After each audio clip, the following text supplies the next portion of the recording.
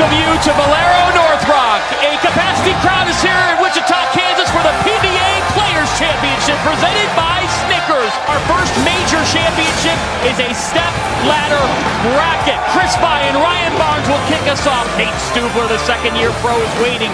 And then the veterans in the wings, Bill O'Neill and Tom Smallwood, the top seed, seeking his third major title.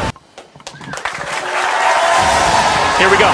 Match number one, this step ladder. It's Ryan Barnes against Chris By, a past U.S. Open champion. Yeah, I mean, hold on to your hats. This is going to be loud, fun, and fast. A two-time member of Junior Team USA and a member of the 2023 National Champion Wichita State Shockers, Ryan Barnes. 21 years of age. As Kimberly has brought up the son of two pros, Chris and Linda. Chris in tears earlier this week when he found out and saw that his son was going to be competing for the Players' Championship. What a start.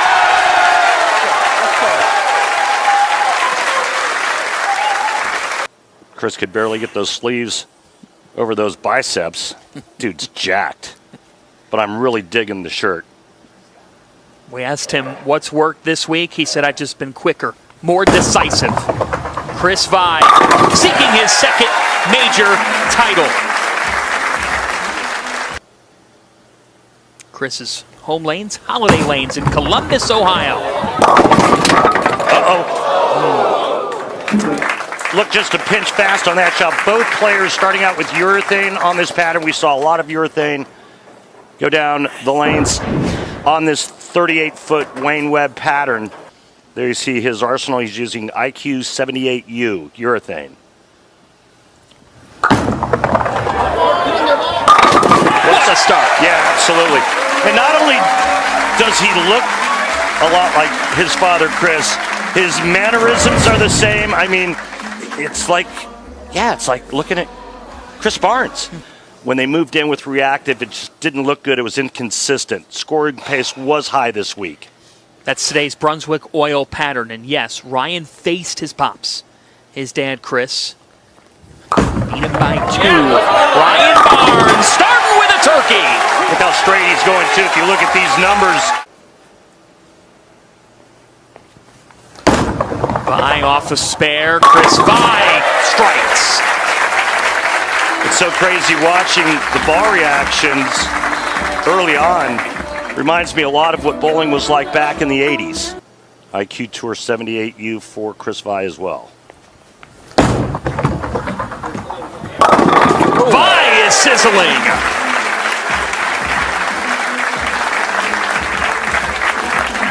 This show progresses is carry down with the urethane bowling balls and watching that left lane to see if it gets tighter down lane than the right lane does. Barnes hasn't missed. Ryan Barnes, America, learn his name. Can't even imagine what he's feeling right now. I mean, his parents back there, his teammates. He's bowled some big-time competition before, but nothing close to this. So he went to his dad, Chris, and said, you know what? The only thing that's open is a bowling alley. Yeah, Dad said, hey, let's go bowl. Ended up being the best thing that could have happened to this kid. Went from casually doing it to competing, and now being in a major championship. At 21 years old, he hasn't missed.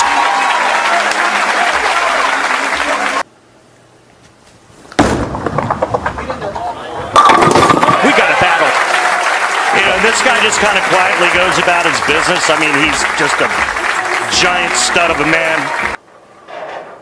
Chris playing this left lane one board tighter than the right lane. So he's one board to the right. He's got to watch his speed on that lane because of that. Christopher.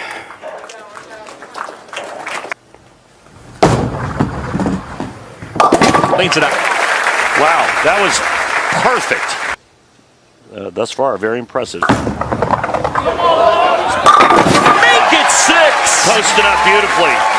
Now here's the difference right now in the match. You've seen Chris By go light a couple of times on that left lane. Ryan Barnes is actually playing the left lane 2 boards to the right of where Chris By is. He's more up the back, a little more speed, and he's really jamming it on that left lane. And that's why he's perfect through 6 frames. Hours upon hours in the center, 20 to 25 games of practice a day. And help lead Wichita State to their 13th national title this This past past year, Ryan is doing something special to start the players. I'm not going to say the number, but is it possible this kid shoots the number? I mean, he's got the front 7, but I'm not going to say the number. I'm not going to be the guy that jinxes him. We're going to find out. Quite well. Yeah, I mean, that lane's not the problem for Chris. It's the left lane.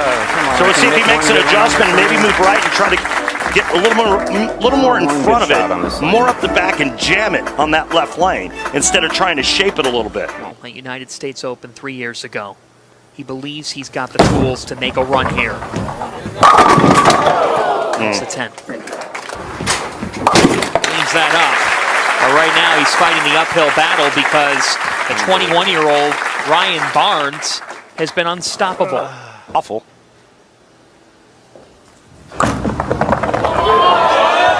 He's been nails, and now he's got 8.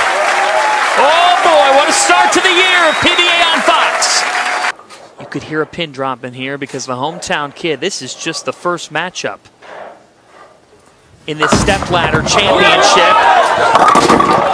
And that's the end of the perfect run. Looked like he got slow and kind of grabbed onto it a little bit at the bottom of the swing, but I got to be honest with you, that might be the best thing that could have happened to him. And cleans it up. I've actually starred in that movie. Well, you have to love the camaraderie there between the two. That's serious sportsmanship from Chris Vide. The same ball for all 24 games. We're talking 24 games of match play. That's correct. Yeah. Earlier this week. 48 games total. That would have been pretty good. Might have been able to keep up with you. It's pretty nice. Of the 48 games. He believes in that process, and that process results in back-to-back strikes. The Stars out in Wichita. Oh, man. Well, it's not going to be the last time we see Chris Vide, that's for sure. And I think, again, you've got to watch this left lane because it's starting to get real slick down lane. Between 2020 and 2021, he made 5 of 7 major championship finals, but this kid is rolling on. Ryan Barnes. Look what else Ryan just did. He went to reactive. The game's over. He wants to change to a different bowling ball to see what his options are moving forward. Very, very talented. Parker Bones kids are amazing players. And now, Ryan Barnes, the task in front of him is the 25-year-old, the second-year pro warming up, and the lone lefty, which I want to ask you what that means here to Nate Stubler. Well, it means a lot to any left-hander when he's the only left-hander on the telecast. He's got the left side of the lane to himself.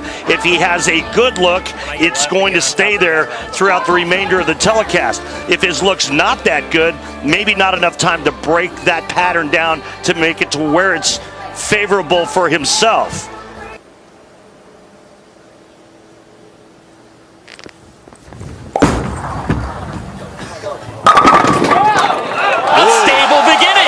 It was a mugging on the 7-pin, by the way. You know, that's illegal in a lot of states, except here in Kansas. I've had late timing. Ryan Barnes, after hitting 7 straight strikes in his opening match, not the same fortune here. He's got a conundrum. Oh, good no. try. What a day for this family. A late call. Well, after the bad break on the right lane, the first shot of this second match, this break is phenomenal.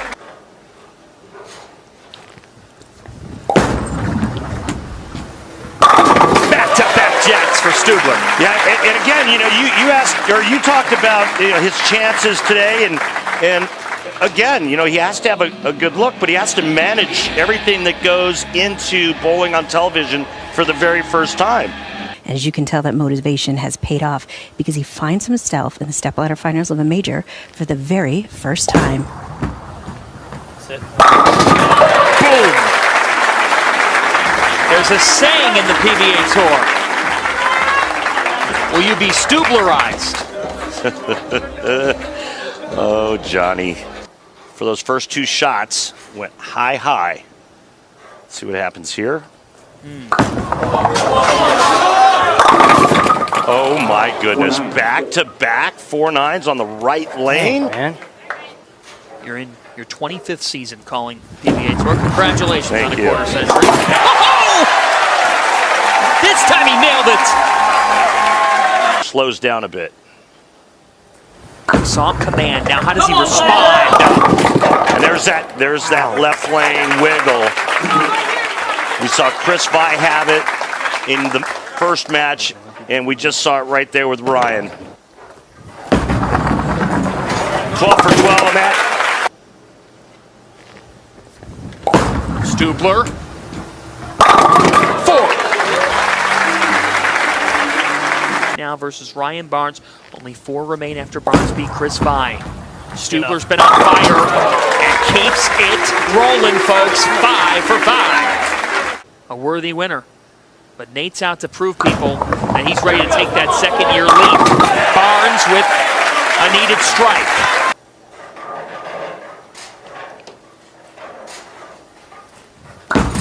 21 years of age. And now he's starting to surge. Come on. Whoa.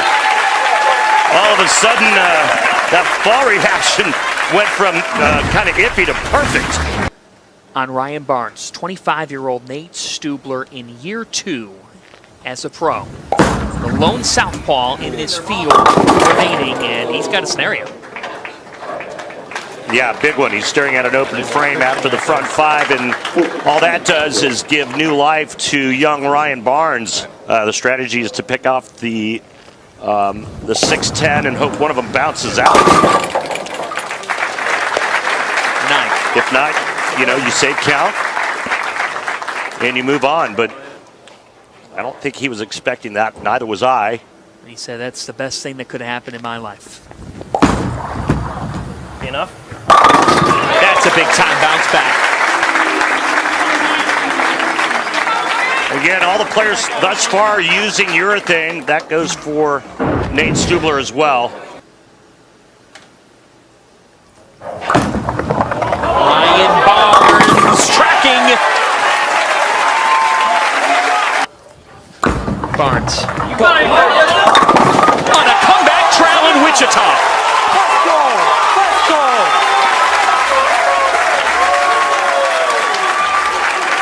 Winner gets Bill O'Neill. The top seed, Tom Smallwood, waits last. Stubler answers. Oh my, check out these numbers right here on Strike Track. A little bit outside. To prove doubters wrong this season, this is quite a way to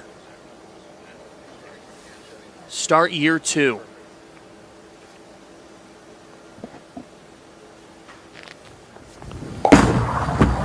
Slow enough? Uh-oh. That's right. And check it out. Right here, folks. Easy to leave. 2-8-10 for a right-hander. 3-7-9 for lefty. Man. It was a valiant approach. Yeah, it was. But you just said it now. The door has cracked open for the hometown kid. Cracked open? No, it swung open. Players, as they're going through this. And I'm not sure about the adjustment because he had struck every ball on that lane. Here comes Ryan Barnes.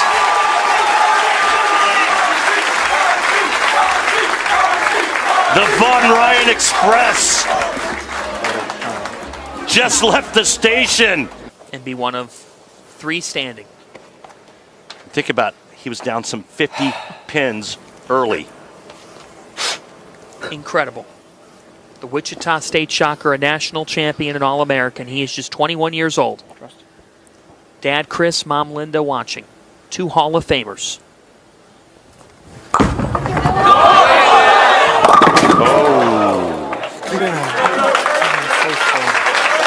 so. And so the plot thickens. Barnes needs it, gets it. Mom and Dad proud. A look back at Pops. Target. And Doesn't- Janet. He did it! And I mean, that matters because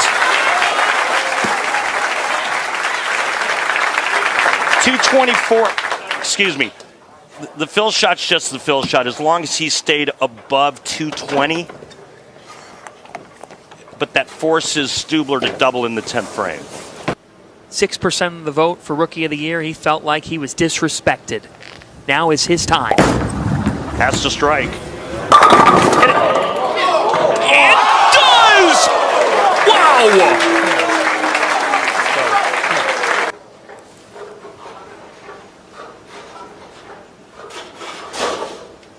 You can hear a pin drop. Stubler. Oh my goodness. What a shot. What a lousy break. And Ryan Barnes moving on once again. Wow. Ryan Barnes at 21 years young, the son of Hall of Famers, is one of just 3 left standing for the 2024 Players Championship, and this is not the last we've seen of Nate Stubler this year. It's just the beginning. Hold your head high, Nate. He's Mr. Positive. He's Mr. Hometown Kid. He's one of 3 left standing for the PBA Players Championship. A matchup with Bill O'Neill is next on Fox.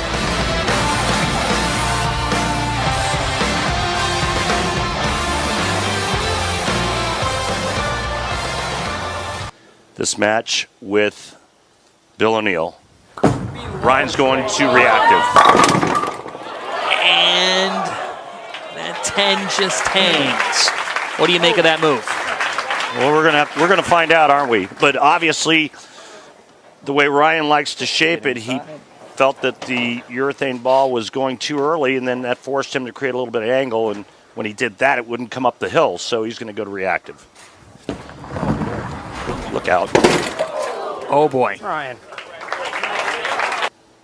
For this stage, fully healthy and feeling great. Go! Start strong. That is not urethane. That is reactive.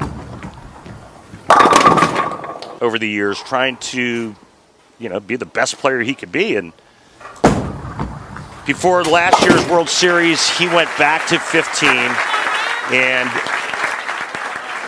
that's where he's at now. And he's like, I'll try anything once. And I don't blame him. You're always trying to find some edge. Here's Ryan with urethane back on the right lane. Barnes, after that tough start. Hated it. As soon as he let go of it, he hated it. So now the missed 10 pin is now compounded with the big 4 here in the second, and he's looking at back-to-back open frames. Well, it's only been made once on television in the history of the PBA, and that was by Walter Ray Williams Jr. Reality on the left lane, which is reactive for Ryan Barnes. Needs a bounce back. Really good shot. Hard to believe he'd leave a weak 10 with that much power. But he did. Lays kind of dead into that right gutter. A spare for Barnes. Yep, gets that from his dad.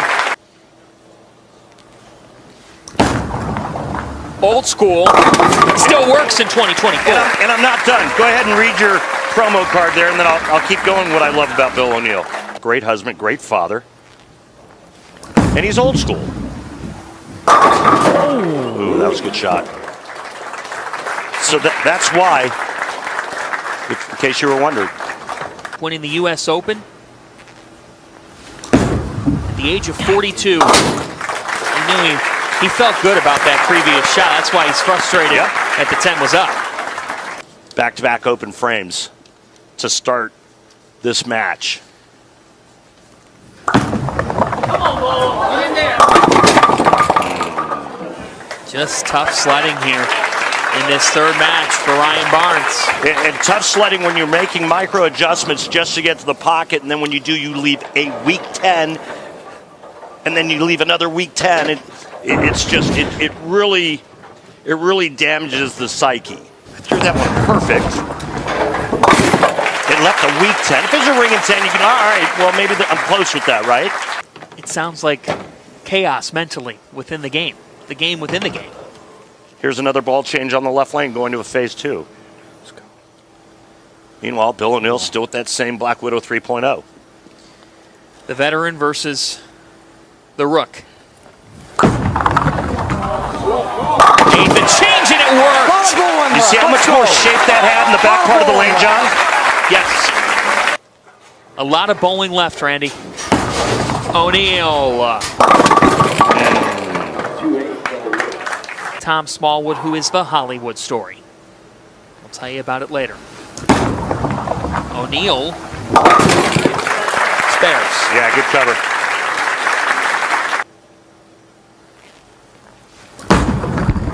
Bill O'Neill. Boom. When my ball's rolling right, it carries really good. Grip pressure is key, and you see. Staying with the urethane on the right lane.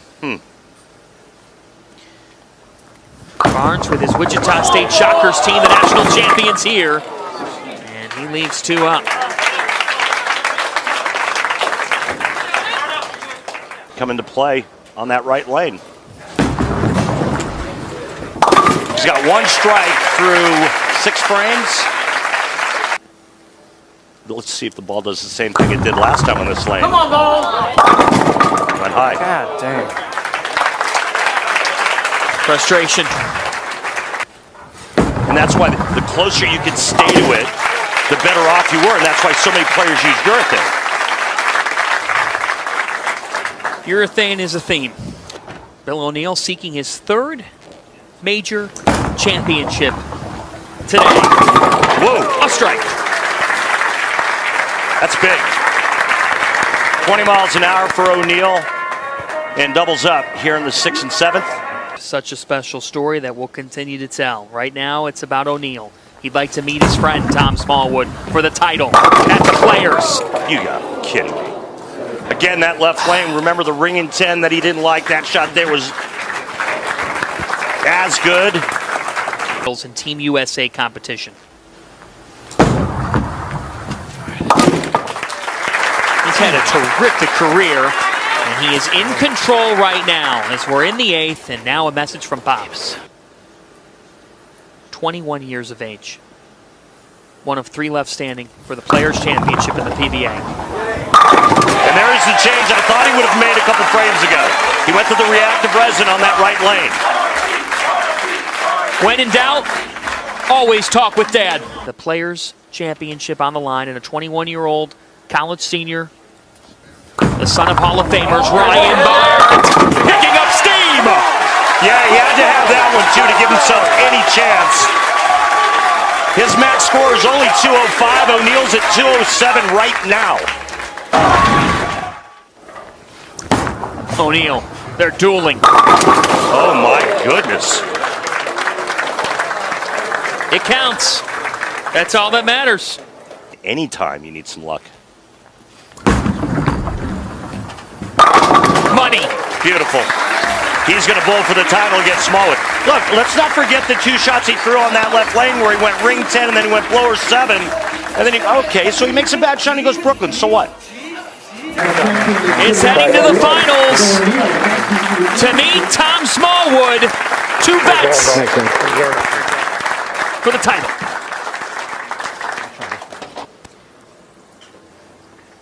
"13 PBA Tour titles for Bill O'Neill. U.S. Open in 09-10. The Players in 2020. Bill O'Neill leaves 2. And that looks like a ball change for Bill. It looks like it's the same kind of ball that he used in game 1, the Black Widow 3.0, but this one looks shiny to me. And you can see that with that shinier surface, it has a lot more movement in the back part of the lane. .214 average last year. You said it was a tough last season for him. He has started this year well, but he leaves the 10. Also, Smallwood has had the highest strike percentage of any player throughout this tournament. Check out this release. Now, he only puts his thumb into the first knuckle, rolls it up on his wrist, and then the way it comes out of his hand, it's almost like he sets his hand on the ball, and it makes it into an offset position. So because of that, the way the ball comes out of his hand, it creates a full roller type of motion. He said he's just gotten more and more comfortable in the offseason. All about having that hand in the right spot, as you just referenced. Smallwood with a strike. What's known as a three-quarter track. O'Neal getting past Ryan Barnes to get here. Oh! It falls. Whoa! Hang on. Check this out, Johnny. Whoa! 2.6. Yeah, that's a Black Widow 3.0, not a 2.6. He still trips the two-pin. Where the front of the lane hooks more, where he has to be softer. All about being nice to it. That's nice for Mr. O'Neal. Man, just some great players. No! Yeah, roll 2, then you 7-10. That's pretty much what usually should happen. That's fair. Bill rolls a two-pin, I leave the pocket 7-10. Just 4 times it's been converted on television. Oh! It was that close! Wow. All right, see if Smalls can gather himself. To the pocket every shot. Yep, good one. Yep, good one there. All right, Smalls, you got to shake it off, man. Dust yourself off. Lace up those shoes, tighten them up a bit. Get ready for a good old-fashioned rock fight with Bill O'Neal.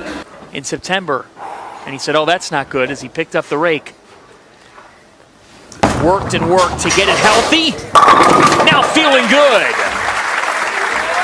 Yeah, I guess it stemmed from an old basketball injury. Bowl of 300 during qualifying. After a bad game, he recovered.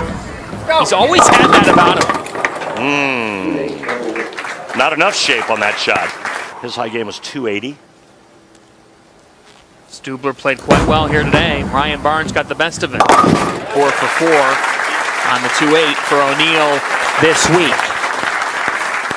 Now wife Jennifer would not marry a man without a regular paycheck. At 30, he decided he was done being a full-time bowler. Got laid off by General Motors, gave it one last shot. One last shot in 2009. Scrambled the money together, $1,500 entry fee. Got here to the Players, rather the World Championship, and won in Wichita. About this guy. It's incredible. Let's go. He is the American dream. He's got a great ball reaction. All he needs is to not leave another pocket 7-10. This is going to be a fight to the finish.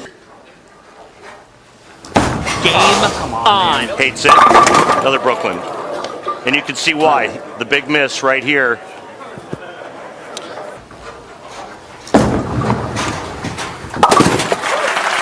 Well, this is as good as it gets down the stretch in a major. When you take a look at the max, folks, this is neck and neck.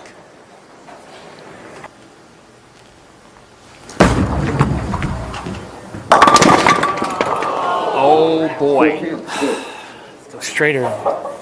By taking some of the shape out. Oh, he knew it right away. A big mistake. A big mistake. Well, right now it's Smallwoods for the taking.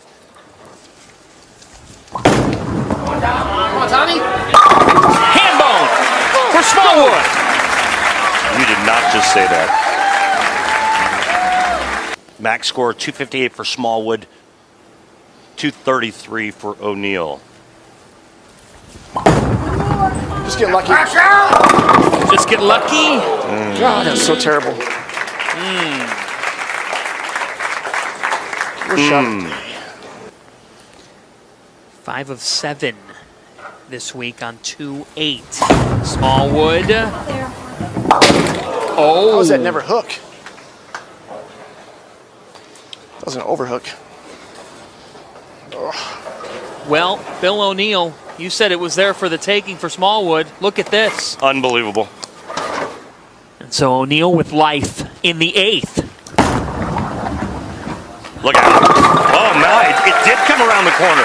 It didn't look like it was going to. The last couple of feet grabbed a little bit of friction. Bill O'Neill, he won it in 2020. O'Neill turning it on at the biggest time. And that's how you take advantage of an opening given to you by your opponent. Max score O'Neill 233 still. Max score Smallwood 224.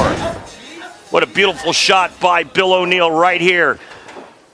You can just never count Willie out because he's just tenacious. He can do so many different things, and he's got such great touch.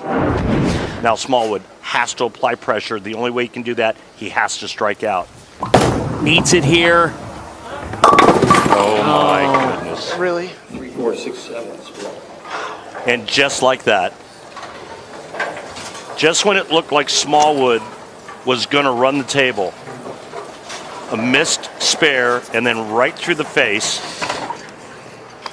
Sadly, I didn't like it. I didn't mind that at all.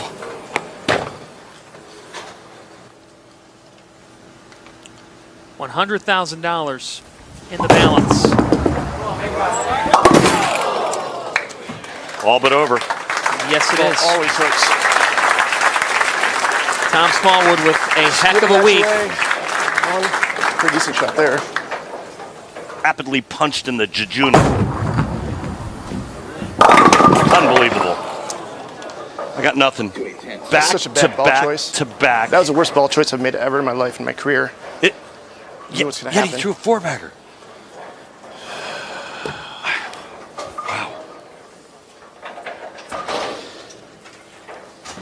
Wow.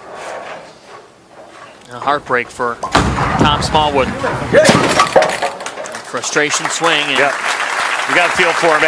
You hate to see any player go through that. I mean, at one point, Ball choice. I think his max score was in the 240s, yes.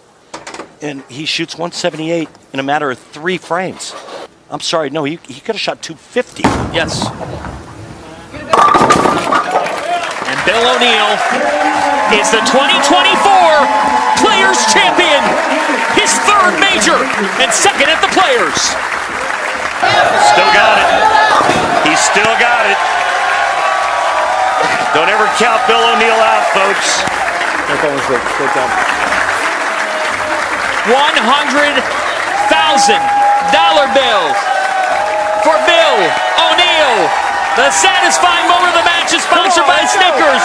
Nothing satisfies like a Snickers. A back injury, a tough win in last year. That back's feeling great right now. He's heading back to PA with hardware. Had to spend the night in Houston on his way here. Missed practice session and still won. I love you. I'm Clark. Thanks, Kimberly. What a thrilling start to the 2024 PBA Tour season. Thanks to Bolero North Rock, Snickers, and on behalf of the PBA players and the PBA, Bill, congratulations. You're the champ. Congratulations, Bill O'Neill, on winning his 2nd PBA Players Championship. Thank you, Hammer. Black Widow 3.0. Let's do it. And a 14th Vice Grips, thank you so much. PBA Tour title, 3rd major. The PBA returns in just under 3 weeks on Saturday, February 3rd, live on FS1 and 4.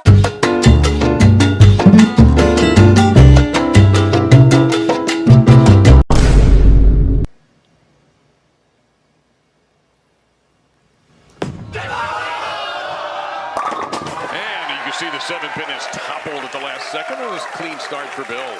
And interestingly, at an age where some guys are backing off a little bit, he seems to be getting stronger. Yeah, no doubt. I mean, he just won another major a month ago. Speaking of, okay, wow. I was about to say, speaking of strength, here's E.J. Tackett, and he gets a gigantic break to open things up. And not just the physical stress, which I think everybody knows, but it's the mental stress that wears these guys out. I was just going to say that not only tests your physicality, but it also tests your sanity. Yeah. Same oil pattern, same amount of milliliters, same exact oil. But a different E.J. Tackett now that he is a father as of December 13th. Which gives them basically a printout of every shot they throw. Got to be careful there. You've got to get that 3-6 pocket, and E.J. failed to do so. And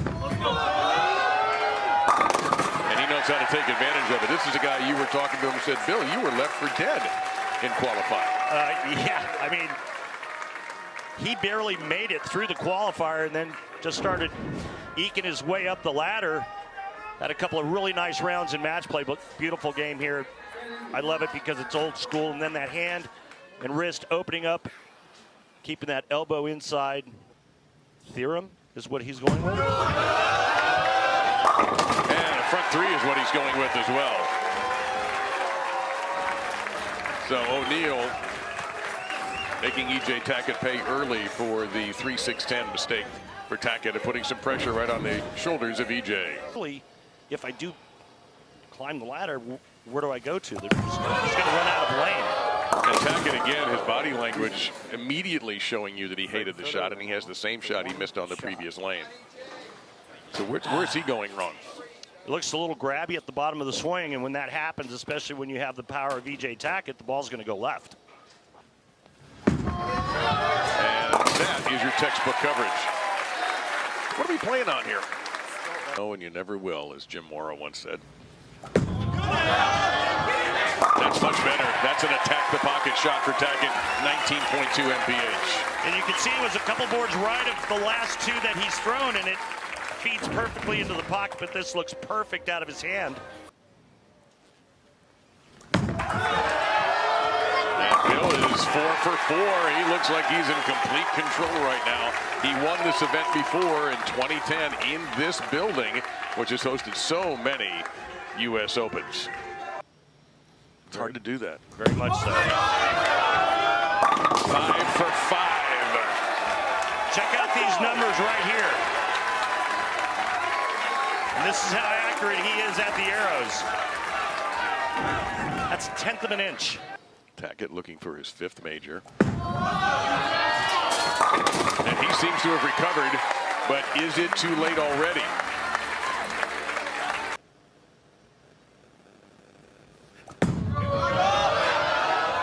Wow, he's found it. But the problem is the guy he's bowling against has the front 5 in this opening match in bowling's U.S. Open here at Royal Pin Woodland just outside Indianapolis. It's Billy O.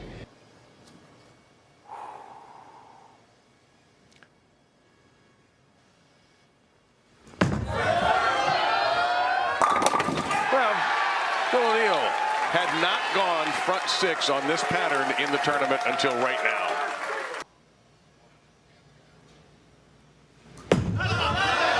He doesn't like it, and he shouldn't. Yeah, big whip right. And here, look at your numbers now. Position at the arrows was pretty close, but down lane, about 5 right.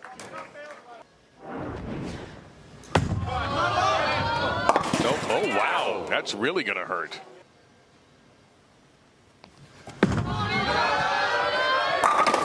Yeah, you really want to give that guy another chance? I don't think you do. And Tackett jumping right in.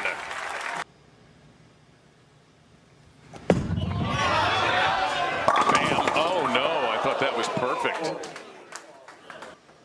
The good news is he just left the 4-pin, but it's all O'Neal now. Nothing Tackett can do. O'Neal can still strike out for 257. Max score for E.J. Tackett, 235.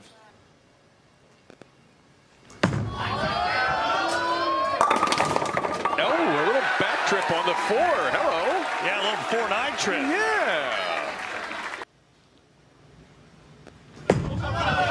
He hates this one. And it's the same shot. It's the same leave on that lane. or right side of the head pin, ricochet into the 610.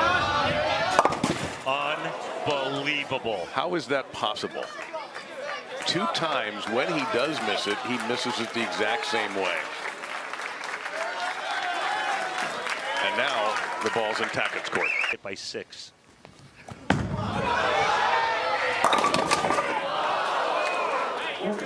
Well, that one he lofted, so it had a lot of hand in it, but he gave it some airtime, which delayed the hook.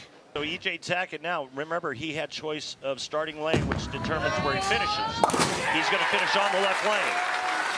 And on the left lane, he opened, left a 3-6-10, struck, and then 9 spare.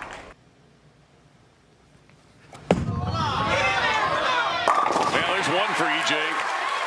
What a gorgeous shot under pressure, and he put that one in the air a little bit too. Yeah, that one was aggressive. That had a little aggression behind it.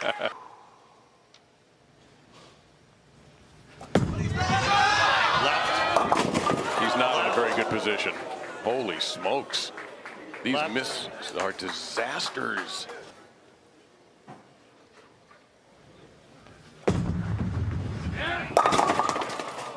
That's 8 the hard way. O'Neal needs 2 strikes. But again, Tackett had a chance. Off of that lane. Must strike. All right. How improbable is this? After 5-1, 5-1, back-to-back shots on the left lane, O'Neal 1 strike away from moving on.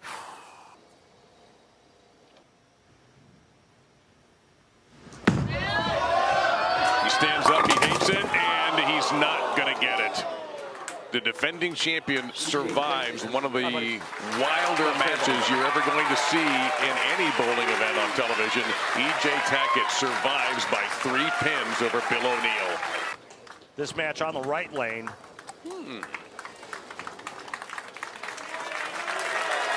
All right, here we go. E.J. Tackett in an insanely unscripted, unpredictable kind of match ends up surviving against Bill O'Neal. And hooks right into the pocket for E.J. Tackett to get things started.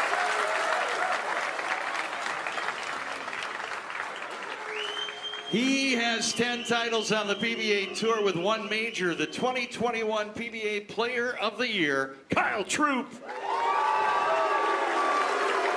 And it looks like he's going with virtual energy blackout to start.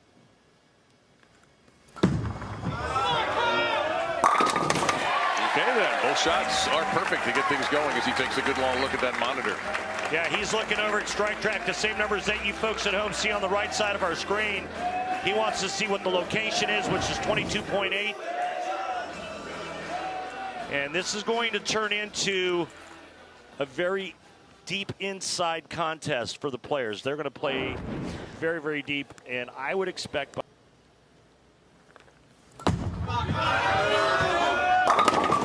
Okay, tap 7-10, at least it's broken up. 7-10 is gone, the 10-pin remains.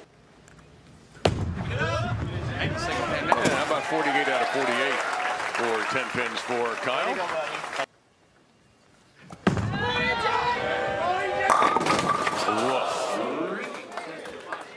Whoa. Yeah, that was a vicious slinger right there. You got to cross so many boards, and you got to get the ball back, and then you still have to get it to hit. Oh, EJ is okay. That was hairy. See, that's the one where you don't say anything, right? And it's like where you've got like a 5-footer for birdie, and you think you shove it, and you say something before the ball actually goes in the hole. And your partners hate you and for it? Your partner's like, you know what, you're a jerk. Including the position round. Wide right. Yeah, and it wiggled. You got it too far to the right, as you see by our numbers right here. Good 3 boards left, starting game 2. Oh, well, did everything right, so it seemed, as far as the way he attacked that. So, once again, an early open frame for E.J. Tackett. A much tougher shot. Ooh, snap hook, and it's a winner for Troup. Yeah, check these numbers out, folks.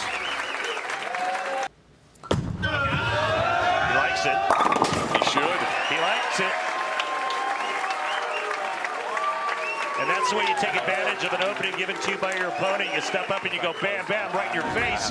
And that's a double for Kyle Troup after leaving a 10-pin in the second frame. All you got to do is watch the player's posture. It's just almost a universal sign of unhappiness with the shot. Like that. Why is he unhappy? He didn't expect that ball to hold line. I love football. It's a good sport. So's this. Oh, no. That's going to drop off.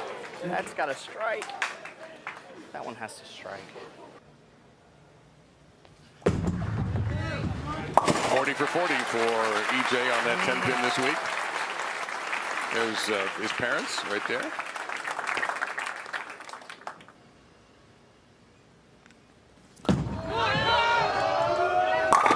Oh, my. Let me get that one. 23rd, excuse me, Dave, 23rd board at the arrows out to the 6th board down lane at the break point. All right.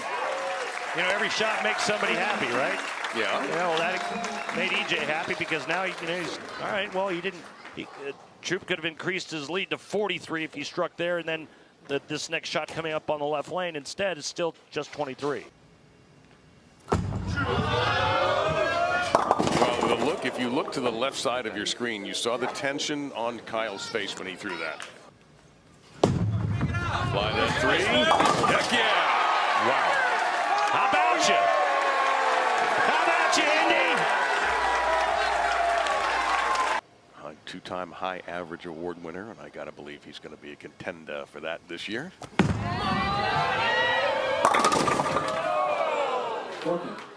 Damn 4 pins, man. God, dog. I'm as frustrated as he is right now. What's going on?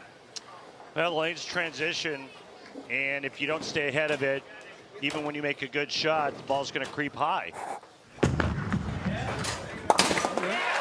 have stuck a little bit. Let's go back to the 2023 U.S. Open because Royal Pin Woodland was your host. EJ, instead of being in the number 4 position, was the number 1 seed. And Kyle Troup, face-to-face a year ago, 18 pins, 9th player in PBA history to capture the Triple Crown. Even when you do make great shots, you don't always strike. A lot of it has to do with the entry angle of the bowling ball. As it's entering that pocket, the sharper that starts to get, a lot of times you can run into some carry trouble. That's how he did it, right there. Yeah, that's an ace right there. Look at these numbers. So you're saying that's consistency? I'm saying, yeah, that's pretty good.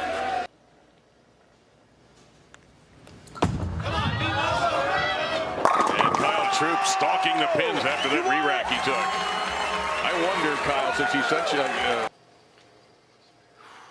you heard that deep breath right there. Yeah, you heard it, you saw it. And EJ Tackett pounding pins, trying to make the comeback.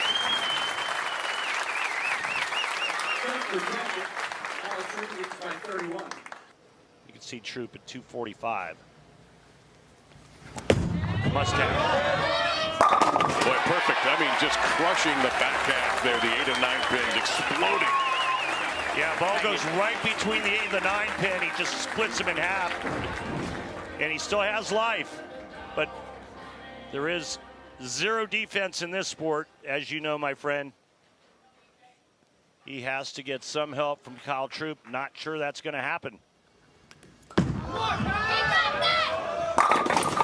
Whoa, pretty shot. Did not get the break. That's exactly what EJ Tackett can shoot if he strikes out. All right, no trouble at all for Kyle there. It's a bad, bad memory. He can erase it or at least shove it way down the gutter right here.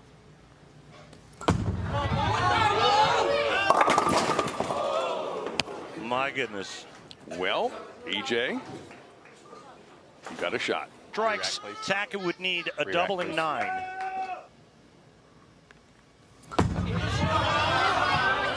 Absolutely perfect shot by Kyle Troup, and he's thrown it right back at EJ Tackett, and let's see what the defending champion can do.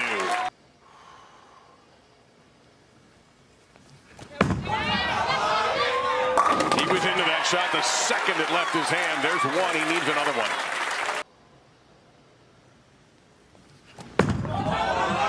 Gotta go. It's wide right. Kyle Troup has knocked out the defending champion.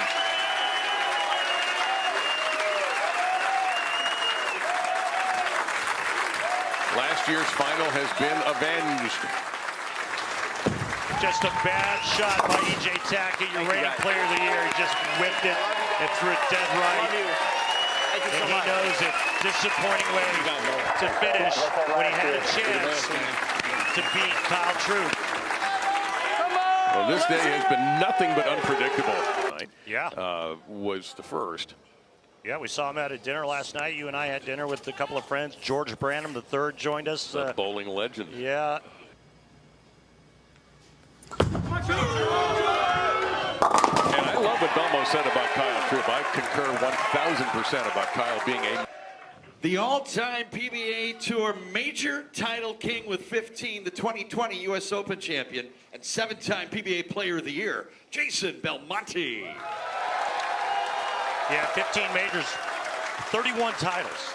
I mean, he's there when it counts. Almost half of his titles are majors. Well, it will be if he pulls it off today. It will be 50%.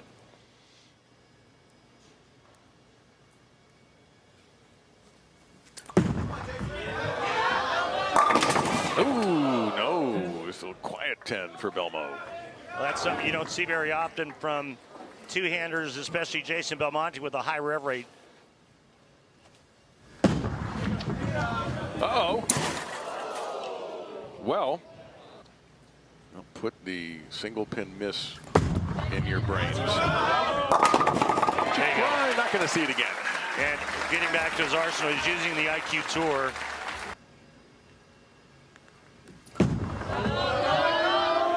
Bam. And speaking of deep.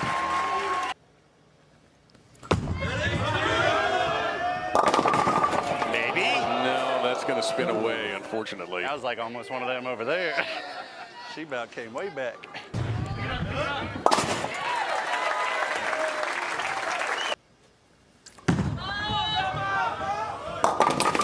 That sounded terrible. 4-6, 7-10, the big four.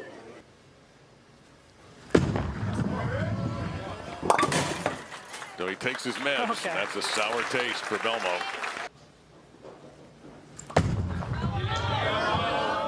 Like that.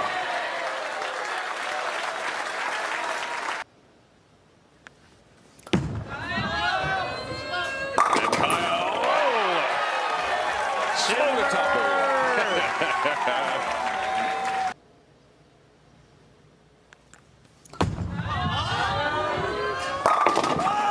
Okay, and you can hear Kyle yelling over the crowd. He's so pumped up. Yeah, big double there. It increases the lead to 44. If he gets it to the right in the right lane, he should be fine. But he's obviously struggling a little bit on the right lane. Left lane's been pretty easy for him. So if you don't figure out the right lane in a hurry, he's going to be in trouble. Kyle's got great ball reaction, real comfortable, and like Jason said, if he lets Kyle get the momentum, it's going to be a problem. And Kyle has the momentum right now. Well, he got both shot or 2 out of 3 shots right on that right landing, flat 10 both times. Yeah, it's probably a ball change after commercial here. All right. We'll see what we discuss in commercial. We'll see what happens. Thank you.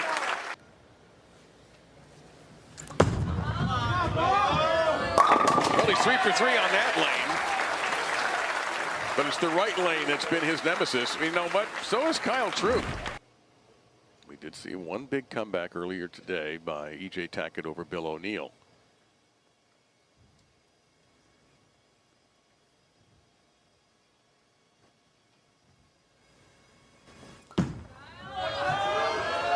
Ooh, a snap left and a 3-6-10 now for Kyle.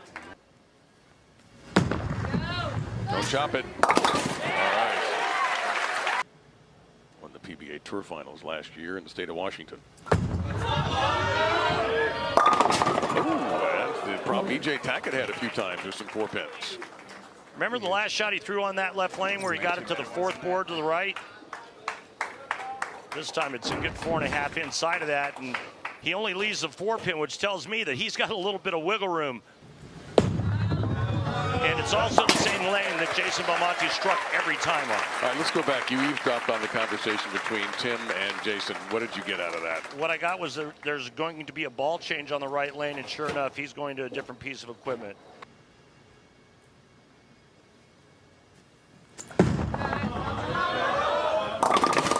Unreal. 2-4-8-10. The right lane is not working for Jason. Around and looks at Tour Rep Tim Mack. Oh my. Oh my. All but over now. Kyle Troup's going to bowl for the title once again. Back-to-back years, Kyle Troup's going to have a shot at winning the U.S. Open.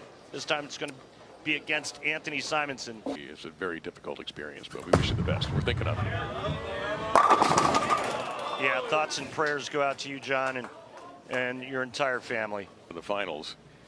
This year he's going to get a shot at Anthony Simonson.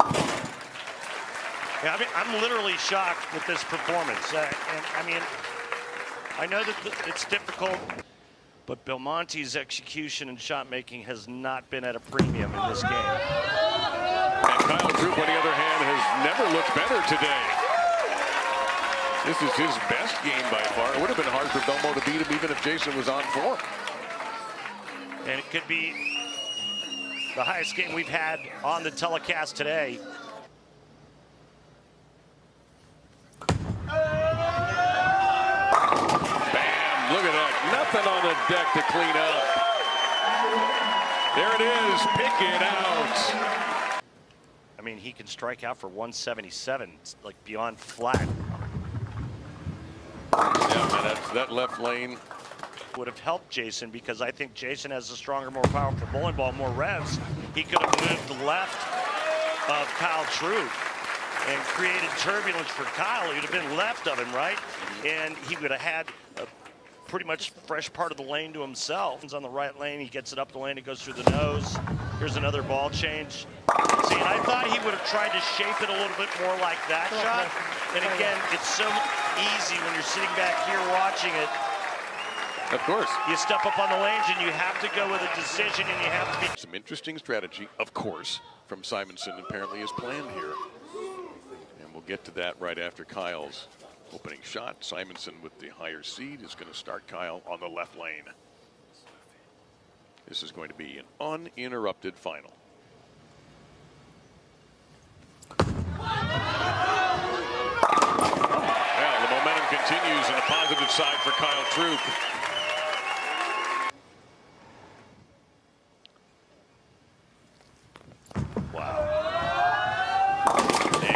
Look out. That is a bizarre combination. The entire day. We'll rule out him making this. All right, so we got a little equipment issue here, Anthony. Anthony. It's the second time I called you a player's name today, Randy. You call me whatever you want. Oh my goodness. Boy. Yeah, so Simonson using a gem on the right lane and an idle on the left lane. So can he slide the four over? No, and so back-to-back open frames for the #1 seed to start this match after Kyle Troup opened with a solid strike.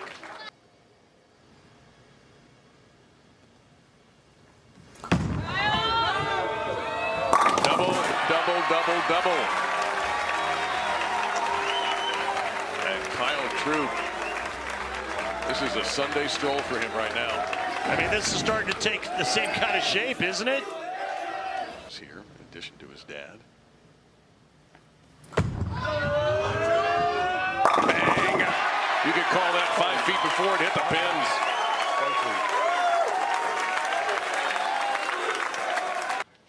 Great people like yourself over the years. It's just been truly an honor.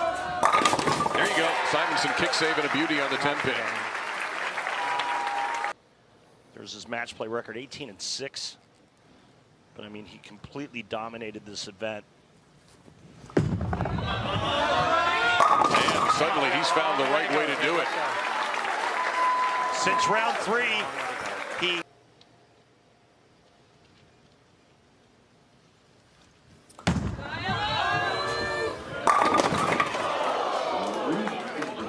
Well, even that shot was near perfect for Kyle. He just got a terrible break. And this being his 60th game. Hey, buddy, give us some money. It's going to come out of your check. There's no deductions or any other rule problems. The PBA is different, and then Messenger dropping off right before contact. Now, what would the PBA punishment be? So it's a warning, and then after warning, your second violation is 0. It's almost like a foul. You get 0 for the shot. I think it's a great rule. It's a lot more penal, right? I mean, guys can just, stroke a couple $100 here and there for some shot clock violations, and now you can't do that. Simonson. To the right. Oh, my. The look on his face. He knows he didn't get the payout. I would have liked him to have gotten away with that one. Now the other one for Kyle was a Messenger. All right, I get that, but with his ball rep, a couple of hand signals. That's a pretty shot, yes. Beautiful. Yep. Come on. Pretty good there. Commercial interruption.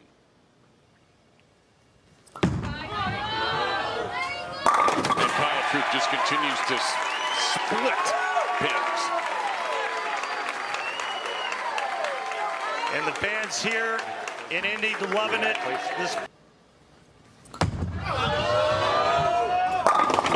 look at that. Another perfect throw for Kyle Troup.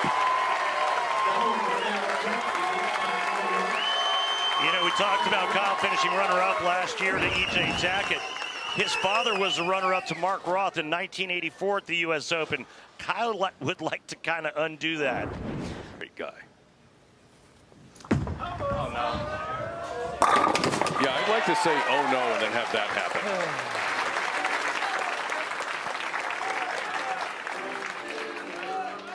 You listen to some of the players this week when talking about Anthony Simonson, and they're like, he just does things that nobody else can do. Changes tilt, speeds. He can also throw pretty mean backup balls. Messenger goes underneath. In frame 2, leaving both the 4 and the 9. Uh-oh. And then a 10-pin in the 5th, and then that.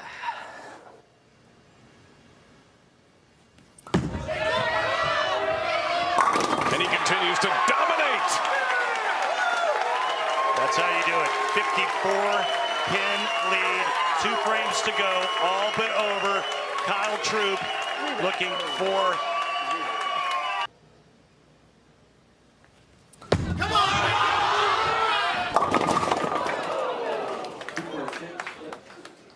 Max score is 204.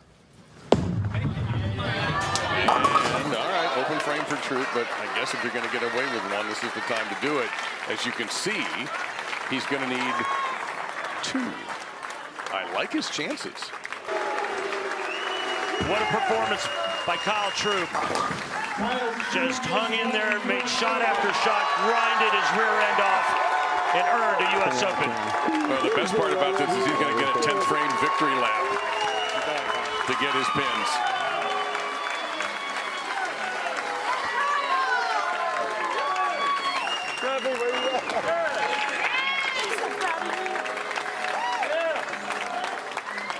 The satisfying moment of the match is sponsored by Snickers. Nothing.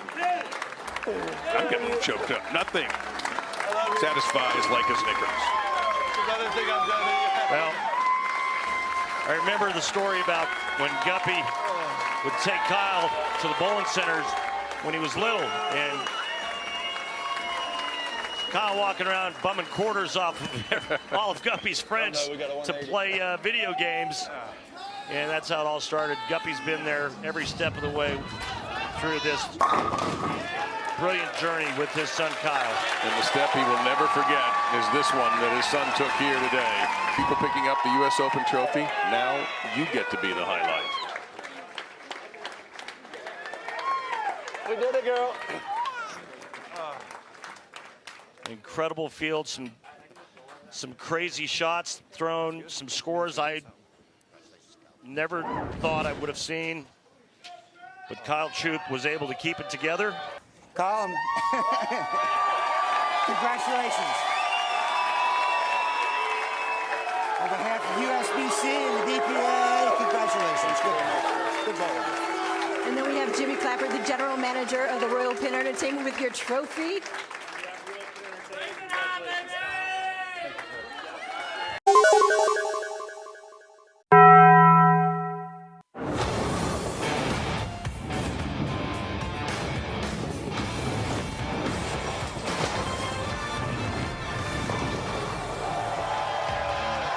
From Mount Prospect, Illinois, we're at Bolero for Saturday Night PBA on FS1. For the first time since 2008, the PBA Tour comes to the Chicagoland area for a televised event. And what an event we've got with the Illinois Classic on the line. The first of 4 straight weekends of state classics. Marshall Kent, the top seed, a 5-time PBA Tour champion. We've got some new faces as well. And one familiar one, yeah, the reigning player of the year is included, the 5th seed, E.J. Tackett. So, here's the stepladder now, RP. E.J. Tackett has run through the ladder as a 5 seed one time in his career. 2017 Japan Invitational, the first event of the PBA Tour season. What do you make of this opener with Peters? Well, I think all 5 players are in play tonight because of the old pattern. And the old pattern is very favorable for big strikes and big scores. We welcome those of you who just watched St. John's and Marquette on FS1. This is the PBA Illinois Classic.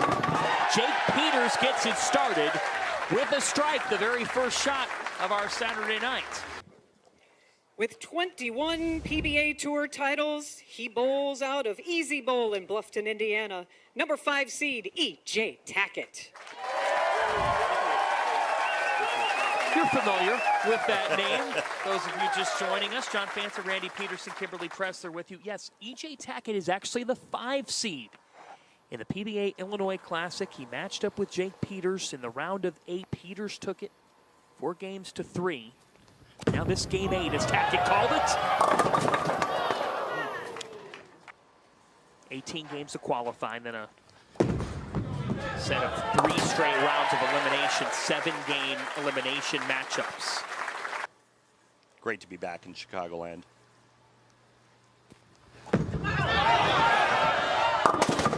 Oh my goodness. Whoa. What happened here? Well, he got it inside a target and it went right through the nose, and he pays for it. And this is about the biggest split you can leave. 4 count through the middle for E.J. Tackett. That's a big opening if he doesn't convert. Almost did. But a challenging start for the reigning PBA Player of the Year. I think the only time getting 4 through the middle is worse is when you're working on a string of strikes, because you lose a lot of count. But yeah, 4 count through the middle. He said he loves this oil pattern.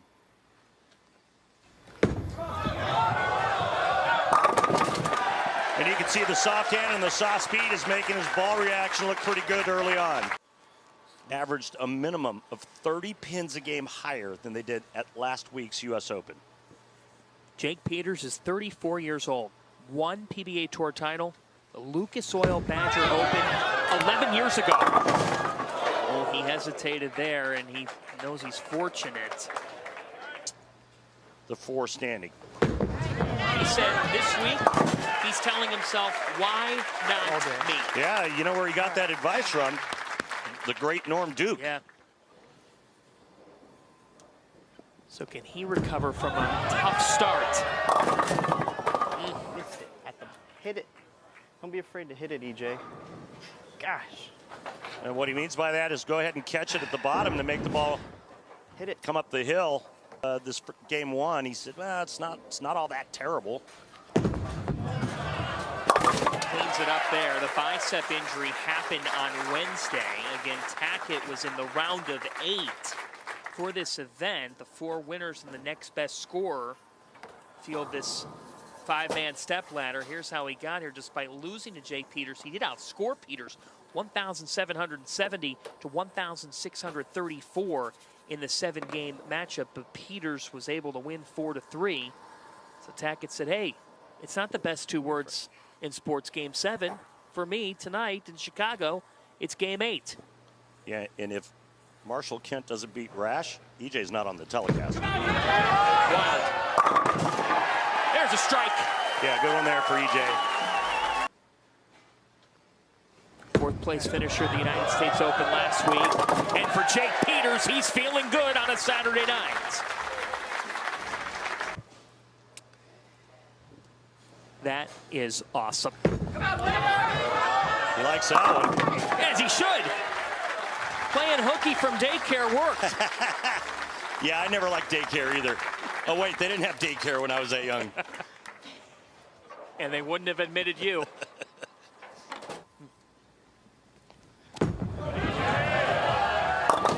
Oh, my goodness. Boy.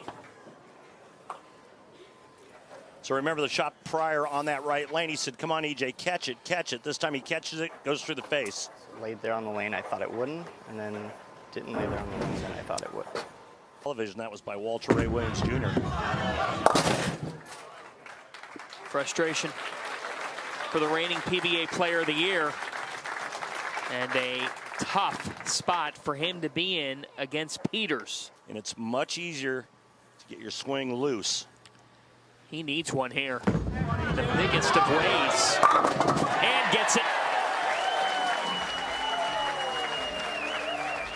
Tackett and Peters in our opening battle on the stepladder in the Illinois Classic. A reminder for the... What a match between those two. For 7 games, they went at it. The fact that the 3 men left out from the round of 8, Sean Rash, yeah, Jason Belmonte, and Tom Doherty. Yeah.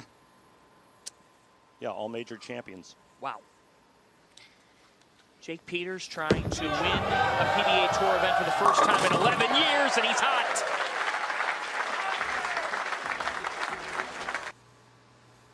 Put on special white band, helps him get right, and now he's feeling good again. But this is his biggest test yet after 5 strikes in 6 frames. We'll learn in a moment. Nice coverage. First time he's left it all week. First time he's made it all week. And we get those great stats from our good friends over at Lane Talk. Hard work paying off for this guy. He just put it in. Still living in Las Vegas. Tackett answers. Yeah, but you see the max scores right there. 255 for Peters, 219 for Tackett. Each time you're stepping up here to be able to advance, and he can't get there. Doing all he can. You know, honestly, he's got to be exhausted after last week and then this week.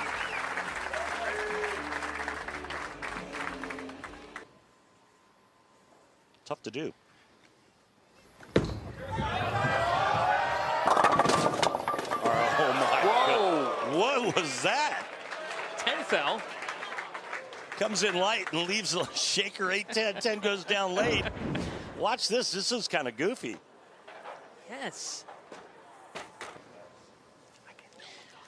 So Peters took a timeout. What'd you make of that conversation? Yeah, so I mean, you know, that's his tour rep, Dino Castillo, PBA champion.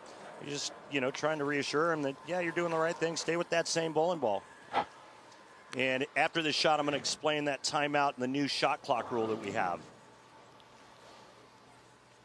Jake, one of the good guys on tour, as you see there. Sportsmanship award winner twice. Trying to advance. Yeah, there it is. Yeah, good one. So let's talk about the new shot clock violation. You know, it used to be where it was just fines for players. And players would say, hey, you know what? It's just a couple of bucks. I'm just going to pay the fines. Well, now it's different. So players have 25 seconds from the time they touch the ball to begin their delivery.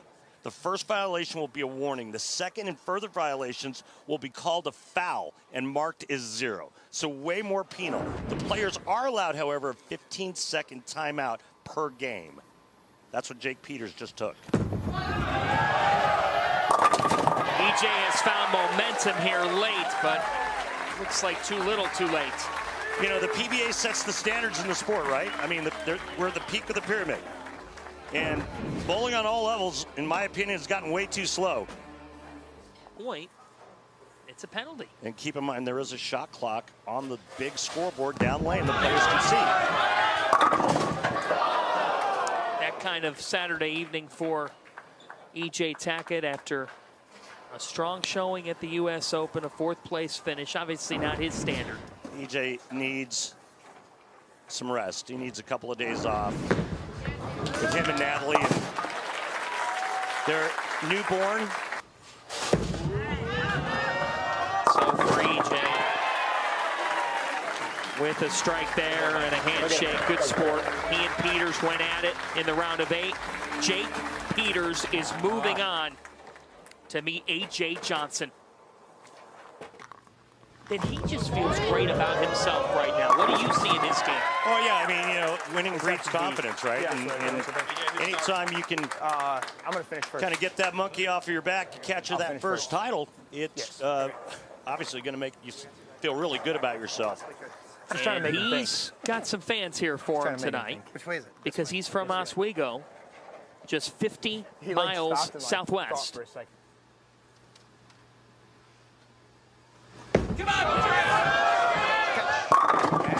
Jake Peters keeps rolling. Boy Classic crown, looking for the 2nd title of his career. Not the way you want to start. He looks nervous, and rightly so. I mean, he's got so many friends and family here, and I've been in that situation before. It's tough. And that opening shot, you know, I heard him during the break saying, man, I can't believe how tight the lanes are. Cut the head pin over cut the head pin over into the 10.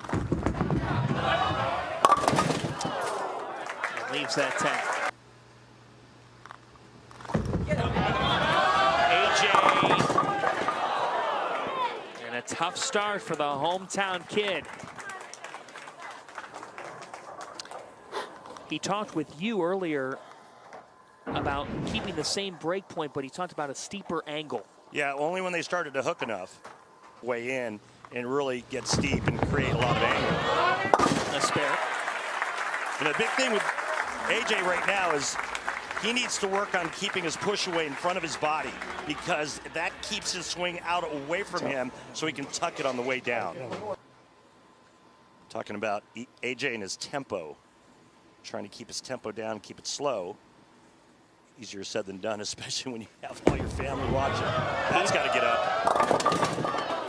That's incredible that it made it all the way back from there, but that is the difference in ball speed. Trying to win for the first time in 11 years. 34 years of age, cleans it up there. Peters coming off a win over E.J. Tackett. Strikes. Hello.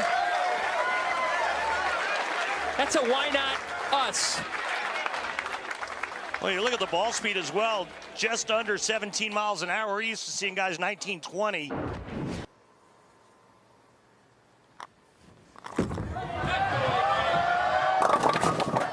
Oh. Wow. And A.J. Johnson frustrated. That's gotta catch. He said with this Don Carter oil pattern, you could actually get your ball through the front part of the lane this week. Only a difference from last week was 4. Good cover. Yeah, no, there's no comparison between this week and last week. Remember, last week there was 4 different oil patterns. Push the ball in front of that right shoulder, keeps the swing snout away from him so he can tuck it in the downswing. Hates it. Well, didn't have to hate it too badly. Hates it, and it struck. And I think it's got a better chance of doing that on the left lane than it does on the right lane.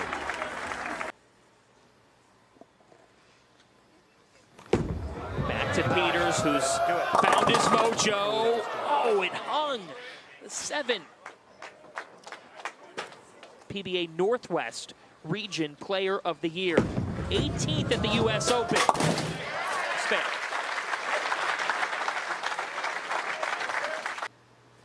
And he went to a bowling alley. The age of 2, he's been striking since then, and he strikes here! That level of access live is unbelievable. It's good stuff. It really is. There's the ball change. Venom shock, both lanes now. Can he find a rhythm? That's venomous. Bingo. So, off a strike. Back-to-back jumps for Johnson. How about a three-bagger? Uh-oh, somebody's getting comfy. And Chicago feels the breeze. S1. Sean Lavery spars our 2 seed. Marshall Kent, the top seed, a 5-time PBA Tour champion. Peters hasn't won in 11 years. But tonight could be his night. He keeps saying, why not me? Yeah, I haven't won in 11 years, but this could be my week. Such a well-liked guy on the tour, 2-time Sportsmanship Award winner. Got a hook. Yep. And a little late, a little soft. And it's just that 10-pin standing for Jake Peters. 9 PBA Tour titles, 28 majors. Entering tonight, 28 combined titles, 21 of which come from Tackett, who's out. Meaning whoever wins this, Randy, it's going to mean a lot. Resurrect his career. Telling shot right here. Johnson! Call it deep dish!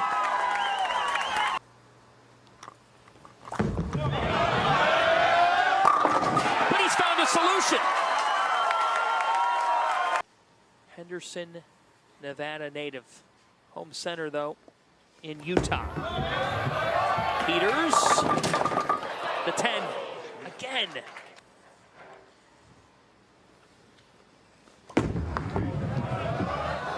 Cleans it up. Keep saying, why not him this week? He needs this. Boom! Huge break. You can see he really got after that one because you leave a couple of flat 10s and the instinctive move is to make sure you catch it at the bottom, and Jakey does just that. But what a nice break and trip in the 4-pin. Watch this. Hey, 4-pin, get out of my face. From the time they touch their ball to begin their delivery. The second and further violations are called fouls and marked as 0. Johnson! Welcome home, AJ! Strike here and he'll just need pins. AJ Johnson! The 10 remains. Yeah, big miss week and tonight. But you still have to make good shots. I mean, if you do, you have room. If you don't, well, we just saw what happened. But fortunately enough for A.J. Johnson, he covers the 10-pin and just a few pins away from advancing. A.J. Johnson with a hometown crowd behind him. He's rolling on. Mr. Johnson, Great ball all week. You're enjoying your house. That's all we needed. And this house party will continue deeper into the Chicago night. He's the most experienced on this stage. Let's meet Sean Lavery Spar. Looking for his first PBA Tour title, rolling out of AMF lanes in Louisville, Texas, number 2 seed Sean Lavery Spar.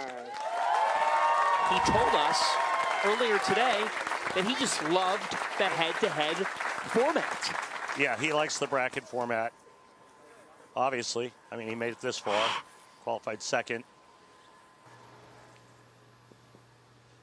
And he is, of course, a twin. Anthony is twin brother on the tour. Well, the 10, that helped. Our crew almost brought Anthony over for our pre-finals interview to see if we would notice. Uh-oh.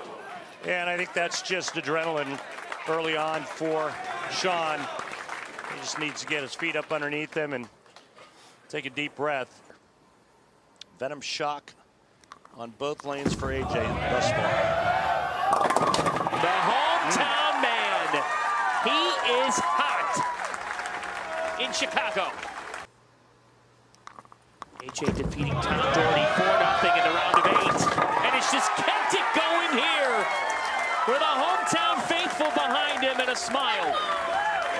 And his nephew is right behind him. Now Sean Lavery-Spahr, just his second all-time TV appearance. Last one came 5 years ago.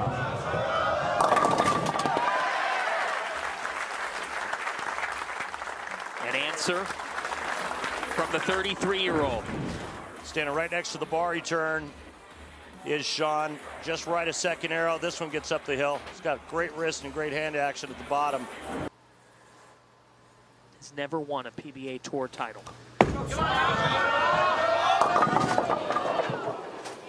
Goes light, first frame on that left lane, 2-8, misses it, and then comes back and goes high.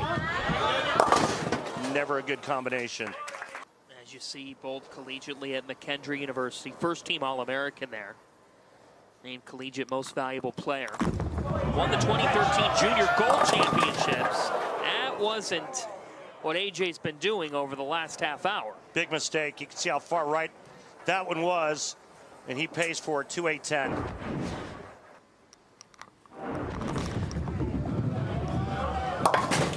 Oh!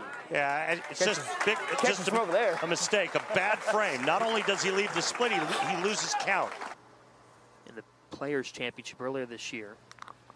It's that collegiate amateur. Oh, AJ, 2015 amateur, and there it is. Some more hometown cooking for the Chicago area man. So can Lavery-Spahr settle in now after a couple of tough frames? That's more like it for Sean Lavery-Spahr. 21 into 2022 with COVID for weeks, battling it. And when you stare that in the face, he says now he takes so much more enjoyment in this sport. It gave him a brand new perspective on life. Game on. In Mount Prospect, Illinois. AJ is from Oswego. And AJ would like to do his hometown proud tonight. He found something in his swing. He's gotten that swing a little easier. As you said, his left has been smooth sailing for him. Make that mistake no more. No more mistakes. Step number 3 of the PBA Tour season. Sean Lavery-Spahr. He's never won on the PBA Tour. That's big time. Boom. Let's go down to the floor and Sean's tour rep, Brett Spangler. Brett, what type of advice or what kind of advice did you give Sean during the break? Left of left. It's fucking awful, man. Awful, awful, awful.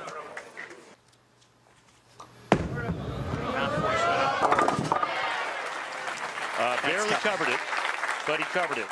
Southwest of here. But once he got past that, he felt like he could do it. Yeah, you got to make better shots. Skinny jeans right there. Can't relate. Johnny Petraglia is just a great human being. So is John Laspina. Now it is. Now we're talking. You know what that was? That was AJ Johnson's favorite pastry. And he's a 13-year pro. Mr. Lavery-Spahr. Boom. That's big. There you go. Now take a look at these numbers. I'm looking. 15 years. It's been too long since we enjoyed some Gibsons. The 10. A battle with COVID. He fought it off. Taking great enjoyment in his passion now with his twin brother, Anthony. Can all but close it out right here. AJ Johnson leaves 3, 6, can hear 10. Randy.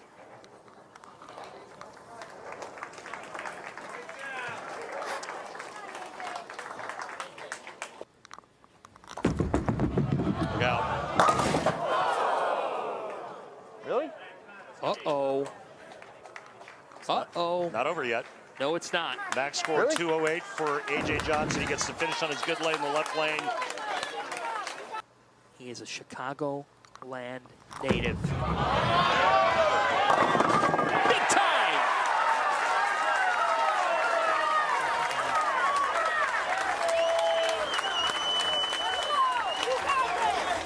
let's go from mother to be. Can I please have a re-rack? His girlfriend, Allie, she's due in 4 weeks, a baby boy.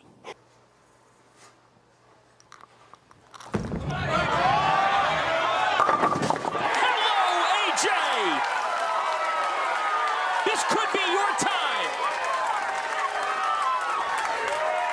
That might be the biggest trip forward of his career thus far.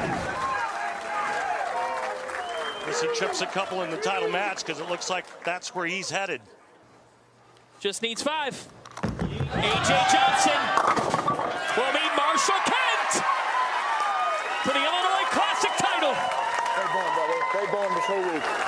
You're going to be back here. Lucky number 3 seed, maybe. Chicago. They're all about breaking through curses. But Marshall Kent, with a smirk on his face, is waiting. Illinois Classic final next. In the advancement matches, he was down 3-2 after leading 2-0. Came back and won. Now he meets the 3 seed, the Chicagoland man, AJ Johnson, who is seeking his 2nd PBA Tour title. There would be none sweeter than this one. It would be the first in the States, and he's got a son 4 weeks from arriving. What a time in this man's life.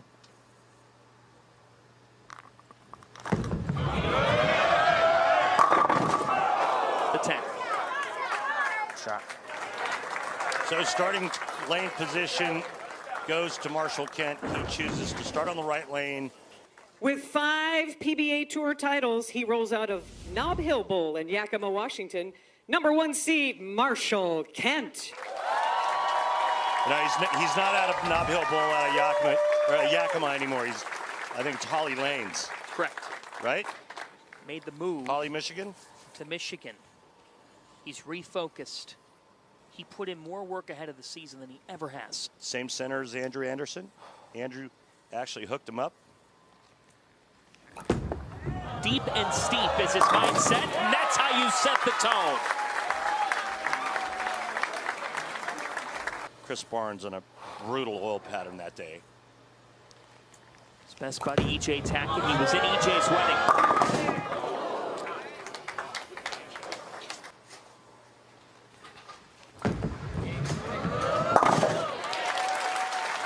But like you said, he's rededicated. He's working at his craft. He's always been a gym rat. The mental element of it. Now here's Johnson off the spare. Right lane continues to be the bugaboo. There's the hang spot on the right lane. And I think Marshall Kent has an advantage on that right lane. And I say that because I think he can really knock the snot out of it at the bottom of the swing and really get it to pick up, roll end over end, get it real heavy. Johnson needs to respond. Left has been better for him.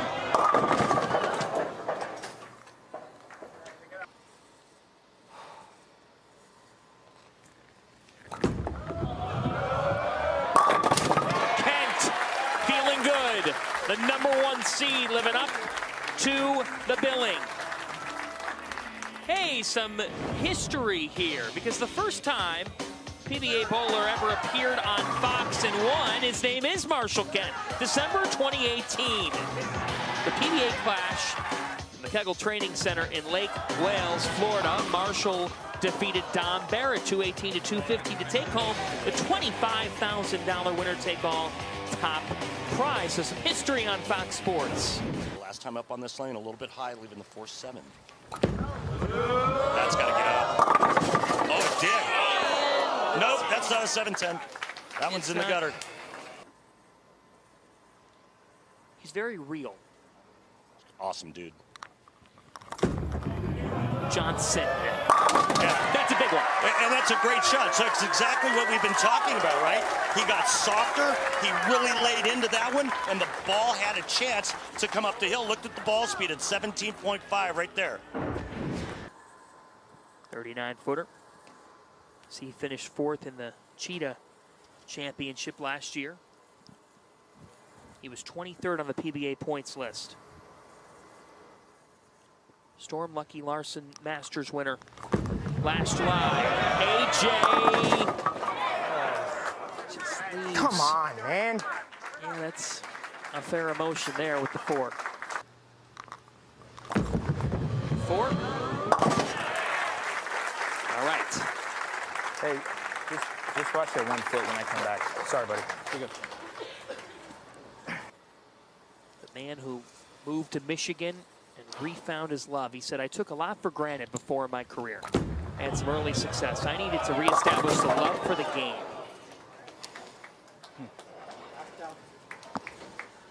3 and 6. And a miss left. This one really dug in on Marshall Kent.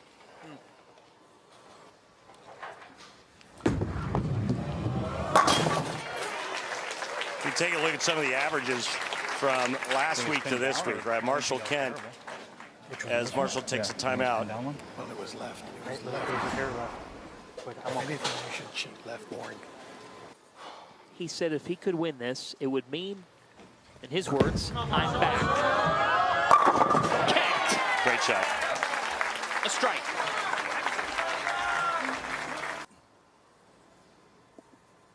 Back to Johnson, who's been in the spotlight before.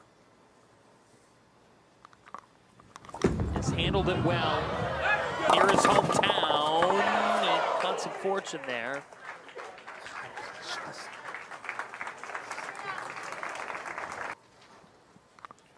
On this right lane, which that's caused more challenges than the left. Can I please have a re-rack? Sean Lavery Spar to get here. Eyeing his second career PBA Tour title, but the first mistakes. Hasn't. It's gone high every time on this lane.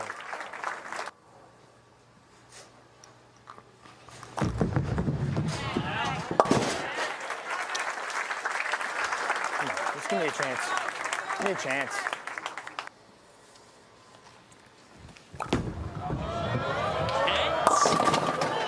Okay.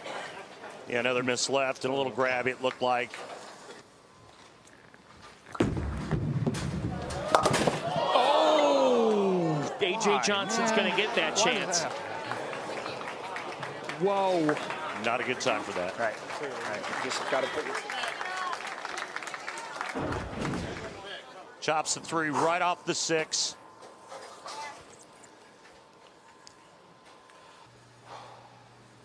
You can feel the tension in here, folks. He strikes. That's clutch.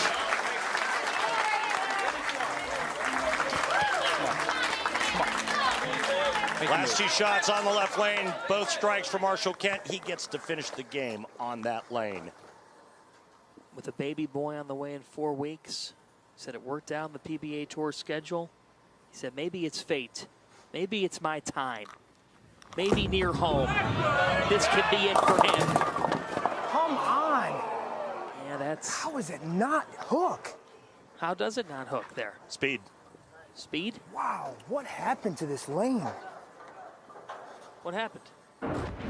His ball speed went from 17.3 to 17.5 to 17.7. The 17.3 struck. That was the one in the 4th frame.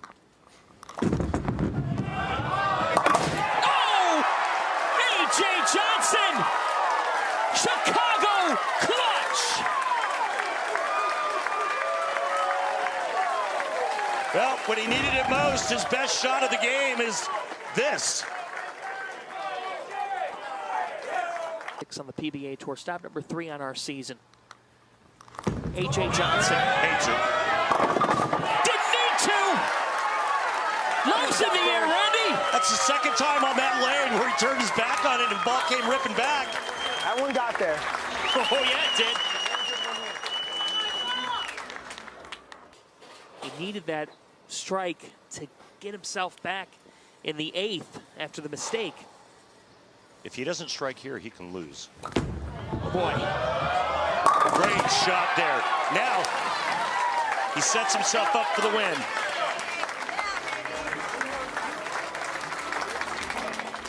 Back-to-back jacks.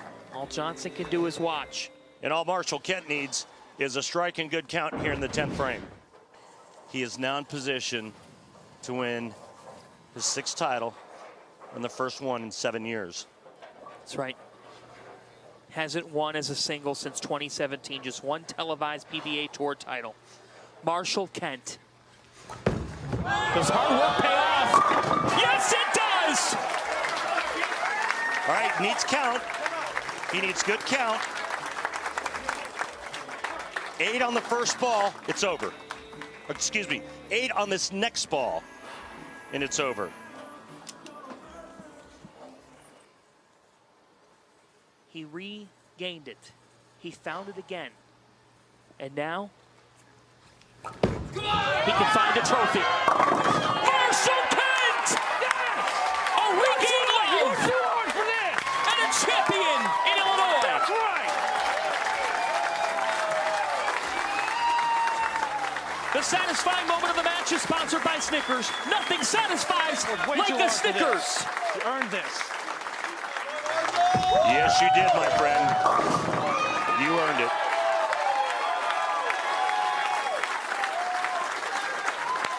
That's the emotion of a man who is experiencing rock bottom in this sport. And now is able to take some hard work back home. That's why you put the work in. Exactly what he's done. And once again, he's a PBA champion. First time in 7 years he has this feeling. First time a singles event. Doubles with EJ Tackett in 2022, but you know what? He really wanted this, and he worked his butt off to get there.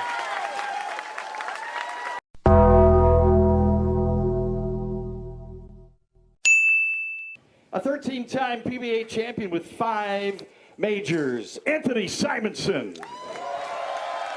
Randy, when you think of personalities in the sport, when you think of talent, this man is so compelling. There's many out on this tour that think Anthony Simonson is the most talented player out here. 27 years of age.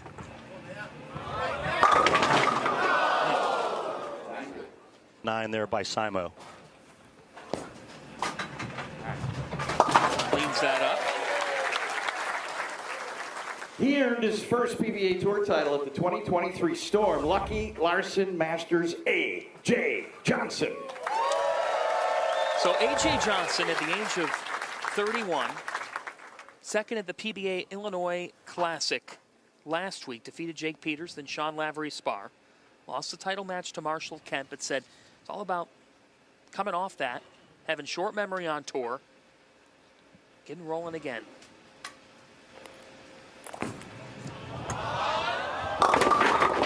That's a great start. It's a great time for AJ and his family. Allie and her family watching back at home. They got to be smiling right now. And what better time to start bowling really well on the tour, back-to-back shows, when you have a little one on the way. Yes. He can do anything with a bowling ball. Oh, boy. Oh, boy, it's right. Simonson going with a gem to start. And oh boy, was because it was left to target, and he pays the price. Understanding of what the lane was asking for. Whoa! He's got a pretty good understanding of how to make that, huh? You said he can do anything.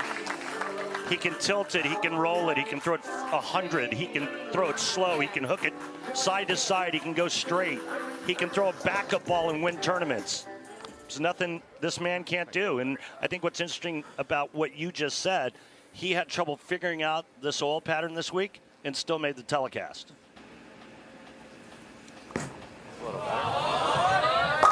Simo.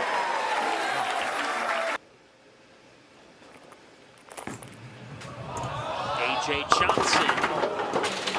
That's a situation. I think it's a testament to the players that continue to make multiple telecasts. They're doing it on different oil patterns and different formats. Yeah, it's the first time he's left that all week, and on another show, back to back. And that is much better for A.J. Johnson. 3 strikes.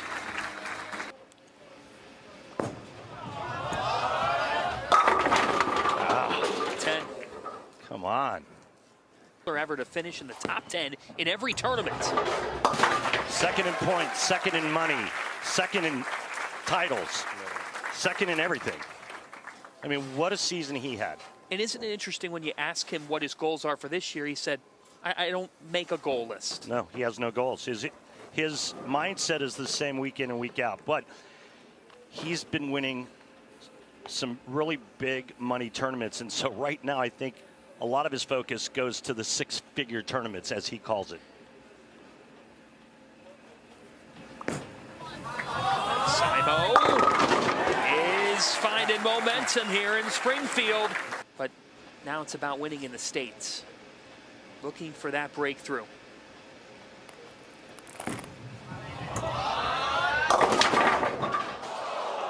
Oof, unforgiving.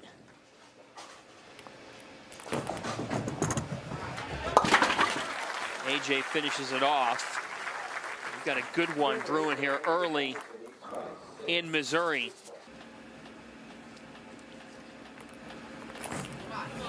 AJ is cooking.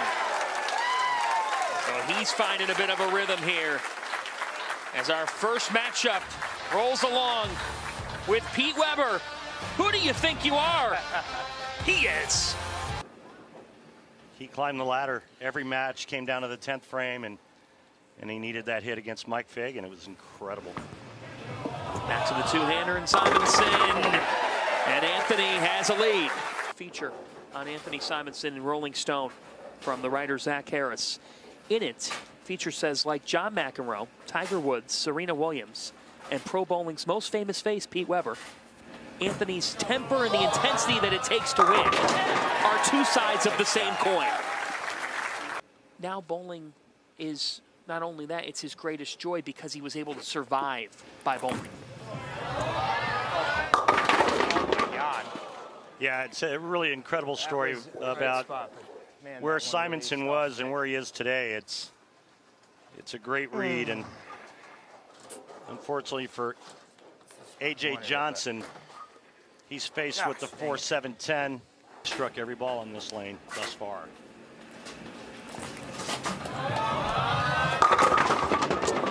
The 10 would not give. Soft 10, running out of time. So hard. One-game matches. These matches fly by, and it seems like it's just a matter of seconds, and there's no time. He bowled the best block in this entire tournament this week. Just no time. Good week. He's very sneaky. That's Vinny. Boom. Well, I'm going to channel the inner Copernicus in me and say this match is over by the math. I'd rather. Now, mathematically, no, but for all intents and purposes, yeah. Score 257. Another 9-pin on the left lane for Simo. And that's happened. Just a pinch inside, John. Oh, we'll get to him in a little bit. For Johnson, back-to-back weeks of getting here. Last week, getting to the final against Marshall Kent. But this afternoon, not as kind. An early exit for A.J. Johnson. Well, how's the rest of the ladder feel about this guy moving on? Uncomfortable. Transition. He's going to look at hooking it a little bit more as the old transition. As the lanes break down and dry up in front of him, he'll start migrating left. Start getting a little softer with his ball speed and start opening up his angles. It's when I start a show. But once I figure some things out, yikes. Nice ball, bro. Everything can come into place. Looking for his first title of the 2024 season. Engaging young man, and we're going to talk about some of the big changes that he's made over the last couple of weeks coming into this. That's a great start. Whoa, that thing went sideways down the lane. Matt lives in Baldwin, Missouri, 2.5 hours away. He bowls league with Pete Weber on Wednesdays. Yes, he does. Wednesday nights with Pete. Hello, 10-pin. For Simo. As a kid, he clocked more hours on the lanes than he did at school or home.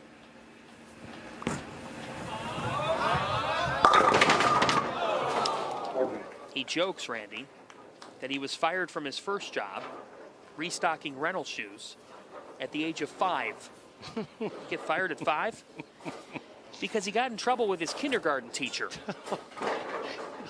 Why am I not surprised? He probably knew more than her. I'm sure he did. 3D offset is what Matt's going with. Back-to-back jacks. And that's a ball change on that right lane for Matt. Let's send it over to Kimberly. Theorem on the left. Theorem works. 3 straight for Russo. Friction out. And he's taken his thumb out of the ball, something that we'll get to.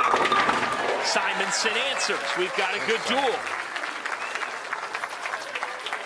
Yeah, we'll talk about Matt Russo and his thumb the next time he's up, but that's a big change also that he made about 3 weeks ago. The great ones don't really analyze how to do it, they just do it. You know, if you were to ask him, hey, well, when you're trying to do this or when you're trying to do that, how do you go about it? I don't know, I just do it. I'll give you an example of that here in a second. Nice hit, nice break there for Simo to cut the deficit to 10. So a while back, I'm asking a buddy of mine he was on the PGA Tour. I said, hey, you know, when you're trying to hit this little shot here, you know, that real spinner or whatever, how do you do it? And he goes, I don't know, I just do it.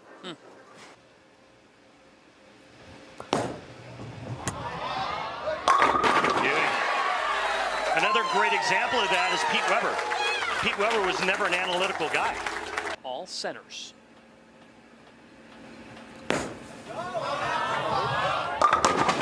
Oh, no. After 4 straight. Can a Ninja Turtle do it?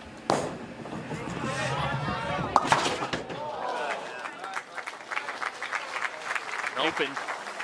Getting back to Simonson and the way he sees things, you know, Pete Weber was that way. When a ball rep or a tour rep got involved with Pete, it wasn't to tell him how to throw it. If he needed to make some kind of change, the ball rep would just grab a bowling ball and say, here, throw this one. Pretty good. Simo's on a heater and keeps it rolling. And now he takes the lead right after that hit there, courtesy of the pocket 710 by Matt Russo. 6 pin, second to the right, goes to the sidewall, kicks the 10 out. No, I'm not surprised. Got a hook. Oh, it did. It did. Boy, that came around the corner nicely.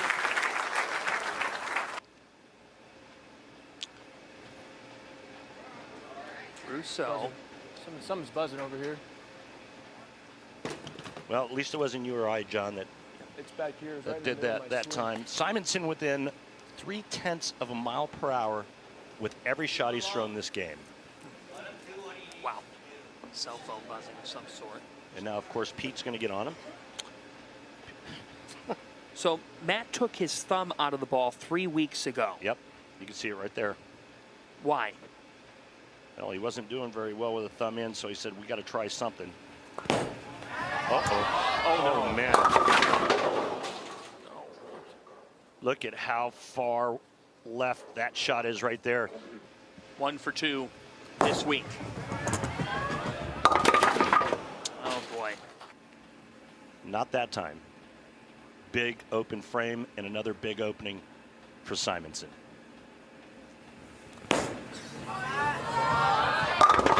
Strikes here. It was great catching up with him earlier today because he said when you bowl with Pete Weber in league, he said, I see a side of Pete that maybe not everybody sees. When you know him personally, he's a different guy. You obviously know him personally. How is he different? Well, you know, Pete is a good guy. He's got a kind heart, and he's a good dude. Stand by. Great shot by Simon. Now, on the lanes, Pete was not a very nice person, but in his mind, that's his stage.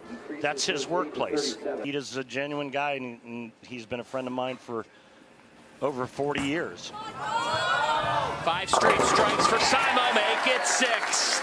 Yeah, and that's what great champions do, right? They take advantage of openings given to them by their opponents. Who he has beaten 3 times in their TV showdowns. 3-0 record all time. 10. Well, unfortunately, Matt Russo's not going to win this game, but he's got a lot of really good stuff to build on. And again, you hit it. You said, hey, he took his thumb out of it like 3 weeks ago. And so you can already see the hard work paying off for Matt. Classic. Best 3 on tour. Yep. The best 3 players. Yeah, base fair. You're right. Matt Russo, Kimberly told that great story earlier of his wife Lauren being down in Arkansas with her team. Maryville University, which is in St. Louis. Lauren, the head bowling coach. Matt called Lauren his rock. She is the ultimate motivator to him. Title in his 6 years on tour. Just 27 years of age. Come on, good shot. U.S. Amateur Champ in 2017. Simonson, that runner-up finish at the U.S. Open, now looking for his first win this week. And he is on his way to being one of the 3 left standing. I mean, could you have imagined it for Pete Weber? The attention star. For Pete Weber, a better bowling ball. He's been slowly migrating towards the center part of the lane, but he's looking for another shape right here. Strategic. That's what makes Simo Simo. I mean, he is always one step ahead of the game, always kind of calculating the next move. His next move is E.J. Tackett. Well, I'll tell you what, you want to be the best, you beat the best. It's going to be fun. Grab your popcorn. There won't be a Sunday showdown better than this one next. E.J. Tackett, the reigning PBA Player of the Year, faces Anthony Simonson, 2 of the sport's best, next. PBA Tour titles in this matchup. 9 majors, and Anthony 3-0 all time. Against Tackett. And combined, they're not as old as Pete. Are you making 27 and 31? I mean, what an insult by you.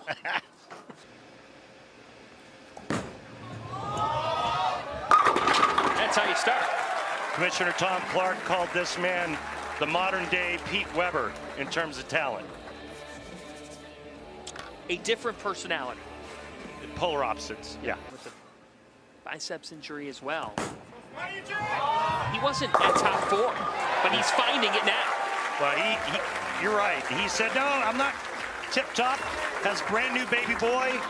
You know, life gets in the way sometimes, but he said he's there now. 234 game 1, 247 game 2. Simonson on cruise control. 10. Using a really strong ball with surface, and there's going to be a point where he's going to have to change bowling balls if he continues to leave a flat 10, especially on that right lane.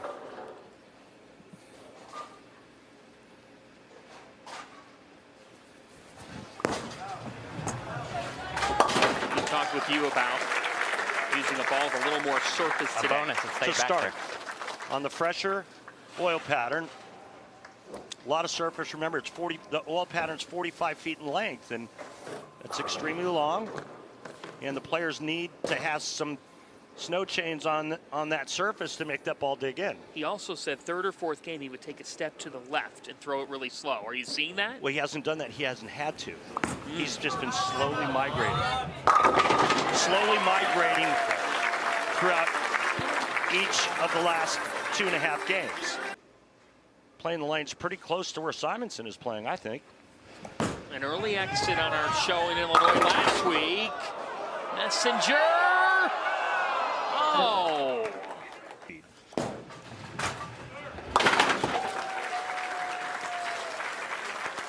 So right now, Simonson's slower and shaping it more, right? Stronger bowling ball, earlier rolling bowling ball. Tack it, a little bit right of that, a little more speed, a little bit less surface. A little bit more speed from Tackett to a strike. He's really good. I mean, Simonson's really good. E.J. Tackett's really good. And then the tournament leader, O'Neill.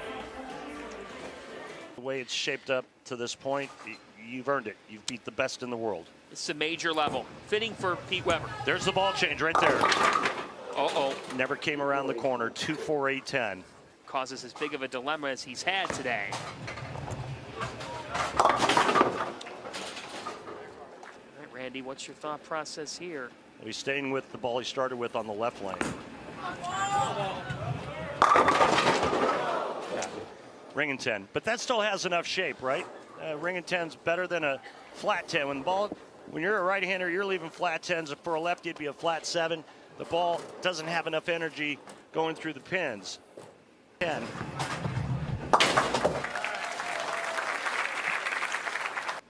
Like he said in the interview, can't beat a bad ball reaction, ever. Okay. Oh. Well, it's fun to watch the world's best take on this challenge.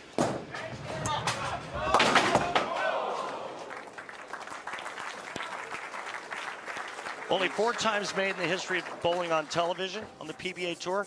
3 of those by lefties.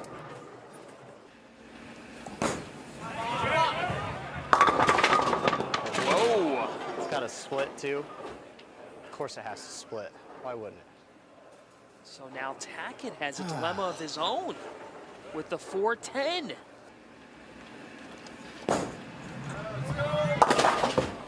We are even. Yeah, a couple back-to-back lousy breaks for E.J. Tackett. Simonson actually took a re-rack during the break, going back to the gem on the right lane, the ball he started with. Remember, he did change balls and ran into the 2-4-8-10 split in the 4th. And there's the flat 10 again with that ball.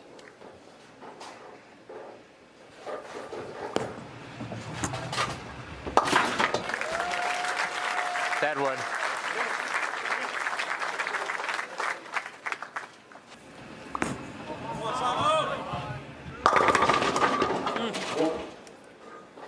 So he'll make another move on that lane. You can see that one just creeping up a pinch high, leaving the 4-pin. But the big question I have is what ball is he going to go to on the right lane? Already with those 21 career titles at the age of 31, that's 13th most all time. But EJ's got a dilemma here. And he gets away with it there. And Fortunate, very fortunate. fortunate. A fraction away from having 3 opens in a row. EJ said he got emotional watching Pete earlier this week. What was last frame? Look out. Yeah, that was big left again, and it looked like it was grabbed at the bottom of the swing. I'm so scared now, bro. You heard him Come on, say it. EJ. It's like he's scared to let go of it. The spare here will be tied up again on the right lane.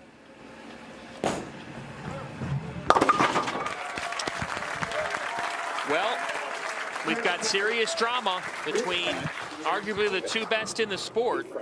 Soft 10. What happens here? 3 times. Fool me once, fool me twice. To back weak 10s. You wouldn't. You can't do a fourth, can you? I think a lot of it's going to have to do with what EJ does. I would lose to you in that. The left is treating him well.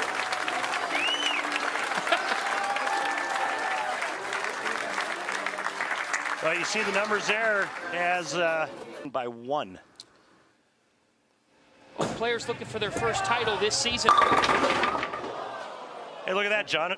Another flat 10 on the right lane. The winner of this one. Bill O'Neill's watching every shot in this match, I promise you. Yes. He gets choices starting lane and where to finish, right? I promise you he is not finishing on that right lane. No. Soft 10s.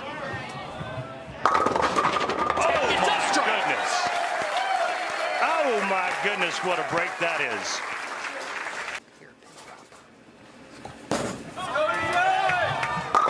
EJ Tackett, big time. EJ Tackett, EJ smack it. What a shot coming off of that trip 4. He kicks the 10 out. Guess what? He's going to force the hand of Anthony Simonson. But this next shot's still very important. With a strike on the fill, he forces Simonson to get at least 2 in the 10th. Come on.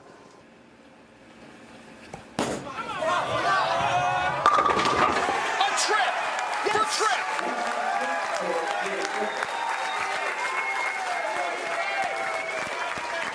Just blew my hair back, John. What a finish by EJ Tackett.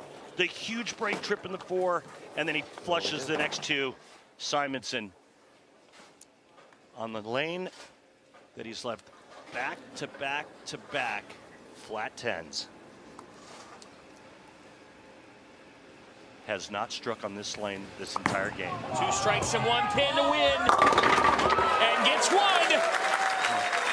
Oh, can you feel it in Springfield? With Pete Weber looking on. Oh my goodness. Anthony Simonson! That's right. That's right. Come on. Incredibly clutch. Well, you talked about EJ Tackett willing it down when he tripped that 4. Simonson stays with that ball. He left 3 consecutive flat 10s with, and then went light with back-to-back shots that carried for the win. In a battle between 2 of the world's best, Simo is moving on to the final. It just goes to show you how hard it is to win on this tour. Right lane, and Bill O'Neill is going to finish this match on the left lane. And Simo starts right where he left off. He goes to an attention star. You can see just how much shinier that surface is, so that's going to help the ball get through the front part of the lane and help it store energy as it goes down the lane. That series even at 1 apiece. Call this the rubber match. First in 4 years. Oh. Wow. A little bit of fortune leaves a 6. Won the Players' Championship out in Wichita to start our year. 5th at the U.S. Open a couple of weeks ago. And that's why, with shots like that from Bill O'Neill. Well, 2 good shots under his belt to start this championship match. Feels like he's playing his best. Simonson on this right lane. Boom.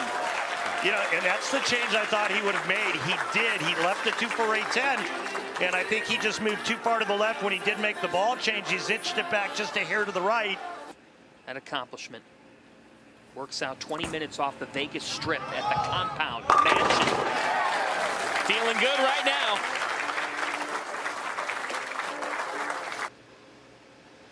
Three-time major champion. Here they go.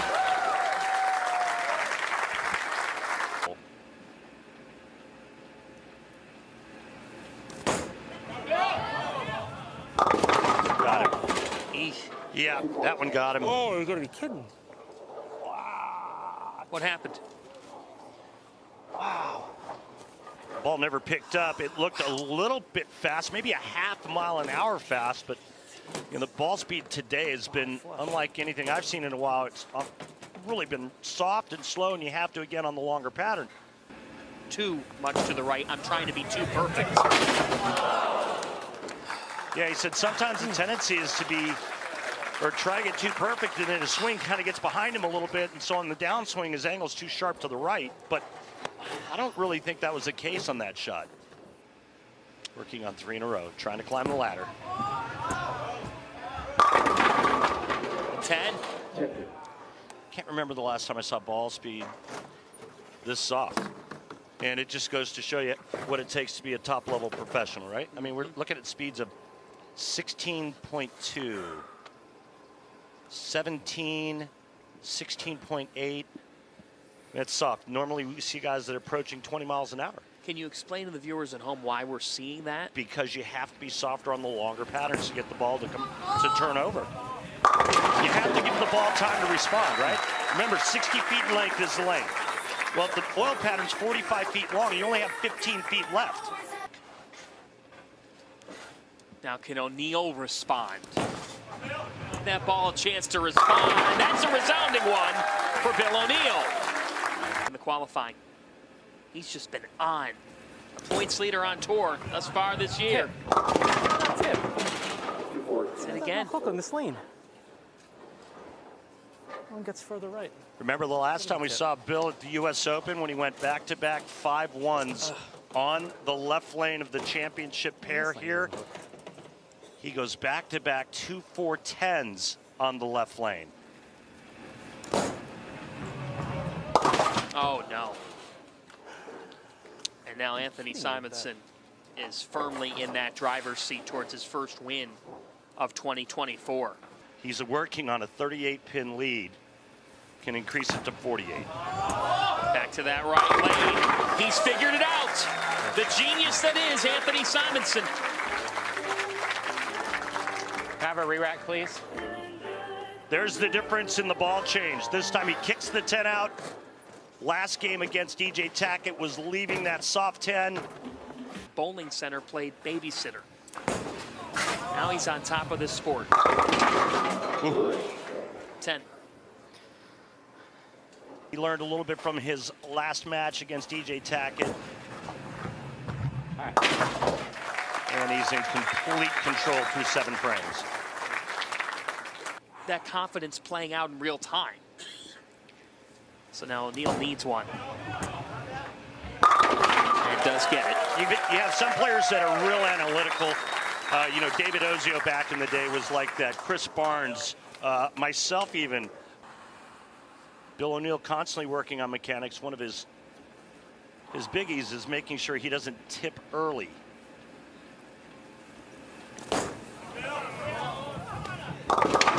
Not get the ball around the corner on that lane, and he can't believe it. I thought this was the good lane. And neither can I. And yeah, you're right, Bill. I'm going to get enough practice on the TV pair. So I should have a pretty good understanding. I'm going to watch all the bowling. He knew the left lane was better, and yet he's open 3 times in a row in that lane. Is there such a thing as you're waiting around for 90 minutes and you're sitting there, there's tension as to one? Can it ever backfire? No. I mean, I don't think so. Look, again, 1-game match, it's brutally tough to win, but for whatever reason, O'Neal got fooled on the left lane. This guy's, he's locked in. He knows exactly what both lanes are giving him. And then that frees your swing up. Amazing to think that. Snuck in here, and now is tasting it. Anthony Simonson just won the Anthony Simonson is your Pete Weber Missouri Classic champion. And how fitting is it that the most polarizing figure in the sport, with another polarizing figure and legend watching him, the legend of Simo continues to grow. His 14th PBA Tour title. Pete, please do the honor trophy presentation. Anthony Simonson, thank you so much for winning the first inaugural Pete Weber Missouri Classic. It is an honor and a privilege to hand you this trophy. Thank you, sir. Pleasure. Absolute pleasure. Anthony, what does it mean for you to win here today in front of Pete? You know, obviously we lost the owner of Storm, Bill Crispin, a few months back. Pete's been with Storm for a long, long time. Probably the greatest win. I've been fortunate enough to be with SPI all 9 years of my career. This is special, Bill. This one's for you, buddy. We missed you. We're going to keep doing our things out here. Obviously, my sponsors, Rotogrip, Classic, 3G, Turner Janitorial Service, Bowler X. What a week, man. And this one's special. To have that guy's name attached to this one, I'll remember this one for a long time.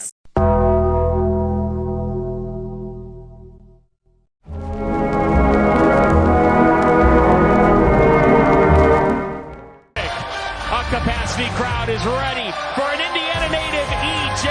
Tackett, our top seed tonight, the reigning PBA Player of the Year. Marshall Kent eyeing his second win in 3 weeks. Kyle Troup, the U.S. Open champion, and some new faces too.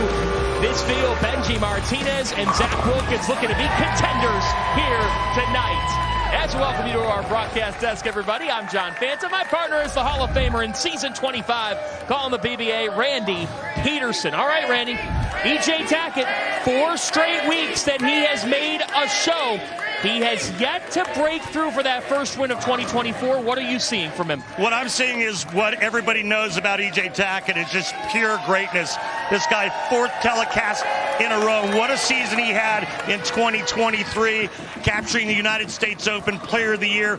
But on television in 2024, it's been a bit of a struggle, right? Here we see E.J. hoisting that beautiful trophy. But this season at the U.S. Open, that errant shot cost him that match. Then in Chicago, this errant shot, the Big Four against Jake Peters, cost him that match. Keep in mind, though, this guy is 1 game away tonight from capturing his 22nd title. That would tie the great Marshall Holman in career titles. And he is only 31 years of age. Tackett, one of the faces of this sport. Who could he potentially have to go through tonight? A familiar face to him, the U.S. Open champion, Kyle Troup. Hopefully it wins. And you're back home in Indiana. You've bowled here for 20-plus years. What's it mean to have this crowd behind you? I mean, it's always really cool to be in Indiana. Obviously, we were at Woodland Bowl a few weeks ago for the U.S. Open. I made the show there.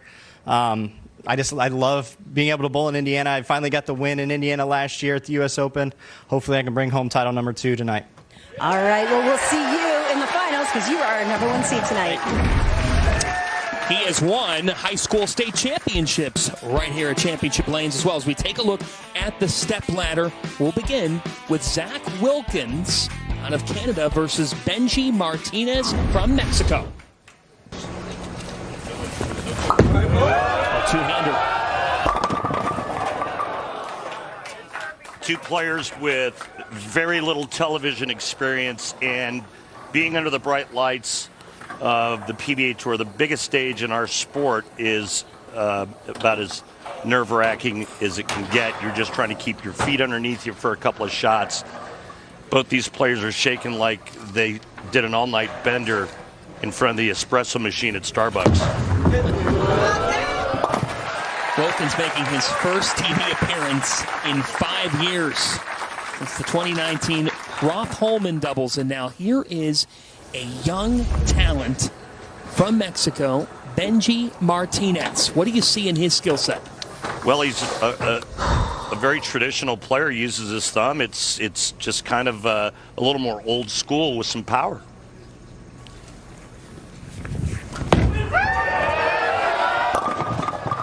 He starts with a scenario right off the bat. 2, 4, 5, 8. The bucket cleans that up. Great bowling program there these days. We are here for you from Savannah. Bring that fuego tomorrow. And there's the team mom. I know her personally. Her name is Ganja Kurt. Her daughter was just to her right, Laura. I used to coach Laura back when she was a 12-year-old. Now she's at SCAD. They live in Ocean Isle Beach, North Carolina, and just some of the greatest people you'll ever meet. But big shout out to Ganja and the rest of the Kurt family.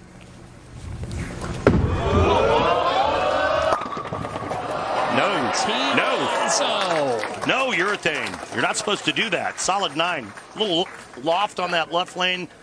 You're going to notice the right lane is going to be tighter down lane. We'll see that throughout the telecast. A little more friction on this left lane. And it showed right there. Tonight.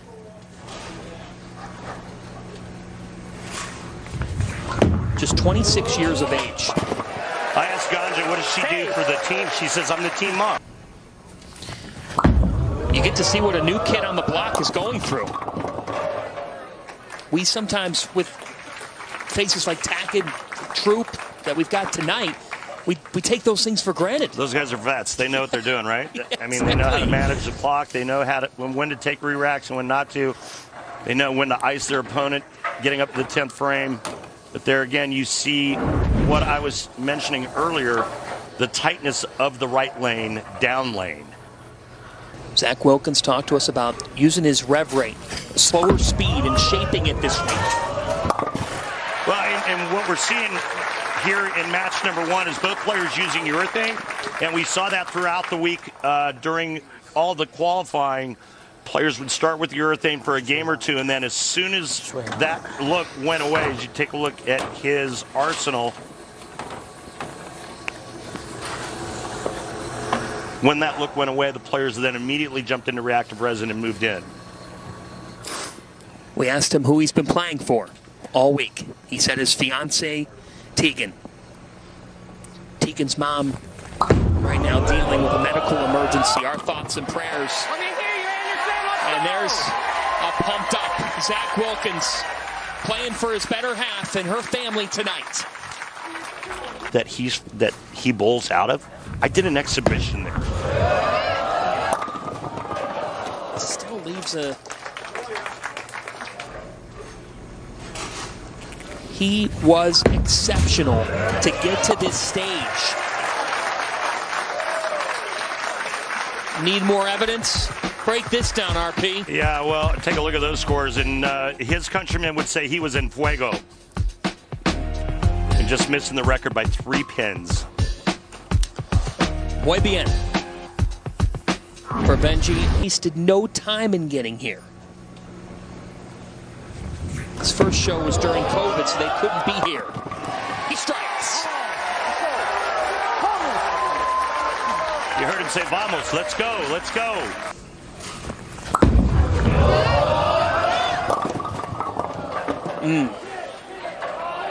Wouldn't give. It asked for a date, but was... One of our finalists tonight averaged over 240. And cleans that out. Tonight's Brunswick oil pattern, the Viper 37.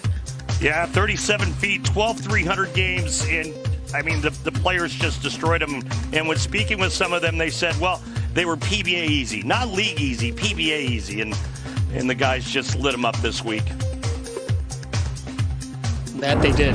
Accuracy, oil allowing him to use rev rate, and that slower speed. Mr. Wilkins with a strike. Chicago 2 years ago. Just to continue to get reps, get consistency. Messenger. Una bola. He did that earlier this week when he needed to make the move.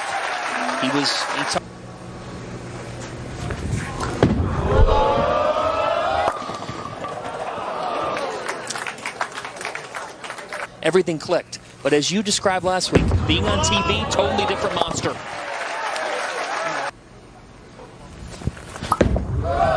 Wilkins heating up.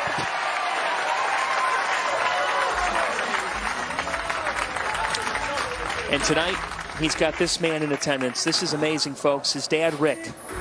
Rick has gone through extreme radiation and chemotherapy, and 3 weeks ago, completed his victory over throat cancer. Yeah, I mean, just an incredible story, and I mean, wow, what a great ending to all his hardship that he went through, and then to have Zach be able to do this in front of his dad it's incredible. Mom Leanne here, brother Steven, special night for the Wilkins family. Let's go! And Zach. These people playing for my dad. Now can Martinez answer? Benji has caught some tough breaks. And I think his speed's just too fast, especially on that right lane. And there's just not enough motion going through the pins. Remember week 10 prior to that shot, and this time it's the shaker 7. You talked about that ball change. He's pot committed now. 5-9 spares if he covers this through 7 frames. As bowled for the Mexico national team. His father got him into the sport. But right now he finds himself in a hole. Well, this young man, keep in mind that he has to bowl the PTQs all season. And that's the pre-tournament qualifiers, so just to get into the tournament proper. And that was an additional 7 games for Benji.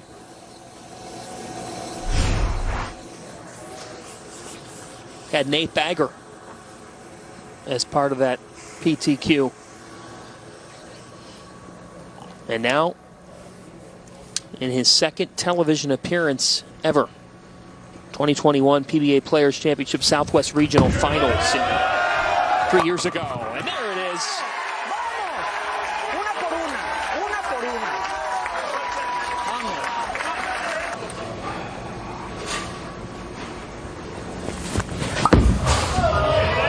Wilkins has caught fire. Yeah, and there's that rev rate with the urethane ball. You can see it kicking the 10 out. I mean, can I get a re-rack, please? He's taking that re-rack now here on the left lane, but in what sport does power not reign supreme?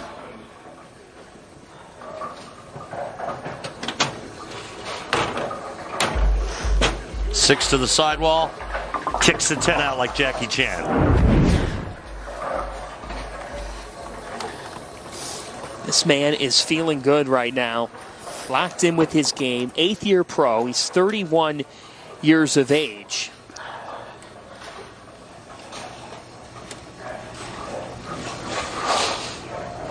He was 50th in points last year.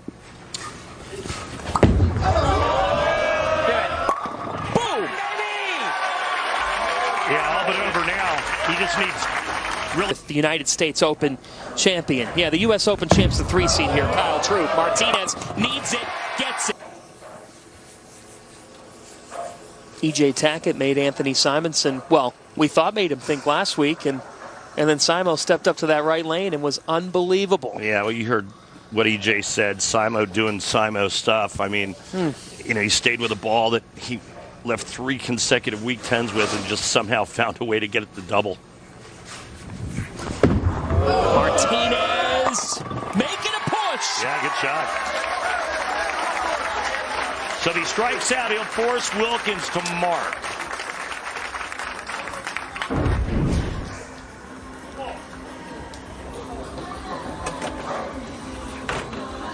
A little bit softer speed on that left lane, but he's also a little bit farther left.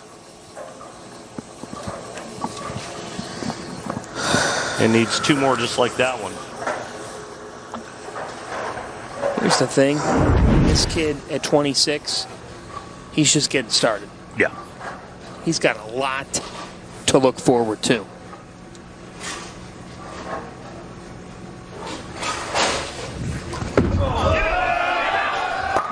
Benji Martinez has found it.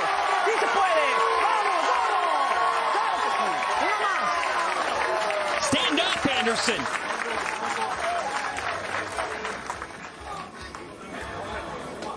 Well, this one matters.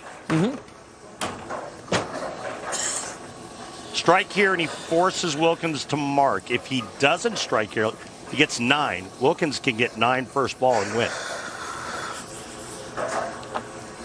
Nothing easy. It's not easy winning on the PBA Tour, my friend.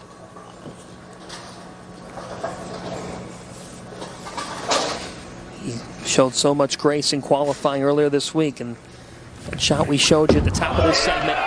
Benji Martinez. Oh, late surge, and listen to this crowd. Well, it was a nice way to finish, but it might be a little too late for Benji Martinez. Now Wilkins just needs 9 on this ball, doesn't even need the mark. with his fiancee Tegan, having a watch party back in Kansas City, with her mother going through a medical emergency this week, with Dad here tonight as his inspiration, beating cancer. Zach has a powerful story. He's met adversity this week and now trying to book a matchup with Kyle Troup. Zach Wilkins. Moving on. Let's go. Right here. Well, his execution has been great coming down the stretch here in game one. That's a six-bagger, and he's been within an inch of every shot he's thrown in terms of accuracy. Thank you. Thank you. Let's go. Mr. Wilkins, your Saturday night in Indiana will continue. With Marshall Kent the 2, EJ Tack at the 1. Yeah, and after the slow start, the players really picked it up late. 1, 2, 3, 4, 5, 6, 7, 8. 12 out of 13 thrown the last half of the game. What'd you like most about Wilkins? Guy sacked up, man. He got up there and he clutched out. I mean, he threw the shots when you have to throw the shots. I mean, that's all you can ask for, right? Bingo. And throws another. Make the shots when it matters. And that's what he did.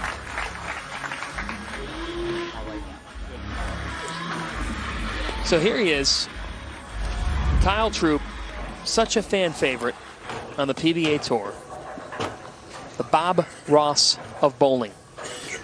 He talked with us this week about his mentality off winning the U.S. Open. Had a couple of tough weeks. Mr. Troup off to a strong start. And Kyle using urethane to start game two. That is an IQ 78. And there's a fashion statement being made right there by Kyle Troup. That's a uni from his dad way back in the day. That's right.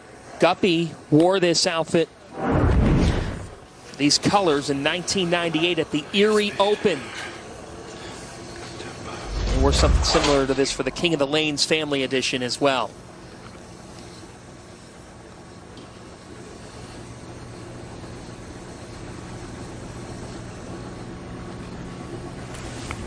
The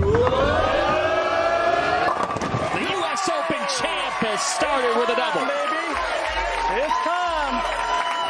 And I think there was all the celebration of winning that, but on the PBA Tour, it's short memory. It's the definition of short memory. Yeah, you're right, John. There's no time to celebrate. I mean, you get done winning, collect your check and trophy, sign some autographs, and then you're on to the next week. And if things go south, people don't. You're only as good as your last performance, right? So there's zero time to celebrate, unless it's the season-ending event or something you get to go home and share it with your family and friends. But these players, they pack it up and they move on to the next week.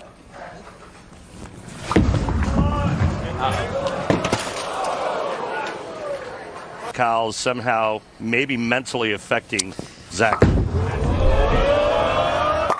nice bounce-back shot, though. According to Lane Talk stats, nobody missed more 10 pins out of our 5 finalists this week than Zach Wilkins. Now let's see if Kyle Troup does what he normally does, and that's jump all over opportunities given to him. His tour rep.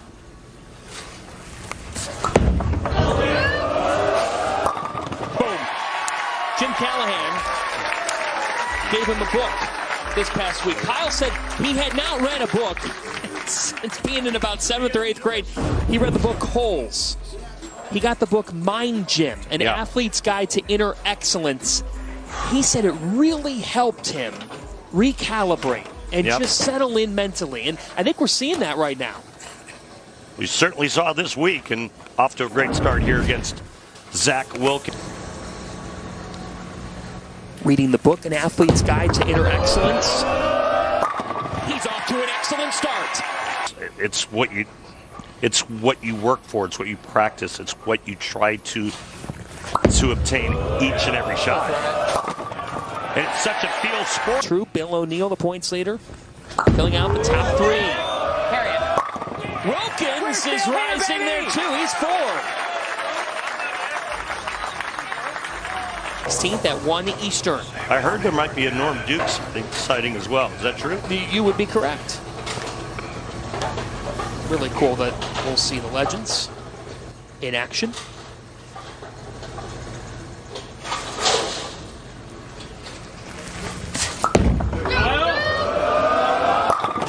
Troup is in rhythm. Wow. On fire.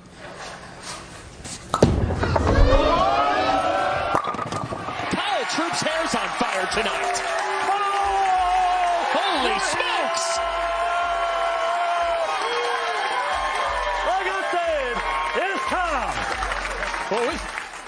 It is time.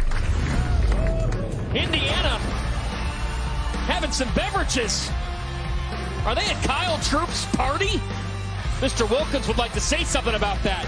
The night is young, America. In the midst of fighting for a title, reading. Kyle Troup started this book, Mind Gym, An Athlete's Guide to Inner Excellence by Gary Mack. He started the book Monday. He's almost done. Will he finish reading it before winning a title tonight? Reading during a match, have you ever seen anything like that? No. I would read that. You're cheap.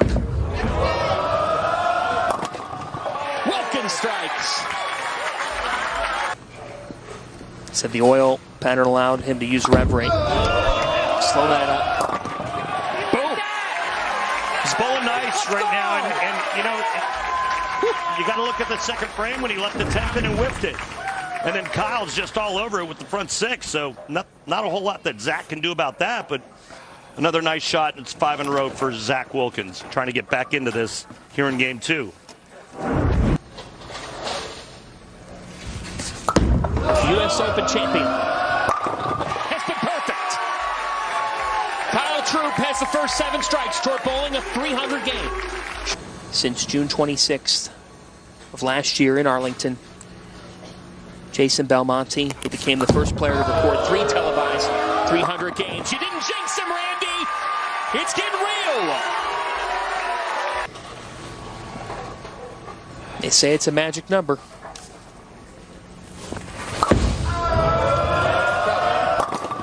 Wilkins is doing his part, though, to stay in this thing. And bowled for a lot of money. A lot. $25,000. Up for grabs tonight, and Wilkins, Randy, what a job he's done responding. June the 5th, 2022, and that was a day where Troup and Belmonte did it. Only time 2 televised 300 games have been bowled on the same day. That came out in Arlington. Messenger, come on! Oh. The nerve. The nerve. Man. I'll never. Isn't it just like, hey, you want a hug? You want to snuggle? No. I want to go to Wilkins. So if he doesn't strike on this ball, Zach still has a chance. Yeah. That was in. Kyle Troup. That was in, and it struck. That's a good sign. And that's part of the reason why the scores are so high this week. There's a little mistake room left and right of target. That's the just bare, just right strike.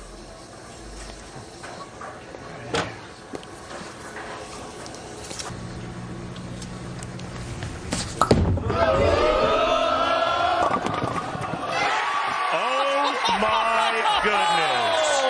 I think we should change the just right strike to that one. It was just. We got to get Kyle a gold hair pick.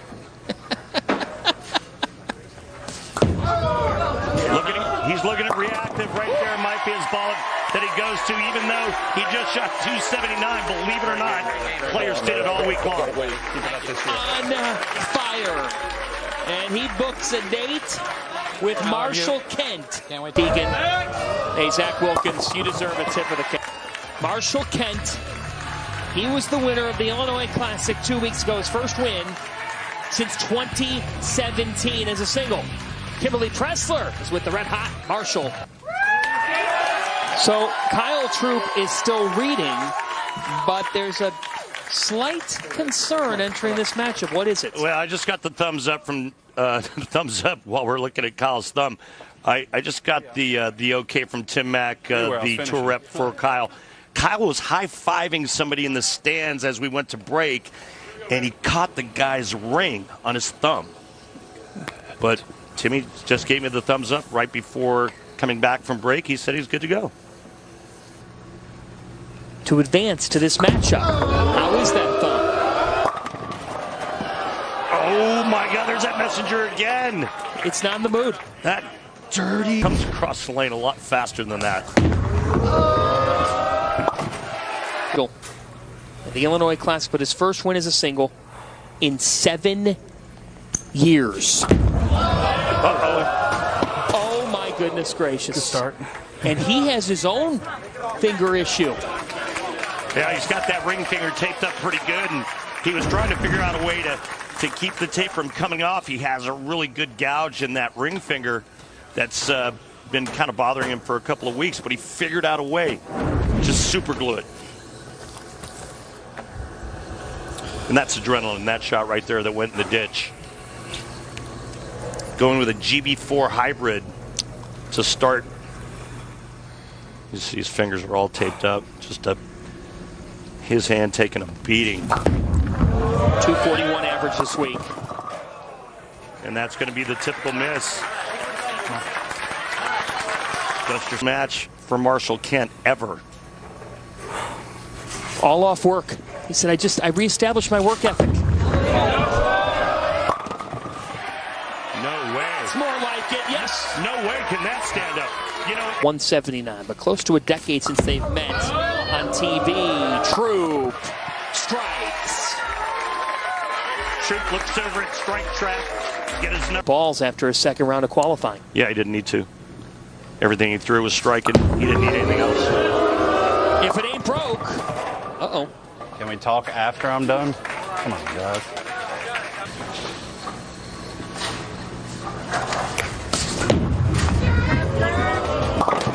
Well, my apologies, Kyle. If it was us in the booth, we certainly never intended to disturb the...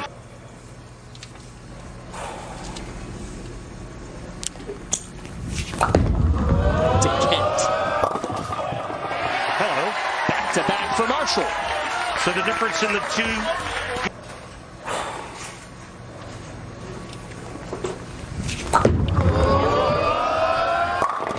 Marshall Kent. Troup, a 15th year pro.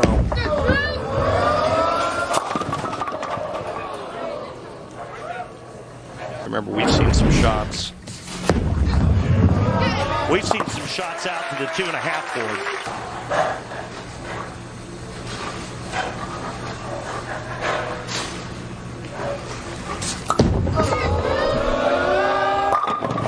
No. Are you kidding? Are you kidding? We got our answer. How stubborn is that? It's not very friendly. Watch the headpin. 6 goes around, just breathes on the 10. Look at that. That's ridiculous. It really is. Just say yes. It wanted to. Look out. All right. Okay. See him still messing with his hand. I'm wondering if his thumb's causing him any issues. That's just it. You get it, and that's what we were talking about earlier. Ring on, and now my heartbeat is in my thumb. Could be fucking broken almost. It's the upcoming weeks. And now Kent has momentum. Yep. It's piling on now.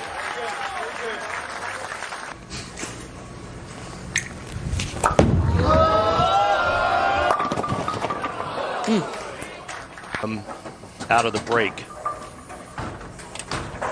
The update right now is that it has a heartbeat, and he made the insinuation there. You heard it directly from him. Could it be broken?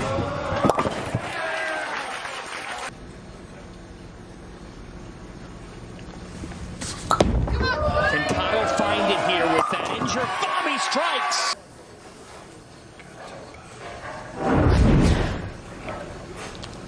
Yeah, that's where it happened. That big high five. I saw a ring. It was definitely in play. Tough.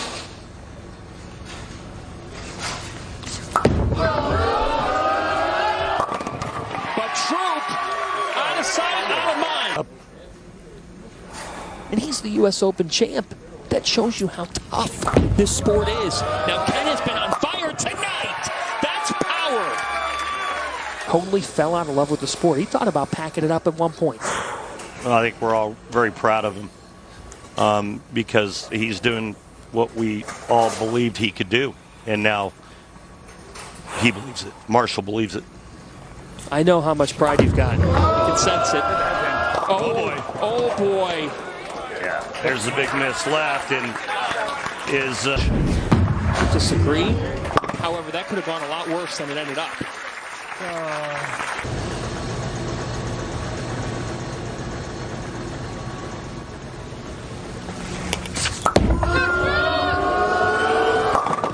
Troup Nation applauds.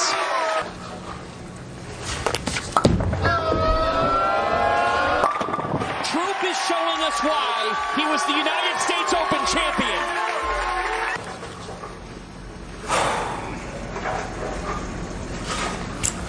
Got a pressure on Marshall Kent. It does come down this time at 19.2. Come on, good tempo here. Let's go. Come on. One open for Marshall, the front. Is that too much to overcome here? Needs it, gets it. All right, Randy.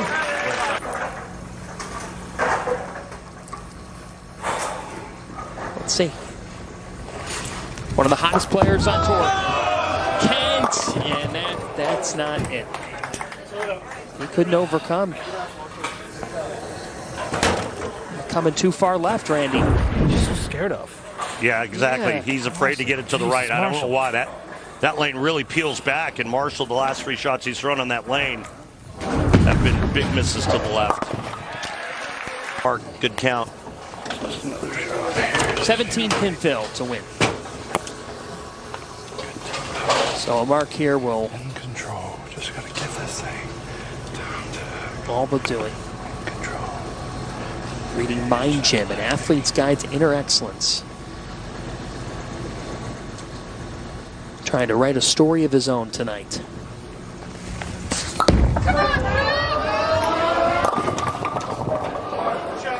Go left. He's got to cover it. Go left. Spare an 8. Seal the deal. You would think.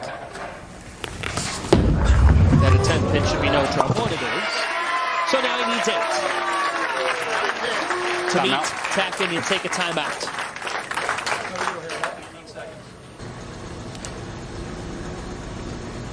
Be in control. Kyle Troup, you better take out that book. You've got some more reading to do, fella. He's beaten Tackett for a title on a Saturday night in Indy. Indianapolis, to be exact here, is a look at these two players, a combined 32 titles. Yeah, and Troup's only loss, TJ Tackett, came at last year's United States Open. Troup defeated Tackett 212-200 in their most recent meeting 3 weeks ago in Indianapolis.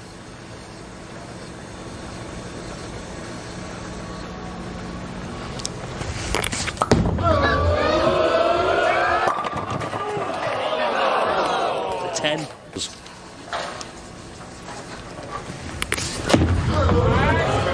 279 the first game with that ball. 220. 36 total games Wednesday through Friday in qualifying. 64 players entered this field from qualifying round 1 to now. E.J. Tackett's been no worse than second. He led the last 4 rounds. Is this his week? I mean, without a victory, will tonight be his night?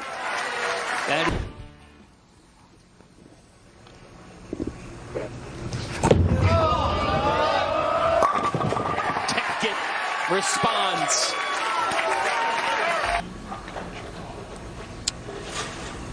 And David Newman, our director.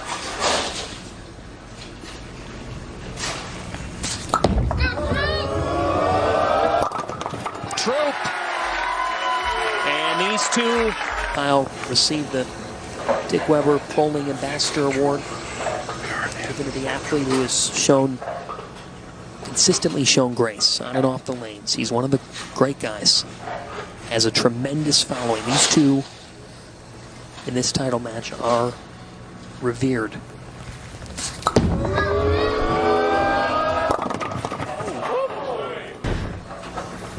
And you got to be mindful of this one.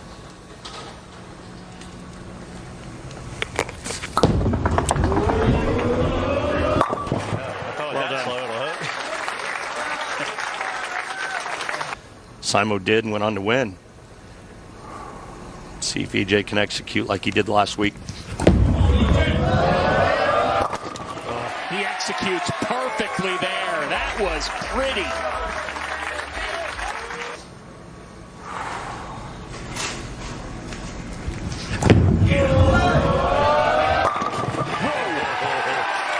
Venomous. Venomous, baby. I think that rack is in shot. Oh. He seems to do that a lot.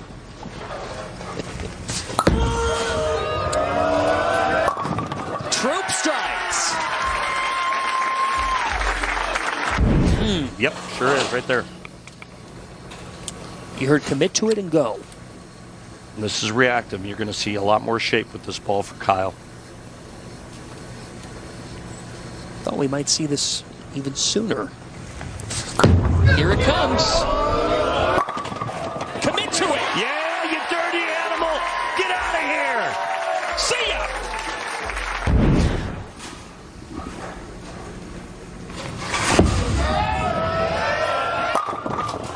Ooh. 10. Pretty good shot there for 9 by EJ Tackett. 6 slingshots around the 10. And you're right-handed. It's not a friend of yours. He's bowled in this building for 20 years. A lot. Different regional events, high school state championships.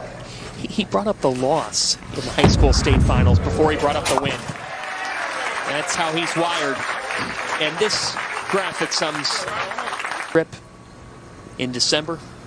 Trip is doing great. Best part of having EJ. 4 straight shows, we get a new picture every week. There's the Marshall Kent crossover on that left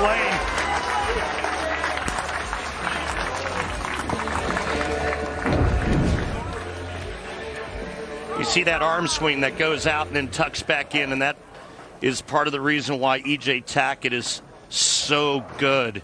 That swing direction gets that wrist and that hand in a really good spot, but that shot just left of target.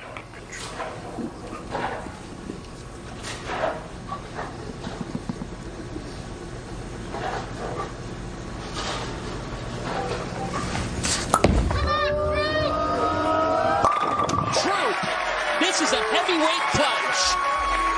And just like that, Kyle Troup takes the lead. An Athlete's Guide to Inner Excellence. Mind Gym, that book by Gary Mack. Kyle read it this week. He's almost done with it.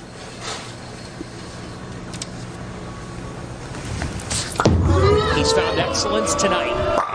And is finding excellence at the perfect time. What a last couple of pages. Man, has this lived up to the hype.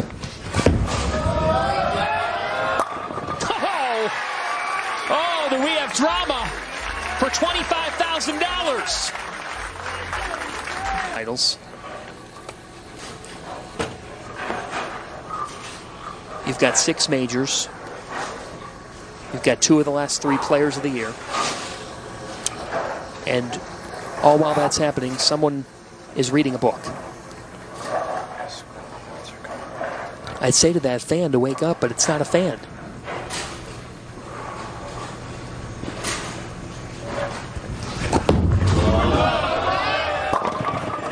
Oh, it missed. No.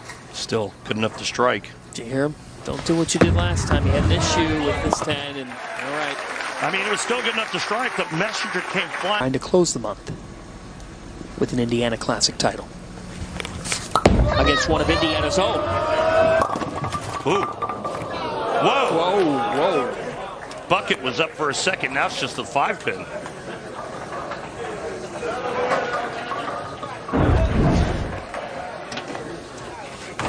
There's the bucket right there. That is a great break. Wasn't a very sturdy bucket.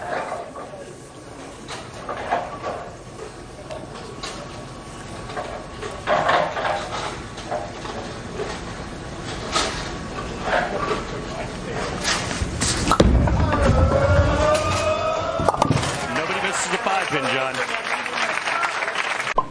Advantage would be to Weber. Look out, Randy.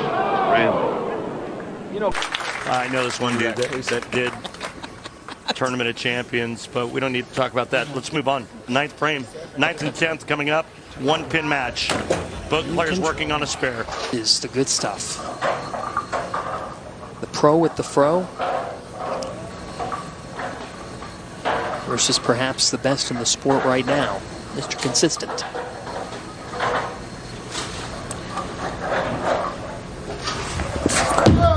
Grab your popcorn.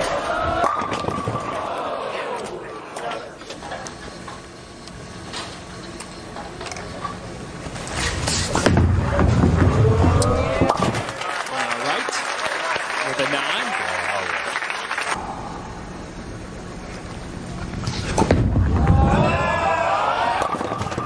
Unreal. Cannot believe that didn't come around the corner. All the numbers look really good. Yeah.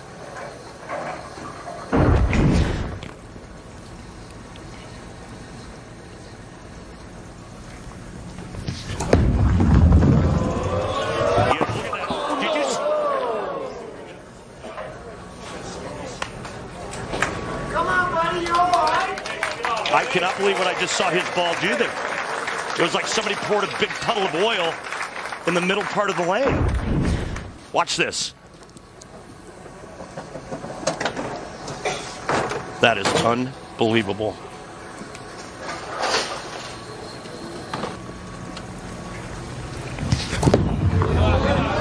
Nope.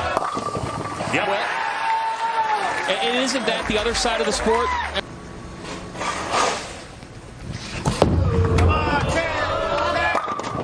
Oh my goodness.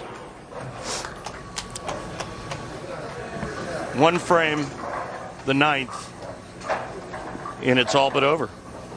Wow. 4 straight television appearances for E.J. Tackett. Now this is hard to believe. To win.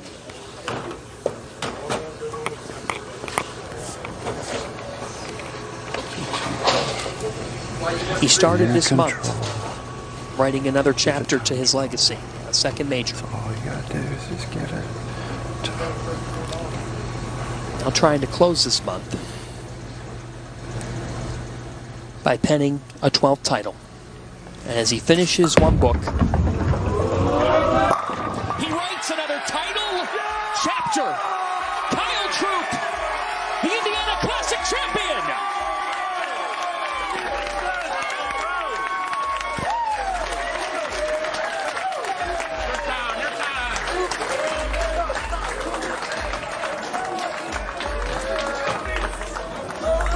Style, baby! Shout out Ray Zyware. Love you guys. Let's hear you, crowd. Come on. Let's go. $25,000. Started the month with a green jacket, Randy Peterson. Nobody had a better February than Kyle Troup. Yeah, and he may have just moved himself to the top of the list in the Player of the Year race. I know it's early, but Kyle Troup, 2 wins, 1 major.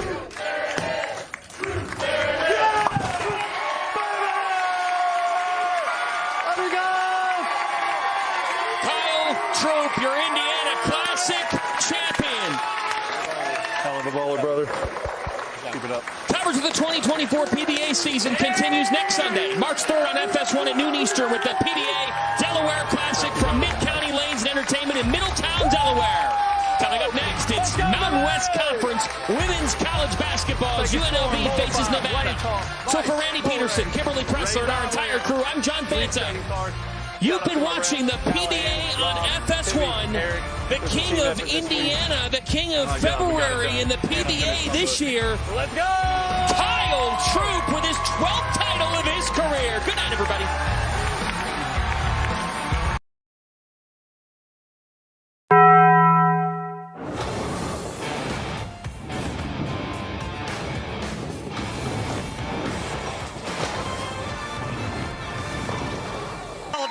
For EJ here in 2024. Some bad shots, some bad breaks, some missed spares.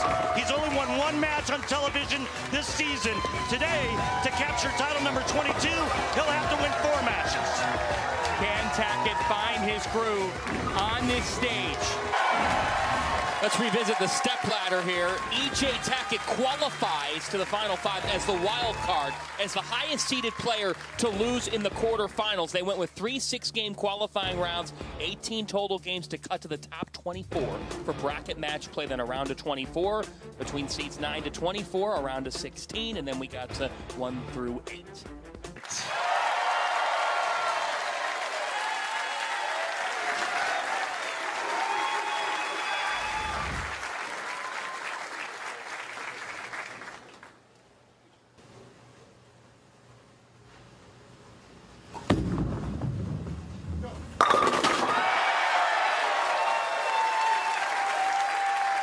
Nice opening shot by EJ Tackett, and look how deep he is already into the 25th board. A huge following. Oh, Tim we're here. defeated Nate Stubler in the round of 8. What a story this guy is.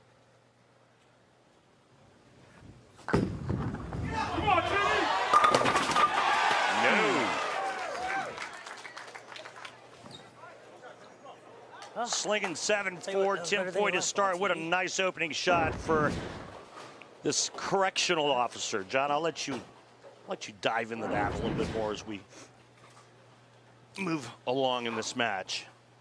Next best job at the prison. And he really has loved the job. He said it's a misunderstood occupation. And he told us, once you've seen all that he's seen in his career as a correctional officer, this is nothing. This stage, there's no stress here. Yeah, I was like, well, he said it's different type of pressure, but he likes this kind of pressure.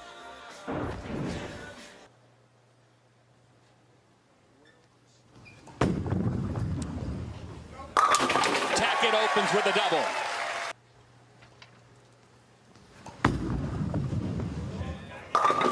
Sharp start for the Reign PBA Player of the Year.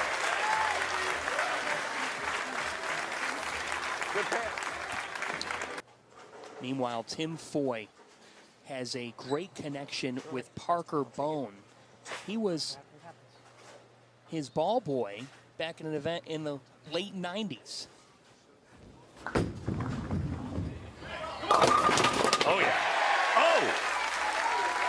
With bad intentions, the messenger comes by and swings at the 10. So let's flash back to the 1997 PBA Brentwood Classic. Is that Parker? You bet it is. And how about that head of That's hair? awesome. Look at Tim and that hair. It's Caddy. It's so cool. Stayed close ever since. Sorry, Tim. Focus. Good shot.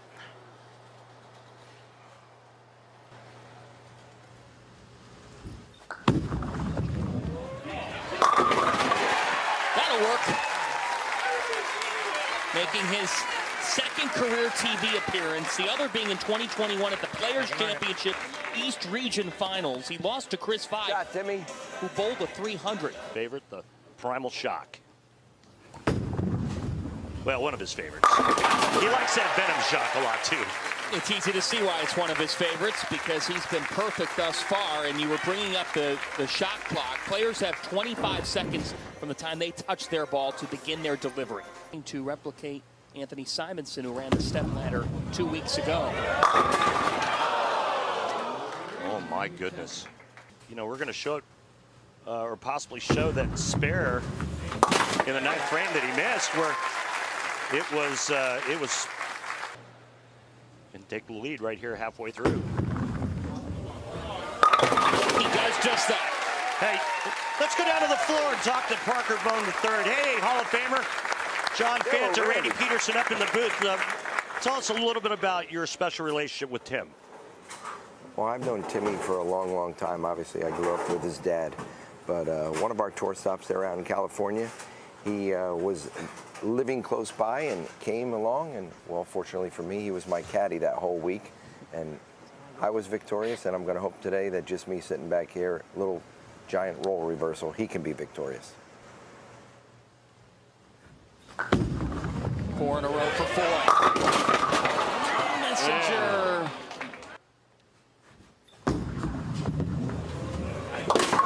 Spares.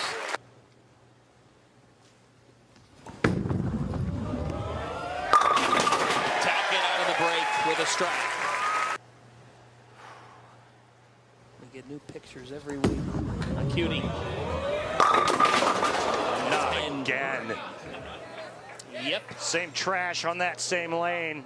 Back-to-back ring 10s for E.J. Tackett, 5th and 7th. But he said everything on TV goes quicker.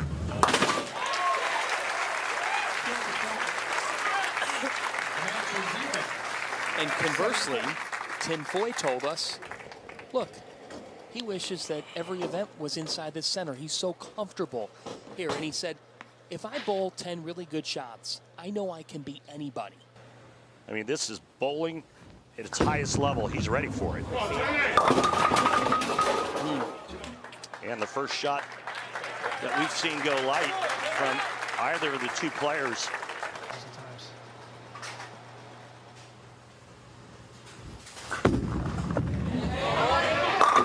Foy with a big response. Beauty. You see that graphic there, E.J. Tackett. Oh, no.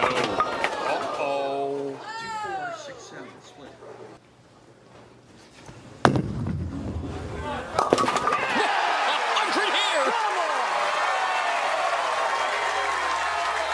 My, oh my, what a conversion to keep himself in it. E.J. Tackett throws it hard with loft to keep it on line, cuts the 3 into the 4.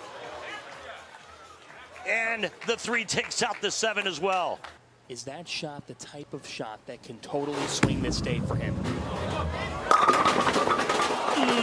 Yeah, and having bad carry won't help him at all. And it's 3 consecutive shots on the left lane that he's aced, and all he has to show for it is 9 spare, 9 spare, and a possible 9 spare here if he converts the 7 pin.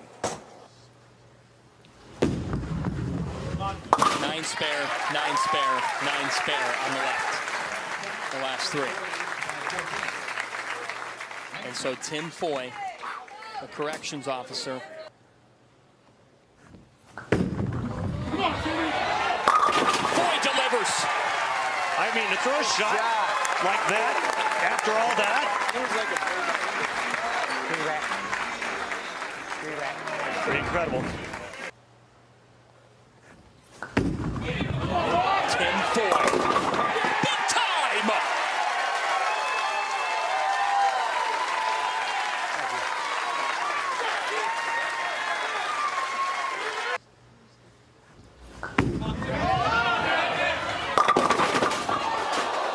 Well, all will the 7 give.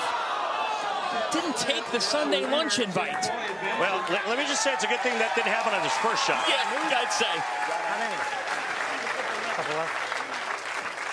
You're all good, Tim. He said, how many? You're all good. Good luck.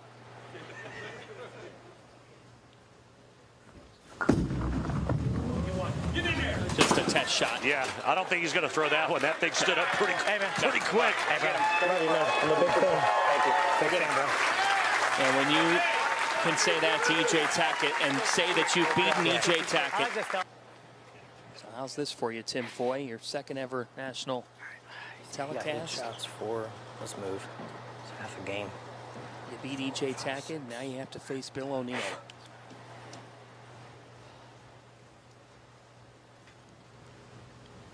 On that left lane. Foy.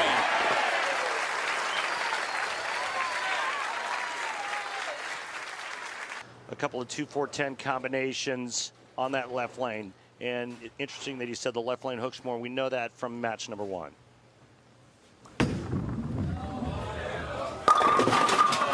10. As he switches to a urethane bowling ball to shoot his 10-pin. He defeated Chris Vi 4-0 in the round of 16. Then Don Barrett 4-2 in that matchup with Vi. Arsenal, he's going with the theorem. Oh, trip 4, baby. Oh! At the last moment it gave. Yeah, it's like hit. Somebody said Bill's 42? Yes, he is. Does Bill know he's 42? No, not good. I mean, what a level he's performing at here in 2024. Boy didn't like that. 2-pin all day. Ended up facing Chris Vi, who bowled a 300. He flew all the way down to Florida to be on the receiving end of that. I know, right? That's tough. He bowled nice, too. Could have shot 260. Yeah, there's that left lane starting to go. And next time up, Tim will make a move. I mean, his laydown on that left lane is... Back to O'Neill, the 14-time champion. Players champion 2020 and 2024 this year, and the 10 hangs. And the Newman family. May Bob rest in peace. There it is for Bill O'Neill, a strike. In his final frame against Don Barrett. Not to be a stickler, but... You are a stickler. That's what makes you great. Yeah, thanks, John. And something just stuck the 10-pin.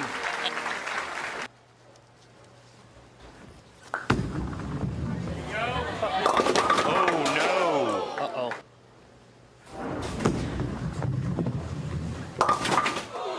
And an open. Try was further than it looked. And so for Bill O'Neill, the door opens a little bit more there. Yeah, for that ball not to come around the corner on the left lane, it has to be thrown poorly.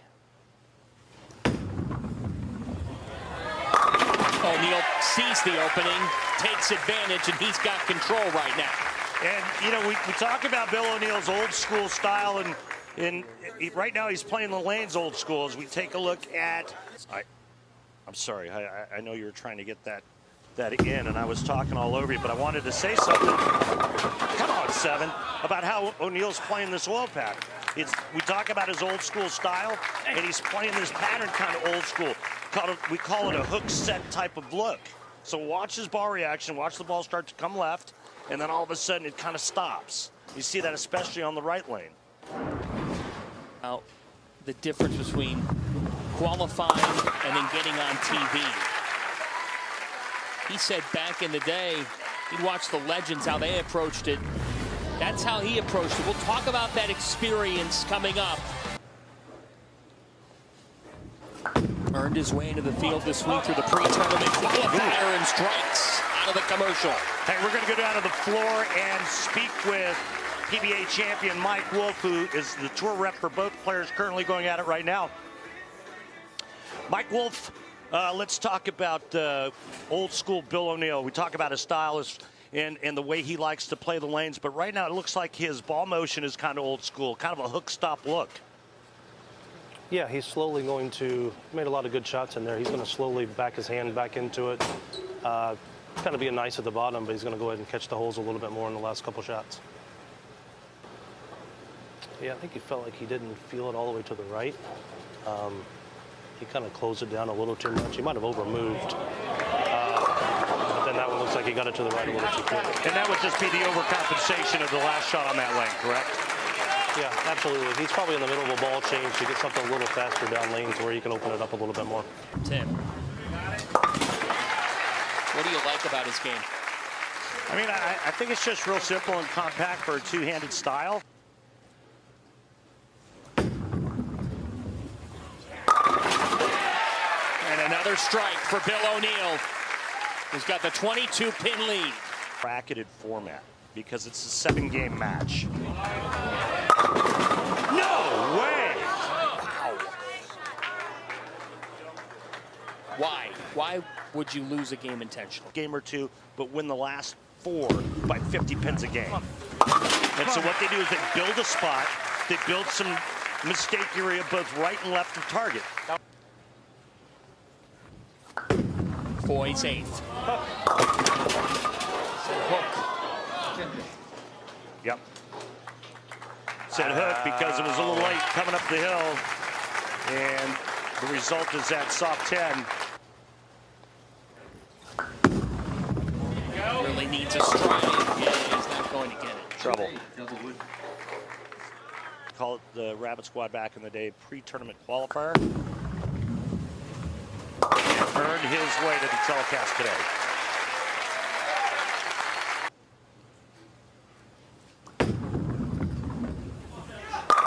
O'Neill has picked up steam as this matchup has gone on. And Bill O'Neill's going to be moving on.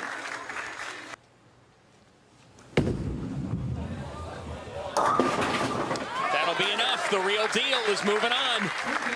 Bill O'Neill seeking his second win of 2024.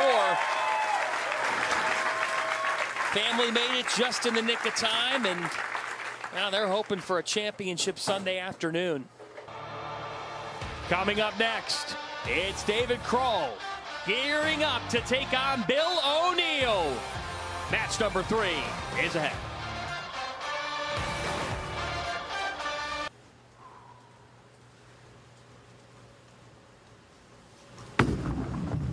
On that left lane, Bill O'Neill strikes to start match number 3. He owns 3 PBA regional titles, Boog. David Kroll. 17th on the PBA points list this season. Top 15 finish at the Players' Championship, which O'Neill won.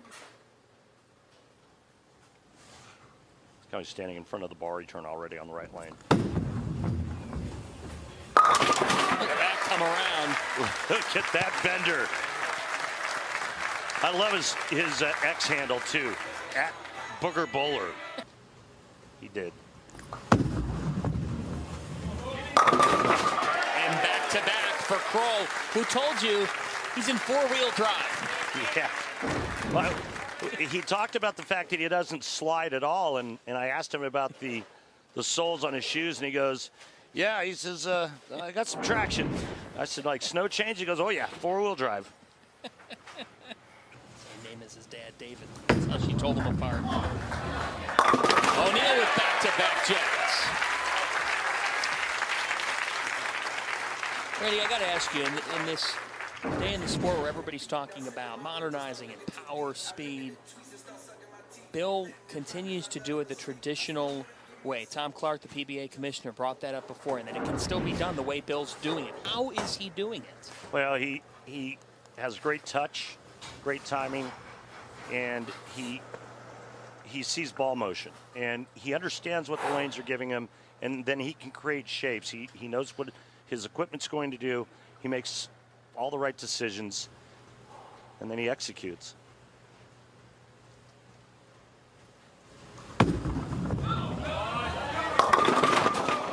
Didn't execute there. Wow. Yeah. With 4 and 7. I was like, oh, I thought that was pretty good and went high. Oh, don't do it. It didn't do it. He's all right. Yeah, he was looking at that urethane ball possibly backing up and chopping the 4 off the 7, but no problem there. From Nixa, Missouri. 3-6-10. Yeah, and that's because it was left. Young man too. We got to speak with him this morning, and just a pleasant guy. Good cover. Spring football is about to hit a whole new level. Tournament qualifier to make the main field. Oh my. Fortunate. I'm so sorry. Apologizing for going Brooklyn. No player ever wants that to happen, but it's not like he's doing it on purpose. The Just Right strike is brought to you by Just Bear. Look at that. O'Neal punches right back. Look at that hook set shot. It's beautiful.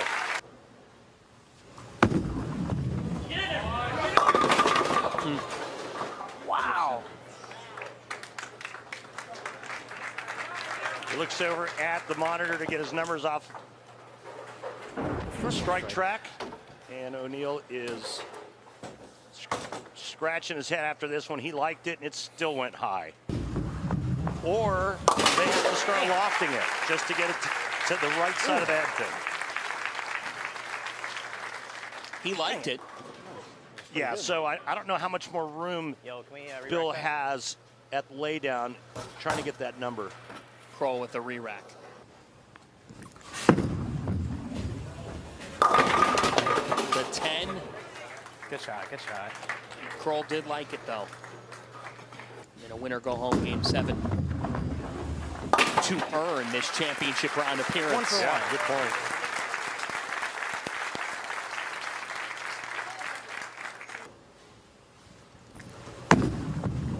Good shot. Boog, airborne. There's one. That was dirty Boog there. Dirty Boog.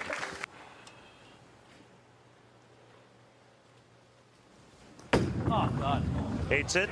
That's why. Oh, God, come on. Steep. Here's David Kroll. That instantly cracks the door open. It does. I was going to ask you, where do we stand here? What's your thought process?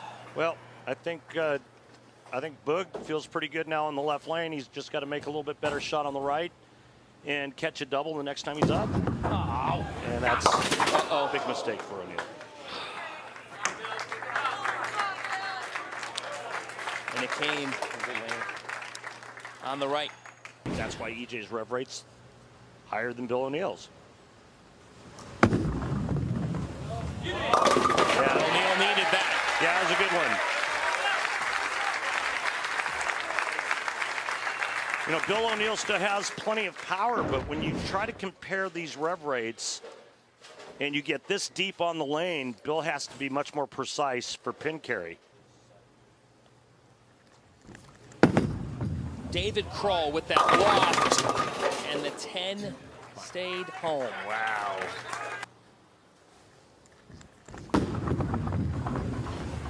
All right, good cover.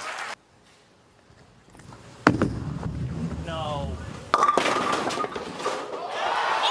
my goodness. At the last second, it said, I'll grab a bite. Well, As he caught some fortune. Yeah, very fortunate there. He got it inside a target and went high and still struck, but this is a great break this late in this game. O'Neal trailing by 13, working on a strike, can cut it to 3, but what a break right here for Boog.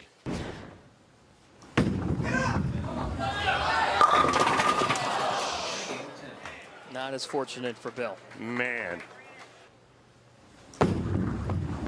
0 time to correct mistakes, and that missed spare in the 7th frame. Come on, make a good one. Is daunting right now.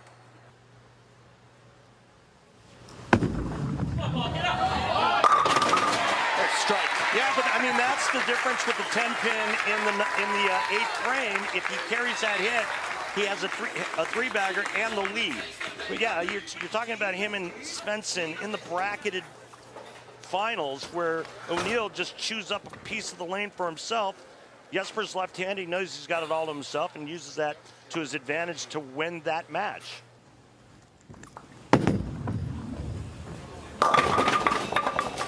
another 10-pin.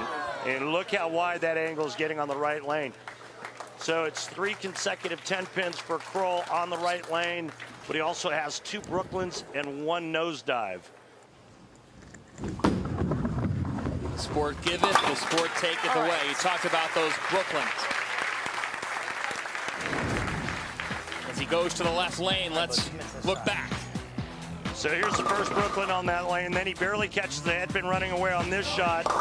And fortunate enough just to trip the 9 late. And then this one goes through the face and rolls the 3-pin forward. 8 years pro, now full time. This is Kroll's time. Yeah. Wow. It comes up with another fortunate strike on the left.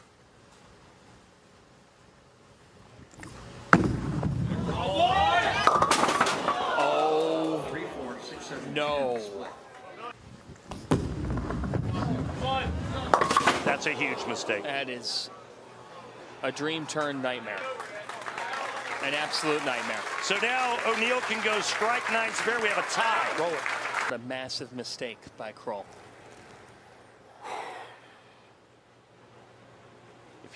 If he would have gotten 8, he takes the tie out of the equation. Here we go. The real deal. Oh, hey, carried one.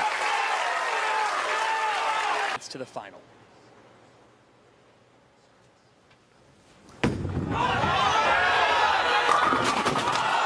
Wow, the 10 wouldn't give. It's not over. Ended just before the worst part. We have a roll off. Wow.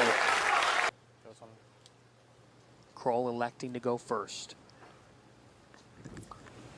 On the right with that loft. It comes around, and this time for Kroll. He delivers. And for Kroll, he's hoping it doesn't have to go another frame, because that means they would move to the left lane.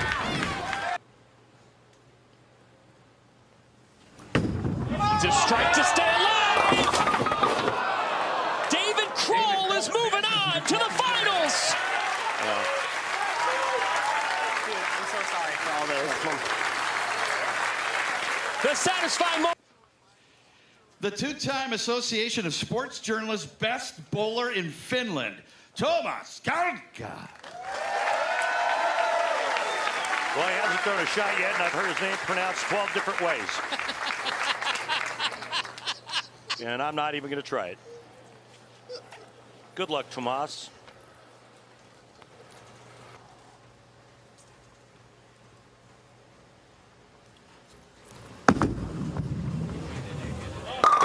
But his start is strong. What do you see in his game? I see a lot of moving parts, a very unorthodox two-handed style, something that's very unique, all to him.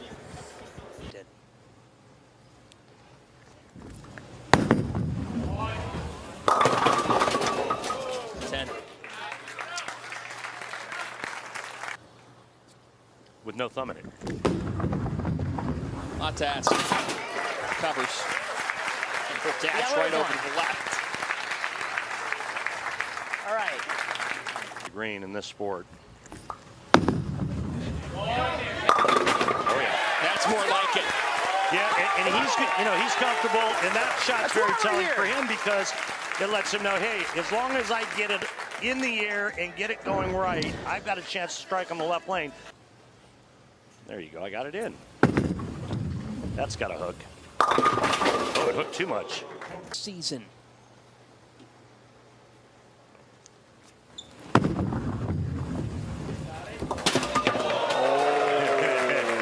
Yeah, I mean, everything you're saying is correct. He got drafted to the LAX for this season, and yeah, I mean, his first check. Just a little side swipe touch.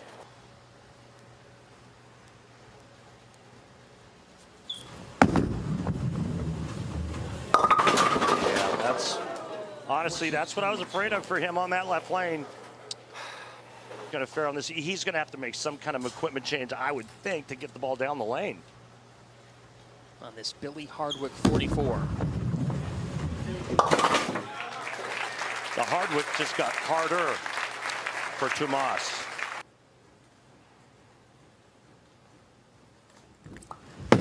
That loft again, here it comes. And Kroll's picking up steam. That's good booger. Good booger. Nice double there for Kroll. Watch the loft right here.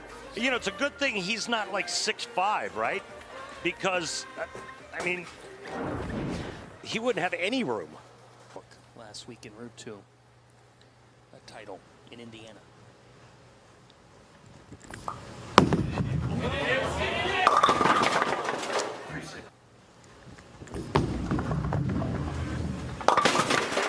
Spare, back-to-back strikes, and an 8 spare for Boog.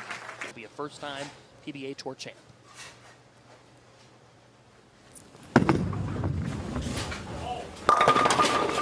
Come on over. Ooh. Sorry, I've got plans. No, wait. Oh, a little short pin. No, I've got plans, okay?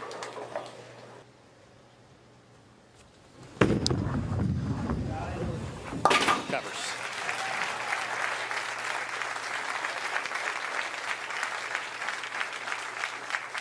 And let's go down to the floor with Dino Castillo. Bug's going to have some trouble. He's got to find a way to either throw over it or just spin it to the front. So it's going to come down to the wire. It's going to come down to this left lane. I think they got the right down pretty good, but this left lane is going to be... Winning factor, the Terminator. Oh, see it. Oh, boy. Oh, boy, it's right. 1, 2. Man, that come wide. Any wider. Yeah, it could have been 0. She said 15-pound ball. And all he had to do was get that one in the floor and make it go Brooklyn. Yeah. Although he has some experience with Brooklyn today, doesn't he? He does. Yeah. Multiple. Not intentionally. No. 36-10. And just now believes in his abilities. And that 6th at the U.S. Open that we talked about served as validation that he belongs, that he can be here, that he can win. Right now with the lead. Kevin Williams chatting with him. Great friends. Kalka. That ball's super responsive down lane for Tomas. And getting back to the deterioration of the oil pattern, our height game thus far today, 244, that was in our first match. This is bowling's version of Survivor.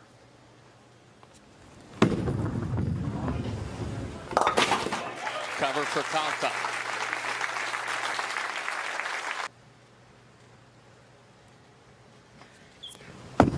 Uh-oh. It looked left, and it was. Fortunate just to leave the 4-pin.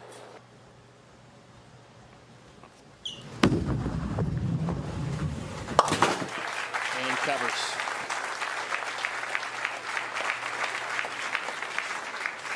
NASCAR race day from Las Vegas is coming up next here on FS1.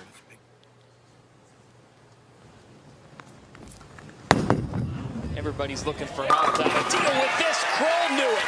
He knew it right away. One of his best. I mean, I think it's just so crazy why, you know, and that's what the tour reps' jobs are. Remember, they work with their entire staff, and, you know, these ball companies, these manufacturers have pretty big staffs, especially when it's a Brunswick and they have so many different brands. But Storm's got a big staff, and Motive's got a big staff. And these tour reps they're part of the process, and they're involved with every player. You see Dino giving advice to both Kroll and Tomas. Big shot here, can increase the lead to 27 here in the 8th frame. And it comes on the left. Kroll belongs in almost Brooklyn. No, that's Brooklyn.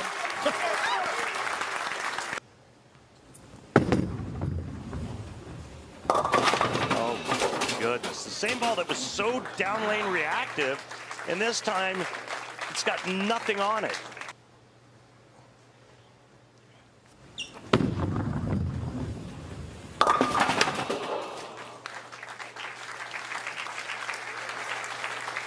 Second place gets 15,000.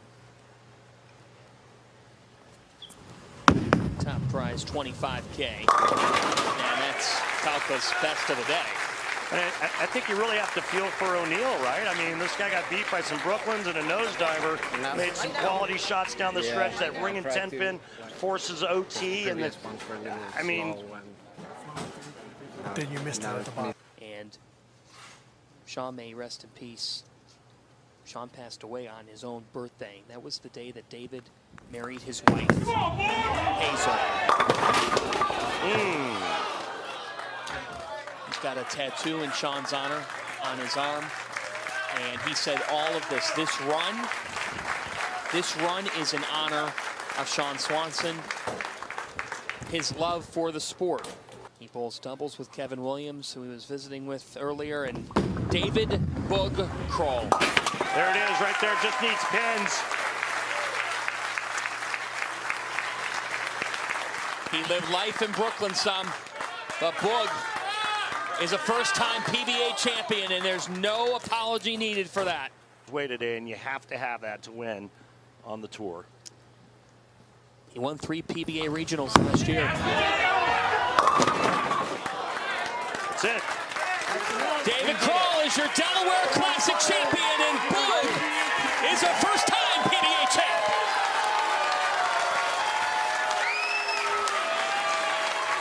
The 2024 PBA season continues in 2 weeks with PBA All-Star Weekend. 3 straight days of PBA coverage beginning Friday, March 15th with the All-Star Skills Showdown, 6 Eastern on FS1. Coming up next, NASCAR race day in Las Vegas. For Randy Peterson, Kimberly Pressler, our entire crew, I'm John Fanta. David Boog Kroll is your Delaware Classic champion.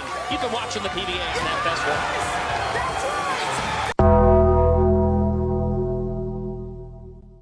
It'll be Parker versus Norm, and then the winners meet to decide the Legacy Cup. But wait, we're not finished afterwards, because then we go right to the Battle of the Ages, a strike competition. Legends and All-Stars, only strikes count when the youngsters... All generations can do it, and they can do this together, and I love this. Now, Cortez, you are the West Region Player of the Year, so you're used to, bowling with some of these guys, but...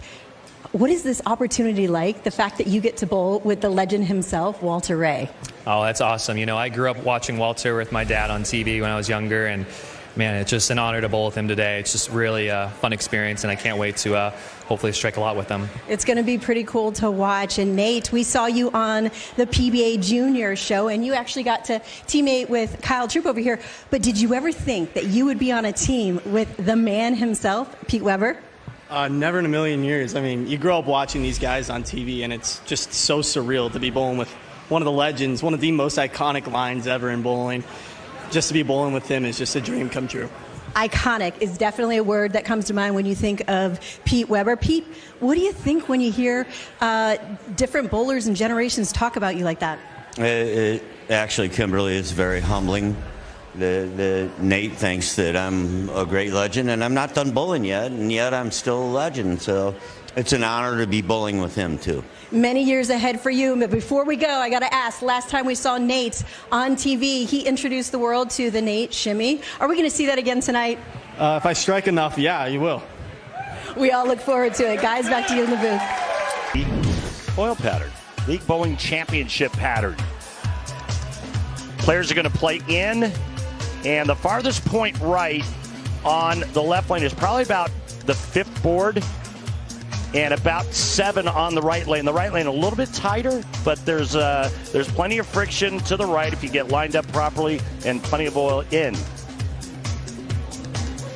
Yeah, let's take a look at what Walter Ray Williams Jr.'s team is going to bowl. This trio will start with Kyle Troup, then Walter Ray Williams Jr., and he'll go with the youngster Cortez Shank to go the 3rd, 6th, and 9th in this Baker format. The leadoff is the key man here because he's going to be bowling that 10th frame. Baker's normally 5. Here, of course, we have only 3. So some extra responsibility on the shoulders of somebody who can handle it. Your reigning U.S. Open champion, Kyle Troup.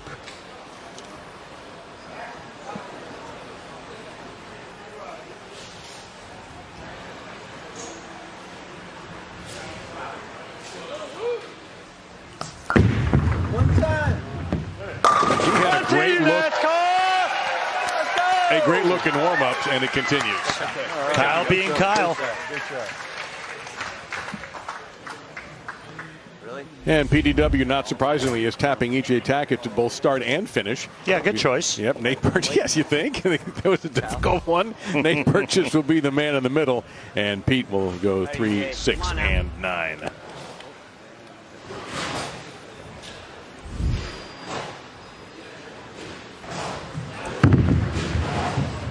Oh, yes, get it indeed. EJ, who's on TV so much, he may have to join SAG after. Let's go. We've had one show this season where EJ wasn't on it.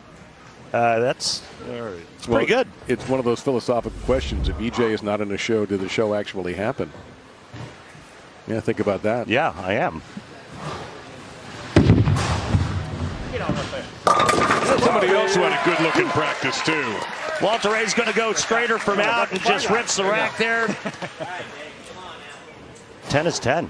Exactly right. Nate Burgess out of Massachusetts. Shimmy? It's early. It's early. Great shot. Easy now. Good shot. First shot. Break out the shimmy. See, Pete telling don't. Yeah, Pete Weber telling someone to take it easy. I can't believe Pete didn't look at Nate and say, "Who do you think you are?" I am. No, he can't do that. That's his personal property. Here's the reigning PBA Rookie of the Year. Oh my! Yeah, sweet roll there. Wow, that was gorgeous. I'm gonna go get Cortez some coffee to go with that sweet roll. Wow. You still have my all-time favorite bit of analysis in bowling. Don't throw talk outside of about five. how Pete feathers the ball down the lane. I love that. Oh! Good shot. 6 wraps around the 10. Jim? So the sunglasses have, I think, been retired. Put them in the Smithsonian. Look out. Hang on. Of course I miss it. Of course I miss it. That's all right. Take it off.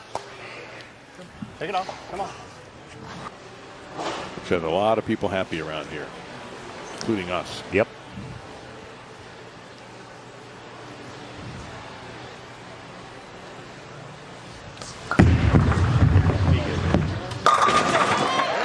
Be good. It is good.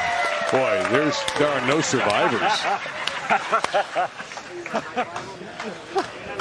Whoops. This guy really wants a high five. I got you on the next one. A player of the year. Oh, he did.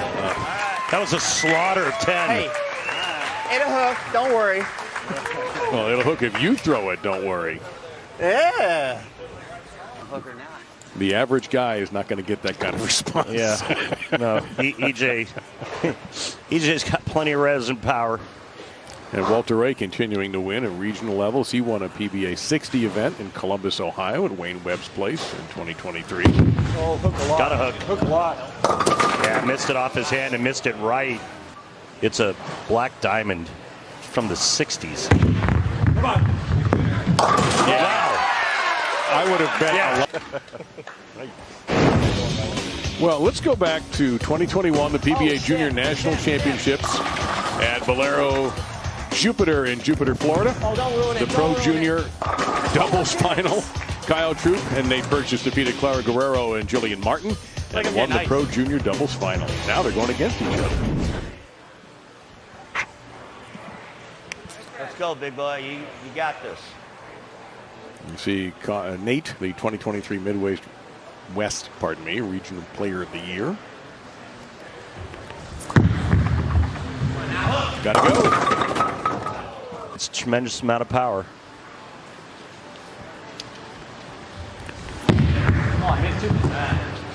He's good. And Cortez, his second time around, he struck.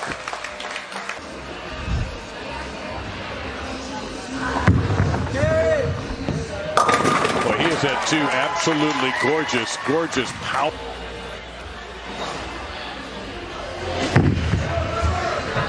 Maybe. No. Whoa. I thought maybe at least a 4-pin would crash the 9 out of there. Bounce. Happy. So a little bit of a rough start for the PBA pros. Some really smart choices. Yeah, high level stuff for Troup this season. He is in a groove right now. One more good one. Also, it looks like he.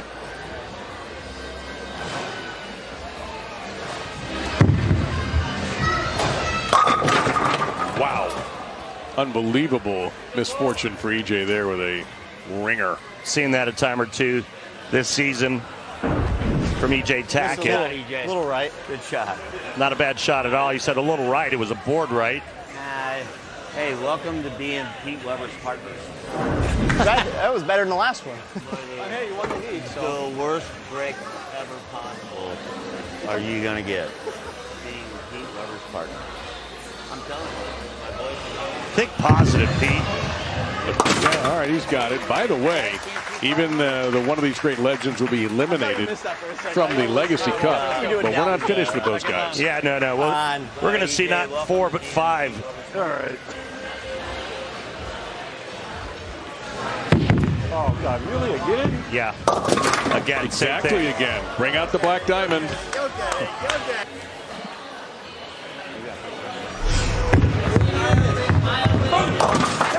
Nothing to it.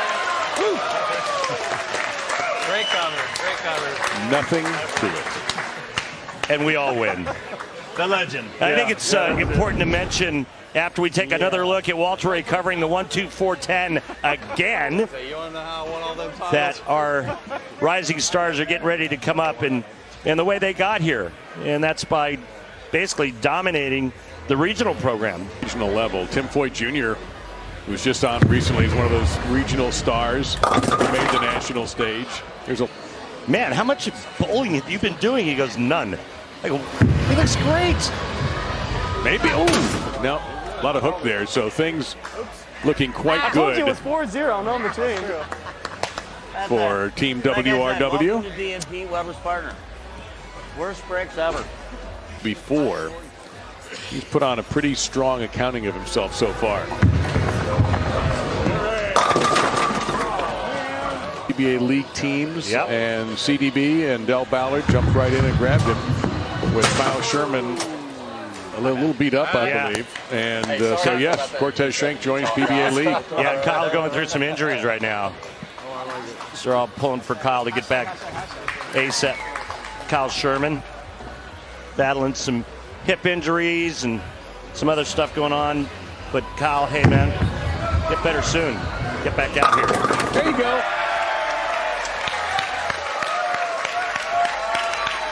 No, where is it? You gotta see one time. One time.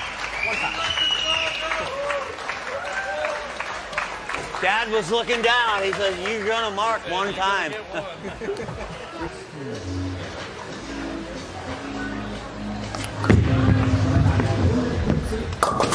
All right, he's excused.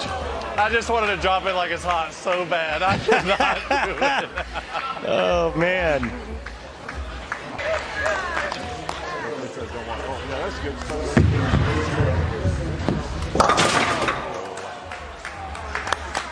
Well, they could have tagged in Walter just to see if they could come up with another one. If Walter Ray would have shot that, he would have made it. Well done.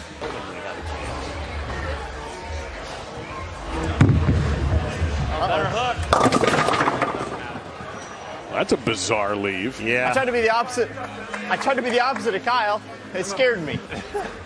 You got this. Come on. That right lane's slick when you get it too far to the right and never gets back from that spot. Talked to EJ prior to the start of this match. He said the same thing. Right lane's a little slick down lane. Left lane hooks more. Gunning for it. Oh, my!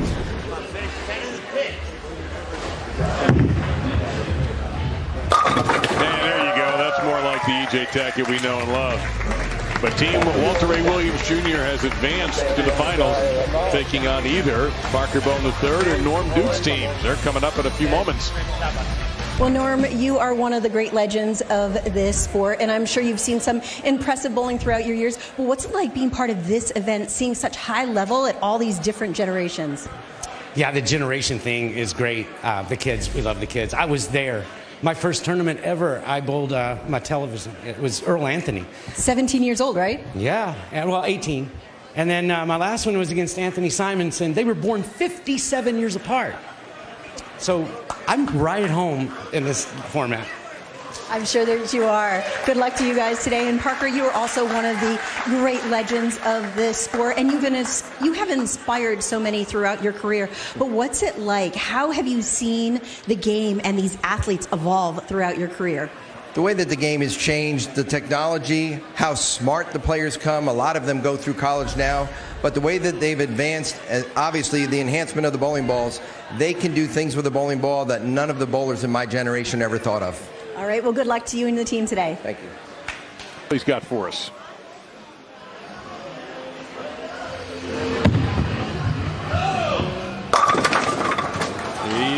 No, it's not going to go. Oh, how dare you. Yeah, that was All pretty, right, run the spare down. Pretty nasty. A major, 4 telecasts already.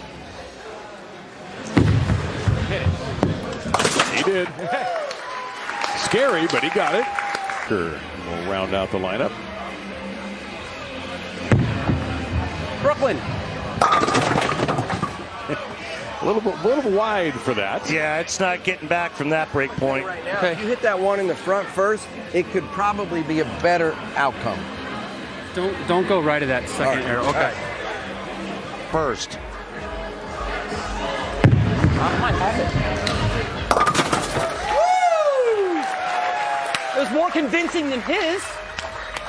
No, but we're so happy to see him.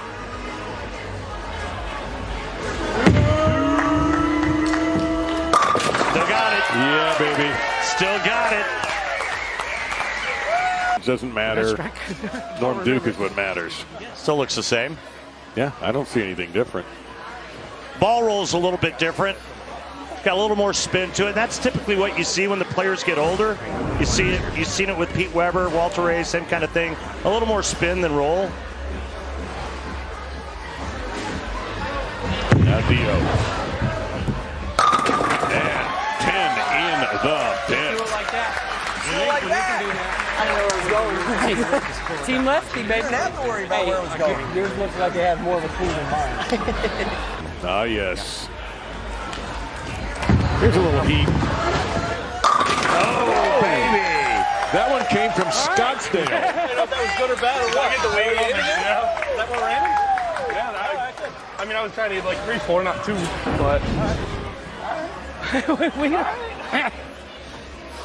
All right, gentlemen. Hey, Billy O, were you nervous at all when you saw that shot come out of the Ginger Assassin's hand? It was a little left. Yeah, I actually didn't know where he was lining up on that shot there, and I thought it might have went in the gutter, and it struck. So actually, that's good news for us. So I gotta capitalize on that.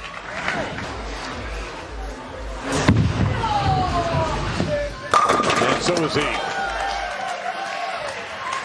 My foot slipped a little bit. I didn't know if I had enough on it.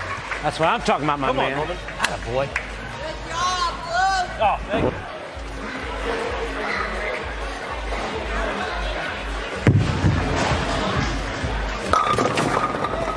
No, Messenger's going to stop short. I'd rather shoot the 1-2. Yeah. I shouldn't have said anything. Confidence.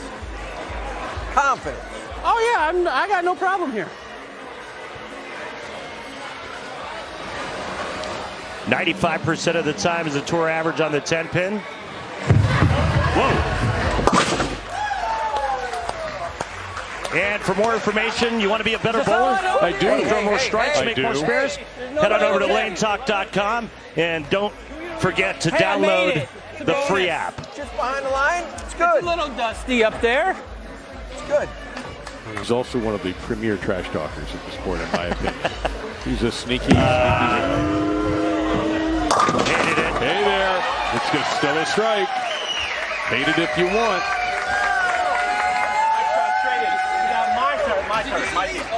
Hey, man, I hear that's the new game. That's it. That's what we're doing nowadays. Hey, Tom, why don't you tell Parker to give some to Norm after that Brooklyn? Parker's he's mad at me right now. Well, but they're saying that Parker's a pretty good trash talker. Now I know he doesn't have anything on you, Jones, and Barnes, but he's been talking a pretty good game thus far. Well, after he throws his next strike, so get us back in the match, I'll make sure he does it. Diver Dio strikes. The first was Mark Roth, which was the very first ever. Right, and then John Mazza, Jess Stayrook, and now Anthony. No song. Oh, nice trip 6. By the way, did you know Anthony's father, Andy, who I used to compete against, is a PBA champion? Out there, doesn't he? No wonder Parker's striking. Tom, what do you got cooking down there with Parker? Parker told me if he strikes here, Norm's going to regret that Brooklyn. Here we go. That's right, Norm Duke. Real strikes, man. None of that Brooklyn stuff. Hey, I think that was You've been away for a long time, and I know you jumped on board. Break it up. That's a great shot. I hit the same side you did. You're right. You guys, bro. What is this, man? Come on, Billy. The first of 3 of Bill's majors. Got it. Oh, he did, Norm. That's what I'm talking about right there. I wasn't sure. You're going to say it got a hit. Yeah, but I caught it. Yeah. Bill, are you just going to let them do all the trash talking, or are you not going to just jump in at some point, stick up for your teammate? What, the team that's losing? At least he knocked the right one down. Listen, I don't know. My job here is to hit the pocket strikes. I'm gonna let the other guys on my team, get all the cheap and I got ones. Norm Duke dropping. I gotta keep my composure before this 10th frame. Norm, at least you knocked the one down that's close. Got another one flying. I don't understand. Tom Doherty is currently trash talking himself. There's a lot going on down there.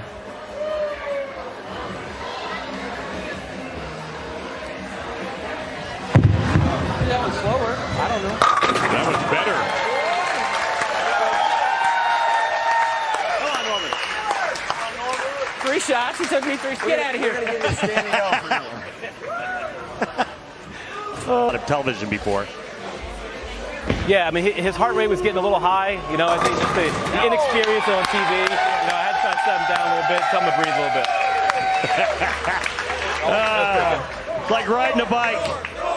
That's a 6-bagger, by the way, for Team Duke. And Norm can strike on either side of the head pin. Tell you what, this young man here, Dio, he's been pretty rock solid.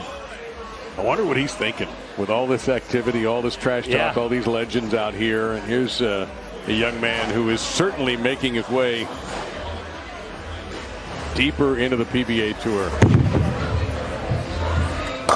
And he gets man. Yes, sir. Fest 1, spring, just got stronger.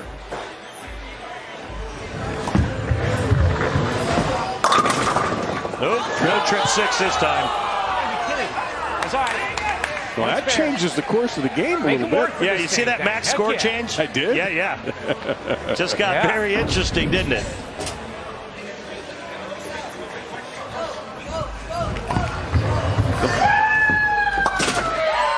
Oh, somebody was ruling all over that shot. To it, he knows how bad he wants this one, so he's focused on the shot. I expect a great one. Well, that hit softly. Very surprising. He's not going to talk much trash, actually. Not right now. I don't think so. You can't go right in between. It's got to be one side. Are you sure? Or the other. I missed that Don't one. worry, Duke's still in there for him. Not enough experience. Well, you saw the max score change again. And Parker, who had thrown strike in his first 2 appearances. Victory lap right quick. Nice one. Well, I'll tell you what, I was on board with what Doherty was saying. I thought Parker was going to ace it. He got slow and he got it in, and then he paid the price. Almost. Sorry, guys. That one didn't. Hold on, let me go high five Parker. Hey, did you like that? Bill should be high fiving him. Yeah, only Duke could get away with that.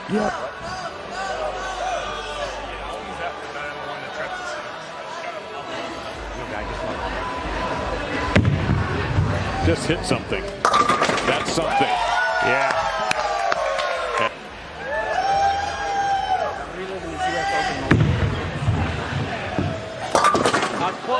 I can still do it. I can still do it. I can still do it. So I got to go Brooklyn? Okay. No, you can't. I don't know if I can go Brooklyn, but I'm going to try. He said I couldn't go 5-1. I think I can. Oh. And yeah, I think that trying to go Brooklyn. I think he did. Yeah. The spot's not good for one. He here. was giving O'Neal the business from the U.S. Open, saying, hey, I bet you can't go 5-1. Remember, he did that back-to-back shots on the left lane at the U.S. Open. Yeah, he almost replicated that lead. Now, is he going to get the head pin only? No, he was trying. He did try to do that. Spare conversions in your match against Pete, but how are you going to turn those into strikes this time? I need to throw better shots. I keep throwing it to the oil, and that's not working out very well. So I just need to throw the ball better, and hopefully I don't make any spares. All right, well, good luck to you. And Norm, your team didn't have issues with strikes, but you guys were on the left lane. Now you're going to be on the right lane. What adjustments do you need to make? A lot. I'm moving further right. Bill's going to go left, and he's going to hit it harder. Our left hand, he's going to stay pat. So we're hoping it works. But, yeah, we're a little bit concerned. This lane is tougher than the left lane. Definitely. All right, well, good luck to you. You get lane choice. Yes, sir. He's rolling the rock, isn't he? It was absolutely perfect. Great shot. Done. And he is really good. Walter was really right. That's got to go. That was really right also. Tried to hook it. Not that much, though. Too much. Too much hook. Point board, you think? About 5. Okay. No farther than 5. That was closer than it should have been. I think we're going to see Norm Duke throw it really straight up the right side on that lane. Because it's so tight to the right. You can strike all you want, but if you don't make spares, you don't win. Ball change. Yeah, and he was about a board from leaving another washout. Wow. So if that was 2.9 or 2.6, that would have been another washout. But this time he keeps it on line a little bit better with the new ball.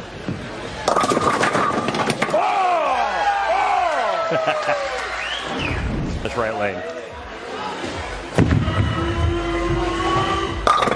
Oh, yeah. Unfortunate. It looked like a really good shot. Paul's going to get there.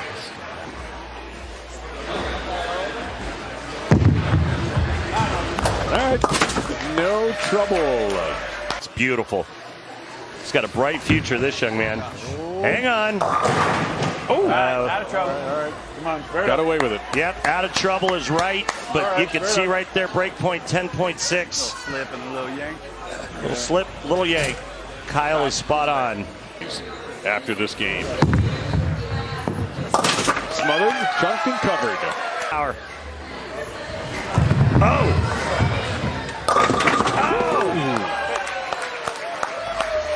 Little different sound in today's game than back when Norm and I and Walter Ray were young.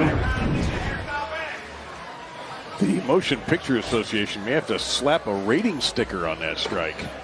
Wow.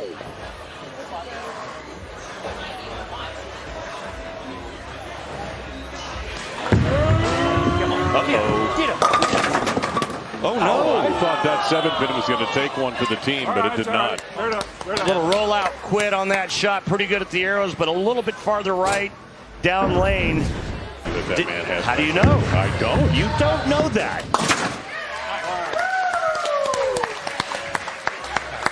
All right. Yeah, little slippage too. Yeah. I thought we could get away with it. Yeah, you get that little right. Almost got my carry out of it. Yeah, I was like, oh, get him off the hit. 2 different ways. Kyle, is that gentleman, is that his real hair or is he wearing a wig? I know the answer to that. Oh, Billy O, that's a beautiful. I was saying that's some pretty sweet hair. I think it's his real hair. No way. I may have to go pick that out. Kyle's going to go pick that guy's hair out. I see a photo we got to op. get that on. Yeah, I see a photo op. Oh, no. Yep. Okay, trouble averted. Straight. Where's that hair? Kyle, get on over there and pick that out.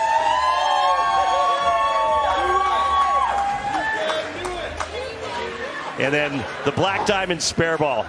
That rubber ball right there, when you had that thing drilled, it stunk so bad because of the core. Wow. And now they make bowling balls with fragrances. Yeah. Have to think he's going to stick with that same line. Oh, yeah. Right up the guts, got a hook, fanned it. Caught some movement down there. Yeah, put both your fingers in. Get them both in there. I caught movement down there, and it freaked me out. Hey, Bill, did normally have 2 fingers instead of 3 in that shot? I'm not sure he had any. I think he just hit it, tried to put his thumb in there, and he was, watching last night's trick shots and tried to do one there, and it didn't work out. There's a little lesson on how to shoot that spare in case you needed one. 5. That is rev rate, boys and girls. That was no shank. That was a strike. And a beauty at that.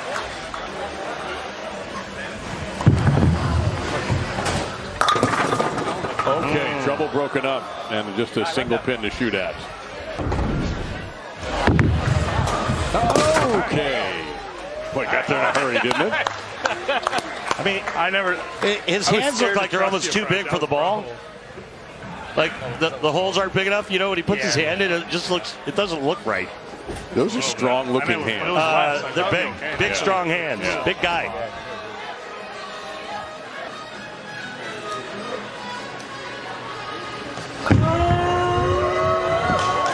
And continues just piping it.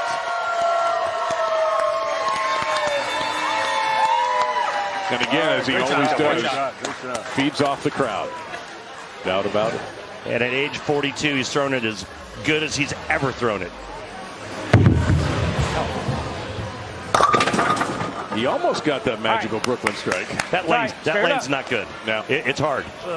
And Bill's trying to do what Bill is really good at, and that's move way in and go around it. Problem is, if he gets it a little too far right, it hangs like we saw. And then if he gets it up the lane just a hair, it goes high, or Brooklyn, like this shot. And that's why Duke's playing it really, really straight. Thing is, O'Neal could do that as well. I was about to ask you, why doesn't he? Maybe the wrong competitors. Hey, like the late great Dick Weber used to say, winning never gets old. There you go. Needed is that. Great shot. Way to be. Way to be, GOAT. Way to be. I'll pass it along for you. And Pete there, 37. Parker, 35. Look out. Yeah. Too much up the lane. It's kind of trapped. Right. If I get on the other side of this.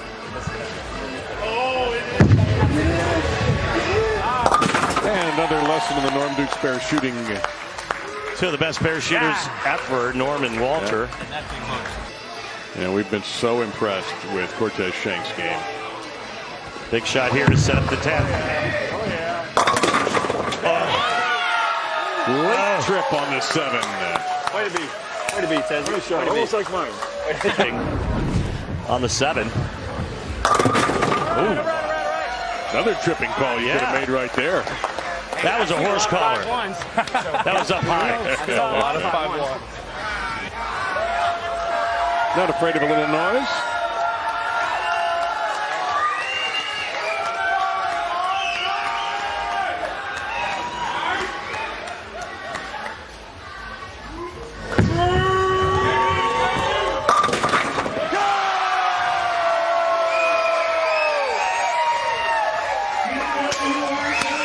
The Legacy Cup belongs to Team Walter Ray Williams Jr. They defeat Team Duke. And the PBA Legacy Cup trio winners, Walter Ray Williams Jr., Cortez Shank, and Kyle Troup. Just another win for Kyle. And for Walter.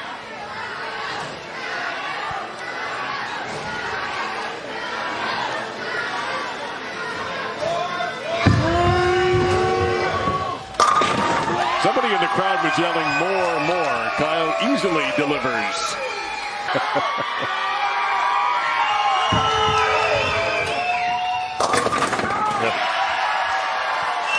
He's bowling at a high level here in 2024, sir. Just to remind everybody, it really isn't that easy. Isn't it like any other sport, though? When your best athletes are performing at that extreme high level that they make it look easy? 100%. In any sport, whatever sport you can think of, from archery to cricket to baseball, whatever.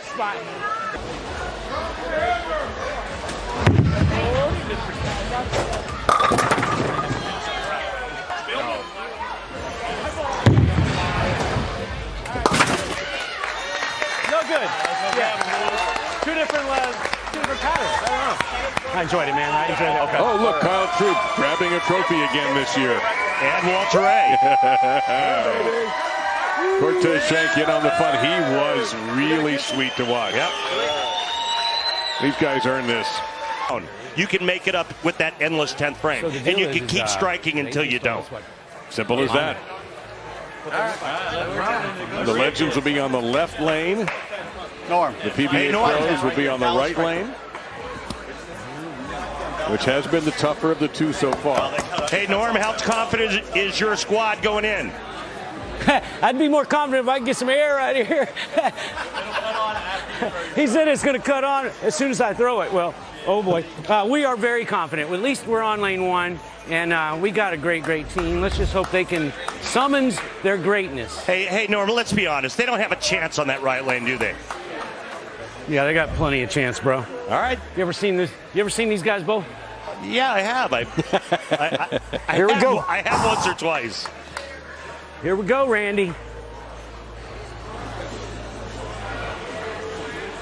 Anything other than a strike goes right to the dumpster. That's got a hold. And that's a zero. Zip. Norman. No spare needed. Strike or nothing. Yeah, here's somebody who threw a lot of strikes in the Legacy Cup. He sure did. All in the left lane, That's by the true. way. But when you're good, you're good. Yeah, and he's good.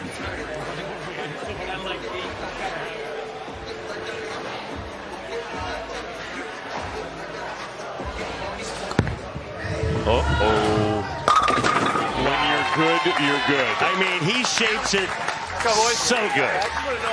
Play 10 or 20? Yes. That is a 1-0 lead for the All-Stars. This is just gorgeous. 20 out to about 6. 10 back. Well, speaking of gorgeous, how about Mike Albee being back on the lanes? How good does his game look? Oh my goodness! Seriously? Mike Albee. When he bowled 300 in Wichita? Yeah, that was just beautiful. Little hip hop, and that will count! Really, O'Neal? Really? Wow. We know Tommy's going. I don't know where my ball's going. That hit the head pin, that's a bonus. Get out of my ear. Leave me alone. Hey, Tommy, what's up with the trip too? What I mean, I was just told that knocking him down was the only thing that mattered. Hall of Fame carry. I know that all those other guys are Hall of Fame, but I get to bowl bottom on a pretty good squad here, and the way things are this day and age, I'll take my team against your team. And Parker just buries 10 alive to even the match at 2. Tell them what they can do with it.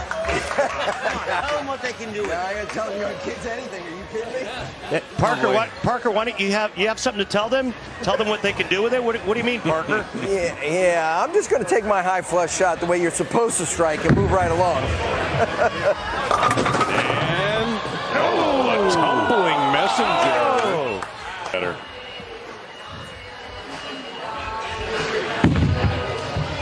Did Pete can get that thing around the corner? He knew it. He started walking. On you guys. Who do you guys think you are? I still have it. That's not the quote, Pete.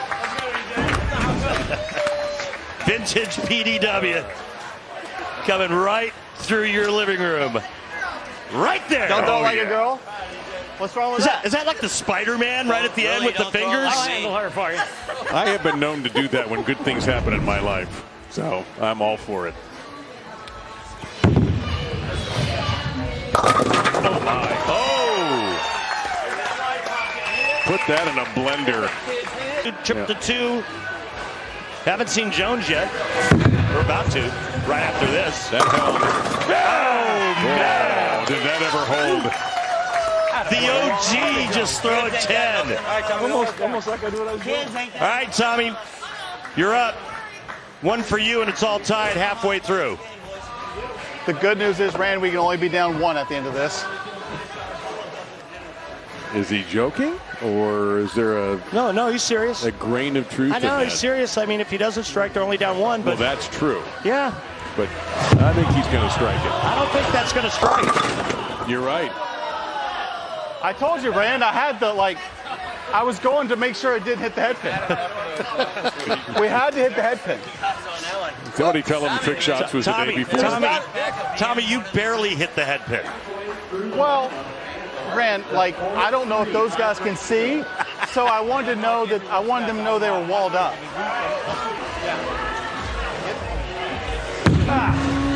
Hates it.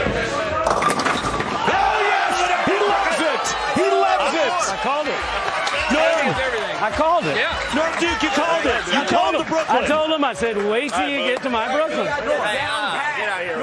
I threw the same shot. I mean, this is one of the best Brooklyns I've ever seen. got a little more on He throws the 6 into the 5.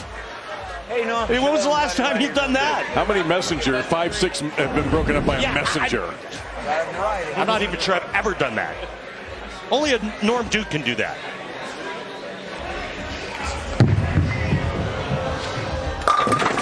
And there you go. You wanted it. There she is, baby. Hey, Bill O'Neill. Bill. Yeah, Randy, how are you? Now, if that 10 pin doesn't go down after what Duke did, what's the team's reaction? Randy, I thought that was going to miss the head pin. The fact that even to hit the head pin was the bonus, and that's what Kyle does. He gets those hits. He's lucky. He's always been lucky, Kyle. All right, that doesn't count. There's your gift. Bill, There's your gift. Bill, he's on your team. Well, you know. Well, it's a chance to tie right here for Bill in the 7th frame. Yeah, Pete. Huh? I'm going to do it again. Watch. He said he's going to trip the 2 again. All right. A strike here. We're all tied up through 7. Ooh, that looks good. That's because it is. Hey.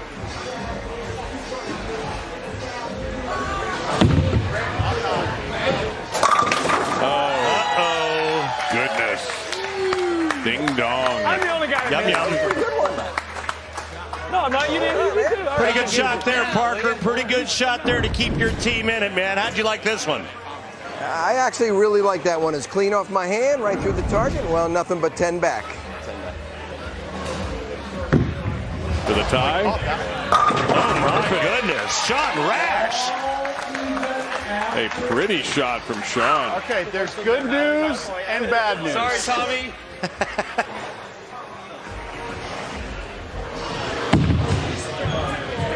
Maybe. No. The limp 10. That right on his hand. Hey, nice try, Pops. What a great match. And hydroplane. No, sir. We stay tied. 10th frame. The endless 10th frame. Will it be for them? No, it won't. It won't be. And now they're in jeopardy of losing. Man, I like that. They put him in this position for a reason. For the win. And that ain't the reason. We're going to 1-ball roll-off. Now what do we do? Well, you roll it off, Tommy. 1 ball.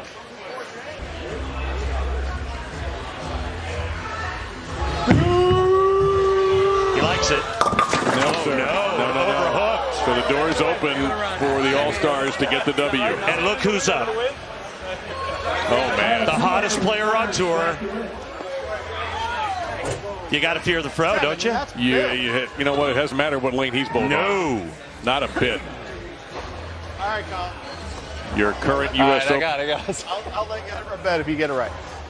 Current U.S. Open champion.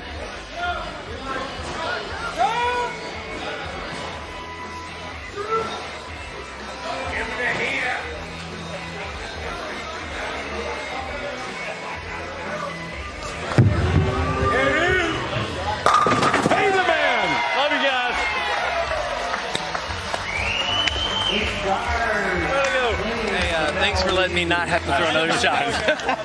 Not either. Kyle Troup with a one-ball roll-off puts the PBA All-Stars on top in the Battle of the Ages, 7-6. Well, Kyle Troup's been doing this all of 2024, and he just aces another shot for the win.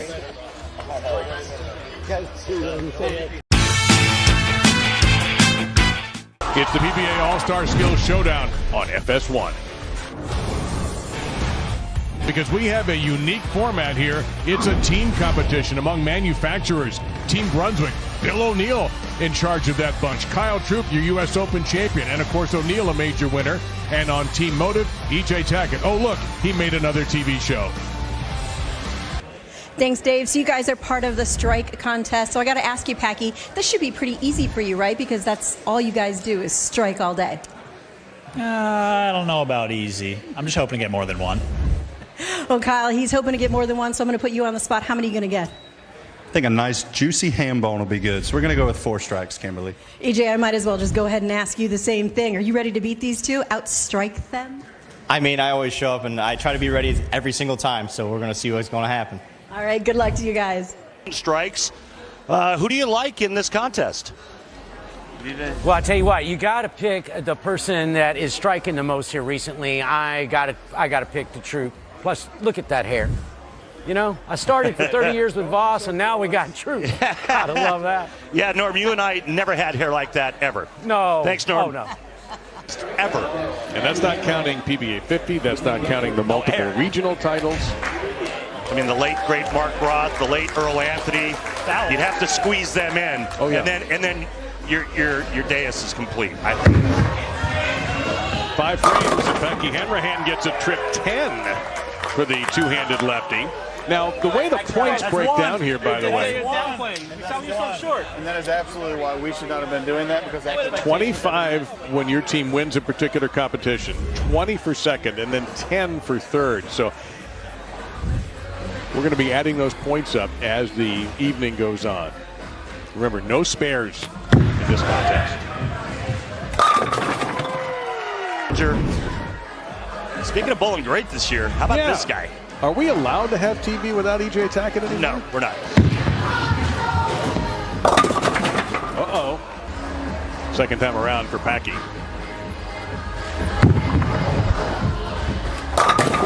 Oh. Yuck. I watched him in practice, and Dave, he threw a lot of strikes in practice. And, going in, I thought maybe he'd be the favorite because he's the only southpaw. Almost a 7-10, but it's not a strike. And all we care about in this competition is strikes. Uh-oh. That's a little light. Yeah. Messenger's not going to get there. So it opens the door for E.J. Tackett to make it a three-way tie. You were right. It's a tight lane. Track itself.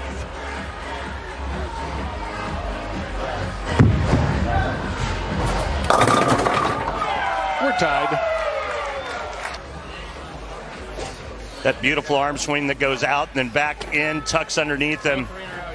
And then the incredible power of a man of that size. Yeah, it's staggering what he can do. Tremendous athlete. All right, third frame. Oh my, indeed.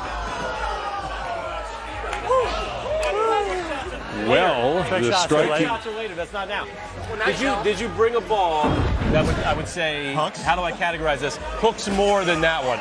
I brought a couple of them. There will be.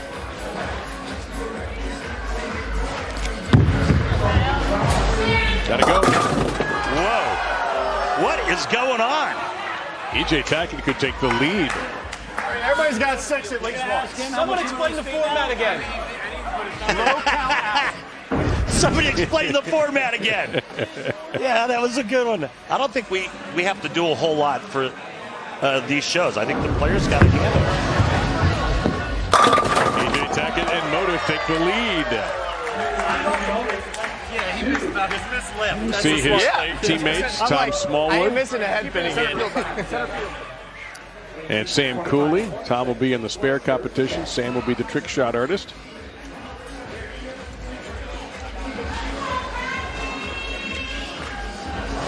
So only 2 frames going to be bold before we knock somebody to the curb here. Oh, that looks solid, Randy. Wow. When it comes to trash talking, Tommy Jones is a varsity. There you go.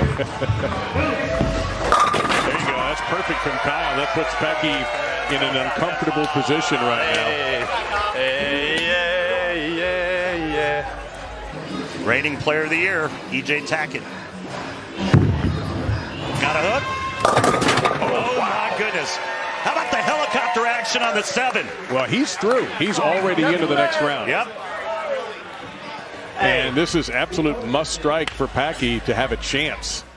Otherwise, he will be eliminated, and Brunswick will be third and pick up 10 points in the team competition.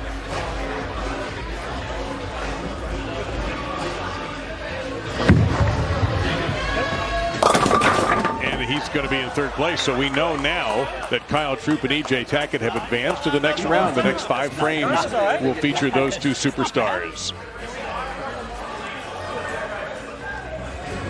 Well, the Randy Jinx just did in Packy.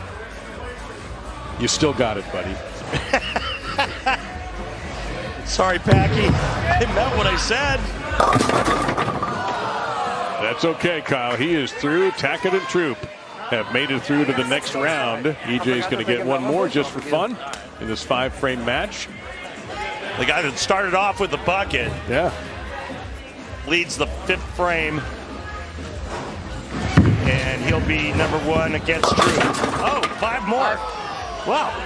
Hey, I barely got 10 on the 2 shots I didn't strike. No pressure on that shot for EJ Tackett. Well, we all remember it. It is arguably the biggest strike in the sports history.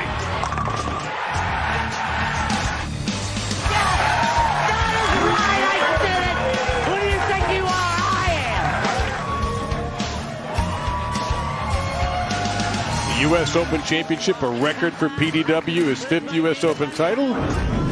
Who can ever forget that?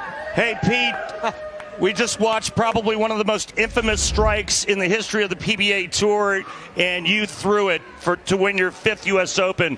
What was it like? What did you feel after all 10 went down with that shot? You know, Randy, it was like I asked for a re-rack right before the shot. And right after that, it probably the calmest I've ever been throwing a shot. You know, for a U.S. Open title, being very calm, that was so cool to throw the strike and win. And, you know, hats off to Mike Fagan, too. Thanks, Pete. I know we all enjoyed that. You could say that. I mean, my goodness, what a telecast that was. Take a look at our 43-foot LBC oil pattern. Players are going to be in, feeding it to the track to the right and left on both sides of the lane. Follow the transition. I don't think there's going to be a whole lot of that, but EJ Tackett seems to be fairly well dialed in, even though his last shot got 5. But we're down to 2. EJ Tackett and Kyle Troup. 10 points for Brunswick, 25 for the winner of this, and 20 for second place. Competition between the manufacturers, making this just a little extra spice. Through the nose for Tackett. Quick reminder, we're not going to see any spare shooting. Not in this competition. No. That's the next one. Points, son. Get them points. Made sure I didn't get 6. I think Kyle Troup's going to make a ball change here and look for a little different shape.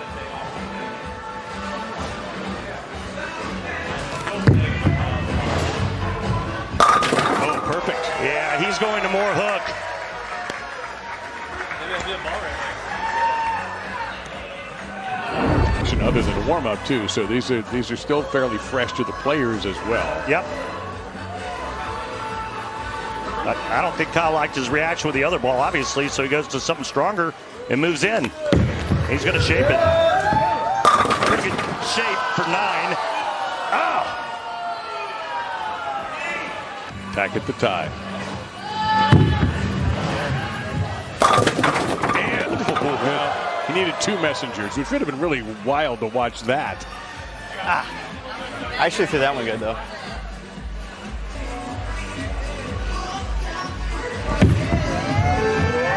That looks pretty good. You saw that time the ball kicking out the 9. Yeah, it actually took the 9 out. Great shot. That was a little better. That was 2 easy ones. So Kyle to take the lead here. And of course, it wasn't that long ago that Kyle picked up the U.S. Open Championship.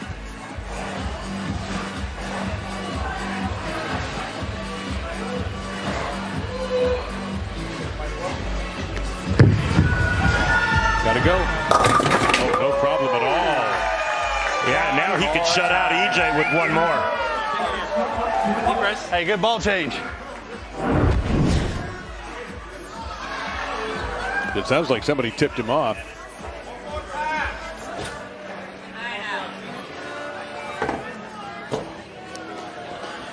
So if he strikes here, he has a chance to shut EJ out with one more after it. EJ is maxed out at 3. Troup can max out with 4. Yeah, he's going to put Tackett in a position where he must strike to keep this going. Otherwise, Storm will take the first 25 points.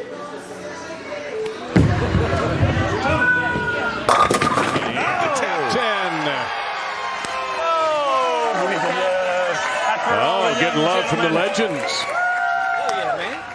Just barely kicked the 10 out, but EJ has to strike to have a chance.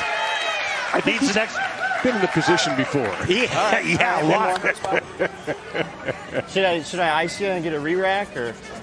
You get 2 a game. I get 2 a game still? Yeah. Oh, that's funny. A re-rack. Hey, that's all I need. That's fair. Well, it's very simple. If he doesn't strike, it's a victory for Team Storm. Yeah.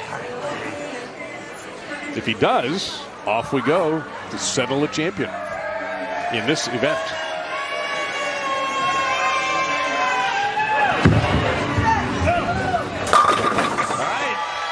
Well, he did what he could. Now it's up to Troup. Troup's last shot if he strikes. Well done.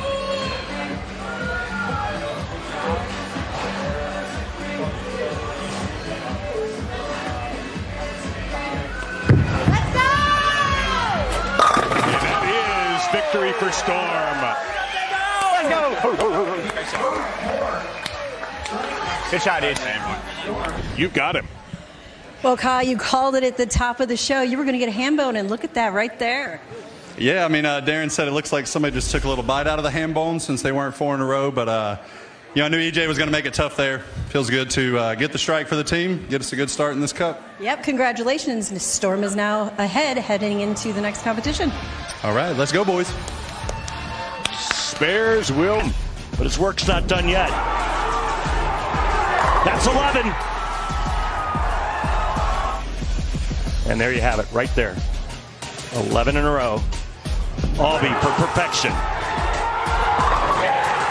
Albee for 10,000 extra bucks in the bank account as well. You notice he walked away. He started to walk that shot out. A very confident man he was. Mike, we just got a great look at that memorable 300 game against David Ozio. What do you remember most about that afternoon? Well, it was just, you know, a wonderful day. Obviously, it's something you could dream about. But, you know, David Ozio obviously pushed all the way to the end. And, you know, to get that first one, actually 11th and 12th were pretty easy compared to that 10th one. But, yeah, just a fun day and just love to watch it every time. That's spectacular. Congratulations on a great career, Mike, and thanks so much for being here with us. It's awesome to be here, Randy. Thank you. And to be with these 4 guys and the current pros, it's a wonderful time for me. Thank you. Yeah, what a great thrill having Mike here as well as those other Hall of Famers. So Storm picked up 25, Motive 20, and Brunswick 10. That's pretty good. But now there's going to be incredible point values for the spares we're going to see. So we're taking strikes right out of the equation. Kimberly Pressler is standing by with our spare experts. That's right, David. So everything right now is all about spares. So Darren, I got to ask you, how's your spare game right now? Good. Does it need to be great for this next part? We'll see. All right, Tom, I got to ask you, let's be honest, did you practice your spares before coming into today? No. I mean, for the last, 6 weeks, yeah. But apparently didn't go very good. So I'm here at process elimination. No one strikes more than EJ, so he had to do the strike thing. I have 0 trick shots. I barely make spares, but that's why I'm here. Well, by process of elimination, does that mean, Bill, you're going to be the winner here? I mean, it seems that way. I mean, we've definitely established this year on tour that multi-pin spare conversion is my thing. So we should be all right today. All right, good luck to you all. Yes, a U.S. Open reference if ever there was one. So the bucket gets you 25 points. Also getting 25 points, the old picket fence, the 1-2-4-7. Not an easy one to shoot. Then for 50 points, the baby split, a 4-5, a washout, a 1-2-4-10 for 50. And then for 100, something you don't see pros shoot at that often. No. The 5-7. And should we be tied, the old 4-9 split will be the roll-off. 5 of those guys that are over there. Incredible spare shooters. So we'll see if Darren Tang is indeed right. He gets straight out. Yeah. Out of the Duke playbook. There you go. This guy's trying to play mind games. No. I wonder if Norm gave him some coaching earlier. Wouldn't be surprised. Squeeze it a little bit, maybe. Because I'm kind of with you. I always think of that as when you have to hit a pocket. Yeah, I mean, especially when the old pattern's a little bit softer, you can go ahead and hook into it like that. All right. Is that possible to throw Brooklyn on the bucket? Yeah, well, I'll go with that. But he crossed over so far that he was able to get the 8-pin out. Watch the 4-pin. 4-pin clips the 8 and covers it. You only get one crack at this, by the way. And that's more the traditional way to make it. Listen, that wasn't great, but it was three better than bowlers, your 3 different looks. 3 bowlers, 3 different ways. 2 tried to hook it. Darren Tang threw it straight. And we'll move on to our next combination. It's the picket fence.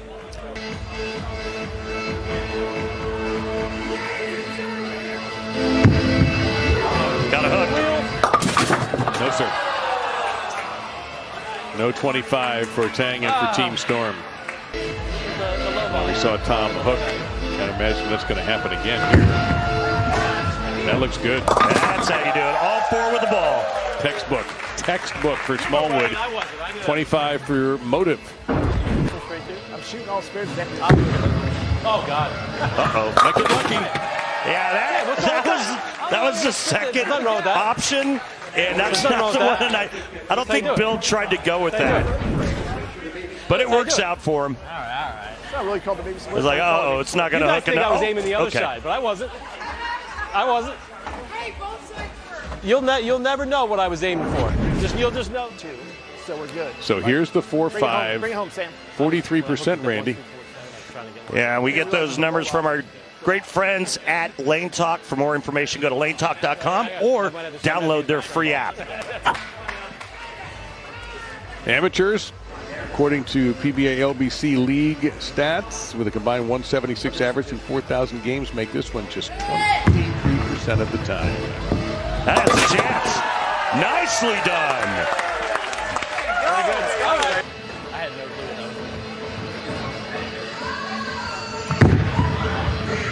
clue. Left. Yep. Ready for the senior tour. They might call this the baby split, the 4-5.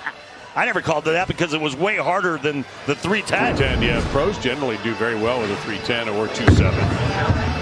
The real deal. Perfect. Oh, nicely done. Right down the middle. Come on now. Okay.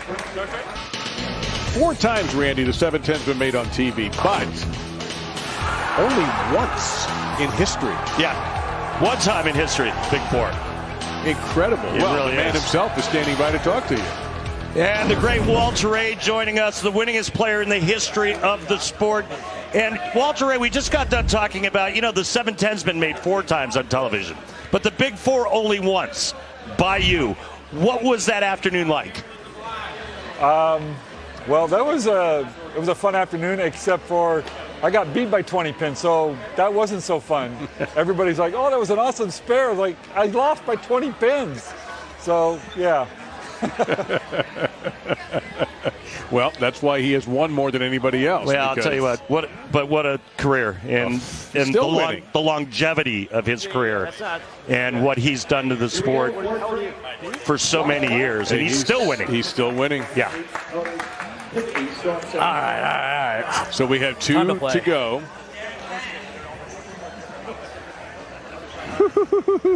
Washout. This is not fun to look at. Yeah, typically you want to try to make this by cutting the head pin over into the 10. Anything else would be futile. I'll keep you on your toes. Anything else would be uncivilized. That too. All right. So Darren Tang, 75 points so far. The winning team will pick up 25. Oh, my. Wow. He's good at that straight ball. There was no messing around with that. He makes the bucket, throwing it straight. Did he line me up? Down, I got throw it straight. Commercial break. And he throws it straight at the washout, makes that. Curves it into the 4-5, makes that. Look out. No.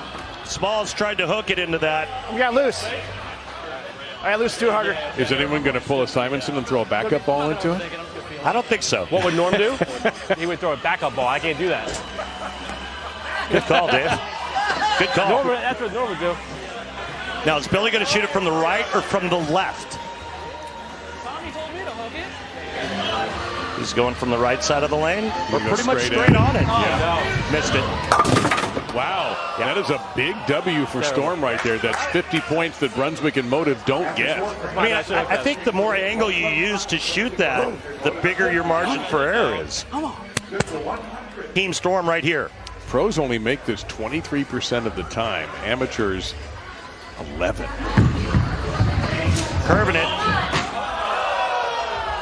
Pretty good. That's pretty good. Left the door open. Pretty good.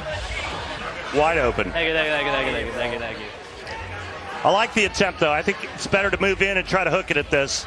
Now, Smallwood at 50 points would go past Tang if he makes it. Yep.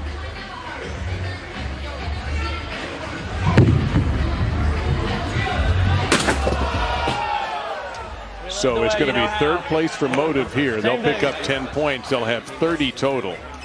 Right now, Bill O'Neill can give Brunswick 25 points in their pocket if he converts this. Be careful on this right lane. You get it too far to the right, it's not going to hook. Excuse me, left lane. Oh, no! I thought he had it. He got too much of the 5-pin. Nobody converts it. So Storm ends up winning the spare competition, 125 to 100 over Brunswick, with Motive third with 50. So Storm, 50 points for the team so far. This is who's the greatest. That I'm not sure you can have a debate about who's the greatest bowling trick shot artist. Unless it's Andy Varapapa, of course, going way back. But in the modern times, here's your maestro right there. Yeah, I mean, we had a lot of really good trick shot artists. Parker Bone III was a good one, but I'm not sure there was one better than this guy. That one's pretty good. Because, wait for it. Yeah. You got to have a lot of imagination, a lot of confidence, and a lot of talent. Yeah, Norm, you know, when most of us were practicing trying to strike, you somehow found some time to do these trick shots, and you were probably the best at it. Do you have a favorite? I mean, do you have one that when you go and do your exhibitions around the world, you just pull it out and you go, hey, watch this? Yeah, my favorite is definitely the towel shot. Even though it's not the hardest that I've selected, that one there that you just saw was really hard. But the towel shot's kind of like a signature move of mine, and fans enjoy it, so I keep giving it to them. Thank you, Norm. Will anybody dare try that tonight in front of Norm?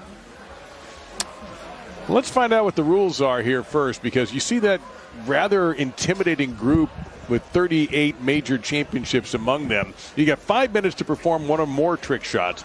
You see the judges, they're going to be holding up rating cards, and the highest cumulative score will win. The tie for first will be broken by a one-trick roll-off. 188 PBA titles judging you. Yeah. Just so you know, Mike Albee held up 10 after he saw Norm Duke's trick shot. As well he should. Yeah. Randy Peterson, Dave Lamont, you just saw Kimberly Pressler, and we have Sam Cooley repping Motive here. The chair trick. Looks like, is that going to be first? Now the clock is already running. We're 30 seconds into this. As you can see, there's the clock. 5 minutes. And you can do as many trick shots as you want. This is going to be a worry.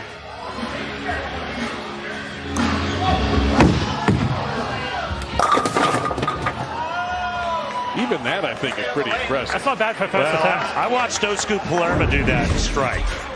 And this is going back a few years. And, I mean, we were all like jaw dropped watching Osku throw it 20 feet in the air halfway down the lane. And try one more. You got it. I'm getting worse as I go.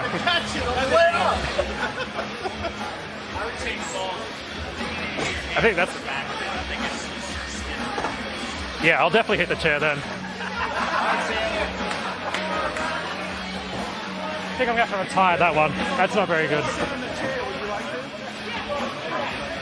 Yeah, why don't you put somebody in the chair? Two balls to the 7-10. No. You remember when you and I did that? That's still not bad for my first I attempt. Somebody made a pretty funny video about that too. You threw the first shot and then I need your help. You gave me the little arch so I could throw it between your legs, and right. we covered it. And then acted like a couple of 8-year-olds when we finished. All right, Sam. I think the judge is giving him a hard time here, Randy.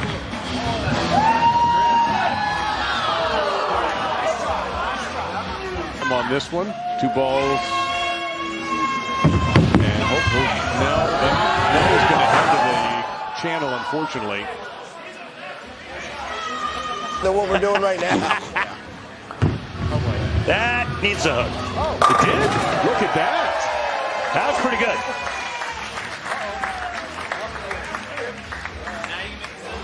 I did get another chance at it. You got a minute left.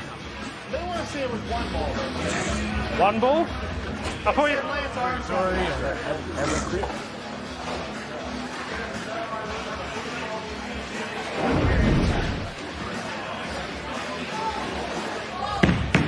All right, 2 balls, and if they're going to both be on the gutter, so.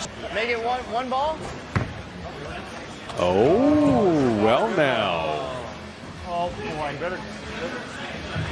I thought you were going to make it down there in time. Hey, Norm, is he trying to steal your thunder here with a 2-ball shot? Oh, he done. Come back. He ain't got nothing. No thunder there, Randy. I'm sorry. About 10 years, so. All right, T with a 6. Ready? 10.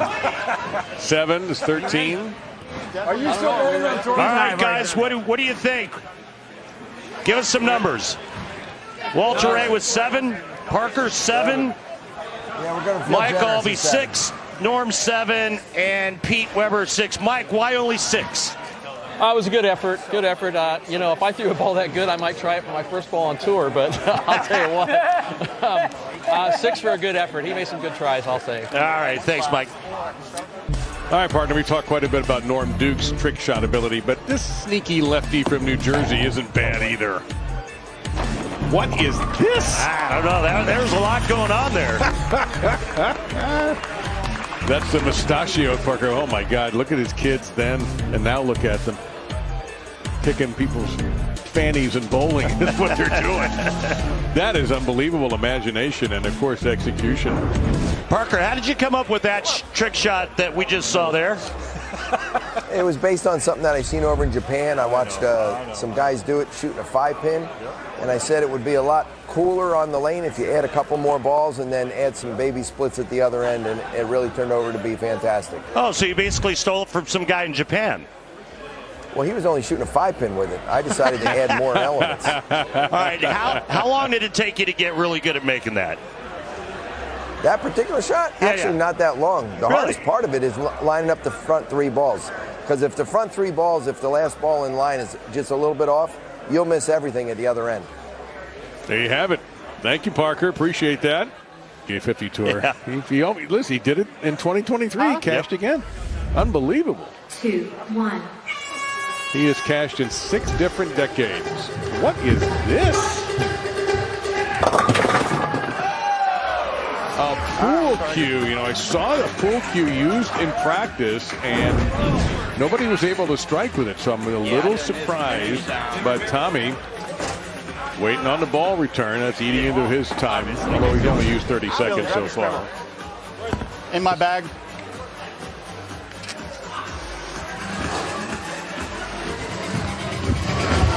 That's got a chance. Yep. Oh, that was close. That was close. All right, one more time.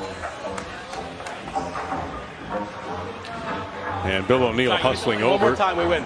Different ball to save some time. That's a smart move. Hey, judges, am I ahead of the last guy?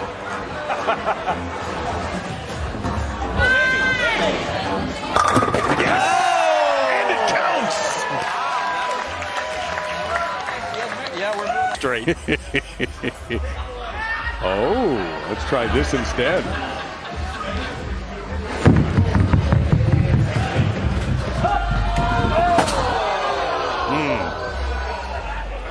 All right.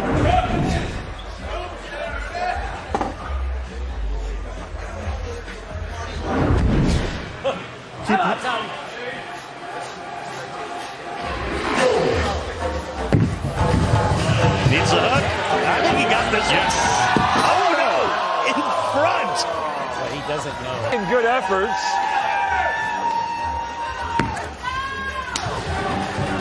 There you go. Yeah, that's not bad.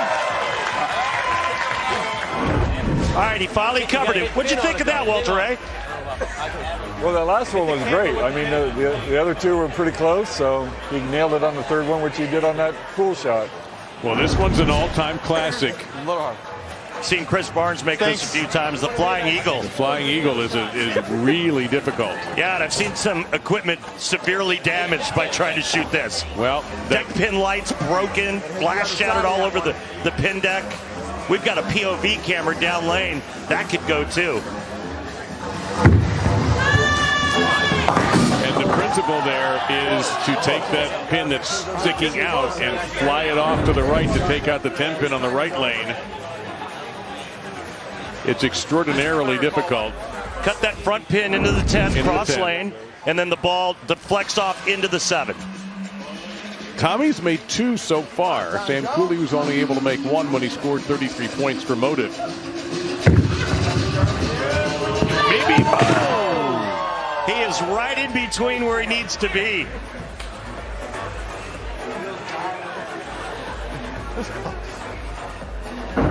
There's Packy Hanrahan setting up that front pin. Oh, that was I close. put the feather on that one. Yeah, that's the camera I'm all too. getting hosed. Are you ready to write the check for the new camera if we need it? No.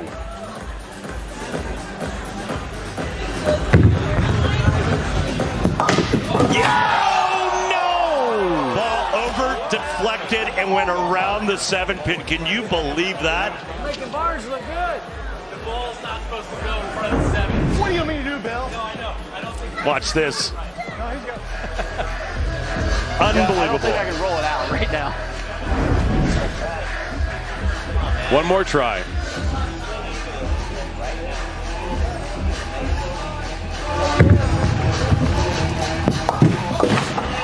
Oh, no! Wow. All but making it. That was about as close as you could get. The last 2 shots for Tommy Jones. And let's go to the judges. Norm. I mean, he's the best. But I mean, the 2 best guys here are Norm and Parker, so I'm going with whatever they got. Norm, stop it. That's better. That's better. You don't have a 9 in there? Right. Oh, I got 9s. I got a 7 too. What I see. All right, we'll settle out of court for 8. 7, Pete? All right, that adds up, though, to 39. That beats Sam Cooley by 6. Warm-ups make the 2-ball trick with the big 4. Walter Ray can do it with 1 ball. I knew you were going to say that.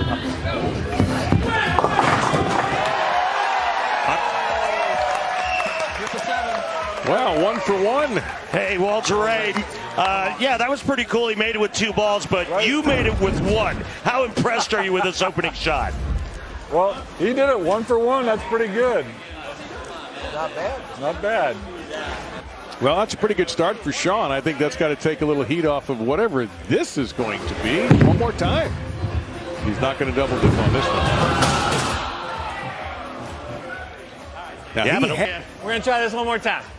Oh, we're going this way now. Uh-oh. Maybe not. Kick it. Yeah, you can help it. Well, now there's a trick. That's not going to help it. Hit a little too hard. That's not going to help it. 1-1. Yeah, one more. One more on each side. Now, Right here? Yeah. That's it? Can he fit the ball under that chair, you think? If he I don't tries, know. That's going to be tough. He may have to go over. Sam Cooley tried this unsuccessfully. Yeah, but Cooley had the chair way farther down the lane. Wait, what's he doing? Oh, between the legs. And wide left. And the whiff. Yeah, I'm going to move out the way. Yeah. All right, now he's on the lane with the chair. What's the plan? I guess he's got to go over. Oh, hey, I like that, Sean. That wasn't bad, man. That wasn't bad. Okay, at least you got to the chair without hitting the car over here. No car. Yeah, between the legs, gutter ball. No. This is not impressing anybody on the panel. Well, he got off to a fabulous start. He hit his first one. Yeah, but the 2-ball trick on the big 4, but he has not hit since. Under 2.5 minutes. This is the guy that Norm thought might do it. Oh my goodness, Norm! Norm, what is going on? Norm, what is going on out there? All I see is carnage, Randy. Just carnage everywhere. Oh, pure carnage. Another gutter ball. Big 2 minutes. Big 2 minutes. Instant carnage. Here we go. Start out. All right, let's try this again. Maybe. Well, Brooklyn. But I mean, at what point? We're here at Phoenix Raceway, right? Yeah. At what point does the caution flag come out? Oh, my. I'm not saying. Well, you got to be cautious with that shot. Look at that. Oh, it's getting better. Uh-oh, back to back. Over.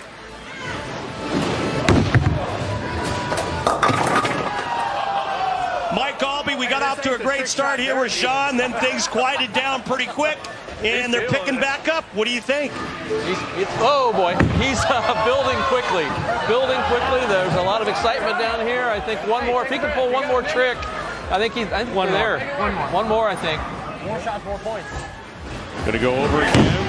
About a minute left. Cross.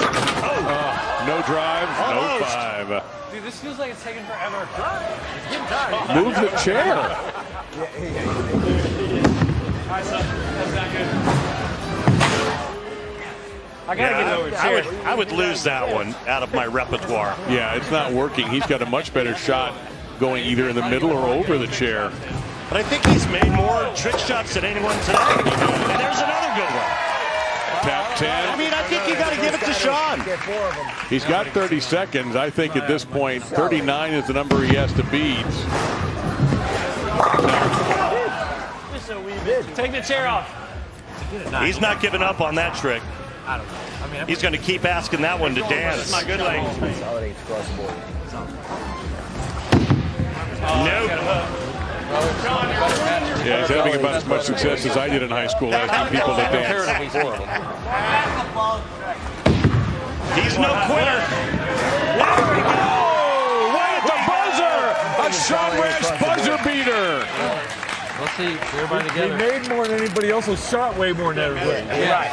What would you get? What would you get? You know, there were some pretty good shots in there, but He had a lot of misses. a lot. A lot of misses, but he had the most makes and the most misses. Judges, what do you think? I'm not. Walter Ray with 8. Okay. Parker Bone, 8. 7 for Pete. 7 Norm. for Pete. 8 for Mike. It's a 8 tie. for Norm. It's a tie. One trick roll-off between the two players. All right, well, Sean has gone 2 hands the big 4. He's gone through a chair, over a chair, between the legs. I'm not sure what more he could have done, Kimberly, and frankly, I think the judges may have shortchanged him.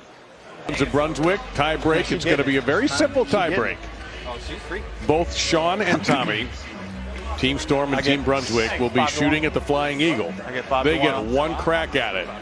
If they do not execute the crack, and we are still tied, or if they both make it, and we're still tied, then they are going to take, each of them are going to take a bowling pin and chuck it at a full rack.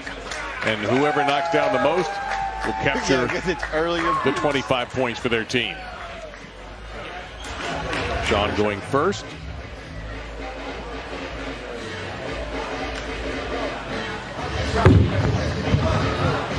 Has a chance. Yes!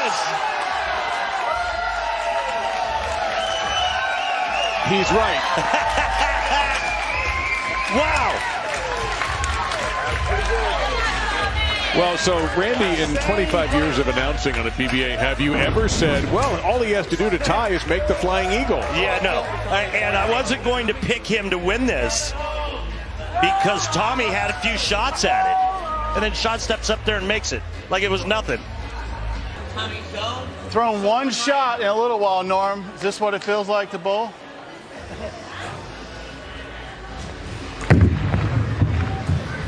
Are you kidding me? Oh, my Lord. Pretty good effort there by Tommy Jones. Cut it in front. Incredible effort by Tommy Jones. So it's a sweep for Team Storm. They take all three events, the strike competition, the make that spare, and also the trick shot competition. Storm with a perfect score of 75 points. Brunswick second, Motive in third. What do you think? Take one more look here at Sean Rash in the Flying Eagle. Pretty good stuff there. And Kimberly standing by with the winning team. Well, Storm was able to sweep that. Sean, can we talk about the Flying Eagle real quick? Did you think you were going to make that? I did. I got a couple practice shots. I was pretty close in the second one. What a hell of a team effort, though. Kyle got us off starting with the strikes. Darren made all them spares that we shoot almost every week because we're on the bottom of the list. And then somehow I made a bunch of trick shots. He's good at playing up 10. These two were like off their chairs as soon as you made that. But this competition was pretty cool because it really showcased so many different types of, spares and strikes and trick shots. What would you say was the best part of today for your team? The team win. Obviously, that's the best part. It's always the best part. Obviously. And Kyle, what do you think when you started today? Did you actually think you guys were going to sweep everybody out here? I didn't think we were going to sweep. I knew we had a good chance just because Darren's a great spare shooter. Sean's been messing around in the bowling center doing tricks probably his whole life, and I know I can throw a few strikes. So it's great to get the win for Team Storm and for Bill Chrisman as well.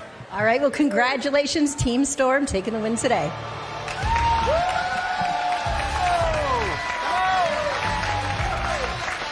And they honor the founder of Team Storm, of course, the great and the late great Bill Chrisman, a tremendous, tremendous man in the history of this sport. Tomorrow, the PBA Legacy Cup, as our All-Star Weekend coverage continues at FS1, 1 Eastern. Legends and Rising Stars will conclude on Sunday at 1 Eastern on Fox.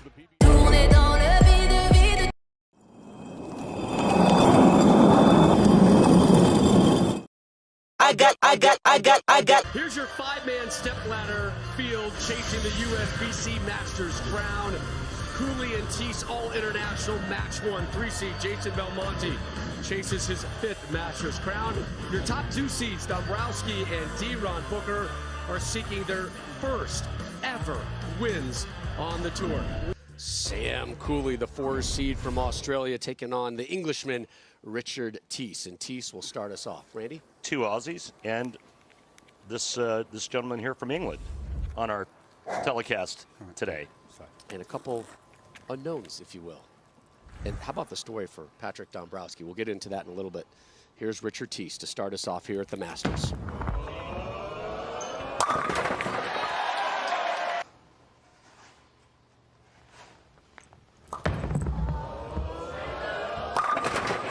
That's how we start, folks. Back-to-back jacks. Be that right lane. Cooley, the number 4 seed, he gets the choice of starting lane in this match. As we take a look at his arsenal, he's going with Crimson Jackal. And I know how you like the names of some of the equipment. That 10-pin is going to stand. I'm sorry, what was it called? The Crimson Jackal. How do you feel about that? The Crimson Jackal. Yeah. Who do we got to talk to? Do you know anybody? I know a couple of people. Storm? Anybody? Cooley? Cleans that one up. Masters? 44 feet in length, and originally the players were going to try to start a little bit straighter, a little bit farther to the outside part of the lane. That you see that red line, but that's certainly not the case right now. They're both in, and they're both opening up this pattern. And the winner of this one to take on your 3 seed, the man who has done it 15 times on the major stage, Jason Belmonte, maybe the greatest bowler ever.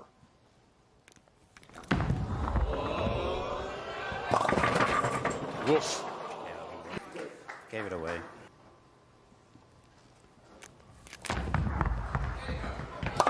Open frame. This will be his best finish of the season. There we go. On the left lane, Cooley. The whiff spare in the 5th frame, the bad shot in the 3rd. Tease did have a 300 game this week. There was only 4 in qualifying. Match play, D-Ron Booker had one, but interestingly, it's where they qualified. Richie Tease qualified 53rd. Sam Cooley 3rd. Clean it up, Richie. There we go. They absolutely did, because most of the players that are international, they headed home. However, Sam elected to travel to Lockport, New York to practice daily with Brad Angelo of Bowl U. Then he took calls with Rick Benoit in Kansas to hammer out a strategy for the Masters. Now, clearly that plan panned out because Sam specifically worked on shallower angles, which he says was instrumental to him this week. Hey, Kimberly, real quick. Lockport, New York. That's in upstate New York, or? It's in Western New York. Sorry. Yes, Western New York. I've never met anybody who's defended Western New York. Cooley in the 9th, way right of target.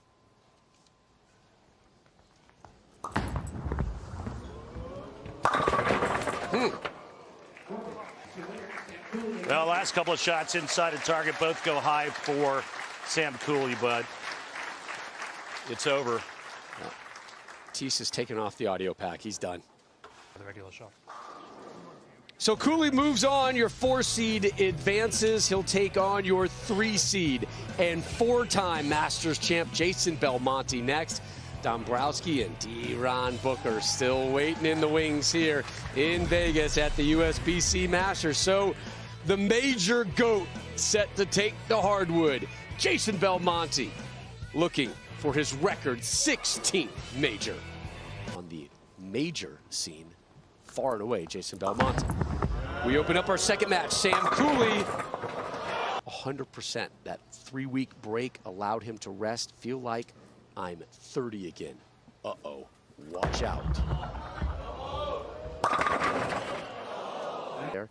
You know, it takes essentially kind of 2 days. It takes almost a week for your body to adapt, and then you be up to a nickel slot and do anything. Probably get a bevy. I'm more a Reno guy. Oh boy! Wow.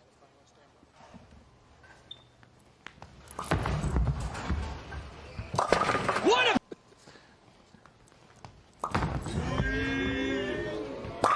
Oh yeah.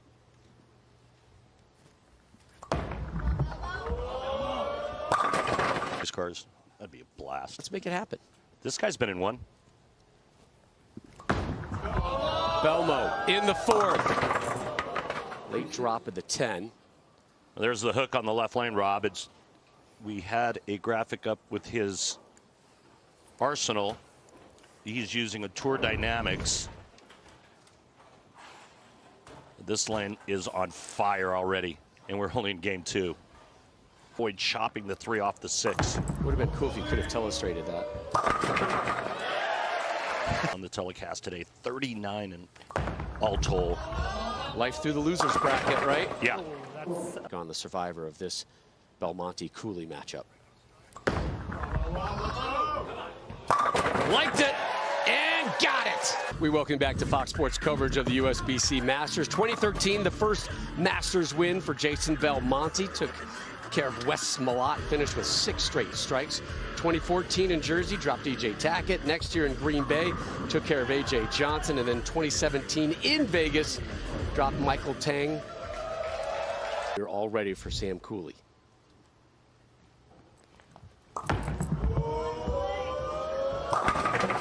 Messenger! Everybody was juiced up this morning.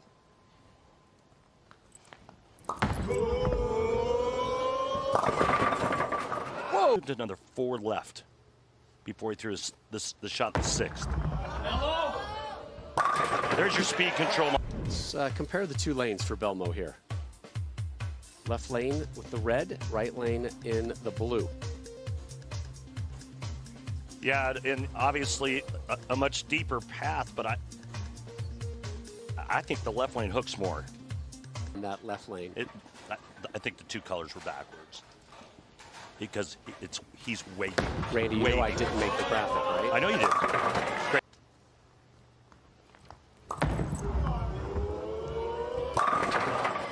Oh, no.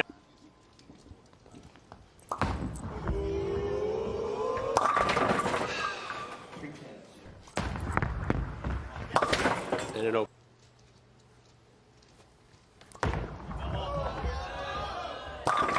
There you go. He wants that ball reaction to be nice and even.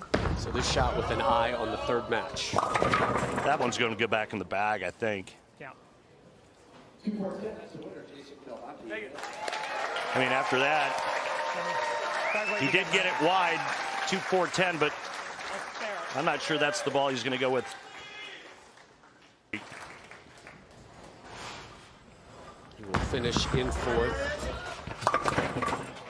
Look forward to seeing more of him as the season progresses. But it's Belmo, your 3 seed, moving on to your third match. Up next for him, your 2 seed, Patrick Dombrowski. Kimberly standing by with Belmo. Jason, congratulations on advancing now. Number 3 here at the third major of the season, the USBC Masters. Jason Belmonte, the 3 seed, will start us off on the right lane.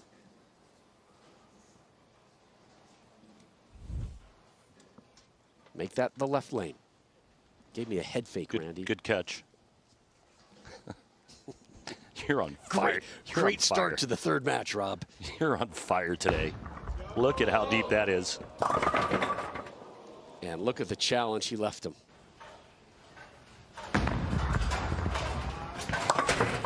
Ooh, that was close. Good go. If he moves any farther left, he's going to have to go airborne because he's running out of lane on that left lane. You think he's going to go airborne? Well, I think based on the last shot he just threw, he might and just get softer with his speed. Maybe move in a little bit, get a little softer, see if he can get it to come around the corner. 23 years on the tour, 0 titles yet for Patrick Dombrowski. Big Buckeye fan. Little scarlet and gray kick there to get all 10 down.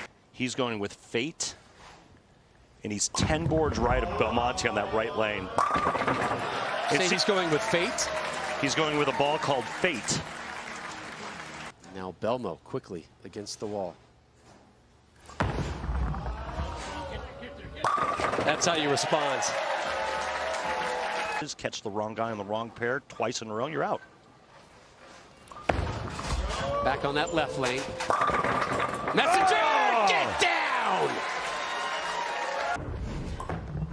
Dombrowski on the right. 3 in a row. He's got a very special person watching right now. I'll tell you about that in a second.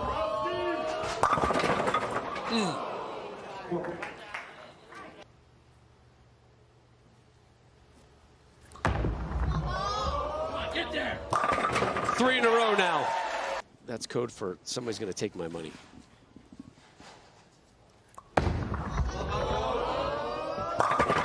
Messenger! Not enough protein this morning. Ball that is, who that belongs to? That's Belmonte's ball. Oh, I like that. Speaking of fate, right? Yeah. Fate doing you in. Watching that. That's not my game, man. No. Oh boy, there's that left lane. Good shot. You know, and just watching where he's playing and where Belmonte's playing, it's like head scratcher, right? It's like, how can he possibly play that part of the lane? It's got to be bone dry there.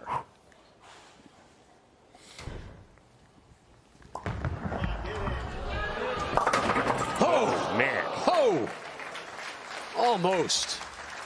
Working on a spare. So you're a grinder. Is that what you're telling me? You want grinder? I think majors should be grinds. Okay. Back on the strike train is Belmo. High games so far today, 222. 222 from Belmo in our last game. As far as one element is concerned, Randy, his approach. Messenger! Oh. Got it! Man. That was like a helicopter messenger coming over and just kicking the 10 out. He said it's given me more time to focus, to prepare, to improve my game. Big strike right there in his office. Great human being. Yep. Belmo in the 8th, working off a strike. 5-pin match. Curls it in.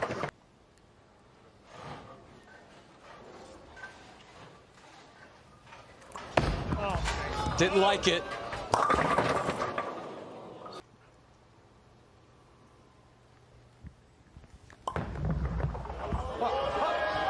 Did not hook. Oh, to the side. Dombrowski, huge shot in the 10th, on the left. Left the 7th. In the catbird seat right now and ready to pounce. Whatever this ends up being here in the 10th, fires up next week in Detroit. After that, the TOC.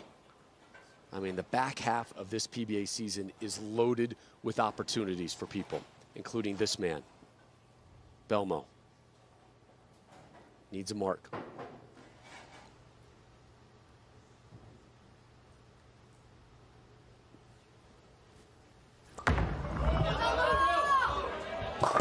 Way right of target. Are you kidding me? I should have stopped. Why didn't I? I can't keep up Why didn't I? with this pendulum of momentum. This is insane. He's got to convert this. Why didn't I stop? Oh.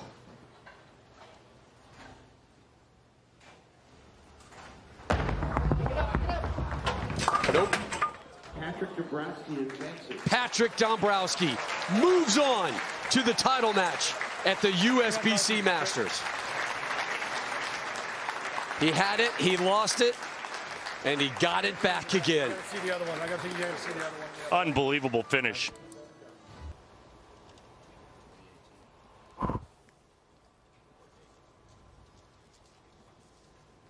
Dombrowski, native of Parma, Ohio, just south of Cleveland, starts us off on the left lane. Great start, Patrick. Great start.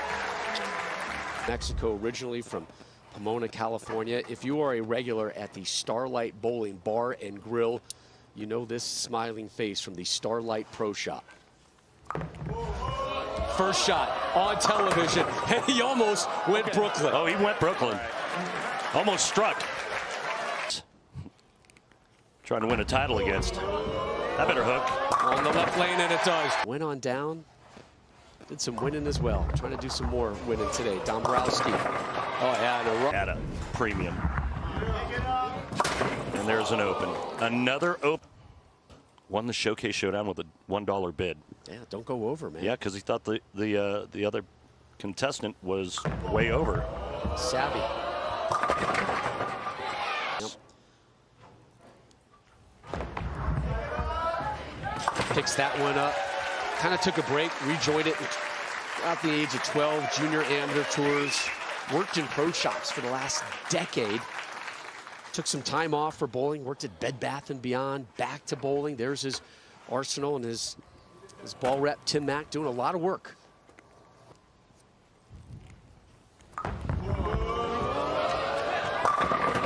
D gets all 10. Just a... Back to Dombrowski. Off that open frame in the 3rd, responds.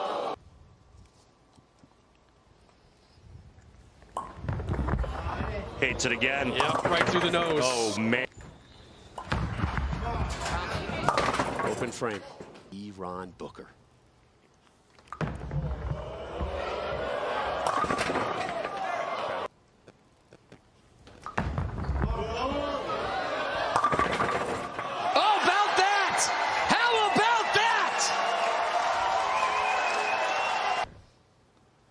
Dombrowski's got to find a counterpunch. Open frame in the 5th. Here he is in the 6th.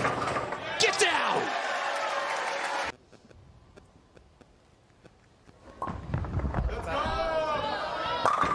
Double for Dom.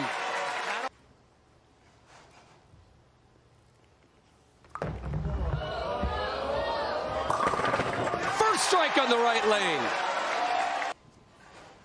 Could be watching history today, folks. Wait. Get in your home! Today is your day! How about the last two strikes? That trip 4-9 and then the roller 10. Dombrowski down 30, trying to make a late charge. Oh my goodness. Collapsing and doesn't. One down, only 2 frames left. All right, let's make it interesting.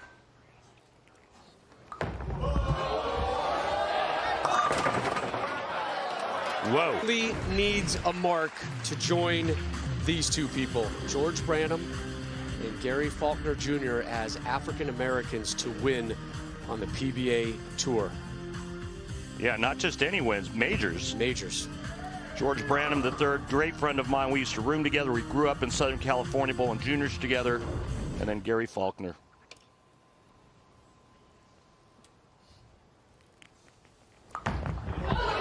Booker. The strike. Spinning. Won't get it. Has to make this.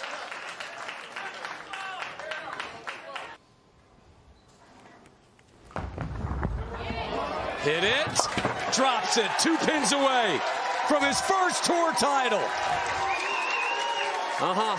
What a performance. Incredible. This entire game for Booker.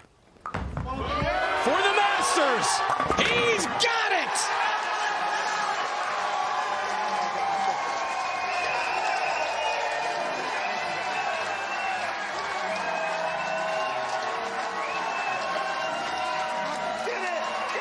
History on Fox. Again.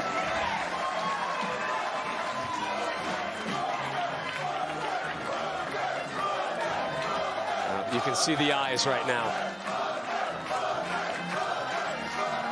King Booker trying to keep it tight, but it is tough. Look at that smile. It is beautiful. Dombrowski, what a run here. Hope to see much more of him on the back half of the PBA Tour, but D-Ron Booker is the story. The opening match, we told you, Svensson Troup versus Hupé Hanrahan. Then you've got Simonson Barrett sitting there waiting. Then O'Neill and Belmo, they've won this before. And sitting at the top of the step ladder, the 2021 champions, the local man, Andrew Anderson, and his partner, the Shark, Chris Prather. Now let's go laneside, catch up with Kimberly Pressler. I just think we've known each other for so long, and we've bowled so many tournaments together that we just work well as a team, left-handed, right-handed, doesn't matter. Well, like I mentioned, you guys are the defending champions, but you guys are going to have to go through one epic step ladder to defend that title. Are you guys ready? I think so. It's quite the opposite of our title win last year. You know, we were on top last year with only one match. Now we got, well, quite literally the opposite. So, but we're ready for it. All right, good luck to you guys. And I know you guys work really well together because you have won this event twice already. So I have to ask, do you think the PBA should start working up a new name for the doubles championship? You know, that was a small goal of ours whenever we won our first doubles together, but I think we're going to need way more than 3 to top the legends that this tournament is named after. So that would be a good start for us. We feel confident about the day, ready to hit the lanes. All right, good luck to you guys. Thank you.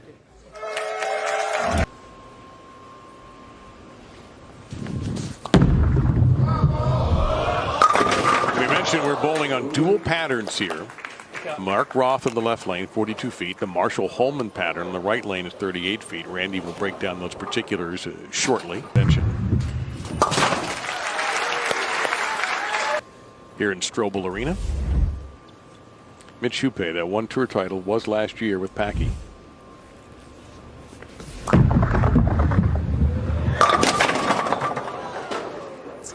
All right, well, back-to-back shots, back-to-back 10 pins. Let's go.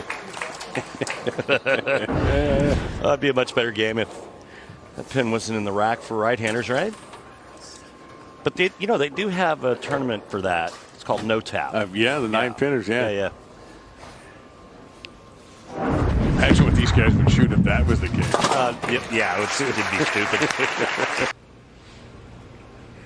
That is how you defend your title.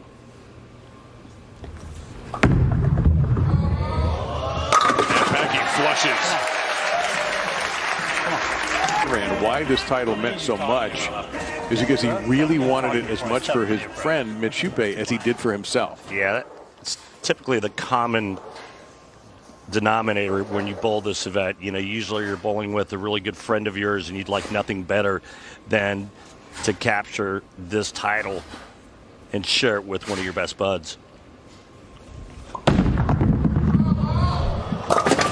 And Jesper a little wide, not going to get a break. And see if he can fly that 3-pin into the 7 here. And he comes up empty. Well, let's take a look at our Roth and Holman oil pattern. Creating big angles. I think they're going to go straighter on the shorter pattern. As we take a look at Kyle's arsenal, he's going with a phase 2. You can see he's already curving it. A little bit too much that time, as it turned out. 3-6-10 facing Kyle. 80% of the chance. At the time, I should say, they converted, and Kyle Troup adds one more log onto that fire with that conversion. He's going with an IQ 78U. Your thing. Woof. He puts 10 in. That's a double for Hupé and Hanrahan. He's going with a black pearl hammer 78. He's asking for it to push. So Packy's on the left lane. Belmonte's just absolutely that much better on the left lane, the longer pattern. That's why he's bowling on that lane. Wiggling that one? Which we'll have to wait and see when they come on if that still holds true. That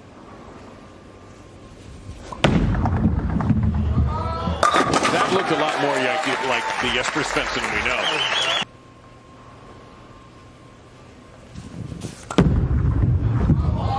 That was a ball change and big right. Up here, man. Oh no. Him to build that 35-pin lead. On the other hand, these guys are just straight piping. Come on. Do it. This is a long-standing relationship between these two that goes back to Wichita State, too. I mentioned an incredible bowling powerhouse in college bowling.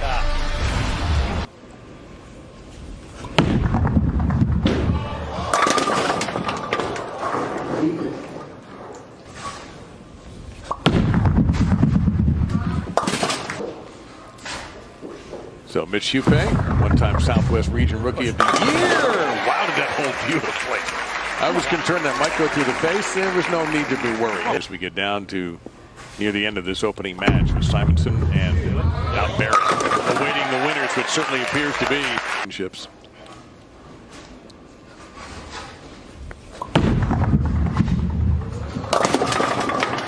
That's a unique looking strike right there for Jesper. Yeah, we got a double.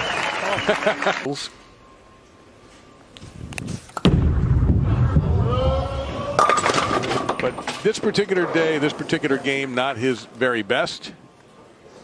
Hey, get another shot at it. Love you, Detroit.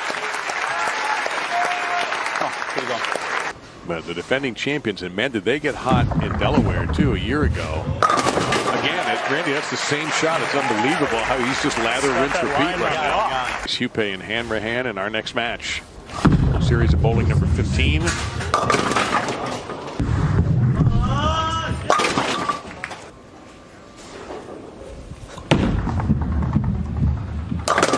Right now, the team that won it last year is still in the race to make it back-to-back. Hupé and Hanrahan dominating that match 231 to 182, and the next opponent will be the Dominator. Packy hadn't opened in the 10th frame. I'd say this game is almost done before it starts. But the next match, and I'm sure Randy will agree with this, and I see my opposition do that on the left, but they made the telecast, and I'm out there talking, so they know what they're doing. Nope. Sure. It's easy. Swiss Army knife. Yeah. Oh boy. And right away his reaction was, oh boy, and that actually was a pretty darn solid hit. Very little. Yeah. Friendship. Well, these are not repeat. This is not the truck rolling a replay. It's live. I know Marshall knows. I'm going to hate myself when you give me the answer. Well, in 1975, I was in line to make my first telecast. It was in Cleveland. I was bowling great. I had a couple 100-pin lead over 6th place, and all of a sudden, the Kokomo kid put on one of his rushes, Don Johnson. And he said, and he was the nicest man ever. Yeah. It was like he was saying, kid, I'm sorry, but you're going to have to wait a few tournaments. I'm coming through. So Henry had a little bit better frame than his opener, but right now both teams are off to a very quiet start.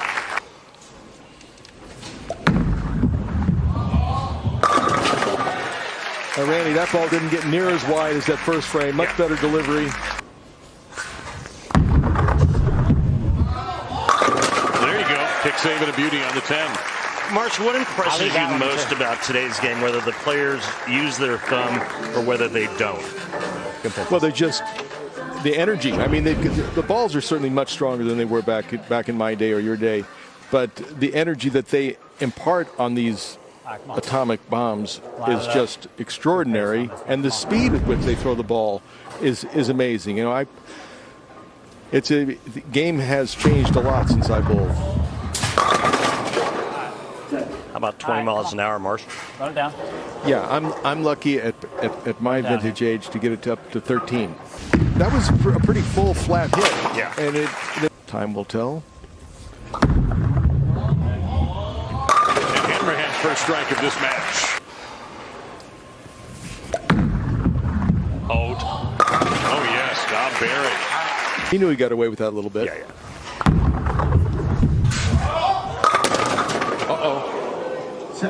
That's a urethane hit. That labored. That's a urethane hit. So when you say that, what do you mean by that? Because the ball starts early and has nothing on the back. It can't get the weak 10 out. Now the 7 pins with it. There's just not enough motion going through the pins. So is it time for a change?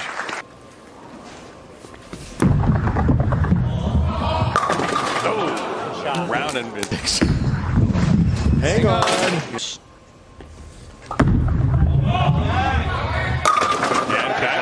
Picking it up. So he still has plenty of motion to get that 7 pin. Yeah. Oh, Dom Barrett is dialed in right now. He has to hit high flush to strike. Or just get a little piece. Yeah. That looked left. It was. A lot of power in this telecast. Yeah. A lot of power, a lot of talent. There were some kids that were up there going into the last few games, and you could just see the veterans sort of sneaking up on them, and they younger guys started squeezing it a little bit, and nothing to be embarrassed about.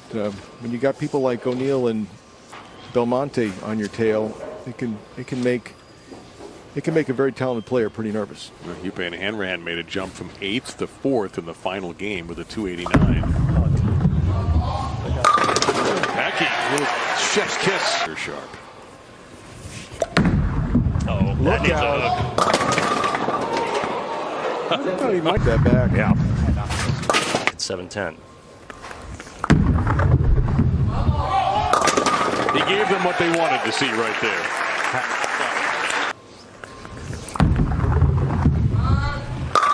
It's always nice when you take a moment. He knows he's safe with the urethane, but he can hit the pocket. Whether or not he can strike. I think they have to expect. We'll finish the 10th frame on the right lane. That's the shorter of the two patterns.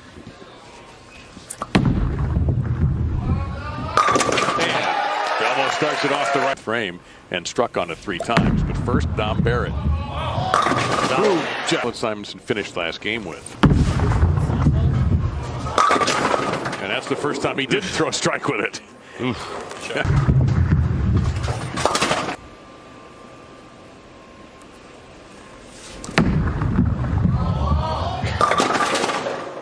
Yes. No trouble there for Bill. What a journey it's been for him in his 15-year pro career.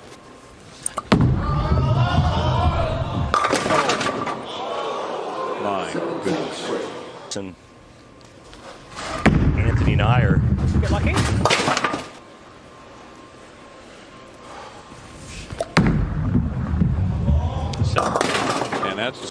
big enough. 4 of them. Got it. Smothered that 7-pin. Great shot. Wow. And that is our Snickers satisfying moment of the match. Spot.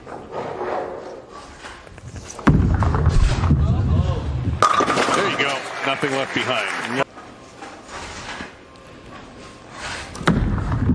Bill going with Theorem. There you go. Kick the 9 aside of the last second. Perfect shot for Bill.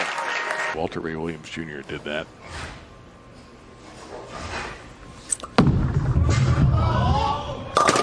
Ooh, mixer.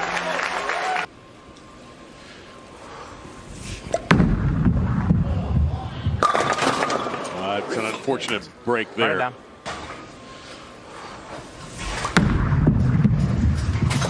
Shaves it. He shaved it. He got it. And that time he had a right to say uh-oh.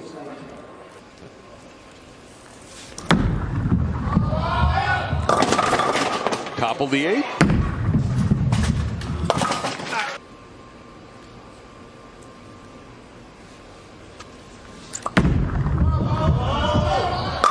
Boy, his angle is just incredible. I thought there was like 7 pins around your. Something's got to hit it.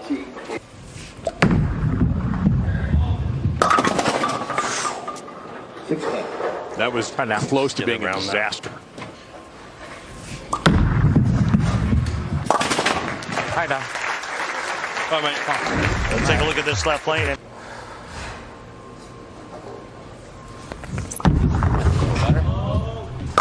Well, he provided the commentary there by saying that's a little better. And getting it to do what he wants to do. It's amazing what he can do to a bowling ball. Now O'Neal, right lane. No way. God, are you kidding me? Very nicely.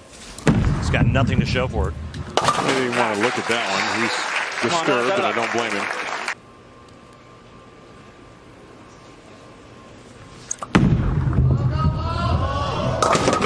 And this guy gets a break.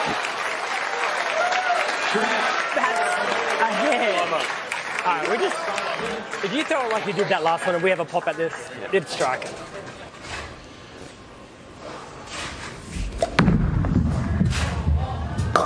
And he hated it. That wasn't that bad.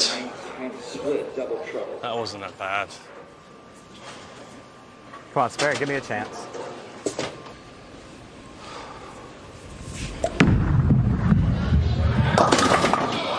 Just too many pins. All right, come on. Well, tough because he's got to get it to the right of the 3 to throw it over into the 4-7, but enough in the back part of the lane to cover that 9-pin.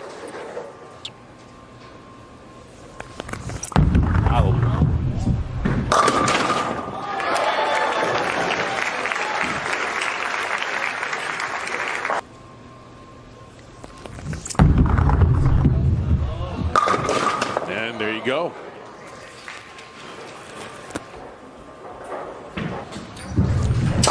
He'll get them. I'm quite confident he will get them. Come on, buddy.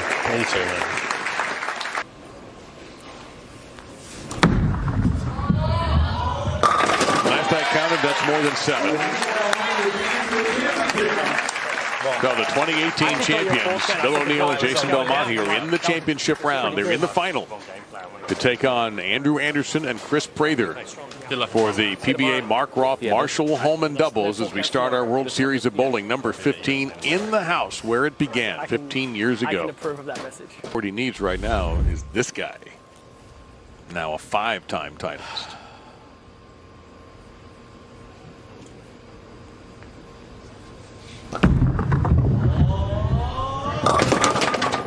And to start with it's only the first frame, but so many things can happen. Wow, that was aggressive. Right hand lane, which is the shorter of the 2 patterns. Oh, just fell off of that completely. Almost fell down. That's just not something you expect to see out of Bill O'Neal. Dang it. You're going to have to get it come. A trip to the title match.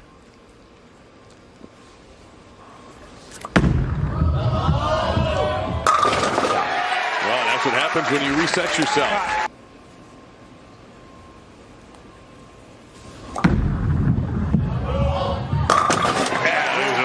kick on the 9. By the way, the Holly Tension star. Something a little more aggressive, maybe? That needs to get up. 27.4% average.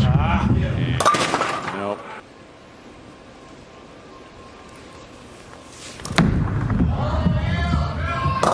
And there's a mixer for Bill. You know, he was deserving one of those because he's had some solid shots that didn't go. Come on.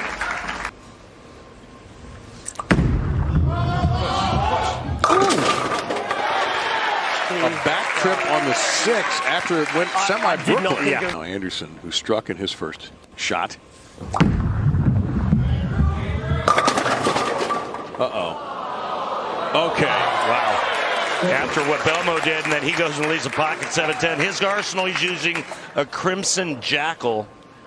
He's actually 4 boards left on that right lane that Bill O'Neill and beat O'Neill and Belmonte. That was a good shot.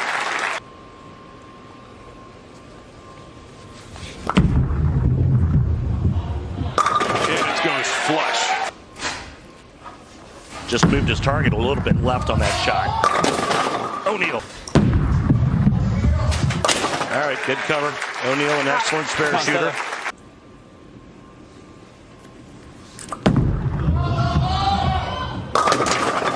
All right.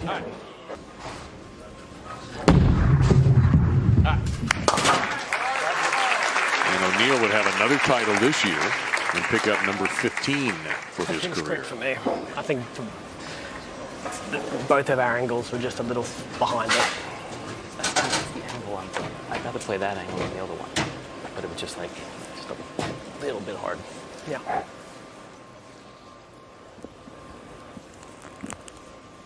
It's amazing the micromanaging that goes on in this sport, isn't it? They make it look so easy, but yet so many tiny details. Well, it's interesting.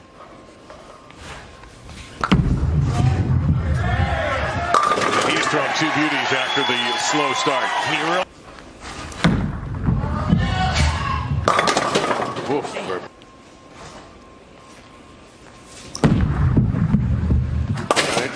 Indicate we could easily have this match decided in the 10th frame.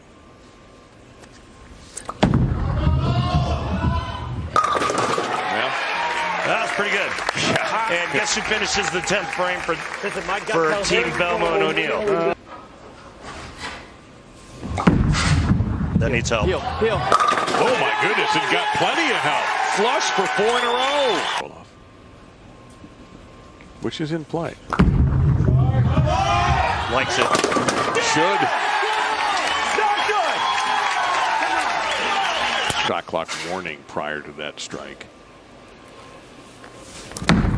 Big shot here. No, sir, no. You're kidding me. Wait, no. Yes! Yes! Oh my gosh! That could be the winning shot for this team right there.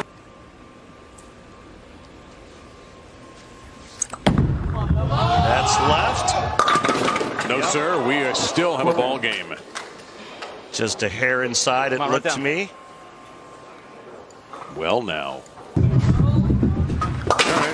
Oh, I thought that was pretty good. Come on. Yeah, but Anderson's taking a few laps around the track. He knows. Well, it's been a tough season for both Prather and Anderson, and this could certainly jumpstart their 2024. That's better. Oof. 9-pin was a little bit late to the party, but down it goes. 2:15. I moved 2 left on the field. Should have moved. Strike and 6.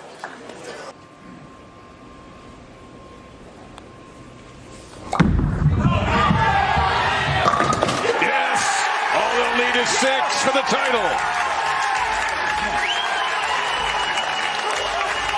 Talk about turning it around at the right time here at the World Series. He's got to manage his emotions. You can see his face right now. He did it. Yes, sir. He even got a messenger just to make it more fun. He doesn't even know that happened yet. He's got to finish the game, but he'll finish it as a champion again on the PBA Tour. His 4th title for Chris Prather, his 6th, and their 2nd. Yeah, he does not know he struck.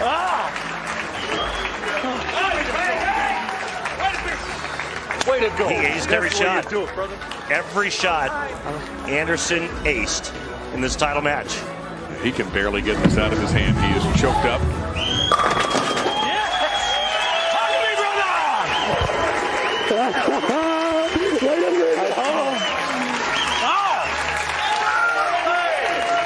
Leno Monticelli right there rooting him on as well. By with our champions and our special guest, Marshall Holman. Marshall, with your trophy presentation, please. He's got to sign it first. It's tradition. Congratulations. Just an amazing game. And this one for the hometown kid. What an opportunity. And you walk right through the door.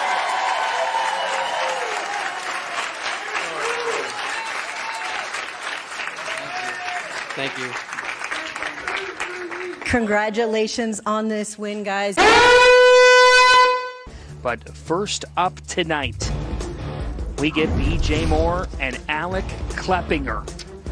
Moore, who was in the finals last season in this event, fell just short to the reigning PBA Tour Player of the Year, E.J. Tackett. Moore and Kleppinger get us started.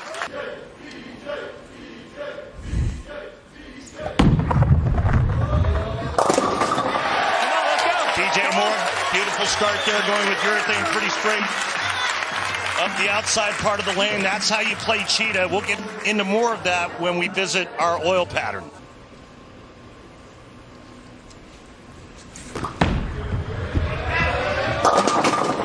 Back-to-back jacks to start the evening. And Alec going with urethane to start as well. A lot of surface on that bowling ball.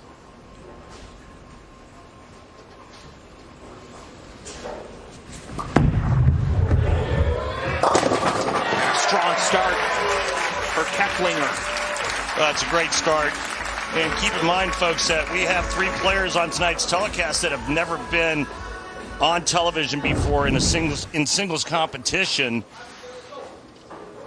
And if there's one thing we've learned over the years at the World Series of Bowling, it's first-time winners winning at the WSOP. Guys like Bill O'Neill and Smallwood, Stu Williams, Tom Doherty, just to name a few. Needs a 7. Maybe the best one-time winner on the tour, but he doesn't bowl full-time.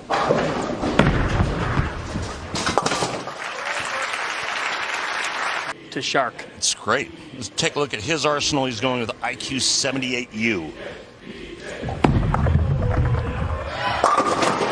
Yeah, it's great. I mean, we get to see different ball reactions. We get to see different players. We get to see international players. Boom. I mean, it's just all over the map. U.S. thinker. This beautiful family back there.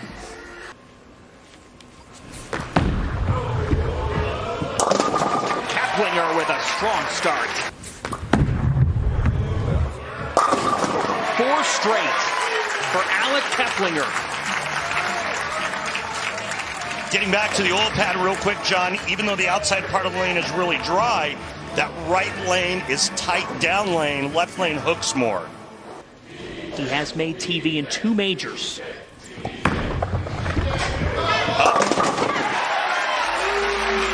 know, when I watch BJ throw it, it reminds me of a term that we use in sports. It's called efficiency of motion. Great stuff. Kimberly, his wife Tania, on the PWBA tour. I hate to see that. He felt so good about it. Do that to me. What's the 8 doing? Thanks. No comment.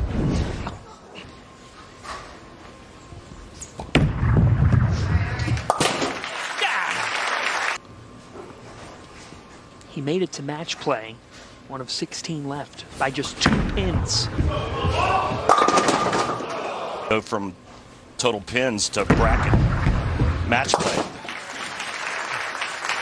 Well, I like to say every shot makes somebody happy, and that one made BJ Moore happy as we take a look at Alec Keplinger's girlfriend, Hope Gramley. I can't remember.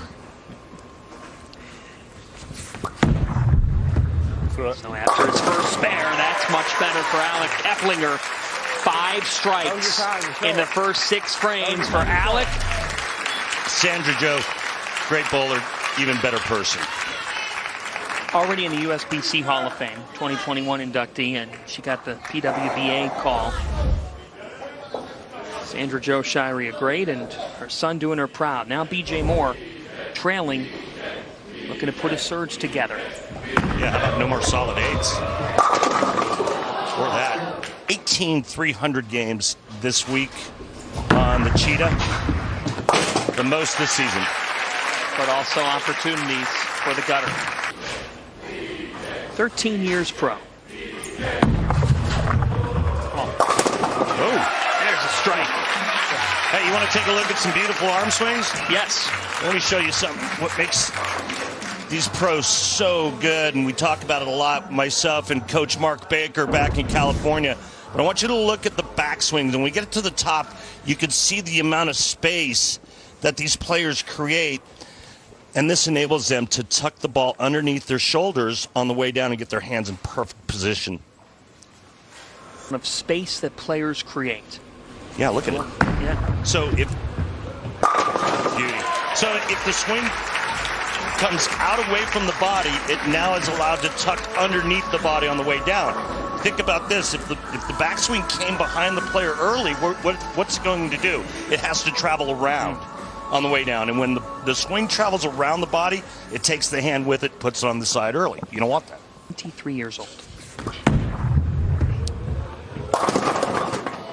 Oh. And converts. All right. Hey, you know where we get all our great stats from, folks?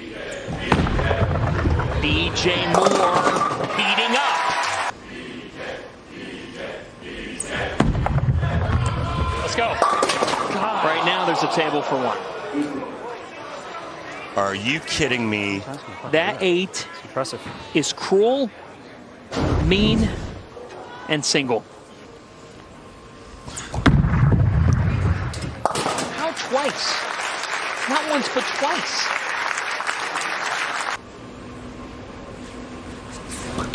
We're building a legend at Wichita State.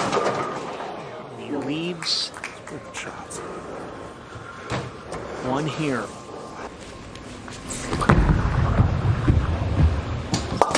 And does so. Interesting that he hooks it at the 4-pin. Now, on Cheetah, you know, you have plenty of friction to the right, so you can get away with it, but typically you would be throwing it pretty straight and firm at those single-pin spares. Or those single-pin leaves, I should say.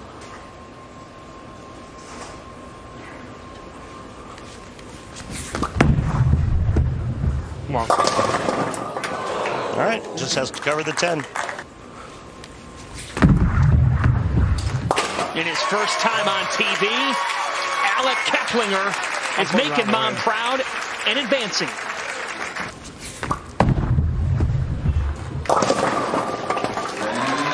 Interesting to see what he does game 2 in terms of any kind of adjustments.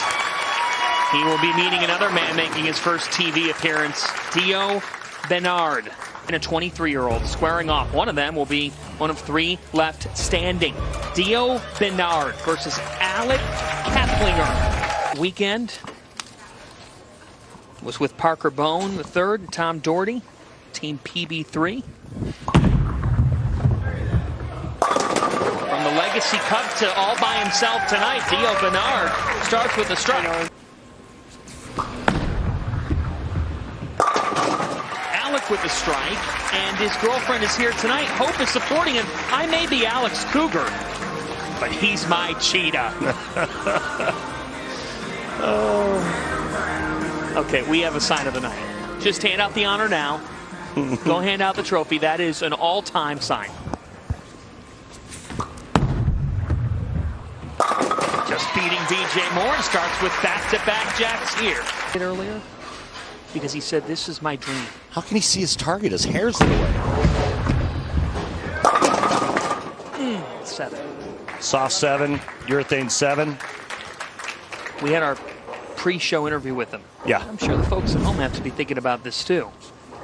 At the age of 20, he's talking about how this is a dream and his mind's going 1,000,000 miles a minute. So I said to him, well, what do you want to ask the Hall of Famer that's sitting with us here on the couch in Randy? And he asked you, how do you do it on national television? What'd you tell him? Well, I said that, you know, the first thing you have to realize is that everybody's nervous. First couple of shots, I mean, the great Walter Ray Williams Jr., I asked him once, I said, hey, do you still get nervous on television? He made like 150 shows. He said, I sure do, as we take a look at his arsenal, black pearl urethane. So understanding that going in, then trying to get your feet underneath you, and then once you get there, get in that mindset to where nothing else is happening around you.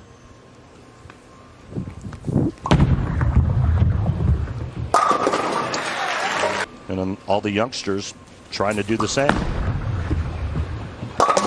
Ooh. Just as he did in game 1, 3 straight strikes for Keplinger. Pick up. It did pick up. It sure did. And just like game 1, he starts off with 4 in a row. Like money, sign up for that event. That was a great endorsement. Bernard!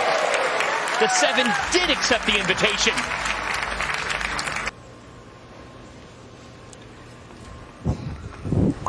Oh, somebody coughed in his backswing. No problem. Wow, kick save on the 7 and a beauty. Hey, that's the benefit of having that hair. You block out all the noise. He's just in the zone, man. He's cutting it. He's cutting it loose. Knowles.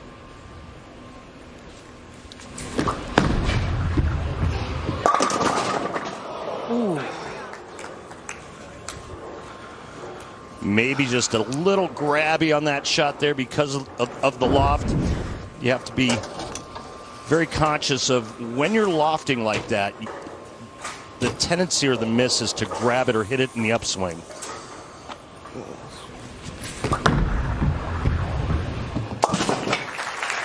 Pretty solid, though, thus far, game and a half. To post 9 straight strikes in game 15 of qualifying just to make match play. And strikes in the 6th here. We've got a battle. He's smiling from heaven watching these kids battle here tonight. Oh! That time the 7 did My not goodness. Did not take the invite. Match play. How about that little bit of a backup rotation there?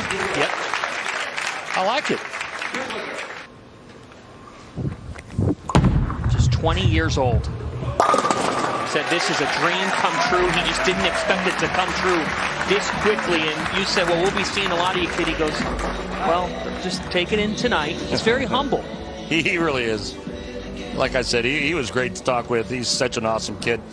But right now, these 2 youngsters they're putting on a striking exhibition, and it is nothing but youth gone wild here in Detroit. Lofting. And the 10. You know, at which point does Alec get out of the urethane and into reactive resin? And it's too early right now. I mean, he started front 4, left that 9 pin on that right lane, and now backs it up with that flat 10. How many more weak 10s before you make the change? And again, it's just one this game. Going with the loft to eliminate the front part of the lane, which is getting really dry. So he's trying to loft it over the dry heads. And there's that check again. So we saw it game 1. He kind of lost it towards the end of that match with BJ Moore. 4-9 spares in a row. This game starts off front 4, and then it was 9 spare strike, flat 10, and now a 4-pin high on the left lane. If he has a shot to waste in the 10th frame like his fill shot, sure, he's going to look at reactive resin. Something special at the Legacy Cup. What a cool event that was.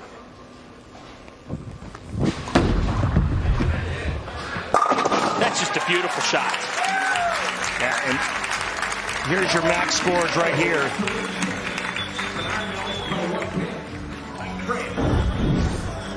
But he needed this one. Dio Bernard. Strike here, he can't be shut out. Boom! Hey, 5-pin. Bye, Felicia.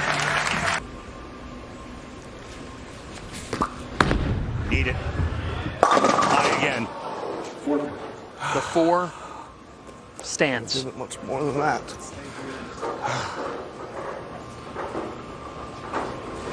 Got it right a little bit early, and there's the friction of the Cheetah pattern. That ball over hooks, even with that loft. Classic earlier this year.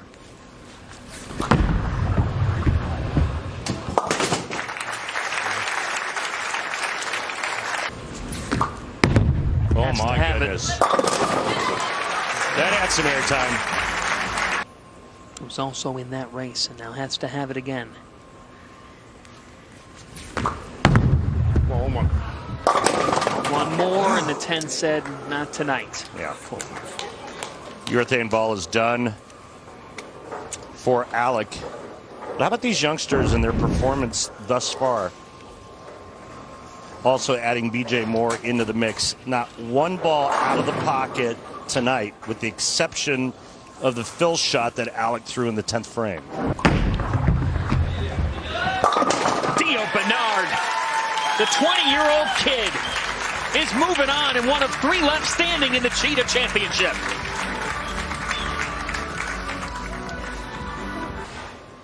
And he will meet Mikey Slaybaugh, who's also making his first television appearance. Well, you said there was 3 left, but there's only 1 left-hander left, and his ball reaction looks really, really solid. Goes on. So here we are. You've got chalk. Top 3 seeds are left. Slaybaugh making his first ever TV appearance, as is Dio Bernard. Zeppelin.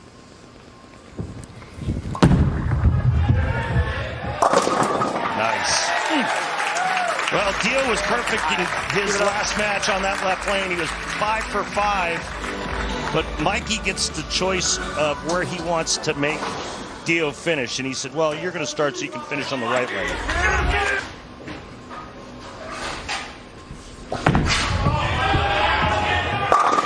Slaybaugh. You're going to have fun tonight.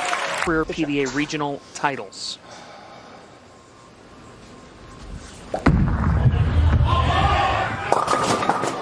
Uh-oh. Missed it. Oh, boy. Tim, as this is the first time he's left this all week. Fuck him. The frame you'd like here if you're Slaybaugh, and watch the foot. Look, I'm an emotional disaster. Tons of nerves. Bernard is cool as a cucumber. Yeah, he really is.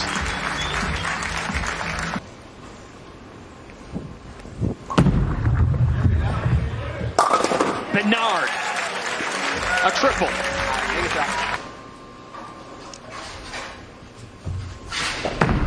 Needs to bounce back. Drop it. 10. And I'm going to go out on a limb and say, even though it's just through 3 frames for Mikey, that Marshall Kent's watching this and he's thinking to himself, there ain't no way I'm throwing urethane. Changed man. Slaybaugh. That is better. Much. You know what we loved hearing from him today? Everything he's done throughout his career, self-taught. Yeah. Self-taught YouTube videos. Us. Thank you for including me.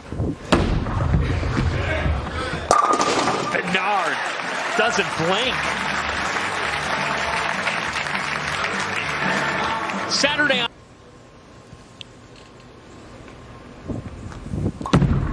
Bernard was perfect up until this. We're going to go down to the floor and talk with Mike Wolf, who is the tour rep and PBA champion for Dio Bernard. Mike, how long can he stay into the urethane ball?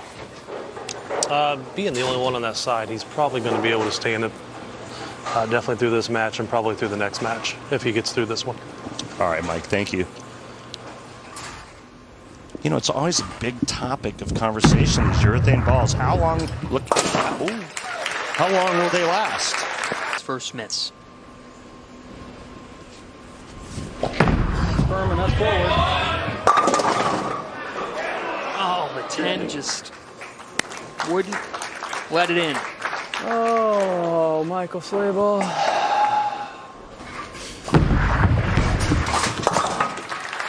Best of his life. That's a lot better. There you go. Yes, it is. You know, another part of his interesting story was the fact that he said, hey, I lost 75 pounds, started lifting weights because I wanted to be an athlete. So, we have quite the finish ahead for you here from Allen Park.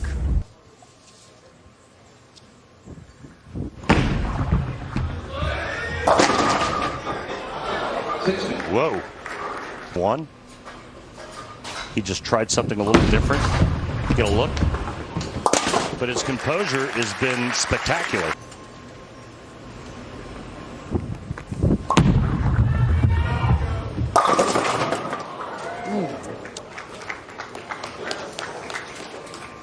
And so you know exactly what it's going to do, and that helps free up the swing. But still, I mean, they still have to execute, and they're doing just a wonderful job of that. Dom Barrett, Tom Doherty all win their first the World Series. Instead, it's a 3-4-7. Oh, no. Two big opens, and unfortunately for Mikey, it's going to be hard for him to catch up now because Dio's not going to miss.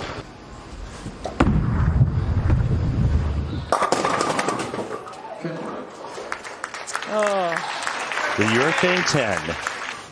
Atta baby. And what an accomplishment to get to this point. I look up to BJ, how he behaves on tour. BJ gave him a huge hug on Mikey beating him. That's sportsmanship, that's class. But what we're watching right now is Dio Bernard clinch a spot in the finals.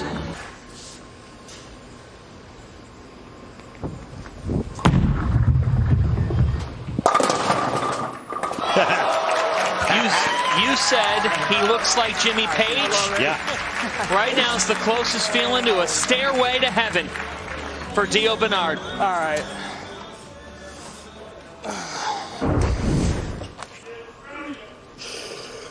That little noise made for the last one? Come on, Allen Park.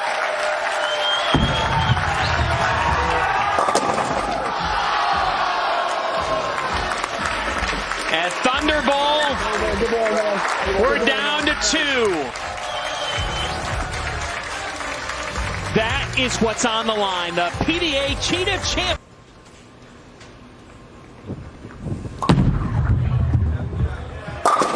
Boom. For Marshall Kent. The Illinois Classic champion from back in February begins with a strike. Well, the ball he's using wasn't on that list, but it is a GB5. Back-to-back jacks. And you know what that is right there? That's 10 and a pick. Youngest PBA member to win a regional title. He was 16.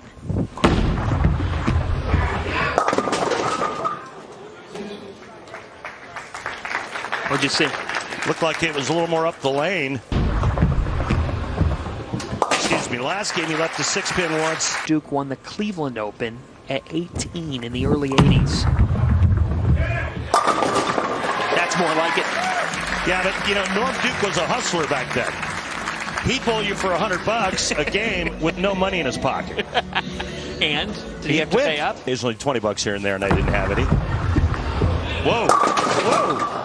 I love that man's sunglasses behind Marshall Kent. That guy is locked in. I haven't noticed. Let me look. Get back to him. Check out the right there. Whoops, sorry, folks. Let me get that off of there.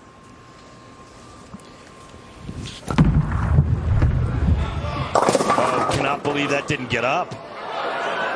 And the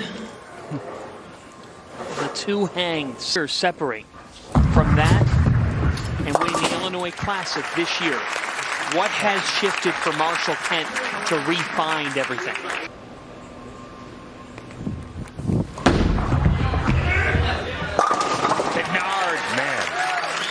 went through the pin so hard it left him dazed and confused. Star's so bright, you need some shades. 2-pin lead can increase it to 12. He's just been unstoppable. No. Come on now. Come on now. Heard what you knew about how it starts. Everything is mental. Good start.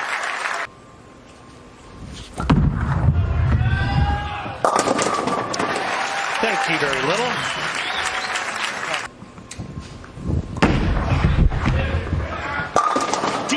Bernard, big time. Footsteps.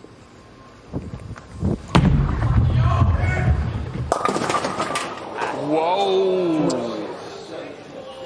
He blinked. Whoa, hold on to your hat.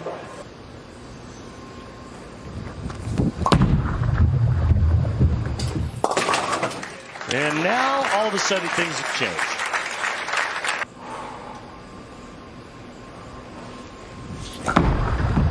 The window opens. Oh my goodness. That's not the right move. Well, this is not something you'll see professionals do very often. He got it up the lane and misses the head pin left. Yeah, that's it. 5. Being number 1 has been rough. It was better, and it's a strike.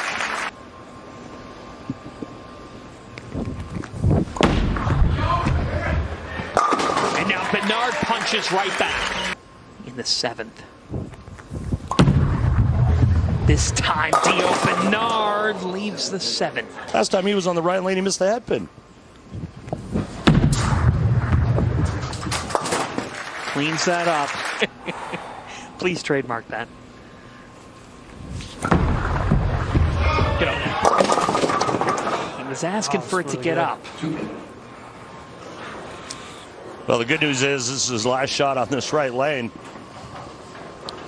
Good shot. Come on. 2 great ones right here. After the first strike on that right lane, he left a couple of 10 pins, and then from there, he just didn't see that right lane very well. Of his career.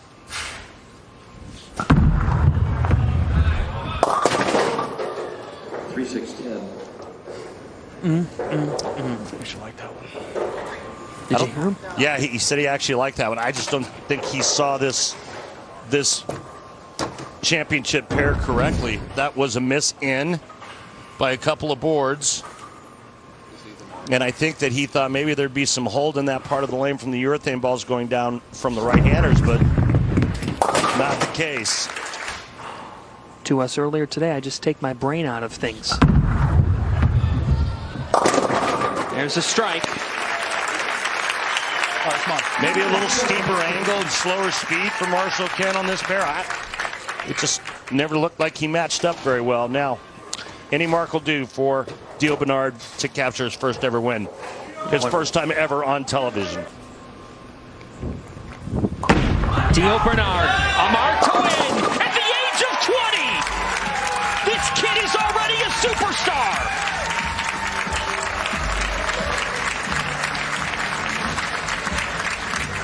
His reaction after that shot was nothing. He was 13th in pre-tournament qualifying. And now at the World Series of Bowling, Dio Bernard, at the age of 20, your Cheetah champion. There's a whole lot of love for Bernard in this building tonight. Hoist it, young man. That's the satisfying moment of the match. Sponsored by Snickers. Nothing satisfies like a Snickers. He says it's the best day of his life. Earned every bit of it. Congratulations, Dio. Wow, was that fun to watch. Unbelievable. First ball here in the 10th to win it. And look at this reaction. It's like he's just like numb to the pressure, to everything that's going. And now all right, it's official. I mean, wow, what a performance. And finally, a left-hander wins in 2024 on the PBA Tour.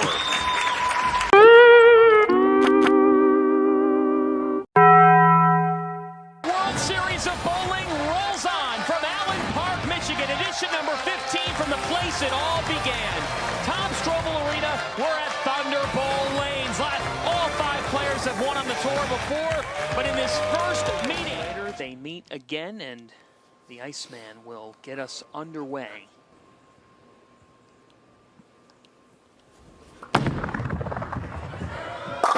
Svensson begins with a strike.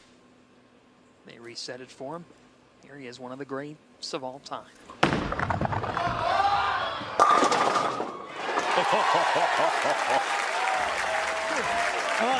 Bowling fans, you're welcome.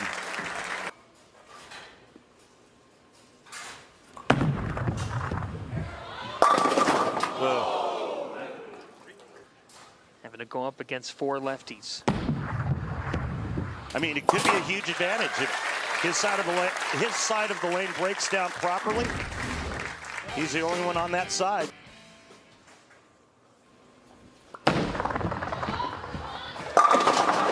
Svensson with back-to-back jacks. And Jesper Svensson going with the IQ 78U urethane. And a nice start there for the Iceman with back-to-back jacks. Belmonte, his high rev rate, 536. A triple to open the evening for the Iceman. 7 times that this man has been Player of the Year. But he's got a dilemma. 14 split. And talking to his ball rep, Tim Mack, prior to going on the air, I asked him about the pair, and he said the right lane's the tricky lane. And he missed it. Uh-oh. But this was a really high scoring pattern on the other side of the building here at Thunderbolt.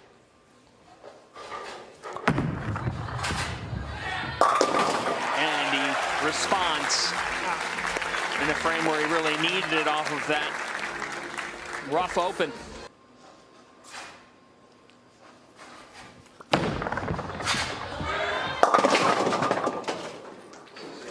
.610 for Svensson. First time he's blinked. 11 titles for Svensson as he cleans that up. PBA champion Kyle Troup, Jesper Svensson's tour roommate. Kyle, what do you see early on besides the big lead by Jesper? I mean, I feel like he's going really well.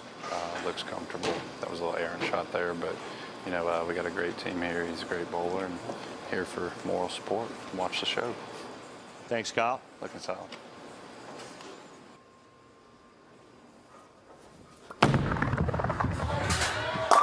Svensson with 4 strikes in the first 5. Come out if you need it, if you think you're running out of time before you can get that shot off.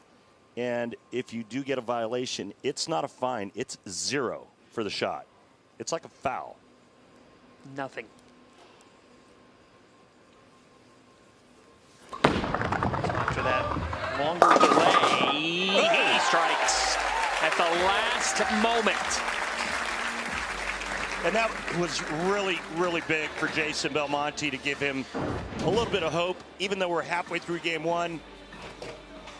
And now with a strike on the left lane, he can cut the deficit going to break to just 12. Some great artists in the crowd. And some Red Wings fans. It's a big night for them. Belmo igniting to get within 12.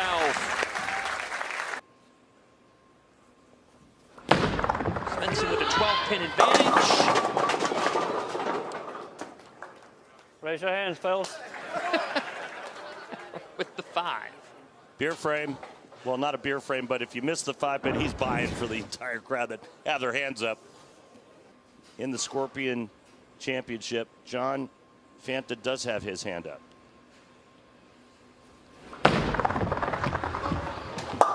He could close his eyes and make that. So, yeah, Your hands were down, so you owe me a pitcher. Put more tools in his toolbox because he's known as the urethane guy. He's got so much power. There's that power. And so much success with urethane. But the lanes on the left side in 2024 have been pretty tough. And so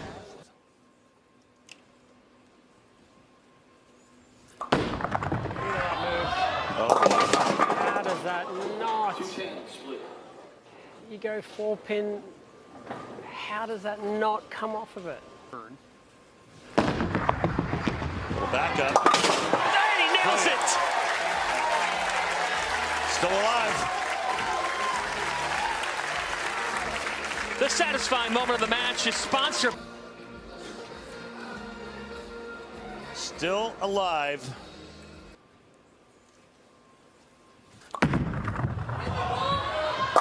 He delivers. What are we going to do? Now he has to go back to the right lane. It's 4-pin or 210?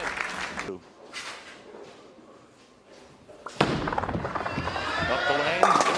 Beautiful. Stayed there. Look at those numbers.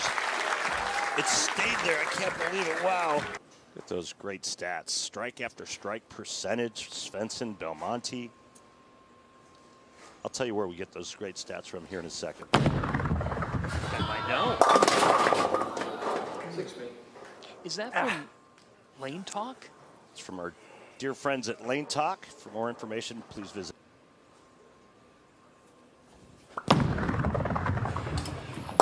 Those hopes stay alive after that disastrous third for Belmo. So here we go now. Two-handers. Big one here. Boom! Belmo! Man, was that good. Hall of Fame material. Made just a little bit of a move and then slowed it down, and that was perfect.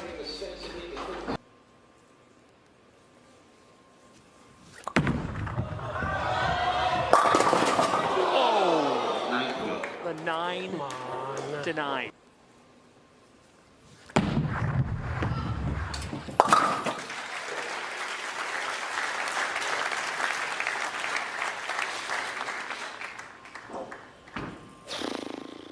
Because the rest of this field knows the longer that this night goes, if Jason Belmonte's in it, that probably wasn't going to be good news for them.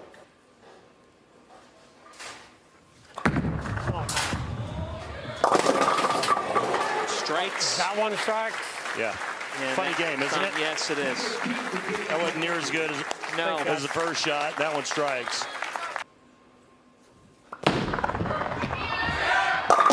Nice, man. That's a winner. Jesper Svensson, the Iceman, advances. No thaw to start. Ironically enough, is what Jesper Svensson told us earlier today. He said, I've never felt better physically. Yeah, success breeds confidence, doesn't it?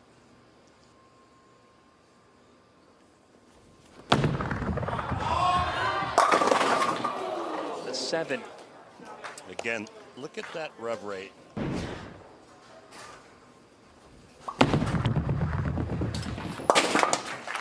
And he thought early on the difference between the left and the right.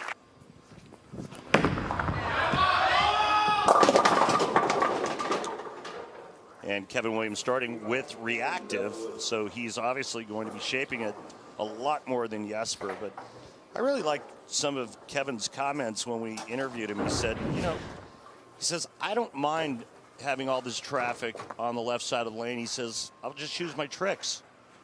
He goes, I'll take my chances with the other lefties. Oh, some fortune. No, he was actually pretty emphatic about getting rid of Belmonte.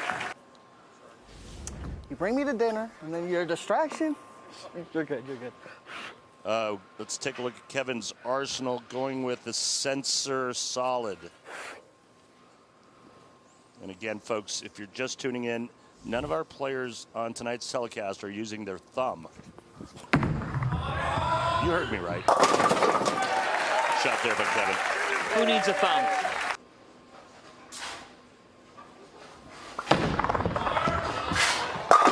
Yeah, that's the lane he's going to try to jam it on. And it's working out pretty nicely for Jesper Svensson, who lost to Kevin Williams in the round of 8 series. That's why it's bowling's grandest event. Oh no, another ring 7 on that left lane.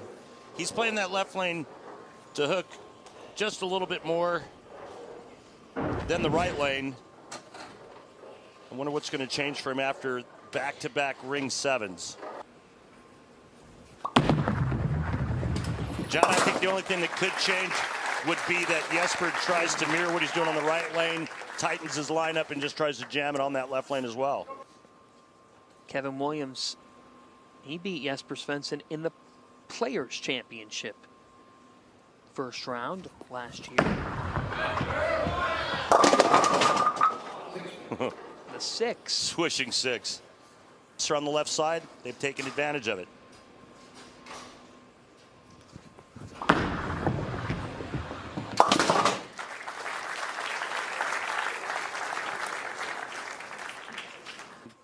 Just missed.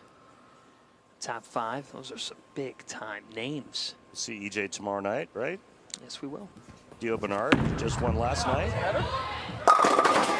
That's all right for Kevin Williams. Shaping that one. Gotta throw it that way. Hello. I just gotta throw it So that for way. Williams, strikes on the left.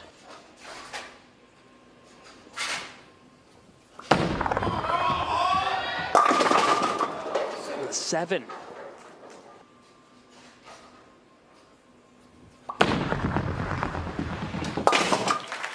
All right, let's go back to Tim Mack. Tim, 3 out of 4 ringing 7s. Going to break, what do you guys talk about and what changes need to happen? I just gave him a cue. We're gonna get it up in the air, the shot, and see if it doesn't go through the pins a little bit differently. And if it doesn't, we got another ball, a reactive ball that we can go to, should we need that. But let's see if this loft doesn't work and help him get the 7 pin out. Thanks, Tim. Thank you. Tim Mack, USBC Hall of Famer. Didn't look like much of a loft there. Yeah, no, it really didn't. All 5 dead flush for Jesper, only 2 strikes to show for it.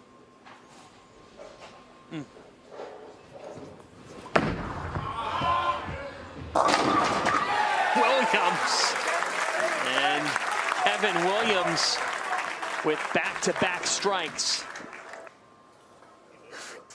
It looks like he's made a 2-in-1 move on both lanes. 2 boards with his feet, 1 board with his target, 2-in-1 right to try to shape it a little bit more. 2 strikes already on the left, looking to be 3 for 3. He will close on the left. 3 for 3. Let's go! He's on the ball. Come on now. And this man who was the King Shark 2 years ago, now trying to be the Scorpion King. Mature beyond his years to handle that kind of pressure and to perform the way he did. That's the 29-year-old from Sweden, Svensson. Another ringing 7. No, flat 7. 4 pin goes to the gutter and lays there. That's flat 7. When it goes up and around, that's ring 7. Jesus Christ.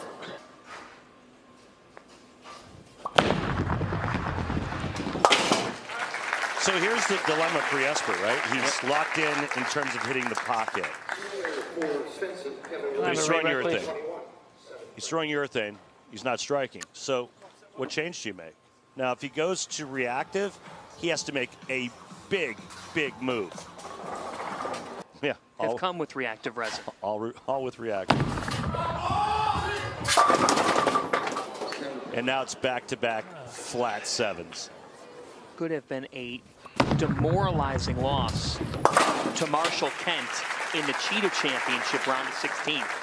Svensson shot 818, Randy, the first 3 games, but he ultimately lost the match in 5 games. Downs this year, but you got to be ready for the moment. Yep. And he was ready for tonight. Pretty good shot there, huh? Look at those numbers.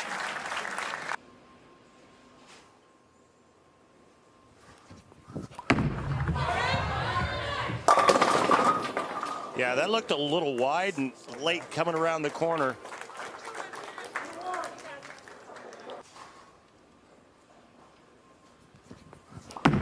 As He's missed 4 of these and misses here. Oh my goodness. Make it 5, and that's brutal. Wow. Last thing you want to do is give your opponent any hope. Once you got him down through 7 frames, 2 strikes, and all 7 pins. There's a ball change. Reactive. Yeah, he made too big of a move. You can see, look at the 2 different lines. The blue line was the urethane he was throwing. The red line is the ball he just went to. And what a difference. A good 9 boards at the arrows. We try to get some numbers for you after this spare conversion. Yeah, so a good 14 boards right with his feet and 7 with his target. And that's the difference between reactive and urethane. It was just too big of a move. If it wasn't working. Keep in mind how fast this goes, though. How fast your brain's firing, how fast this one game goes. Look how beautiful that is. And something he's been working on all season long.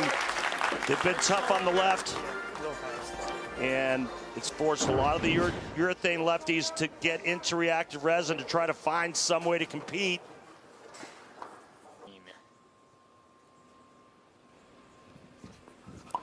Right lane has treated him well and continues to do so. Spare strike in the 10th. He shuts out Jesper Svensson. Come here this week and bring your best. He's done it.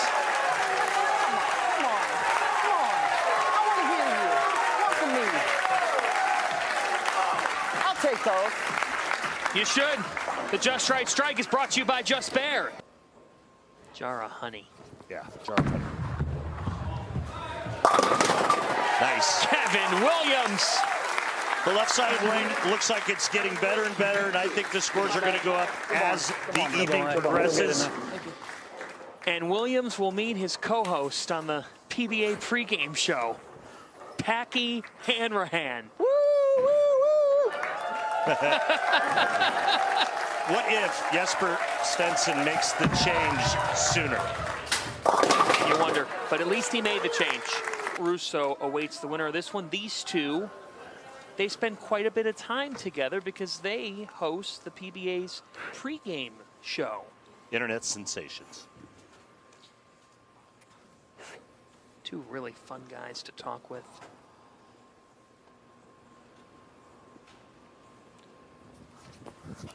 Kevin opening on the left here. And strikes. That covered some territory. Yes, it did. 4.9.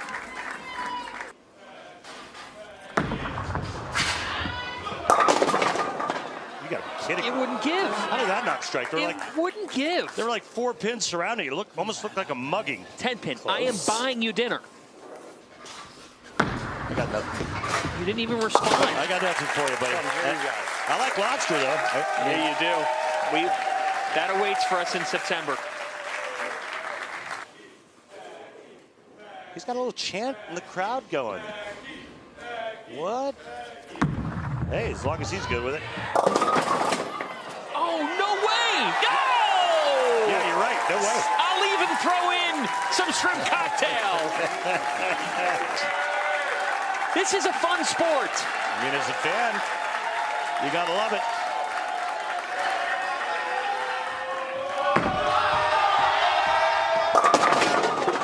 Oh boy, you egg on the crowd, and then the sport says, too loud. "Yeah, exactly." Silence. The crowd all jacked up. He throws it really nice, and then he just gets throat punched. Keeping you in 21, yeah, not tonight. I'm not the one that's gonna ever get one of those. Yeah, he doesn't generate Literally enough ever. ball speed to bounce one out. Oh, PBA champ.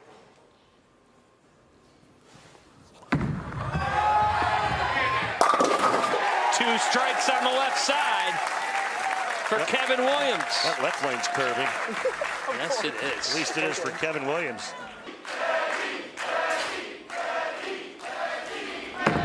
Motown has awoken. Boom! You know why I like the crowd chanting while the player is on the approach, because if somebody's channel surfing and they hear that crowd, yes, they might stop. Hey, what's going on here? Right. Oh, that looks pretty cool. Yeah, I think I'll tune in. Yeah, beats another rerun. Troup and Chris Vi to make the finals. Fell behind 0-1 against Troup before winning the next 3 games. And overcame a 1-2 deficit against Vi.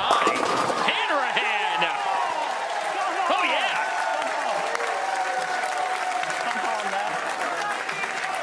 Oh, southpaws on the telecast. That's all that's left.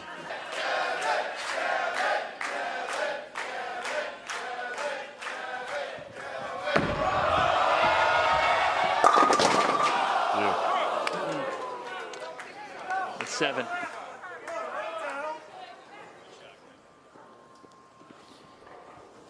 Told you about it earlier. You're on it. Springfield's hip-hop bowler. And he cleans that up. Hey, prior TV finals meeting between these two. They're best of friends. They both showed up for their pre-show interview at the same time. Oh, it gave! That time the 7 was stood up. You can call it.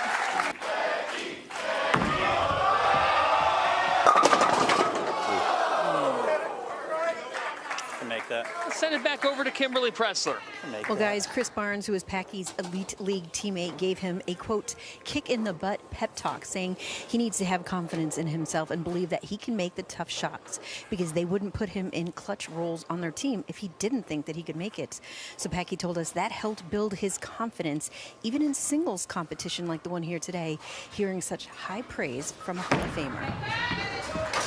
Yeah, that's good stuff, Kimberly, but that quote was a little more harsh than kick in the butt. It's a family program. I understand. I'm just saying. Best finish of the year.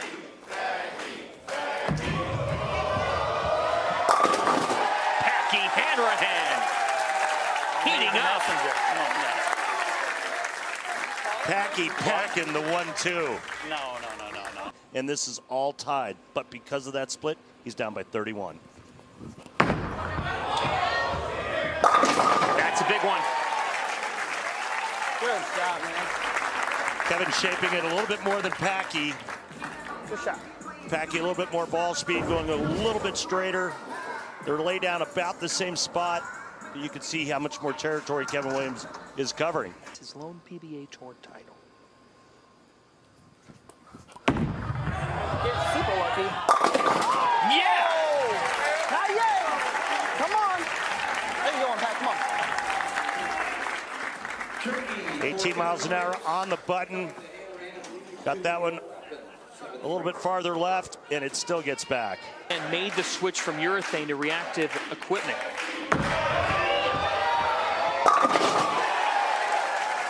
He has caught fire.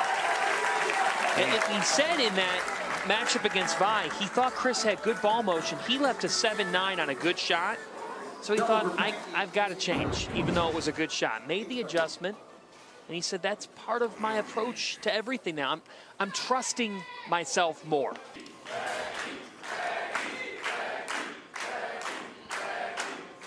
On the New Jersey Kingpins. Bada bing! Pack fever in Allen Park. King of the world. He's acing shots. How much these two are embracing the fans. Yeah, I mean, I agree. And you know what else is fun about this is it's different. I'm still here.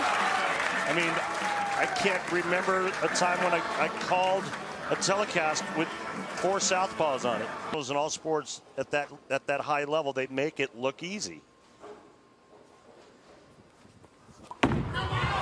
Williams trying to stay right in it. Denny is doing so. Come on. Wow. Let's have some fun. That was a little tuggy. But I think he knows that there's oil there, and so instead of going around it like he was, he's going to go a little bit more up the lane on that left lane.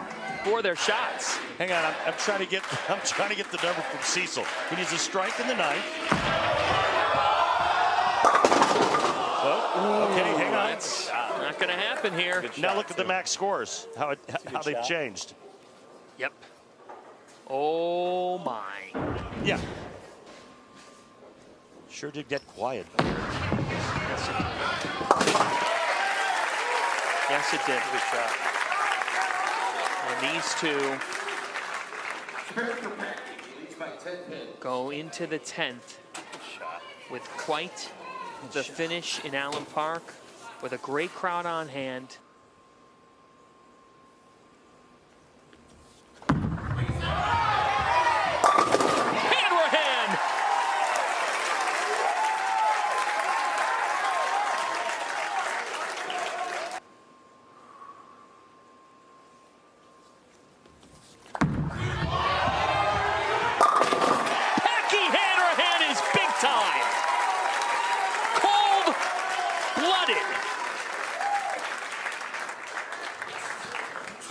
You want to talk about stepping up on this stage.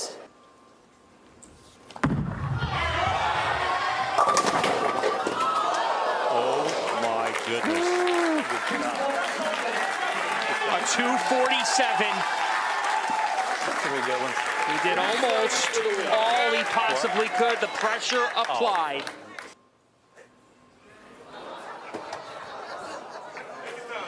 Oh, man. It wasn't a phone going off, but someone did sneeze. It is allergy season. Williams. Over. Not his night. Packy Hanrahan will meet Matt Russo for the Scorpion title, and these two friends will embrace. Come on, bro. Come on. That was, I know it didn't come out, but that was fucking fun. That was fun. That was fun. Championship that's on the line here at Thunderbolt Lanes in Allen Park, Michigan. We're at Strobel Arena. Let's go, Pac-Man. That is an elite sign. Terrific crowd on hand here as Packy Hanrahan seeks his third tour title.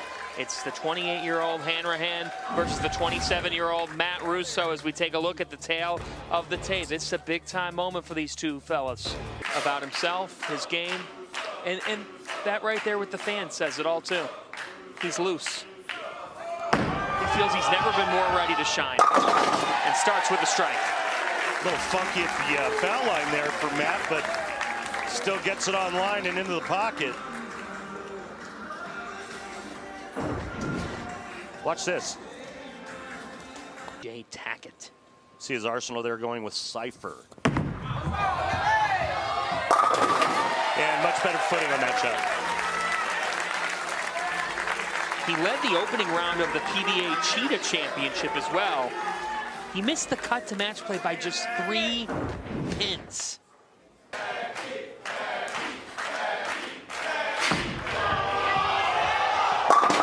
Back-to-back jacks for Hanrahan.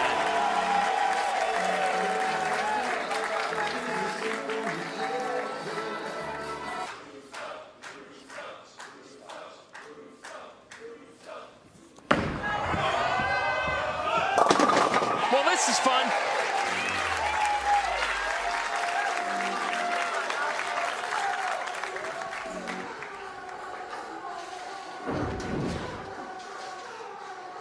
Perfect start by both players.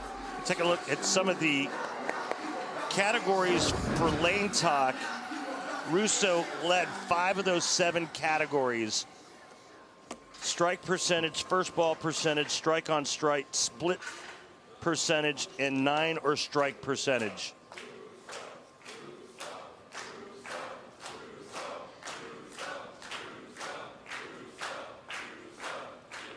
Just saw that sign. We'll get to that story in a second. Matt Russo, perfect through 4.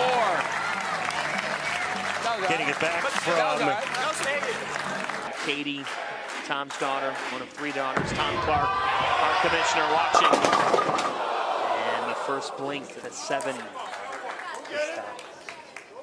A little farther left than he wanted. Yep. This two-handed style phenomenon. I've tried it. It's hard. You did. It's hard. I can't throw it fast enough. Next year for the competition, Belmo said, that's all right. Yeah, I'm good. Hammer hand. I think it makes you appreciate the players that can do it with their thumb in it just that much more, right? Yes, it guys does. like EJ Tackett, Prather, and the guys that can really make it happen with their thumb in it.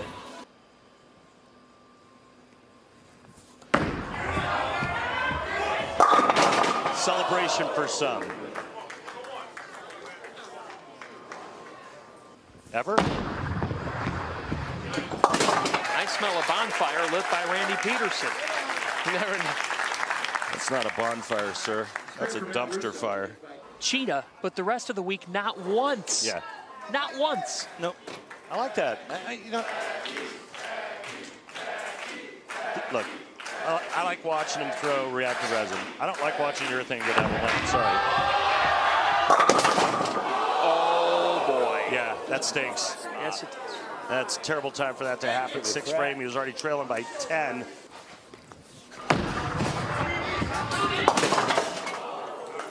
In the right spot. It's a good shot.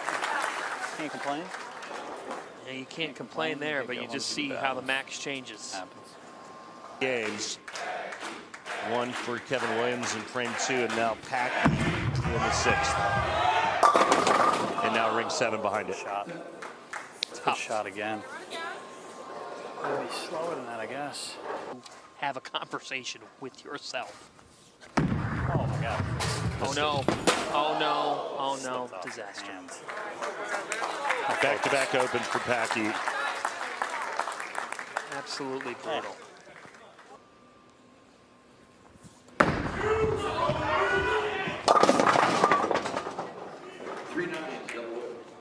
3-9. Maybe a little urethane puddle created earlier by the Iceman.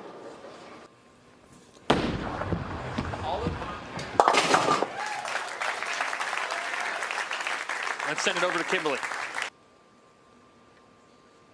And best of luck to Maryville University. Good luck to the Saints. A strike for Russo, who is in control. Yes, he is. The marriage that they have, one that's rooted in this sport, how much passion they both have. As Hammerhand has had just a tough time here as this has gone on. I guess. A lot of skid coming down this lane, this right lane. Once the ball gets to about 50 feet, it doesn't want to go. Pocket 7-10, gets 7th pin. It's not like it's been bad shots. The one was a bad break. Yep. The missed 7-pin was a bad shot. Yes.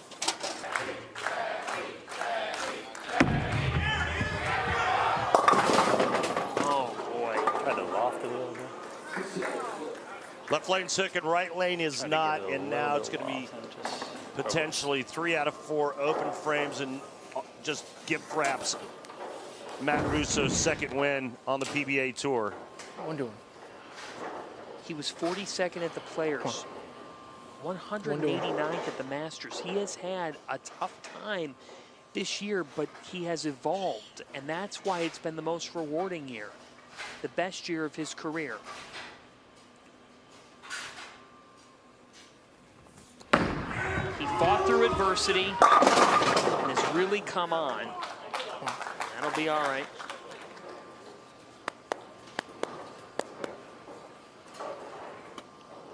Title number 2 for Matt Russo. Talk about perseverance, you know. And look, you face adversity head on, and you've got one of 2 choices, right? Take it on or run. Matt Russo took it on, face first, head first, heart first, figured it out, found a way. Said he talked with his wife Lauren about being more level-headed. Matt Russo is your Scorpion champion. His first ever win on national TV, his 2nd PBA Tour title.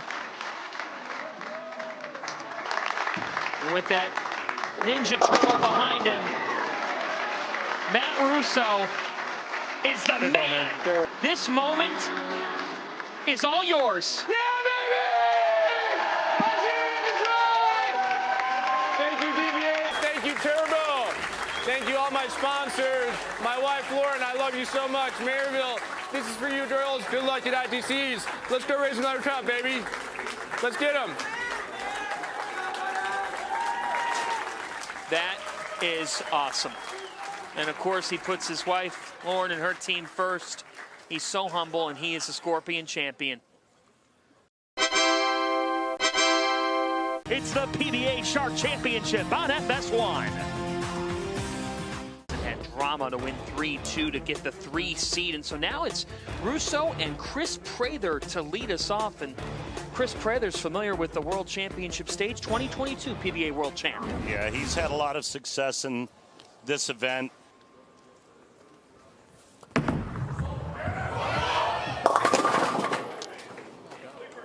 Well, 2, 4, 7, 8. Guy's still on a high. Not the way you want to start the evening, though. Too heavy on the 2-pin, chops. More issues, so you couldn't ask for a better setup for the 32-year-old. Two-time major champion. Ooh, good break. 10 goes just to 2. But you're right about the right lane. And talking with all the players, they said, hey, whoever figures out the right lane is probably going to win this event. Away the pocket too much, the ball won't make it up. You can't go too straight, you can't go too wide. It's got to be right in the middle of that, and you got to make great shots. DNA coil on the right lane, a tension star on the left. And there's a strike for Chris Prather. Someone a question, and give me the answer. I just robotically followed that. He said, now I'm trusting my instincts more. Russo is in some deep waters to start. So back-to-back opens for Russo. All the qualifying is held. Russo needs a response of some sort, and that'll help. Nice. Messenger came and sent the 7 away.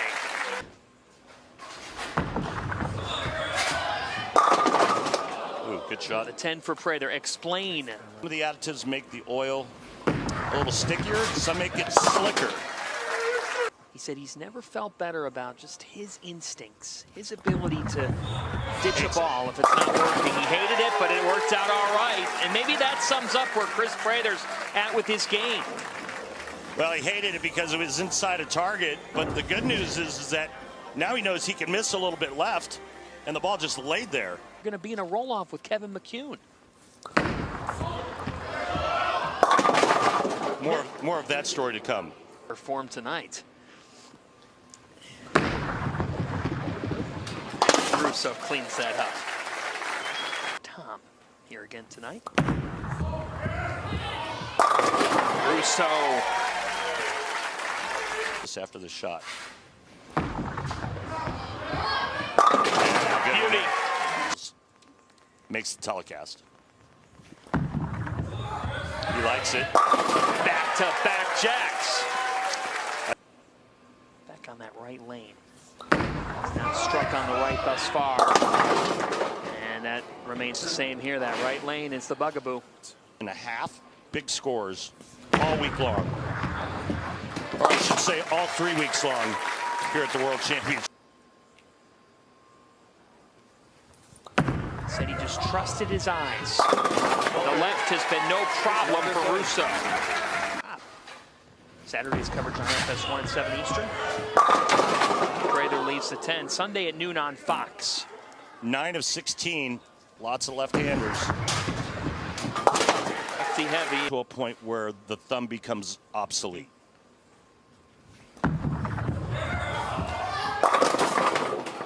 Prather leaves the 10. You weren't talked about last night. All 5.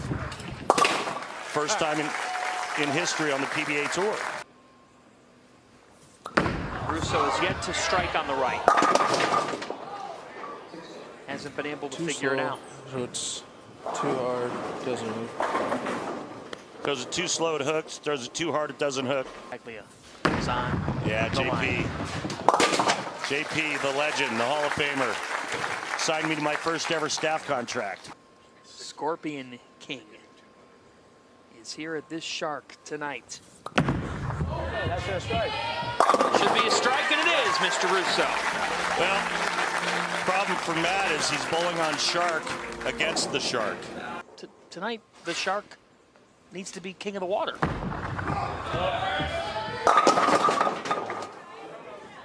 Just joining us, that's what the players told us for an hour and a half earlier today. Can you figure out this right lane as Prather just needs 6 pins? As I almost break my ankle. That wouldn't be good. Don't do that, Chris. No.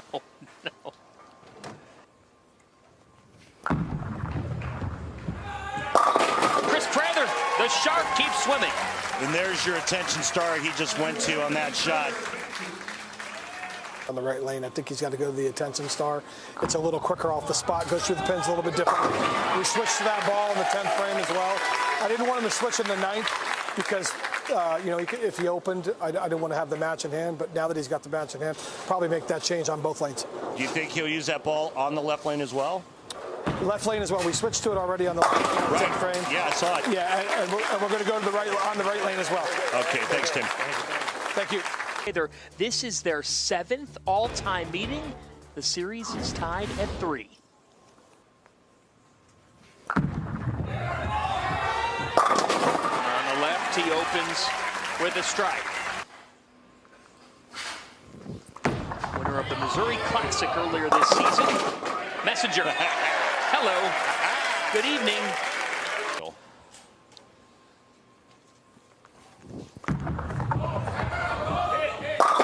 Back-to-back jacks for Simo. Speaking of DNA, he's got some pretty good bowling DNA. Found Anthony.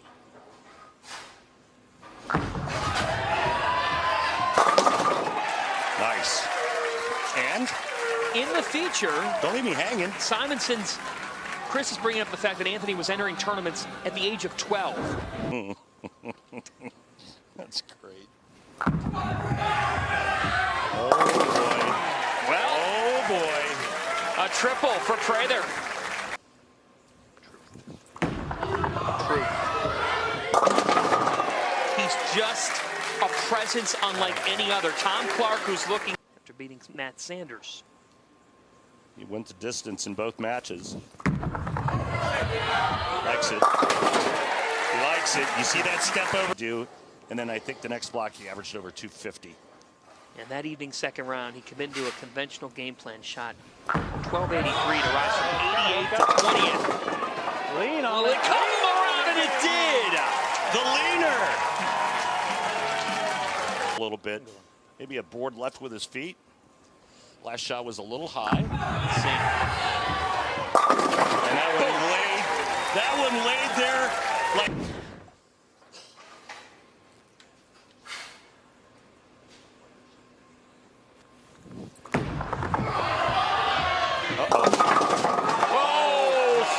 Fortune and Simo with a Jordan shrug.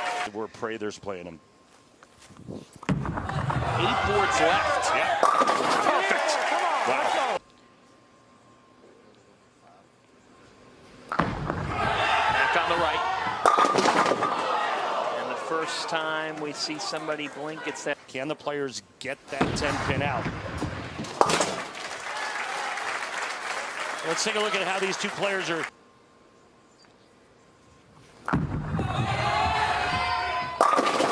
Prather's been perfect on the left. Flying less games. One of the harder events to win. Wow.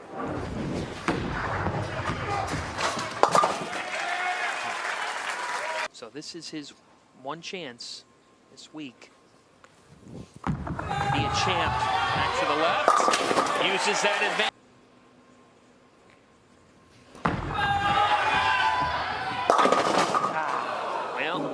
The 10 went. It's that right lane. More than a 10 pin.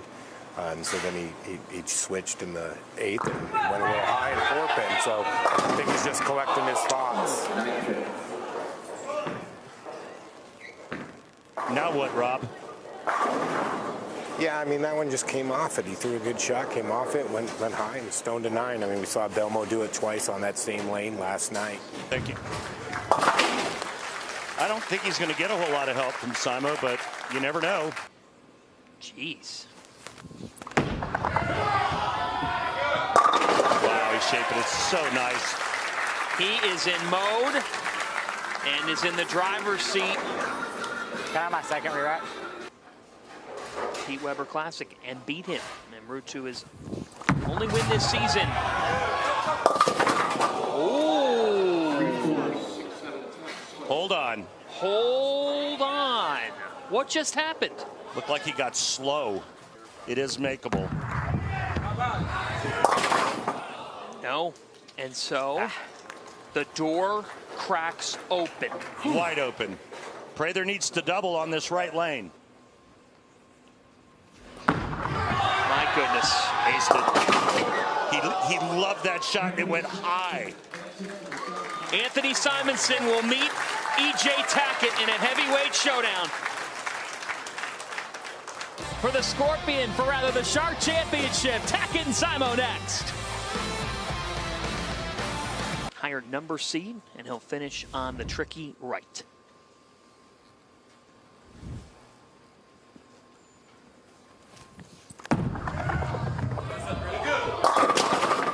Wow, that was from way in.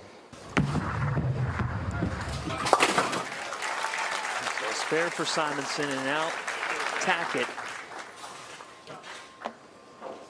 Yes, he has a chance to break Jason Belmonte's 2019 PBA record average of 229.39. Including his 71 games in the World Series of Bowling, he is averaging 230.60.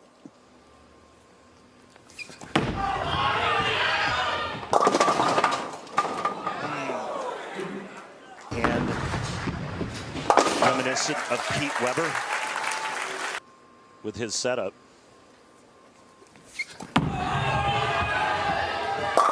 There's a strike. There's the friendly left lane. So what he has to avoid is getting tilted too early, because his push away gets quick. The ball gets into the swing early, then he gets steep. His feet try to catch up, and typically what happens is his elbow will fly and he'll miss it at the bottom. And those are some of those shots that we've seen before where he'll actually go light, maybe the super washouts, missing the head pin. And that's the one shot he needs to avoid. Now Simo on the right. Messenger. No.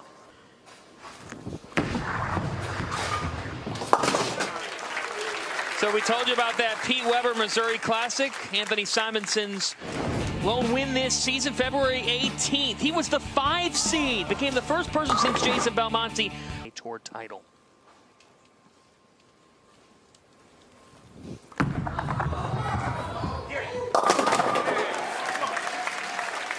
Wow, pretty deep right now. It's nosebleed territory if you don't have a rev rate. There you go, EJ. On the right side. Not rationale, but part of the reason when people are like, wait, you're making these shows, the expectation is to win. And of course it is, because he's E.J. Tackett, but he said it's like a pitcher. When you haven't thrown for a while, and then you're being asked to come out of the bullpen 4 or 5 days later and put it in one game. That's not easy, but he makes it look that way. 9 majors. This man's only 27. Good shot there.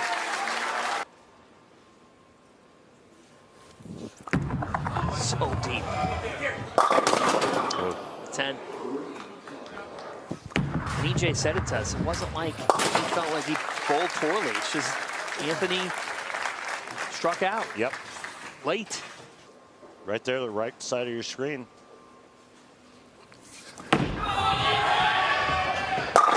That was terrific from Tackett on the right side. Seed left, though, of the non-winners. That's how he got to tonight. E.J. Tackett's feeling it. He's feeling it, Randall. Yes, he is. He's in full predator mode.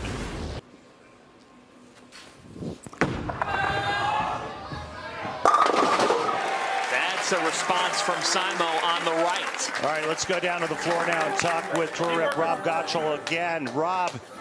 Yeah, he's just trying to control his ball speed. Nothing different. He's making good shots. His specto data is really, really good. So he's just trying to make sure he controls the ball speed to get it to read a little bit quicker and just go through the pins a little better. All right, thanks, Rob. And these are two great players. He's been deep on that left side throughout the night and has not been able to maintain the rhythm there with the 10 up. 3 of them have come on the left.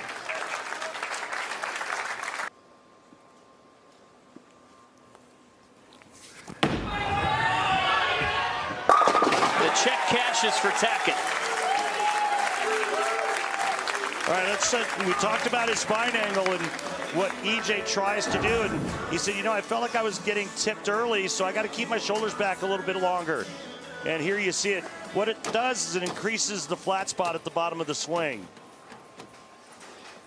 That was beautiful. He is just knocking the tar out of those finger holes, bro. I mean, he's getting after it. The shows.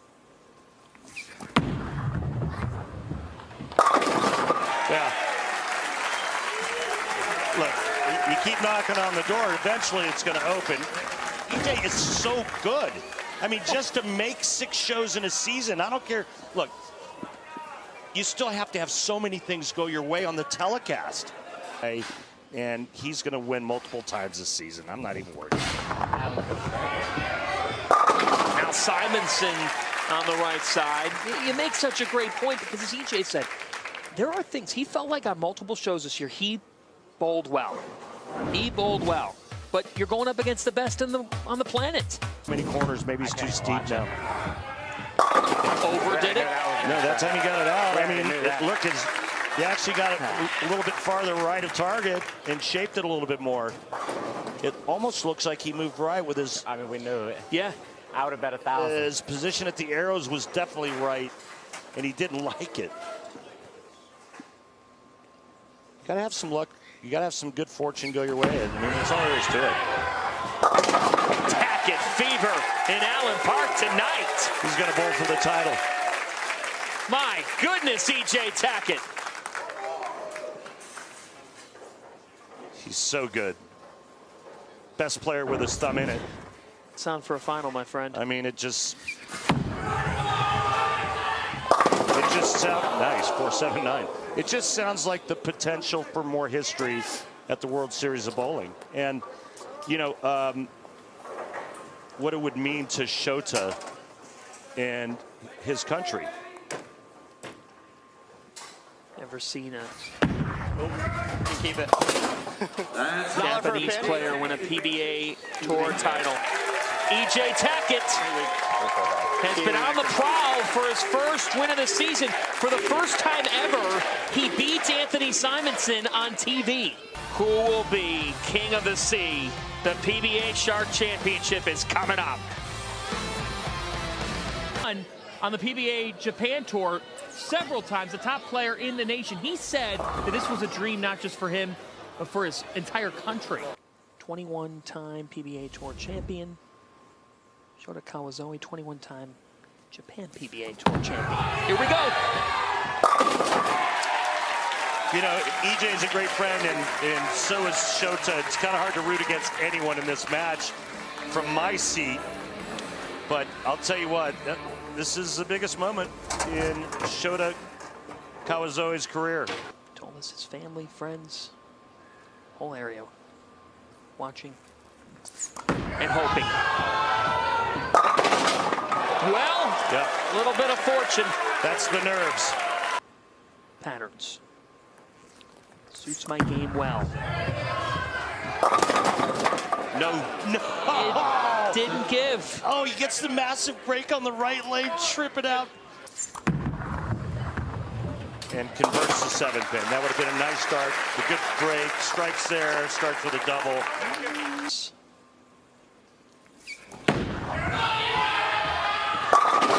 Boom.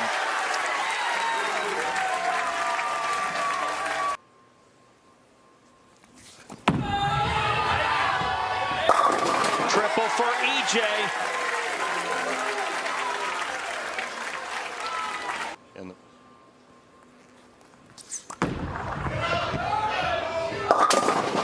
oh boy. So the pressure gets applied. well, back-to-back bad shots on the right lane. It's almost like he's afraid to get it to the right. Brooklyn, and now this one through the nose. EJ's getting through it because he's just knocking the guts out of it, right? I mean, he's just slow revving it, and so he's getting it to shape perfectly.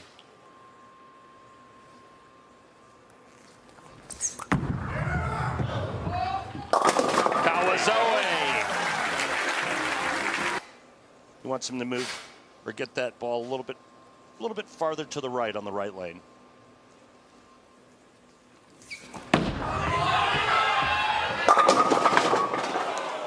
Wow. Hard to believe that was a flat 10 as hard as he hit on that. Yeah, I've been very fortunate to visit that great country and did a lot of bowling, a lot of teaching.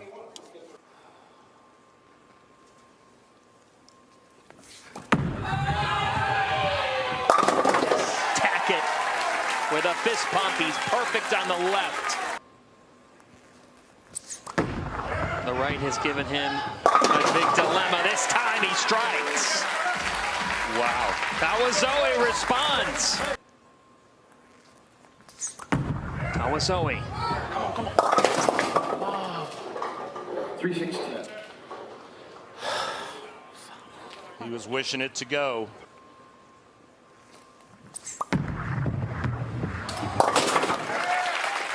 To finish the story, you met him when he was 14. How so? I was doing an exhibition in a clinic, and he was there in high school and gave him a lesson. To the right. Right? Yeah, just the ball. The angle. Eyes.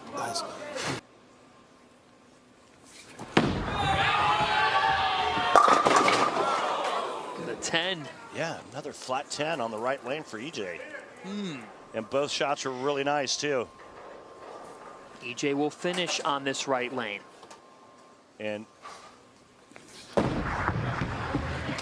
every higher seed coming on has all chosen to finish on the left lane. Shoto, your number 1 seed, same thing. And the messenger with a call in Motown that was answered. EJ smack it on the left lane.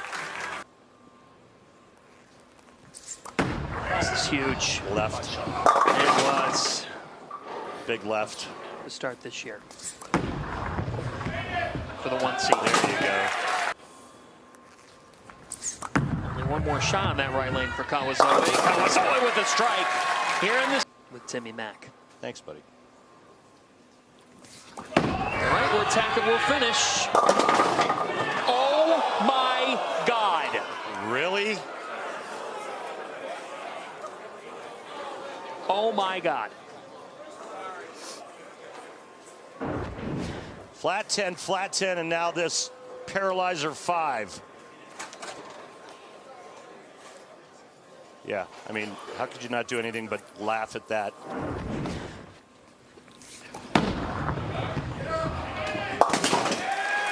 Thank you.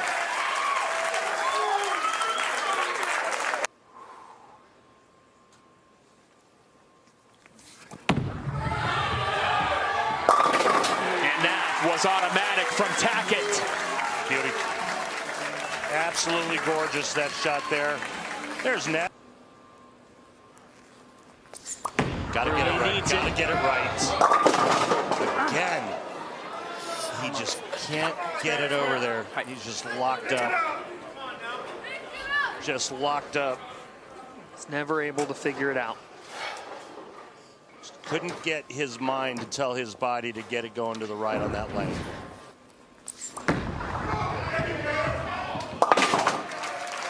Well, he's going to take a re-rack on the left lane and regroup. But you know, his mind is telling his body, look, you can't throw it too far to the right on the right lane. It's not going to come back. And what does that do? It makes him pull every shot.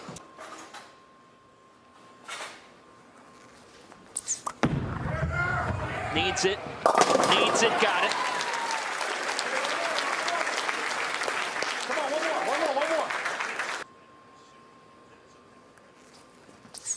Showdown. Willing it! Willing it! A call came from Japan! All 10. Mama. All 10. Kawazoe. And for Shota, 2:13. And as you said, EJ Tackett will need a mark here in the 10th. No, it's not over.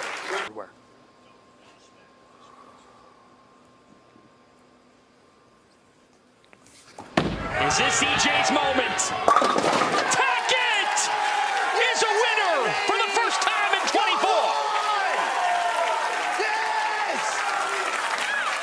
And let's go down to the floor real quick and talk with EJ Tackett's tour rep, Brett Spangler. Brett, why so dominant? Why so perfect tonight for EJ Tackett?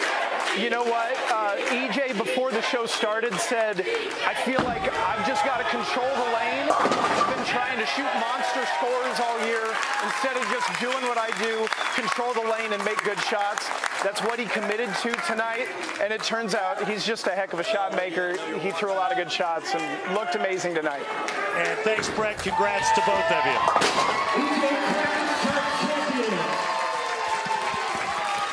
This one's for Troup.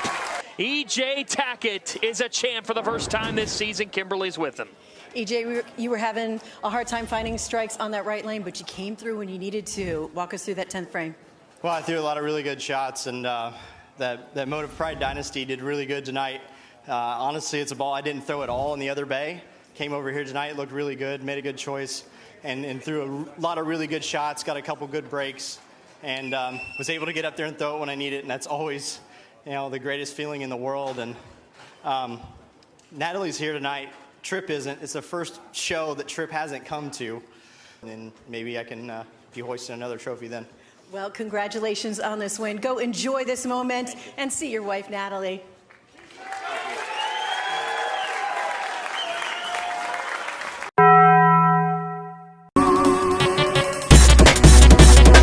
Yeah, no nerves tonight because he's not bowling. Right. Let's talk tomorrow morning. Yeah. And tomorrow afternoon live on Fox to take a look at our play-in round stepladder bracket here. Again, one of these competitors. One of those competitors looking for his first tour title. Not center. Has saved my career once. Can it do it again? Open frame in the first. Saying bowling is more fun when the crowd cheers, and I say preach.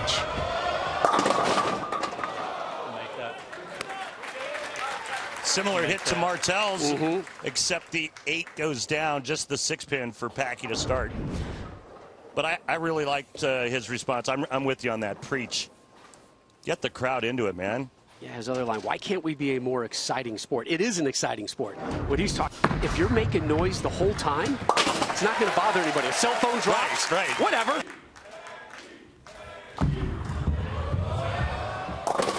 There's our first 8 Ultra.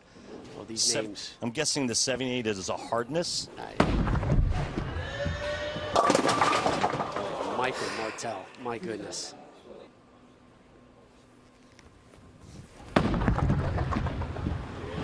So back-to-back open.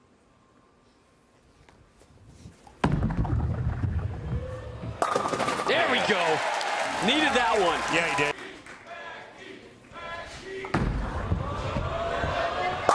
Back-to-back jacks for the former member of the Mean Streak Posse. That was beautiful.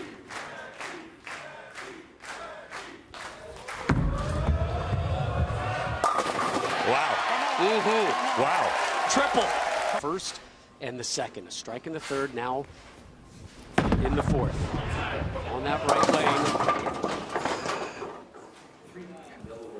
Double whoop. Martell picks that one up. Peterson, Kimberly Pressler, opening game right now. Michael Martell, the 9 seed. open frames in the first and the second. His struggles continue here in the fifth as he takes on the 8 seed Packy Hanrahan. They're on Strong Island, is down 44.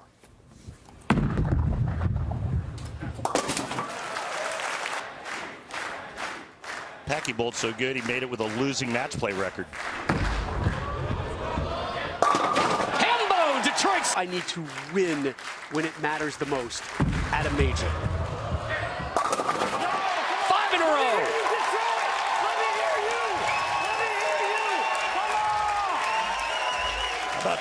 Martell took down Belmo in the last 2 games of match play. If Belmo wins one of those matches, he's on the telecast. A little bit of a payback. Belmo swept him 3-0 in Scorpion qualifying. Yeah.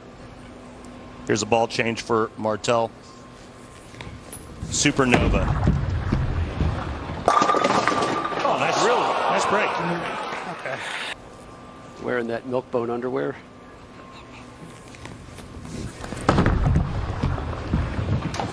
Martell throws that one in for a spare, and it just... What's the price of rosin per pound these days, do you know? It's not that much. Hanrahan up 65. Oh my! I guess they call it resin on the mean streets of Greenwich, huh?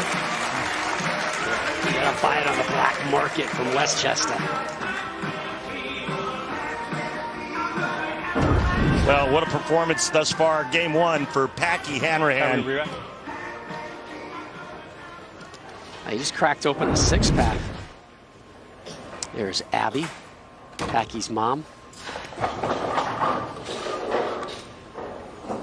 Abby and her husband Packy, a huge support system, and Packy electing to go pro. We'll have more on that story in a little bit. Come on, come on. Yeah, if you're gonna be loud the whole time.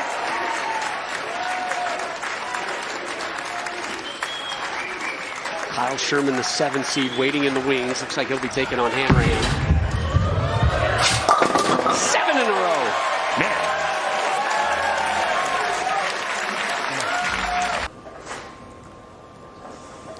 Come on, Martell. Finish strong.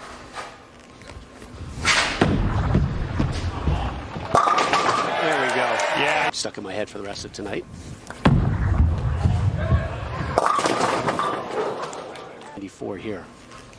Listen, we all know it's a grind just to get here. His overall average just under 230. All right, finish it up. So Hanrahan will move on. Come on that is now. confirmed already. Let me hear it. Take a look at the PBA playoff points. Look at our guy who's up on top, Philly O. EJ Tackett, who'll be in action tomorrow at 2. Troup at 3. Simonson right behind him. Hanrahan in the 9th. It's good timing. Yes, exactly. Great timing. But he will probably move up into the top 10. Right. A win will move near the top 5. You want me to try anything else? Yes, Packy, of course we want you to try something else. Why are you not looking at reactive? Nothing? All right, thanks. Come on, boys. He's going to dance with the one he brung. Mm-hmm.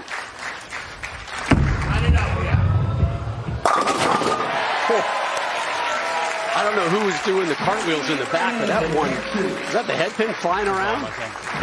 They all went off the back of the pit so fast. Let's see.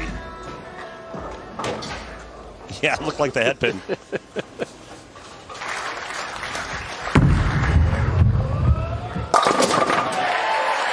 Yeah, I'd say probably good with that ball for another game. Working. So quiet.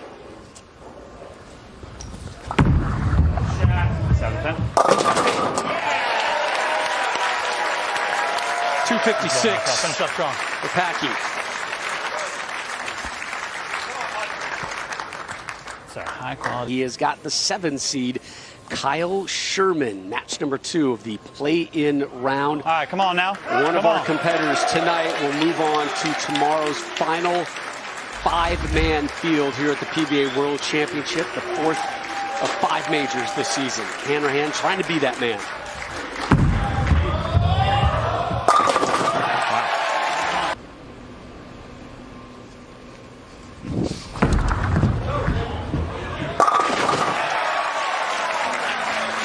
strike for Sherman, and he is playing with maybe a little bit of a chip on his shoulder. Well, yeah, your dear friend Carolyn Dorn Ballard dropped him off of the New Jersey Kingpin team. And although it was amicable, Kyle said he's never had this much motivation. Yeah, it's been the biggest motivation for me, period. Yeah. Take a look at his arsenal. He's going with Attention Star. You like that name, Rob? Nah. Okay. We're going to talk about names coming up soon. I keep trying to tease that. You're doing a great job. Back-to-back opening jacks for Kyle Sherman. Her hand on that tricky right lane. No issues. And you notice the lane.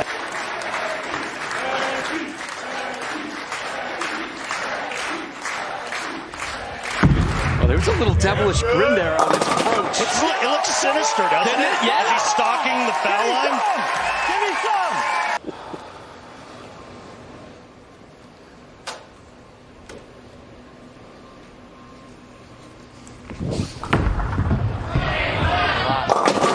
Little right at target. A little right at target, but he avoids disaster just leaving the 2-pin. Typically on this pattern for the right-handers, when they miss like that, it's disastrous. 2-8-10 City.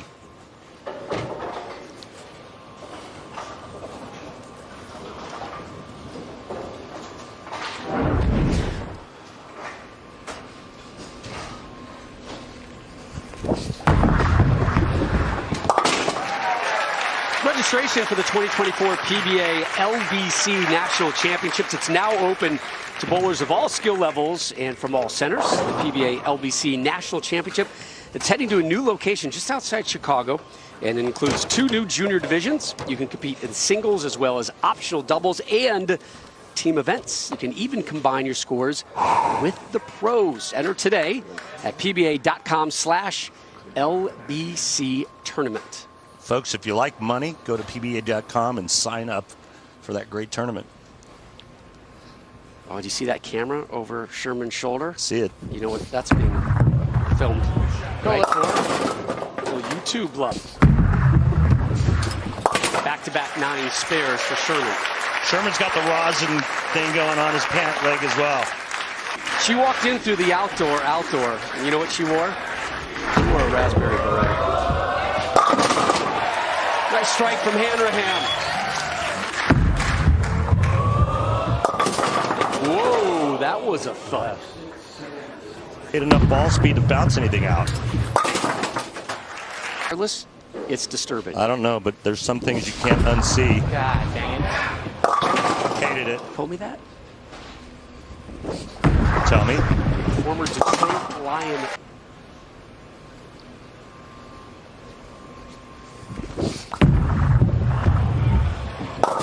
Far. He knows it. Big chance here. Oh, what a pickup! We're always happy to be here, and just want to pass on all of our. Oh. The 7.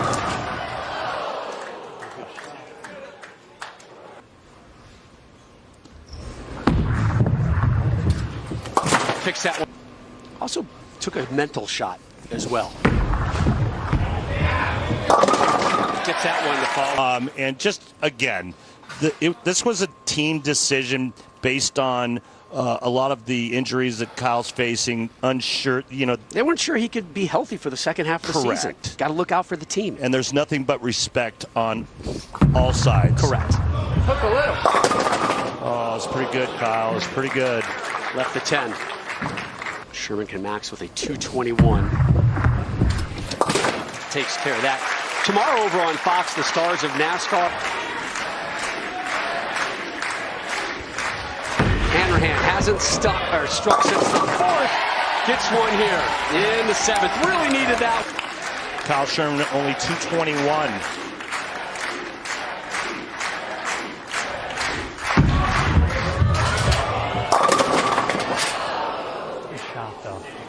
Better shot.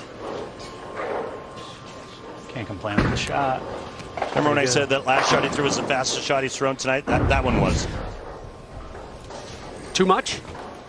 Yeah, just a little bit because of the flat 7. This left lane has been problematic for him. Open frame in the 5th. Spare in the 7th. Spare in the 9th. You know what he's doing? He's not moving his feet. He's doing it with speed, right? So game 1, he was locked in, right? And all of a sudden, that ball started to pick up a little early, so he doesn't want to move his feet. He just increases his ball speed, but now he's lost shape down lane. Sherman no longer bowling just for himself. Talk about that after the shot.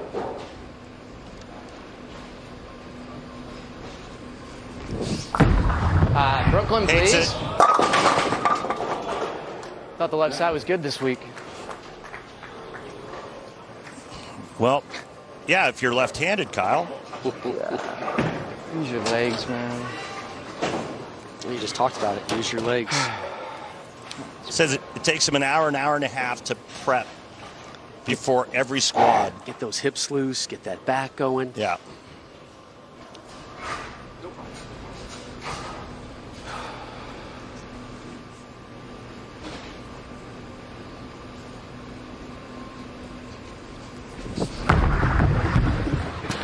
Picks that one up, and Kyle, a pop now. Hey, Rebecca.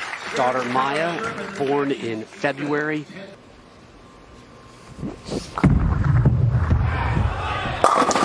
Oh, man, was that good.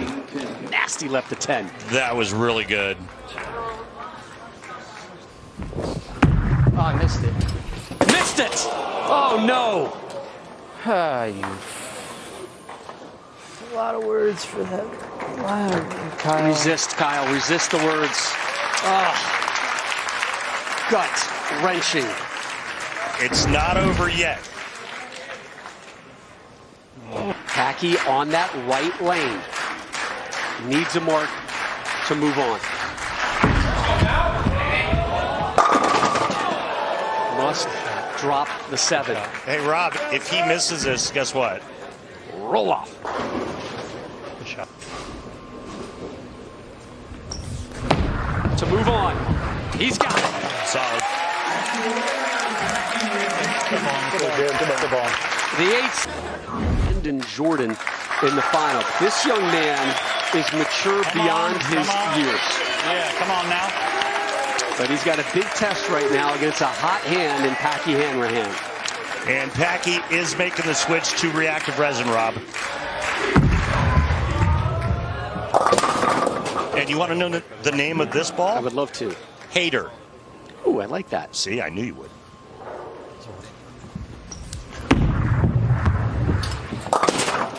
Picks that one up.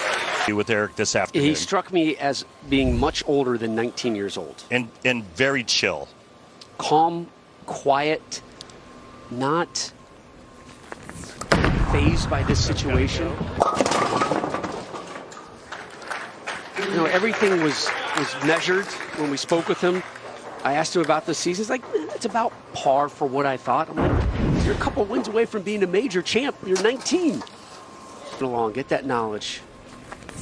Learn these lanes. Learn what life is like out here. And pick up things like that. Oh, yeah. You bet, Jonesy. Look at that smile. Is that Pop standing up behind him? I think that was his dad, Heath. I mean, yes, sir. A little mini backup ball to the 3-6-7. You know what was great about that reaction? He tried to stifle the smile for like a millisecond. You put the tongue in the cheek, like, I'm not smiling. Yeah, you are. He let it out. There's Pops. We're going to check in with Pop. Pops has played a big part in this young man's bowling career. We have visual proof of that, and you're seeing some visual proof right now as he gets a strike here. One of the bright lights of the PBA on Fox Sports. Here's Hanrahan off that spare in the first.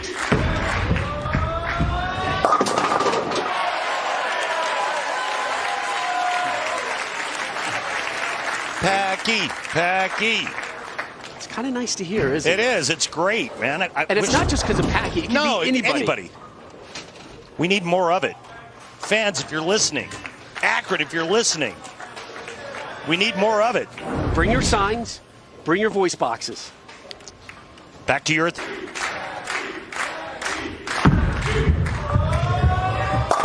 Back-to-back jacks for Packy. Fair in the first, a strike in the second. Here he is in the third. Better. Make it a double. Yeah, it is. Wait a minute. What did you just say? Well, I mean, he's underage, but you can still make it a double Sprite, double root beer.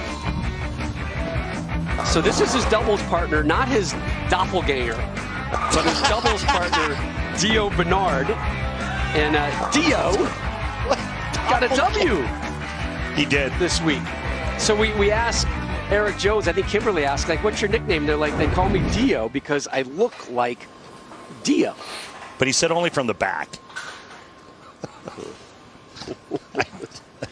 I know. I thought it was for Ronnie James Dio, and I got all excited, and everybody just looked at me blank. Again. Oh, boy. Packy Hanrahan from Wichita via Greenwich, Connecticut, trying to match him.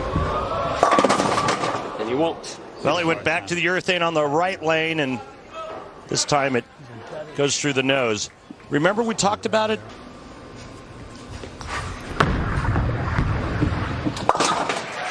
At the World Championship.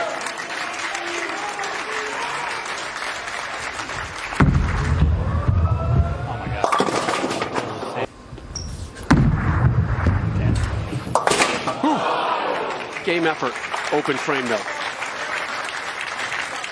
First time he's been in this position all evening. Yeah, he's had comfortable leads early, and now he's down 25 to the teenager, Eric Jones, who seems to be playing off this momentum. Yeah.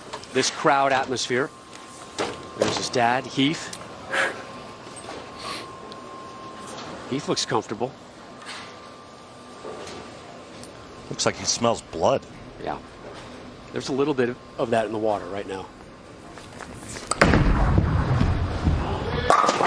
There's a lot more of it now.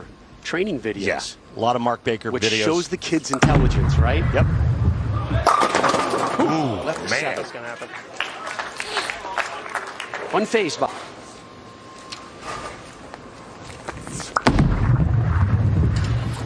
Bonus. What do you call that, Rob? You had to squeeze into those skinny jeans. Oh my goodness, that was awesome. That was awesome. Thank you, Kimberly. Packy Hanrahan gets strike number 4. Come on now. Come on. Yeah, come on. Come on. Come on. Pressure's on him. Pressure's on him. Come on. Well, Jones has not been fazed by the pressure. Make a shot.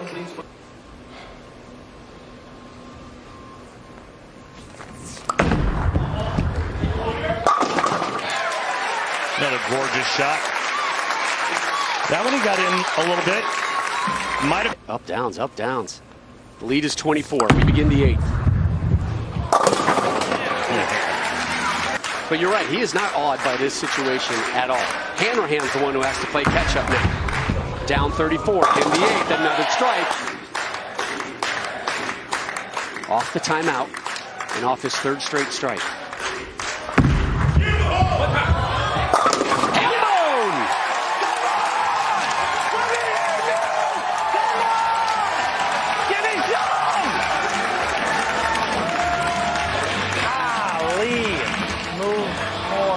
Quicker.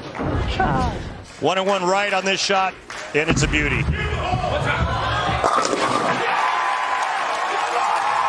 And he did exactly what he needed to do, and that's to give the youngsters something to think about.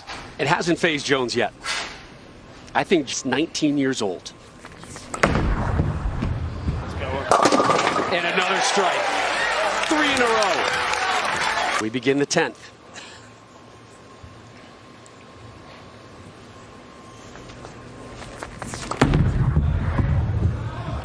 Huge strike. Come on.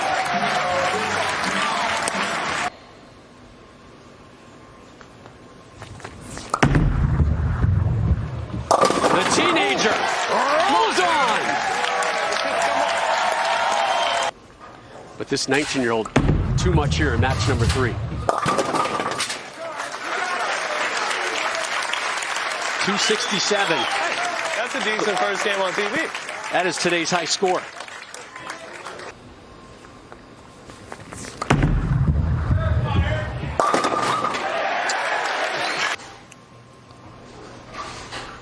From Okemos, Michigan, a suburb of East Lansing, about an hour 20 drive away, left the 7. Yeah, baby. Knowles knocks that one in. Here, but both of them were over in the main bay, not here in the arena. Oh, he loved it. And that's Brooklyn. Justin just trying to get control of the nerves early on. Jones, he's already gone through that. Back-to-back 9 spares for Knowles. He's the old man on the show. They were doing the open.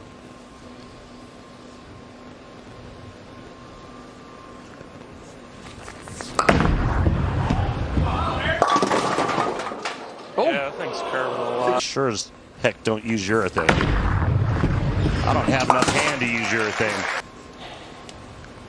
Strike in the first, 9 spare in the second. Here he is to start the third. Bam! It was just under 20. Oh, jeez. Knowles did not like it. Brooklyn.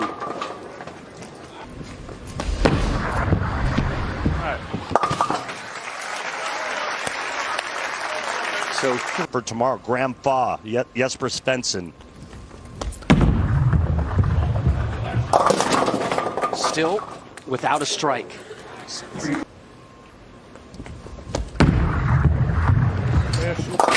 straight.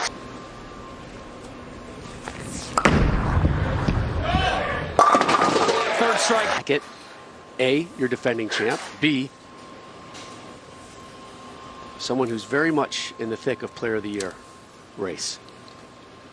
That's tomorrow. I think if EJ wins, he moves to the top of the list. Yep. Get away with it. 6 hits. Little bad. Oh, you got it! He got it, Randy! Oh, baby!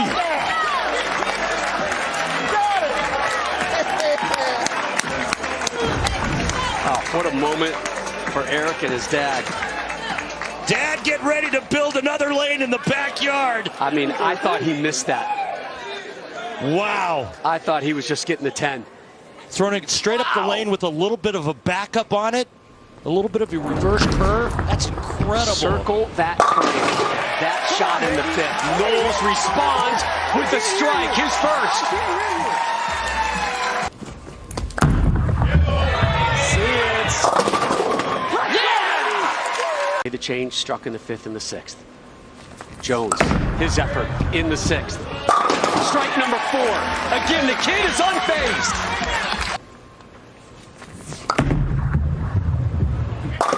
Bartender! 1 pin separating them as far as max score is concerned.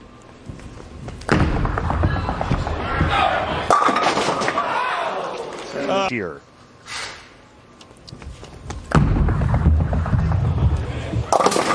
That right now, you got to show this respect. And he does. Nice cover.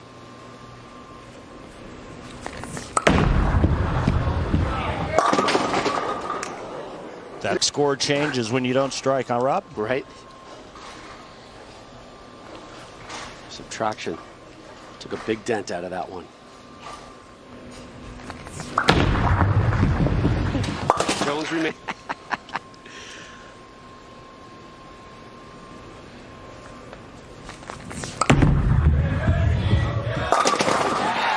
Didn't phase him. I mean, down 14 here in the 9th. Pretty much has to have a strike here. And he does. Got a late kick of that 10. Here, he will match that 6th place finish. Stop.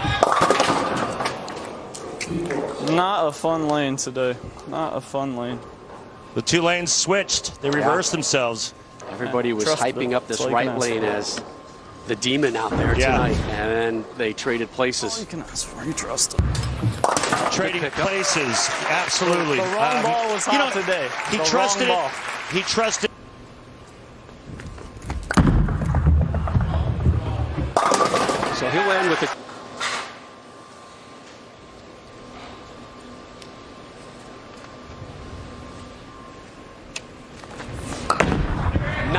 to move on. He's at 8. Needs one. Just needs one. He'll take 2, and he'll move on to Sunday's final. Championship, Kimberly standing by with the teenager. Eric, congratulations on your win. You looked a little bit nervous there in the 10th, but let's talk about that 5th frame when you had that huge conversion that kept you in this match. What happened there? I've been asking Mike Wolf over-under on all those that I've shot at this week, and I've missed all of them by a mile. So the one time I don't do it, I made it. I think that's what happened. Well, tomorrow with this win, you actually claim the 5th and final spot, and you're going to be taking on the defending champion, EJ Tackett. It's going to be interesting to see what kind of effect EJ has on young Eric Jones, the reigning player of the year and the defending champ of this event, the last righty standing. If he can create a trough on the right side of the lane, Rob, I think EJ climbs the ladder and he wins this. Tackett goes for his 5th major. Jones goes for his 1st title. Both of them standing by with Kimberly. Number one fan, your number one fan, your dad was here, and he played the saxophone for the national anthem. Let's take a listen to that.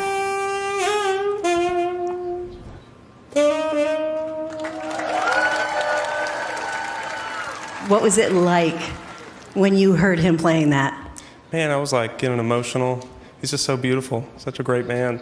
So it's really good to see him do his thing when I'm doing my thing. Do you think he's your number one fan? Yeah, I'd give it to him. It's split between him and your mom? I would hope so. I would really hope so. All right, good luck to you today. Thank you. I do not tire of the Eric Jones interviews. It's short, to the point, but he says a lot with his tone. How about this line when he heard his dad was going to play the national anthem with the saxophone? Quote, "Oh yeah, he's stinky with that sax." I believe that's a compliment. Yes, I'm sure it is. Again, just 19 years of age, turns 20 in January, and he was so impressive through his 2 games last night.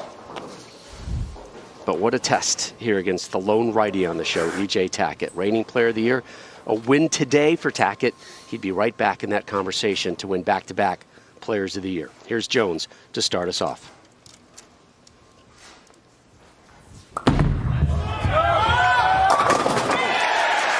Picking up where he left off. Yeah, he had these great starts last night in both of his matches, kind of put himself at ease. He was never really in a pickle at any point. Had some great spare pickups. That one in the 5th versus Knowles.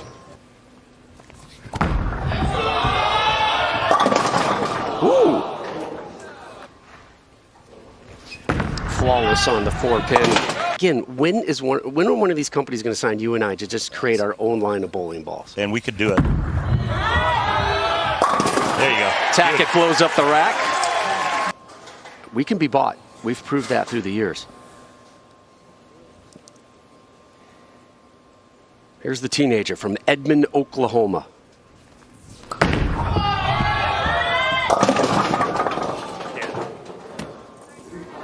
The 3-5-6 in this tournament. Cleans it up beautifully. You know how I know that? Because, well, I'll tell you that in a minute. Let's talk oil. That's the World Series of Bowling. Nah, that's a grind. Back on the strike train. I'm not going to lie. Yes, he did. And a lot of leg work. Yeah, a lot of up and downs, up and downs. EJ Tackett in the 3rd. Make it a double.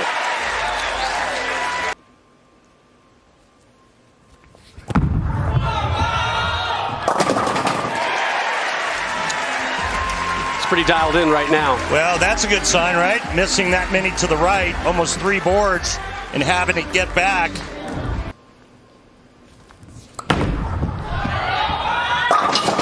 There we go. I love you, Randy Peterson. Oh, no!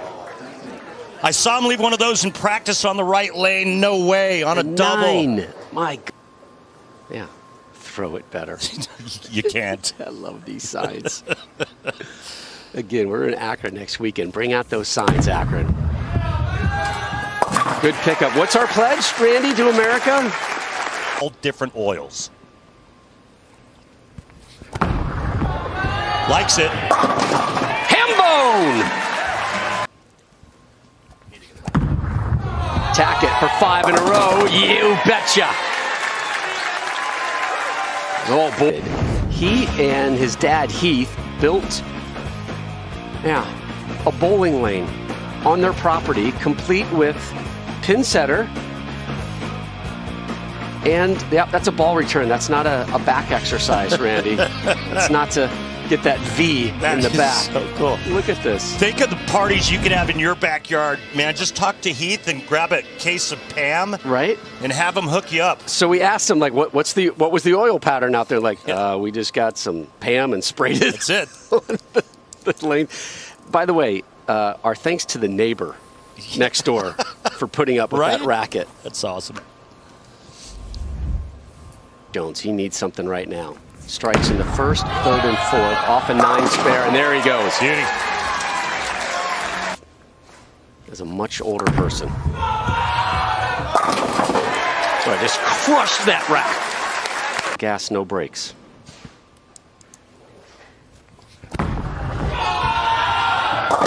Crack open that 6-pack. Finds a comfort zone. Watch out. The trough. Yep. Reigning player of the year, reigning world champion. Hold it. Lucky to get 9. There's the miss right there. Not a good shot for E.J. Tackett, but the result, excellent. You saw this right away, Randy. Yeah, it was dead left off his hand, and very fortunate to get 9. Takes care of the 4-pin, so the strike streak comes to an end. Here's Jones looking for 3 in a row.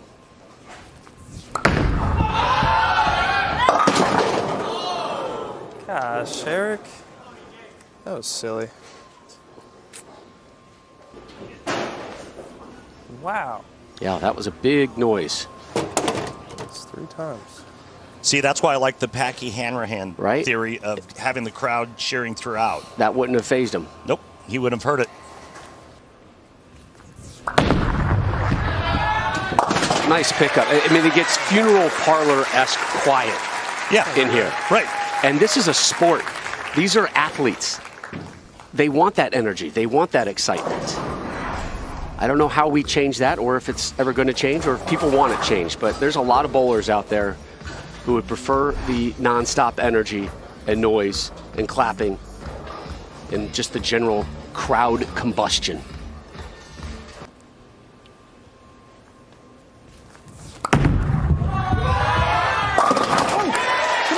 Like that one. I'm still here. He picked that up from the veterans, right? The vets always say, like, I'm not going away. I'm still here. He's watched some bowling on YouTube. Well, he had some of the vets pull that line on him last night, right? He had those big leads, and they would strike and say, I'm still here. And then guess what? Jones would come up unfazed and knock them all down. Trying to get into the young man's dome. It didn't work. Now he's trying to get into E.J. Tackett's head. Good luck with that. Tackett in the 9th, up 32, off a spare. Oh my goodness. 4-10.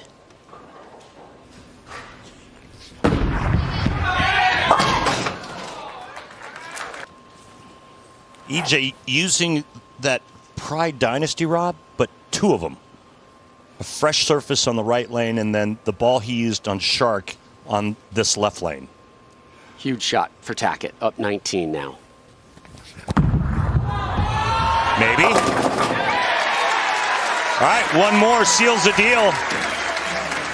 If he gets a spare, he will force Jones to throw all 3 to win by 1.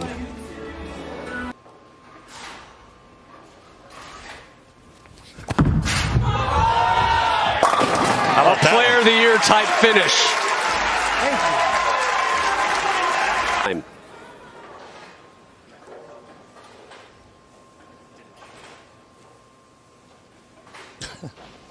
you see that? How's the left? How's the left? Oh, yeah. Commanding close for Tackett. 246. Eric Jones has nothing to be ashamed of. I hope we see more of this young man down the road. Again, that solid 9 in the 5th. And how large that looms now.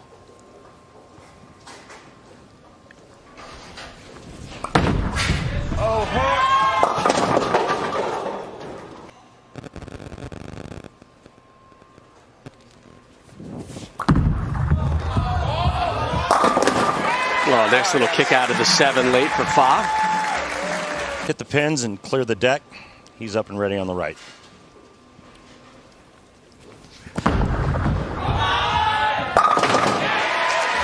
Could you hear all that crinkling, Randy? So you're after the bag of chips?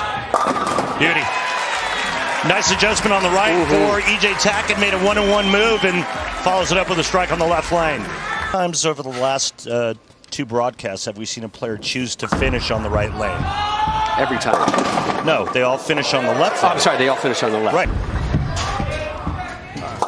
Nice pickup there. His mom, Connie, in attendance. And what did Mom do for us? Can we come to the booth here? Connie is sweet. What did she deliver us? What was her first line, though, when she came over? She said the American moms bring cookies. The Canadian moms bring chips. Ketchup. Ketchup chips. From there she There thank she you. is. Thank you, Connie. God bless her. That was awesome. Love Canadians. Nicest people. Got a nice kick out for Graham. You know, we had Graham in the booth last night watching this and giving us some of his observations of the left side, and he was a great help. Yeah, he was spot on, and that was the Just Right strike brought to you by Just. They can't stop eating. Tackett leaves the 10.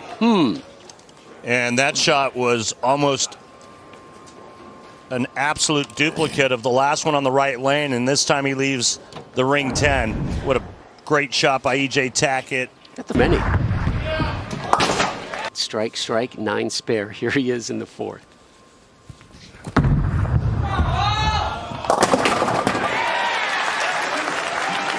I don't think he loved that one.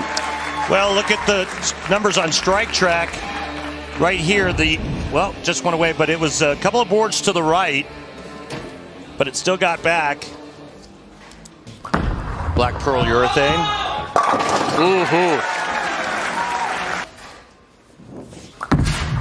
It's a nice little turnout as he left this ball. Yeah. Topped out at 85 miles per hour, but bruised the bone. I don't know. Struck in the 4th. Here he is in the 5th. So back-to-back jacks for the reigning player of the year.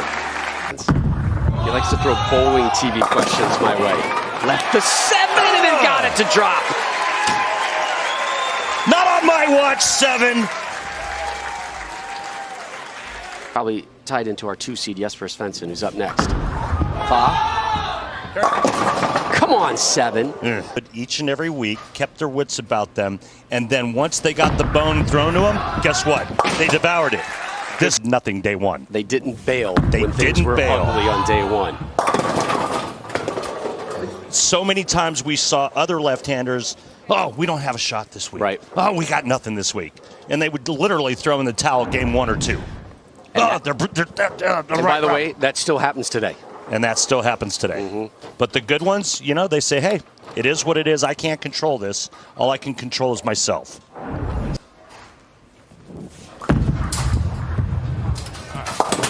Can't keep getting spares when the other guy is dropping strikes.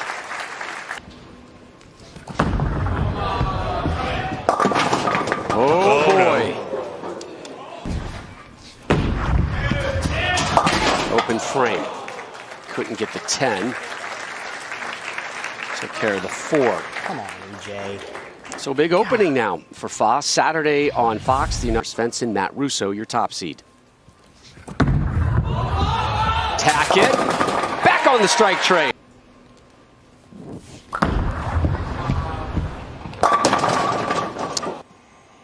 3 top 20 finishes this week. It's been a wonderful week for Fa here, just outside Detroit in Allen Park. Takes care of the single. Mike.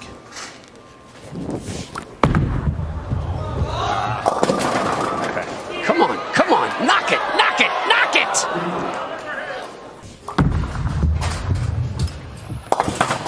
Now, Egypt. 2:45 here in our second match.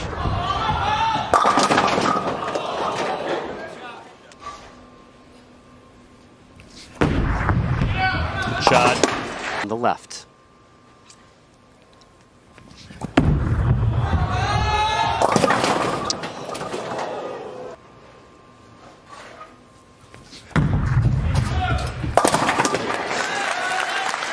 That's humming. Hammered that one.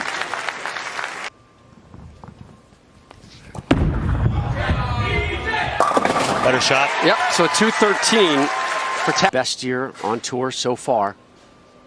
What an opportunity here today.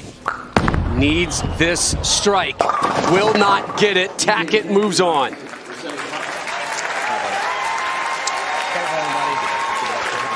It was a bold move that he tried to make late, Rob, with the loft. Was it too late? I think so. I think so. It's just too big, and just look at how early he was setting the ball down on the lane, and now he's lofting it halfway to the arrows. Yep. Today, 11 of 13 on this lane, Rob. Only 5 of 10 on the right. And he'll finish the match on the right lane. But guess what? There's something coming up that we really like.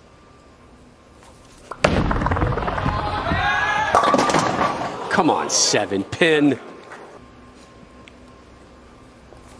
82 for 82 in the conversion of the 7-pin. He won a major. An opportunity to do that again today. There you go. Tackett on the right. Messenger!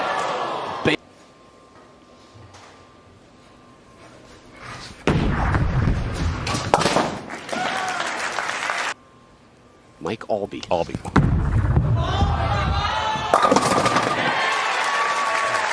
We just skewered him. Spare strike. Here he is in the third. Come on, left it again.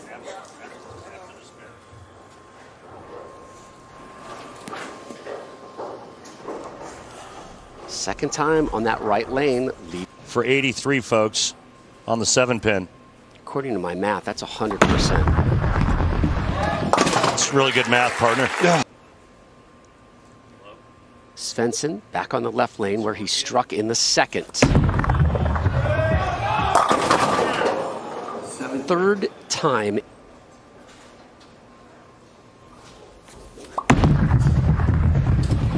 Third titles. Win today, he's right back in the conversation for another. Straight and hard. Yep. Oh boy. And that's the issue. Really, that's the one I leave? Great call. Great. That's the trouble lane. You know, the goal was to throw it over the front a little bit. IQ Tour 78U. It's a lot. It's your thing. It's a lot. Yep. A lot for a name. There it is. There we go. A little softer speed. There we go, Iceman.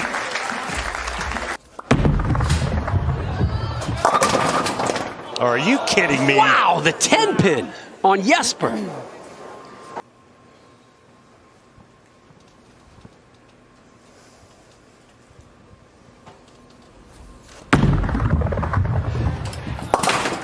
Curls that one in nicely. Wanted a strike. He'll take a 9 spare, and we got a tight one here in our semifinal. 5th major of the season next weekend. The TOC in Akron, Ohio. Can't wait for that one. Yep. Messenger! For the lead.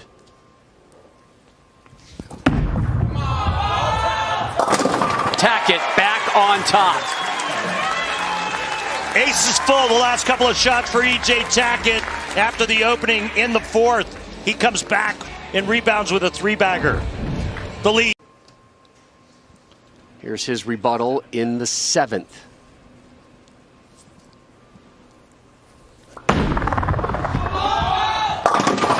No way. Ugh. Really? 6-8-10 split.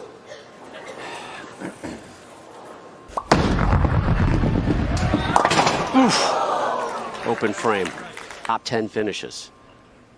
Huge week to really boost his season. And he has issues again with the corner pins.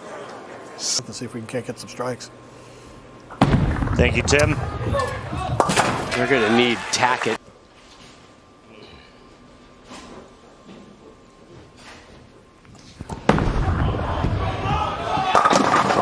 Whoa! Man!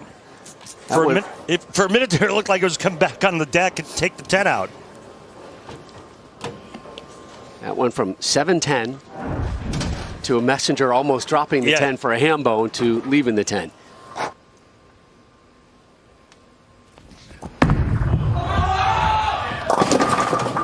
First time he hasn't struck on that left lane in this match. Still can't be shut out if he converts the spare.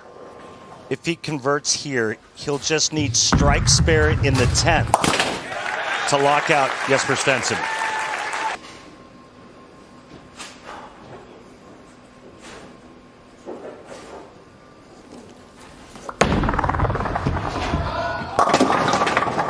Get down! You gotta be kidding me.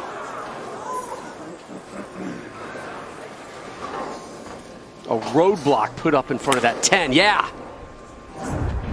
I'm with you, Iceman. Without question. It just unfair at times in how brutal this sport can be. His execution has been so good today. And I mean, absolutely. Good pickup. This ball in the pocket. 3 7 pins, 3 10 pins? Yeah, 10 pins are crazy. Yeah, thanks. Where you been? Thanks for nothing.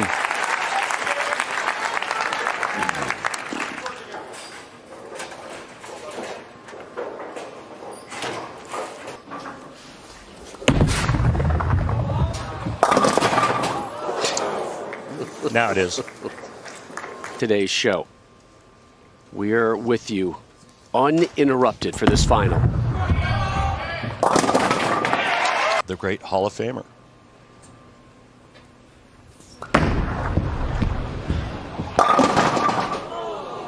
Oh, that looks... The effect or just effect? Effect. I like the effect better. Cleans that one up. Again, I don't know who made you and I the authority.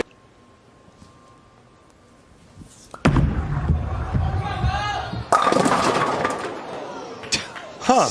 7 pin. Got a little. I do. You But should at least tell the folks what it is. It's Teenage Mutant Ninja Turtle, Michelangelo. I don't know. I'm not really selling it. I'm not feeling it. Closer to it. Let's do that. I think either. Well, they learned from Jesper Svensson last game. Can't let it go too late. Tackett. Dialed in. The difference between Svensson and Russo. Russo's using reactive, softer speed, actually creating way more motion. The result, however, is the same. Not both of those, and then their third match, EJ. Beautiful. EJ takes Jesper to the 10th. 193-184. Yeah. Has.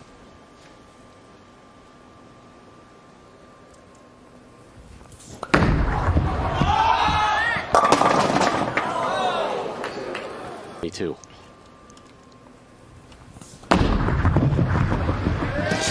He is pushing his luck with these skinny jeans. There's not. We got to do it.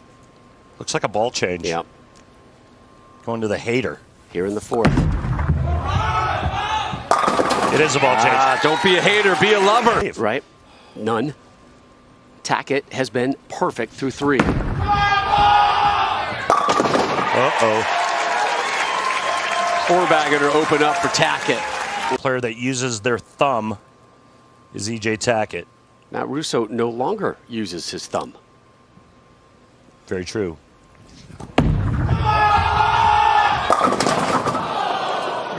Lord. 10-pin away from an opening 5-bagger. He's aced the...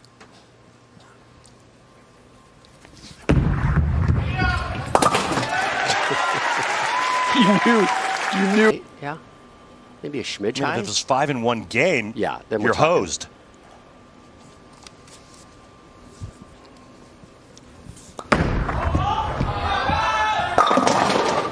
Good practice at this 7-pin today. He's been cutting it close. That one right in the middle. Crew still talks about it. Really appreciate that, Vicky. Russo just one strike. Came in the 4th on this left lane. Here he is in the 6th. Needed it and got it. The info. Tackett on the right. Beautiful.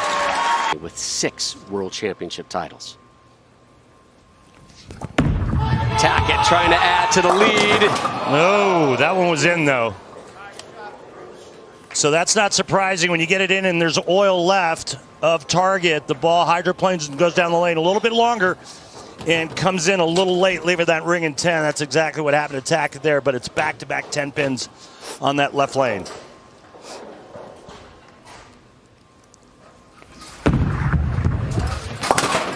Everything in his game. Missed the cut at the players and said, I got to make a change. Double wood. Add himself to that list, but struggles with that 7-pin, and now double wood.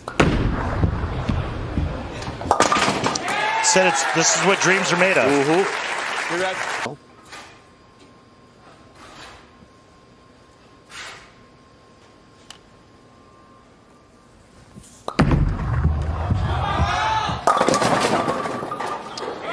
Come on! Get down, 7-pin!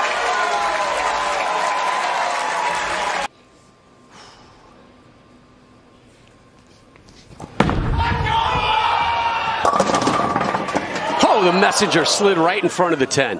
On that 9 spare on the left. And he wanted to double up, but still in complete control, up by 30. And right now his only thought is, all right, that's done. Let's get up, strike in the foundation frame, and see what happens. I miss my guys in Wisconsin, the Holler House. Tackett needed 2 strikes to win in the 10th. Got both to drop Jason Belmonte 254-247. It was his 4th major and his 5th win on the tour. All of those adding up to PBA Player of the Year honors. A win today, and Tackett is thrust right back into that Player of the Year conversation. Bill O'Neill, Kyle Troup, Tackett telling us the one thing I need is a major to get myself in that conversation. Jeez. The redundancy of this 10-pin is just killing me. Redundancy of the 7-pin for Russo.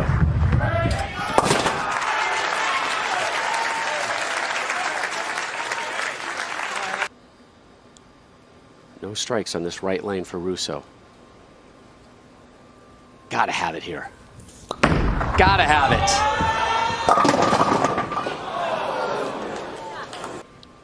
And it looks like he's going to... Looks like he's going to repeat here at the World Championship. On Friday, PBA Elite League on Saturday, and the TOC on Sunday on Fox. These corner pins, 7, 10, doesn't matter. If Tackett throws 2 gutter balls, it's 197. So you're saying there is a chance? No, there's no chance. E.J. Tackett's winning his 5th major. What a road. You know, we talked to him earlier this morning. He said he watched yesterday and he thought Kyle Sherman, the only other right-hander, thought he played the lanes too deep. He said, I'm going to stay right as far as I can, as long as I can, break the lanes down with something really strong, something with a lot of surface. Exactly what he did. Last shot for your 1 seed.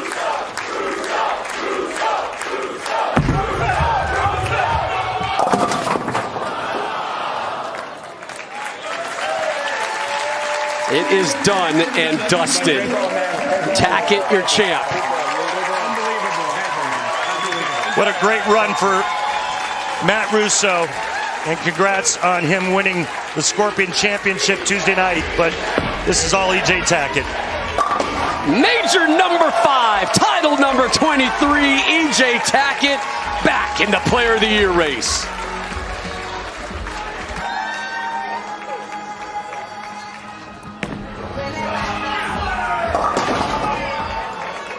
He's just rolling it out.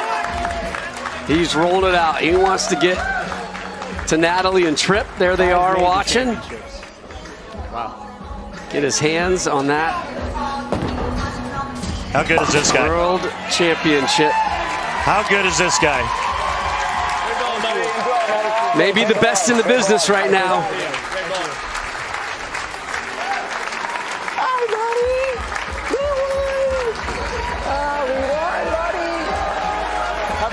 Let's go pick up this little trophy here.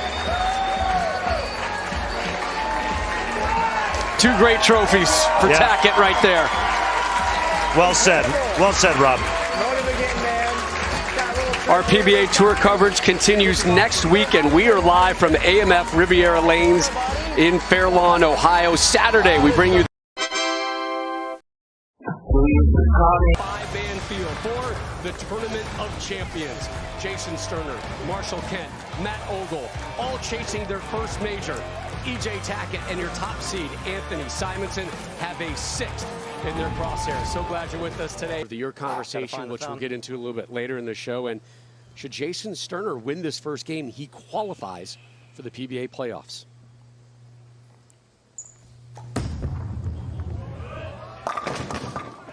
Are you kidding me? Starting with...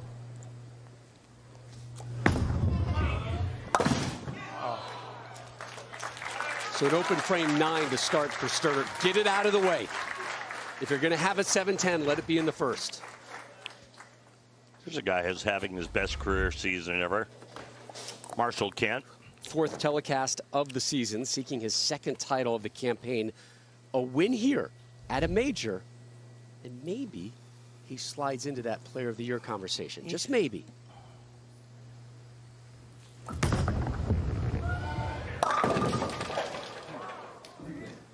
Here. That's right. Kent takes much, but obviously it impacted him. Is there a raise in the foul line or something? I don't know. Sterner down 10, right of target, and what a challenging 2 frames this has been to open. Sterner going with a GB5 for his equipment. He'll pull his arsenal up here in a second, but 2-4-10. He's just going to try to get the ball over to the right side of the 2-pin and cut it into the 10 for the champions. What do you say? Back-to-back open frames to start for your 5 seed Sterner. Voodoo? Voodoo roll. Trademark it now. Can we get a strike, please? Anybody? How about a big 4? He already had the 7-10. Out here, but what a kick in the teeth. First 3 frames for Jason Sterner. Kick in the teeth.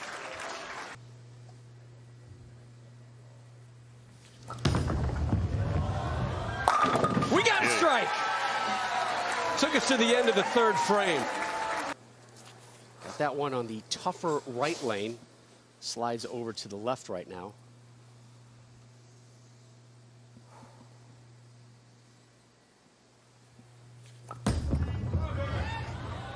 Ooh. Yeah. Ooh, nice break. Little cut, yep. And there you can see the higher friction on the left lane.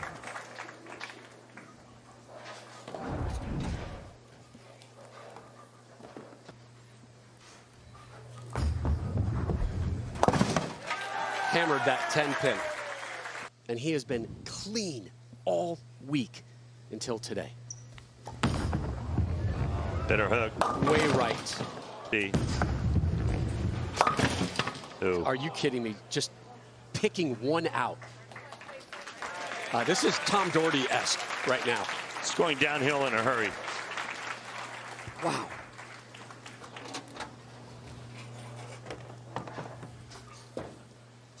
This is tough to watch.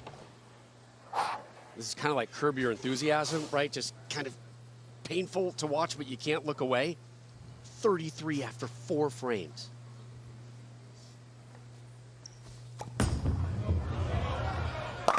There you go. Praise the Lord!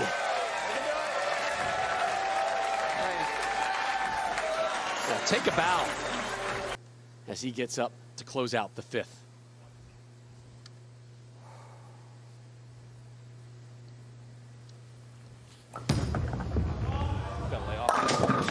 Left of target. They're not me. Kent after the 6th pin, so another spare conversion for Marshall.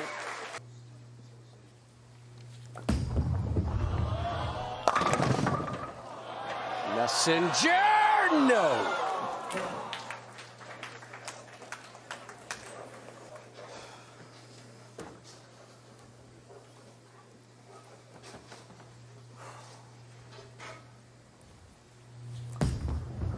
So, Randy, you look at Kent's scoreline so far, you're noticing a trend.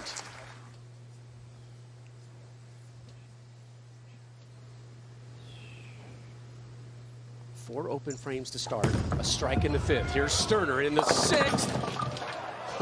I mean, right, for a second, we're looking at another 7-10. Yeah. We asked him what his secret sauce was this week. I love the answer. He said, Heather. Wifey. My wife. She was with me every game. Great support, great eye for the game. And yep. Heather is the head coach at William Smith College, bowling. It's a little bit easier to Hubby make. Jason, the assistant. What a season William Smith had, by the way.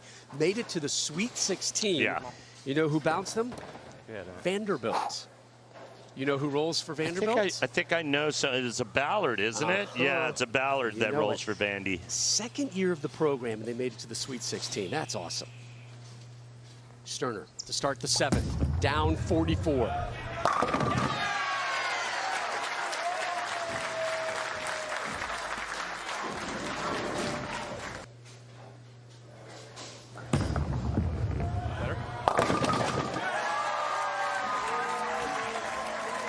So a rare strike for Marshall Kent here in our opening match.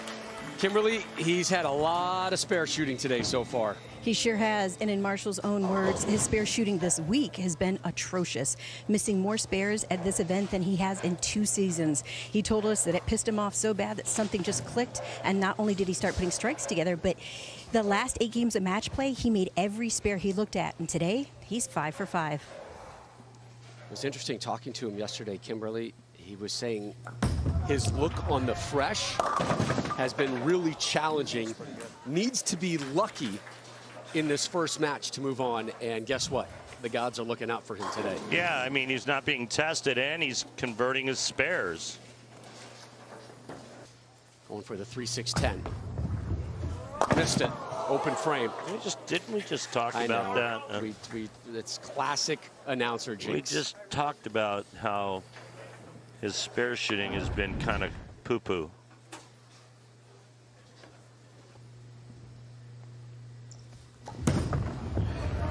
Get up. Hey, hey, hey! What? Hated Double wood. Yeah, right off the release.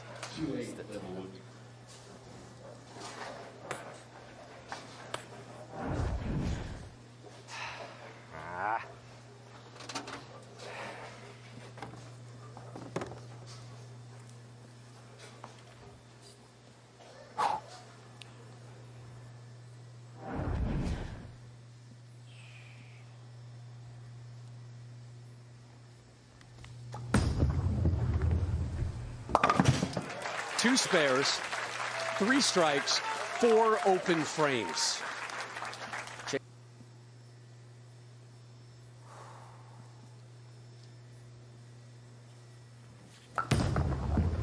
that open frame in the 8th. Last year's TOC show.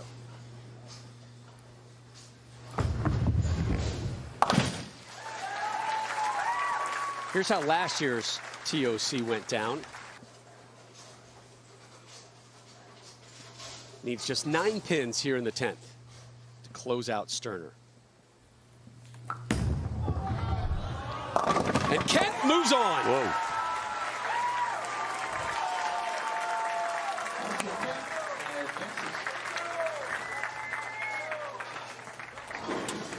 He's bringing some heat, man. He's in the 20s with the ball speed, and that's firing it.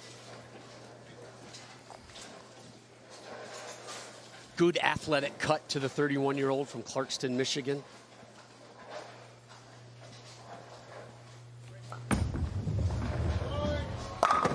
Back-to-back jacks there for Kent. One more shot. He can max out with a 195. It up a little bit, right? Yeah, soften it up. Yeah, you got to be careful. Kent going with sneak attack on the left lane. You like that? I do. Yeah, that's pretty good sneak attack on the 1-3. Yeah, Kent getting all 10 to drop there. You sneaky little bugger. Ogle using a 6B, hang on a minute, a GB5. Whatever it is, it works. Yeah, it's a GB5. I'm having trouble reading the numbers. This guy's writing down next to me. Experience from his time on PBA's Elite League, the Las Vegas High Rollers. Ogle on the left lane in the second, way right of target. Whoa. He admitted to us last year was overwhelming for him. I rushed things. I never relaxed and could take a pause to enjoy it. He's going to have to pause and reevaluate after that shot. We call that the Bob Euchre. Just a bit outside. 1, 2, 4, 8 cleans it up. Well done, Ogle. His buddy Sean Rash here to cheer him on. Those guys, doubles partners. They won the Roth Holman doubles back in 2019. Remember that show in Oklahoma? First title for Matt Ogle. The way Rash handled that, I think about prior to that event. Kent off a strike in the first. Here he is in the second. Little left to target, but gets all 10. That 4-pin for a double. Ken's gotten plenty of breaks already today. Most of them courtesy of Jason Sterner, who we met in the first match. Another strike there for Kent. Saturday, it is baseball night. No, baby. God, you're so delusional.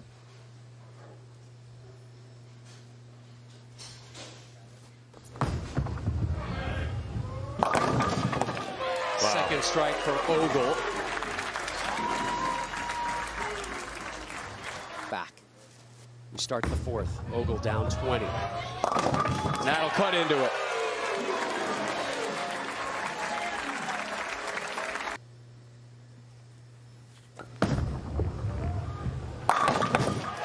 Opening ham bone for Marshall Kent.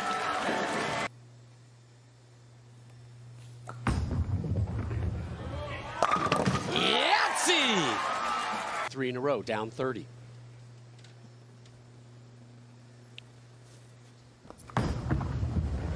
That better hook. Yeah. Left it.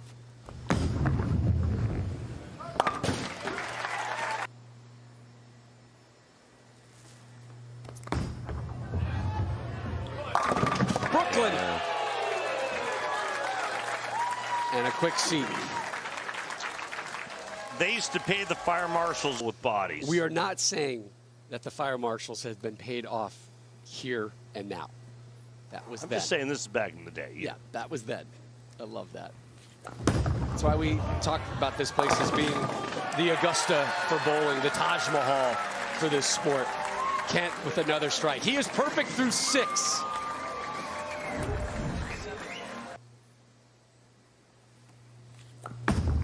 Oh boy. My goodness. Oh boy, from perfection to gutter ball.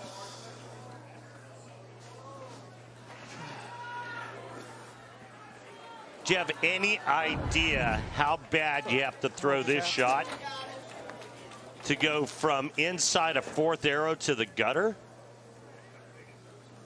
Wow, Marshall.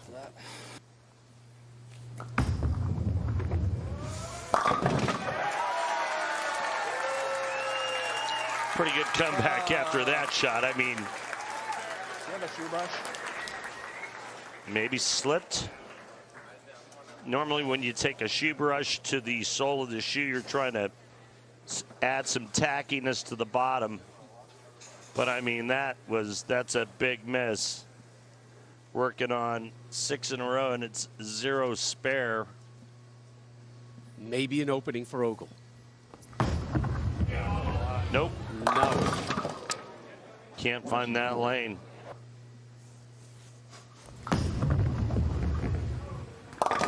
Nice cover of the 1-2-4 by Ogle.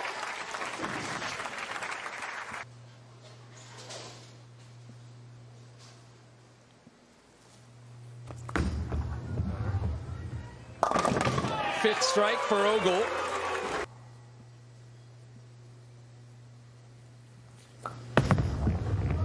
Oh boy. Wow. They can do it all. The high-level players can all do it. See that? That shot there is exactly what you just talked about, Rob. The shot on the right. Strikes in the first 6 frames for Kent. Here's Ogle. There you go. Finally moved far enough left to get away.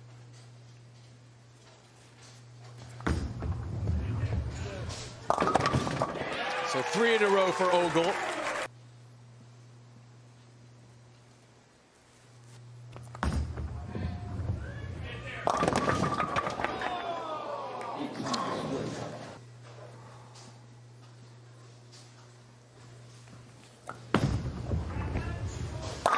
Kent moves on with the Brooklyn. His second of this second match. Your 1 seed, Anthony Simonson. 2 of the best over the last 2 years here on the tour. Oh. How many more? How many more of these Brooklyns? Looked at another ball and went sideways.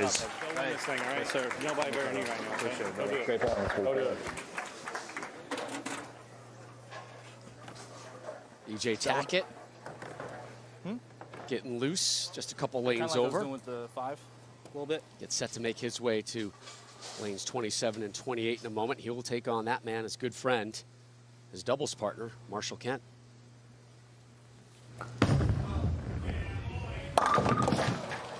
Well, his last 3 weren't very encouraging. No, not at all.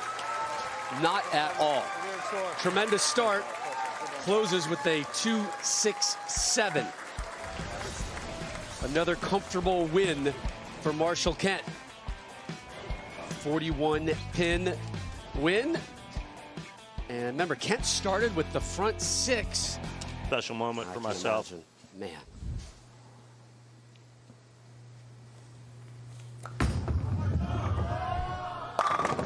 Great start for Kent after, let's be honest, a bit of a shaky close to match number 2. Yeah, there were some balls going all over the place. This guy? EJ Tackett. Could be back-to-back Player of the Year winner. Solid.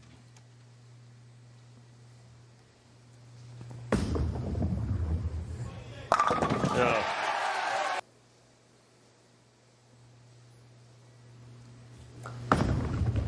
Look out. Right in front of the ball return. A very...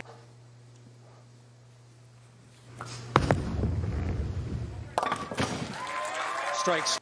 He's down 10 as we start the third.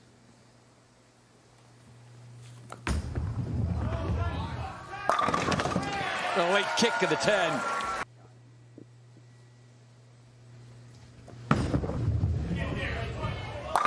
Opening triple for Tackett. Another Player of the Year honor, and maybe looking at another one this season. Didn't like it. Player that uses their thumb.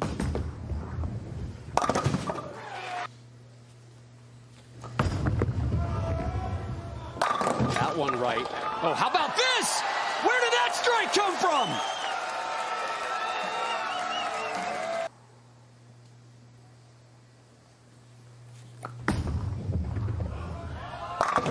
A more conventional strike for Kent. straight strikes, 7 spare, tack it. Messenger spinning in front of the 10. Imagine. Jason Sterner opening 4 frames. Door open for Kent. Kent gets the front 6. Oh, God, hey, here we go. Another unpredictable shot. Tack it, missing. Off that open frame. Tack it, in the 6. Gets all 10. Marshall Kent here to close out the 6th. Working on 3 straight strikes. Make it 4 in a row. Ham bone for Kent. Tack it. Kind of rolling that right shoulder. Kimberly's got more on that in a second. Kent starts the 7. Boy. I mean, he almost got another. The Tournament of Champions.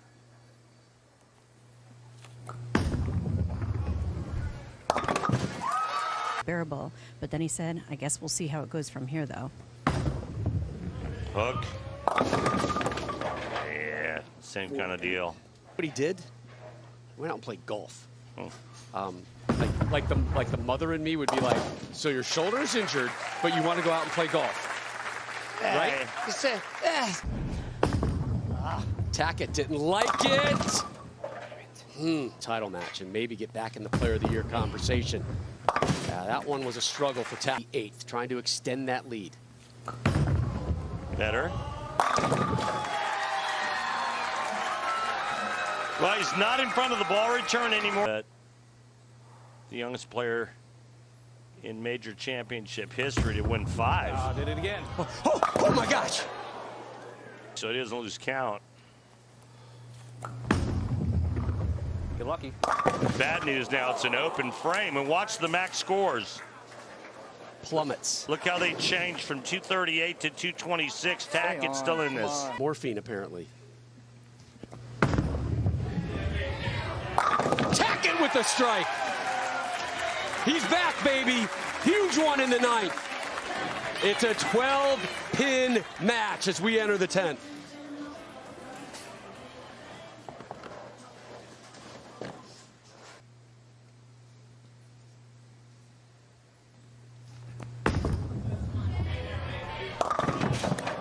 Little left.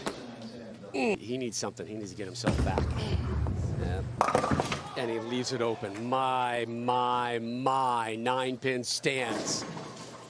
He's injured. You could hear it on that spare attempt right there. Watch. Yeah, he's injured. Not surprising on the bowling he's done. Yeah. They finally caught up to him here at the TOC. And Marshall Kent is going to move on as your 4 seed.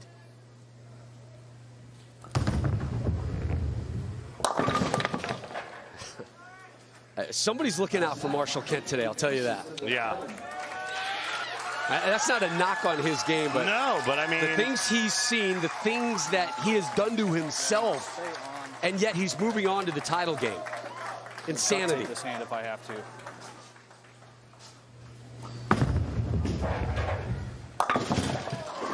But can he take out Bowling's version of the Swiss Army knife to capture his first ever major? Yeah, the bad boy, Anthony Simonson, waiting up.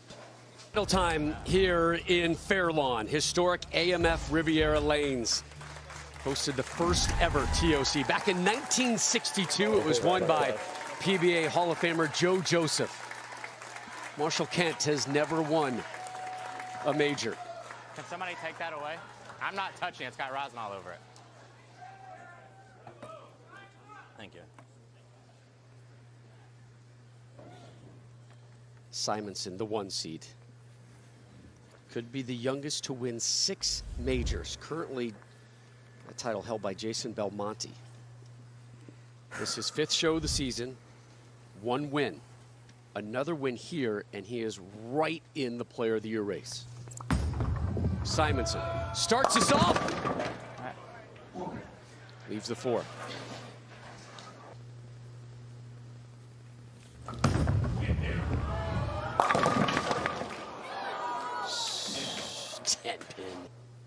Spare shooting has been a priority for Kent. This week in particular, takes care.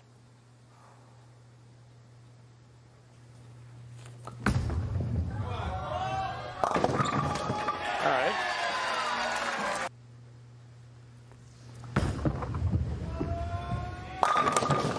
Messenger! No. Perfection shooting at the 10 this week, and it continues.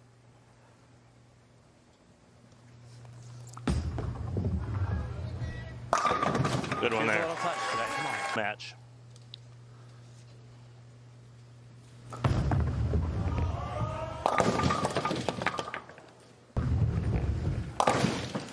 Week 5. Higher calling right now. A bizarro Sunday for Kent, and he gets a strike. It's not on the list, but that's what he's using, from what I'm being told. And again, perfect going after that 10 pin. A tour title going for number 15 today.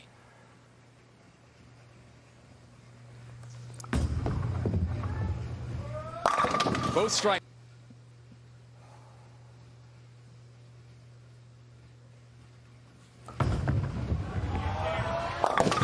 Right of target. An open frame halfway through the title match. Needs a big bounce back shot here in the 6th.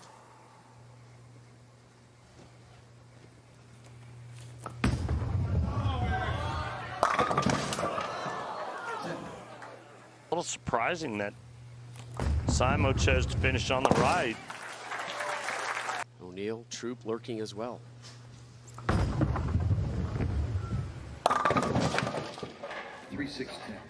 He joins that list as well. Nice.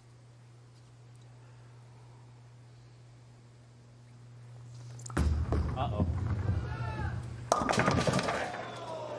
You didn't lie. 7. Get to it. That doesn't matter. Big mistake. His goal is to get into the playoffs. That's accomplished. The other goal to get the major. Messenger! Get down 10! As an athlete on this stage, you start to feel it. And this is where you impose your will. Finally a double! Kent! Here he is in the 8th. Gets all 10.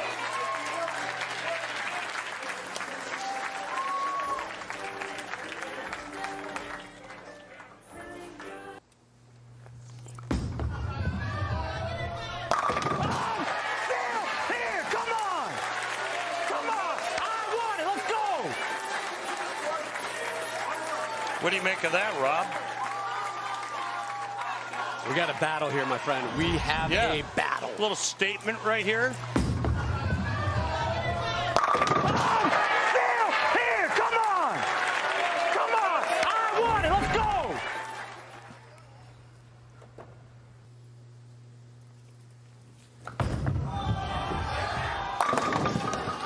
Oh!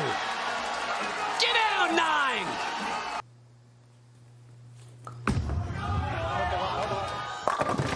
Way off target. Way off target.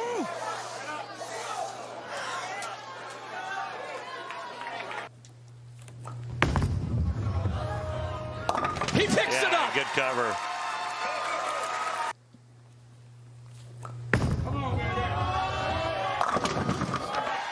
Brooklyn, why not? Closes with the 2:05. But it's Simonson stepping up. Needs a double and 4.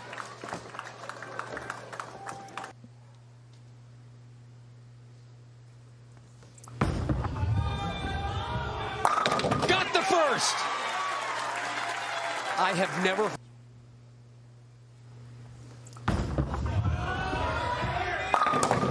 No way, left the 10. Marshall Kent is a major winner.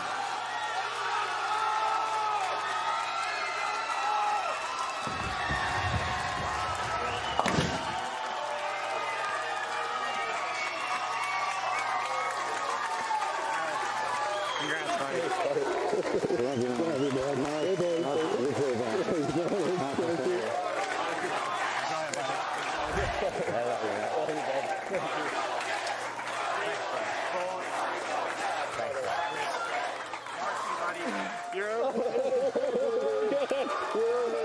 trophy, and I'm so proud of you. Thank you so much. Thank you. You go pick up that trophy.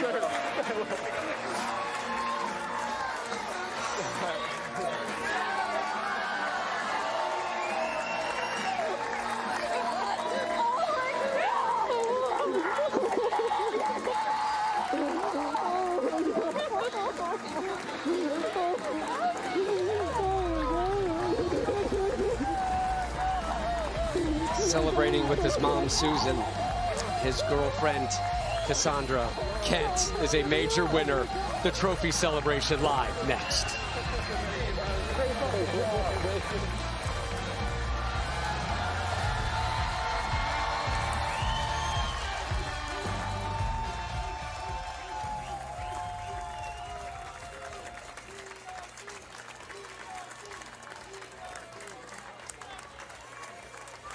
Presentation. Thanks, Rob. So with the trophy presentations, we are joined by Tom Clark, the commissioner of the PBA, and Johnny Petraglia. Please do the honors. Marshall, just tremendous bowling, going through 4 of the best on this pattern. That was really great bowling. Congratulations. Extremely emotional win for you here today, Marshall. Put into words, describe the joy of winning in this historic venue. I don't think I have to put it in the words. You can kind of see it on my face. You absolutely can. But let's talk about the matches then, because my goodness, what a roller coaster today was for you. At any point, did you doubt that you're going to be standing here in the winner's circle? There was a lot of times, actually. Like when I couldn't keep it on the lane and got 3. And I mean, today was just a day of fortune. A lot of things went my way. A lot of great bowlers. I mean, We'll find out who will be the 12th man, fittingly in Seattle. Who will meet Jason Belmonte tomorrow on FS1? The answer comes via this step ladder. Andrew Anderson and AJ Johnson were sweating it out in the Tournament of Champions, but they're here. Tom Smallwood leads the way. We've got 3 major champions on this show. Jason Sterner just missing out. With Kent beating Sterner and Matt Ogle, it allowed these two to get in. Go.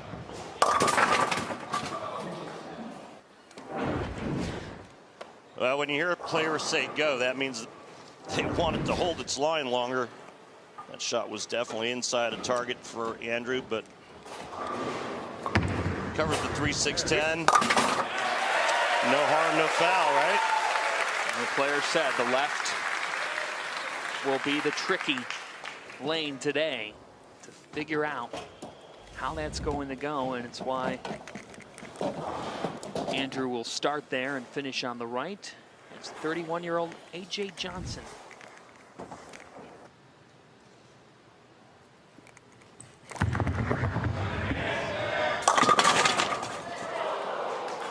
Back toward this was Stoner. Yes.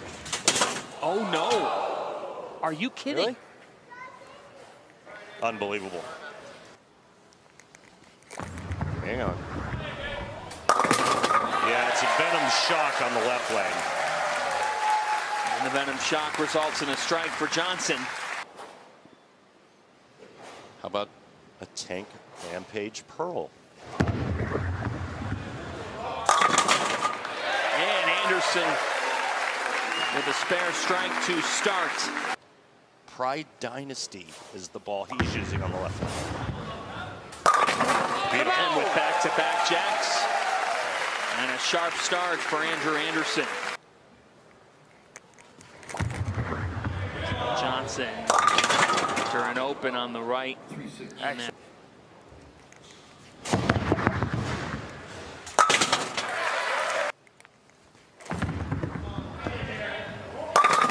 and it's more like it for AJ Johnson.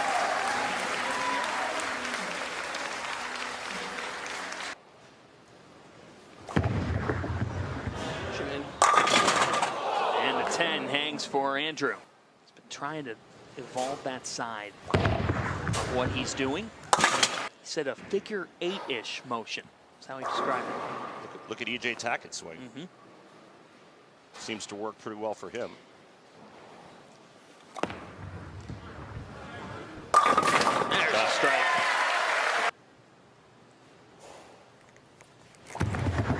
right side has given Johnson some issues thus far. Not this time for AJ.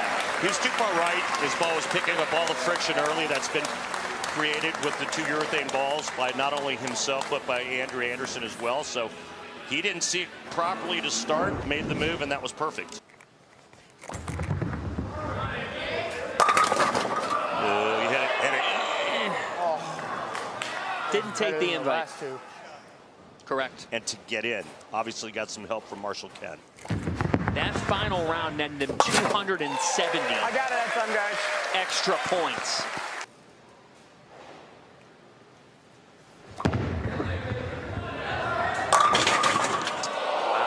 Jeez Louise. That's brutal. This is a lousy break. Tough. The difference, though, can he spare? Because Johnson did not with that 9, and that's why. See more rotation with the bigger ball on that left lane. Oh, whoa, whoa. The Ozempic spare.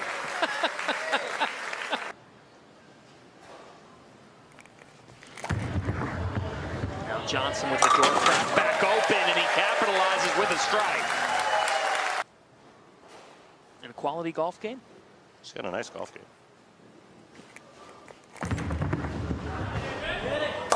Oh boy. Oh, no. Big Four only made once ever on television. Carry. Well, but just talking through getting his rev rate up 30 or 40. Yeah. He said, on my best day, I can get there, but I've got to make more of those best days become every day. Carry. And he talked about scoring paces being higher this year, and there's pride to be one of the 16 here in the playoffs with how everything went this season. As Johnson had to have it there in the 9th and gets it, but well, he needs to strike out, and then he needs some help from Anderson. Be tough on the left, but gets it started. Hey, got the 9 out. On FS1, Graham Fa awaits the winner of this one. Needs it. Needs it.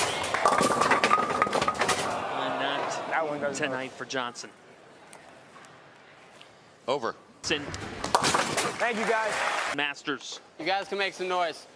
Let's hear it.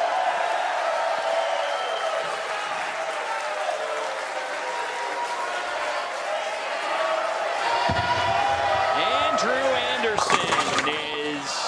Oh, boy. I guess if there's a time to catch that break, it's now. 5-pin off shot.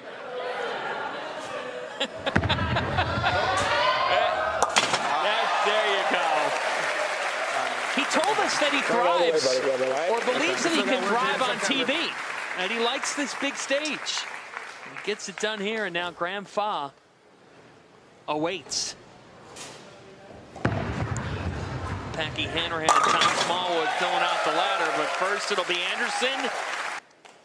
And Graham talked about his family and how inspirational they are to him, how much he enjoys having some time in the summer with his wife Jen, who's a teacher, and their boys, and he is feeling good about himself as he meets Andrew Anderson here. We'll start on the left side. Go. 3-10 for Andrew.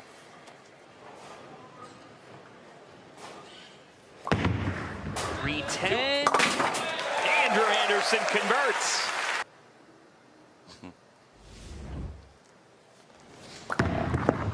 Fa. And that did accept the Saturday night dinner invite.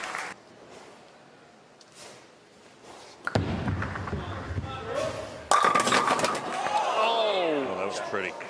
Shake it off, 7.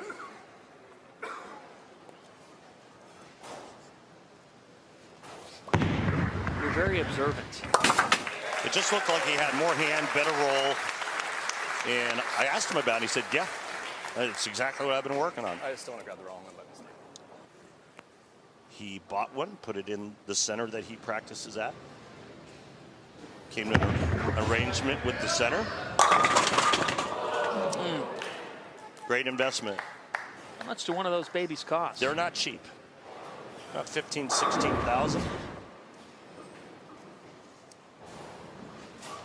95% the tour average and converts. And how do we get those numbers? From our great friends at Lane Talk. For more information, head on over to lanetalk.com and download their free app. Over the years, the numbers, the strike track, the info that's out there. He hates it. Yeah, big pull left, Brooklyn. Compete in singles as well as optional doubles and team events. Even combine your scores with the pros. I saw you guys. Enter today at PBA.com/LBC tournament.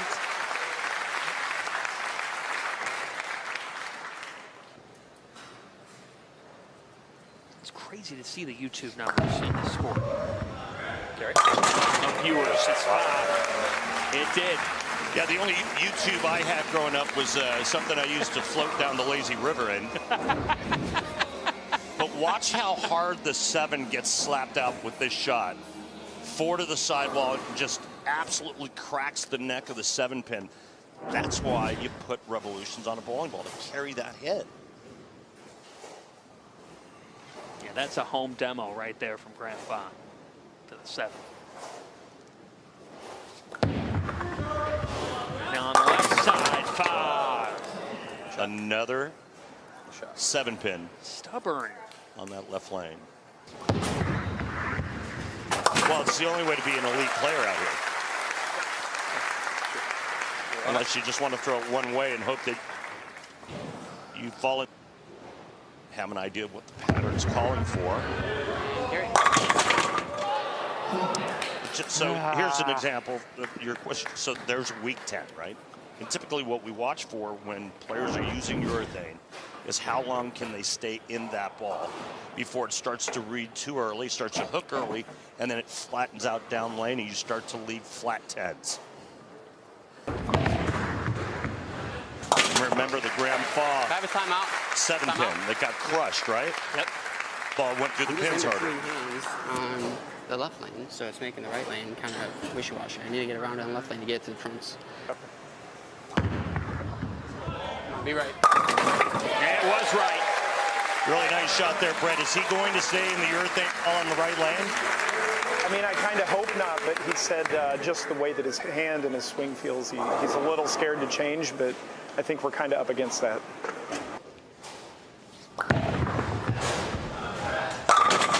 Oh my goodness. I thought that was better. Ugh.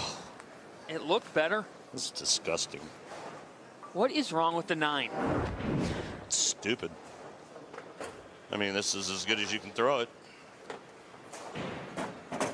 5-pin gets chopped straight back. I just don't understand the 9. I even bought dinner. I had him over. I don't understand. Why so unkind? I'm trying. Bad break, buddy. It's just, that is brutal.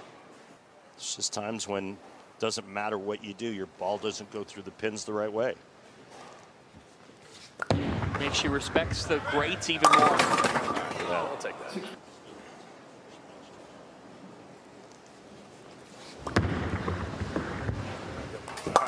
And so far with a spare, and we've got a battle. Good shot. One of the best to ever do it tomorrow in our round of 12. Anderson out of the break with a strike. Yeah, I heard a rumor that we might be talking to Jason Belmonte during this broadcast. Bring home the hardware. Absolutely. Pretty good. Yeah, it was. But the 5-pin, that shot there was a nice break on a double carrying that high hit. And Fa punches right back. This is fun.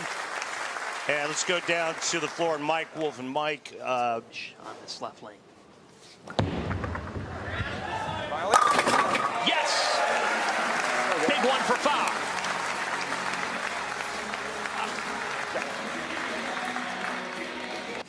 8 top 25 finishes. Carry, and Andrew Anderson strikes aplenty down. So basically, he's going to dance with the one he brung. Got him 1 win. Talked about having conviction and confidence with us, and he's got 5 in a row. That was a good one. That was a real good one.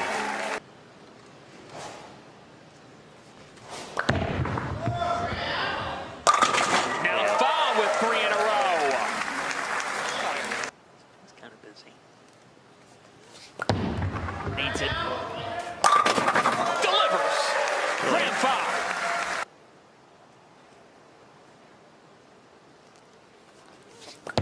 Can he put the pressure on? Yep. Oh! Tank. Perfect. Who's handling the pitch? You. Well, Graham Font, you've had a strong season. You've got 2 boys back home. I know how excited he is to get back home with this summer. Andrew Anderson still needs the mark to win, and you heard Foss say it, a good game. He had some great shots. That was one of the best 227 games you'll see. Now Anderson just needs a mark.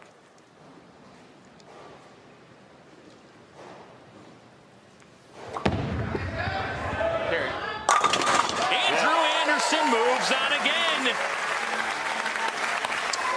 Well, good decision staying with the urethane ball for Andrew. One more game here.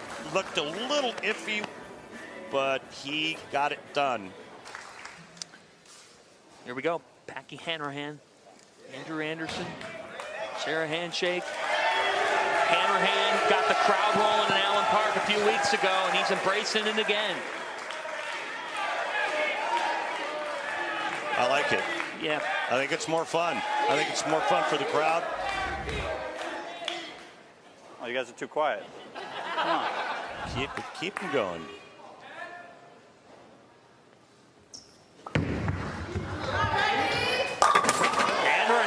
And he feels like it helps him with his game, too. At the World Series of Bowling, he did it. He pumped up the crowd. He was facing Kevin Williams.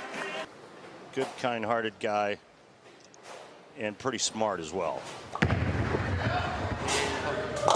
there's the urethane ball not hooking. The 2.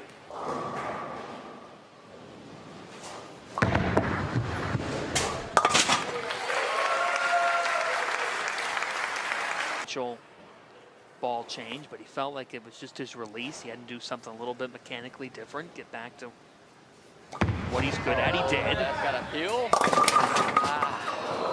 Yikes. Series of bowling. Oh, that was close. It was. Showdown. Black pearl urethane.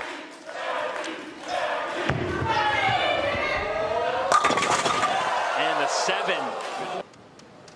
Top 13 in points for 3 consecutive years. This guy's been consistent. But you got to go back because his story is incredible, right? Yes, it is. Best bowler in the program. Which meant what? He rode the pine. There it is.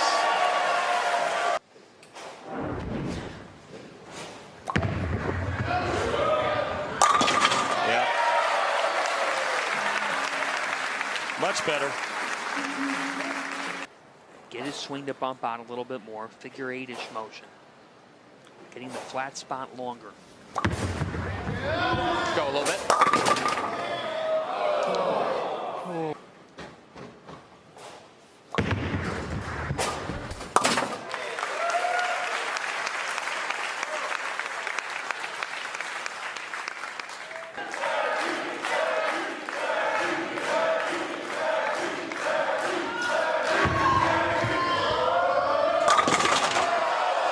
Well, this shows you a couple things, one of which is how great the shockers are.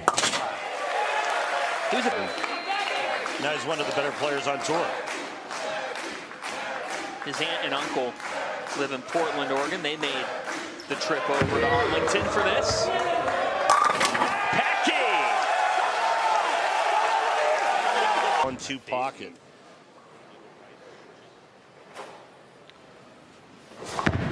To Anderson on the right side. Much better his last time here, and does it again. So after that tough start on the right, Andrew Anderson's figured it out. Just noticeable is say an EJ tag. The more the swing bumps out, the more it has to tuck underneath you. 12 seed. And if he does that, he'll meet Belmo tomorrow. 2. And Anderson cleans that up. And Angel the wins. Dick Weber 45 on the left. Mike Albee 39 on the right. Hammerhand back on the right side.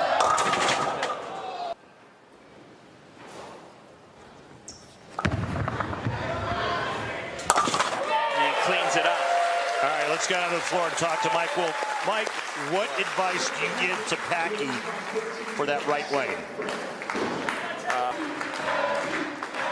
I'm not sure they have a solid plan. No, not by what we just heard. Talk about being a better spare shooter this year. His hand doing what it wants to. But he told us it's all about getting the speed right. He said often earlier in his career he'd throw on the left lane was good. throw one really slow or really hard. It's gotten easier as he's gotten deeper in his career as Anderson strikes.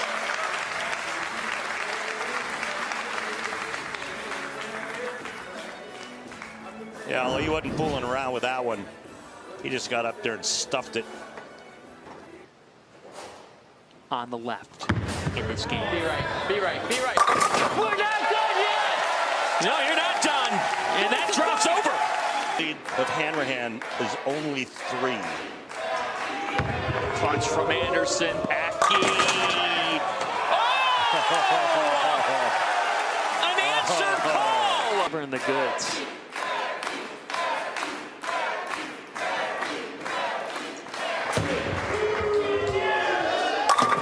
Hanrahan in the 10. My goodness. He liked it. Good shot.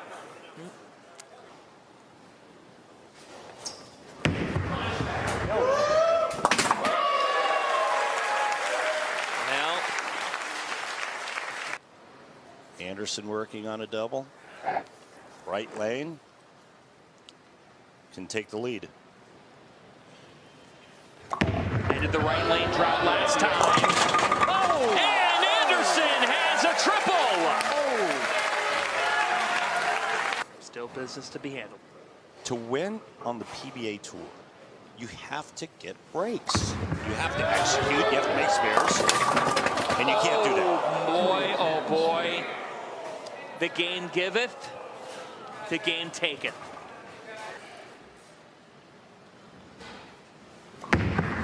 Box. It was close, if you will. Packy, a mark to win. What is going on? Make. He has to make this. This is a make. Very doable. Oh my, Andrew Anderson lives on in the playoffs. Packy Hanrahan's going home. Extended life once again for Andrew Anderson. All it takes is to maintain a pulse. Smallwood. Winner here gets Jason Belmonte tomorrow, noon FS1.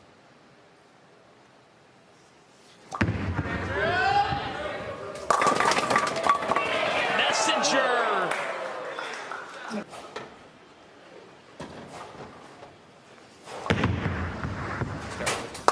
All right. You know, this Tom Smallwood guy, right?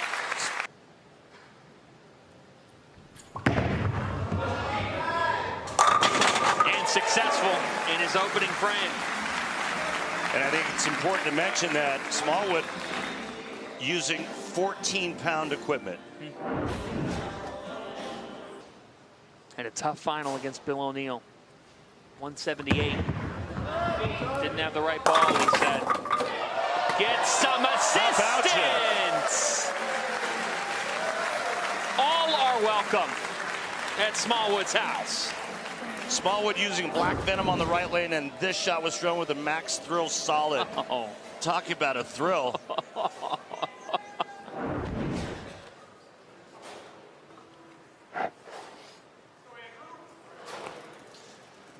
Great start for Smalls.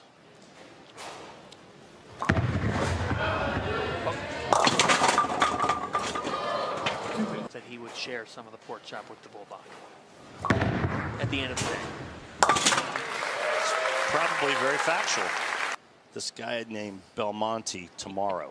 What a prize. It's the playoffs for you. And this time, he's still got it. Belmo, this guy's got serious game too, and he gets going, and for Smallwood, a triple. It was interesting hearing him talk yesterday because you're 12th on the points list. You've got 4 top 20s. But he didn't talk about that. Oh boy. And he's got a little bit of room.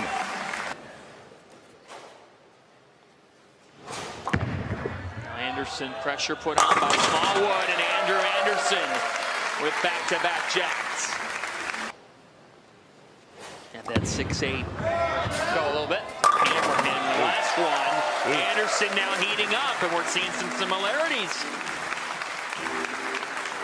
to what he went on that streak against Fa. We got it. Super steady to start his playoff run. 18th Tournament of Champions. That helped him get here. Smallwood with 6. All right. We've got some theater here to decide who meets Belmo. Anderson getting past A.J. Johnson, Graham Fa. Packy Hanrahan to get here. Said he's got an off season of work ahead, but it's be a nice way for it to stay alive here if he can, and he's got 4 strikes in a row. He knows no room for error right now. Not with the way Smallwood's playing, and Anderson has something to say about it. And we got us a ball game, folks. Yes. Another. Smallwood hasn't blinked. Tom Smallwood has the first 7 strikes toward bowling a 300 game. Should he or any of the players on today's show bowl a perfect game, everyone in America can receive a free game of bowling courtesy of Go Bowling. To pre-register, visit gobowling.com and sign up for the Go Bowling Free America promotion. Scoring up this season.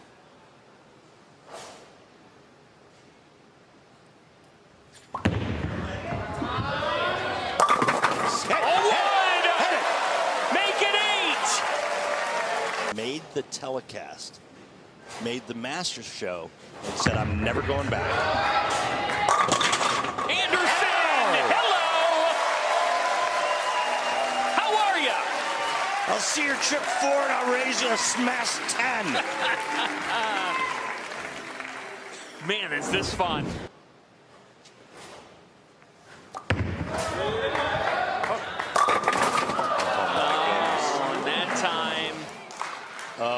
I tried. Didn't come around. Just deflating. And you could see it in his face and his demeanor, his reaction is just like getting throat punched. Because you're playing well. This is his best game.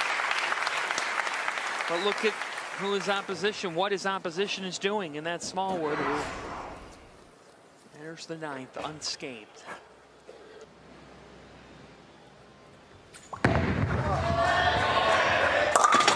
Smallwood! Are you kidding me? A nice break.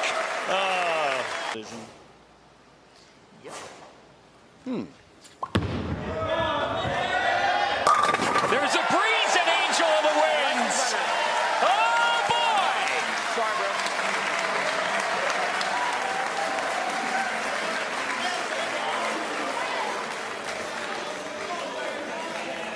Put up a playoff run. He feels this format helps him. Winner go home, do or die. He lives for the moment. Smallwood is now one away.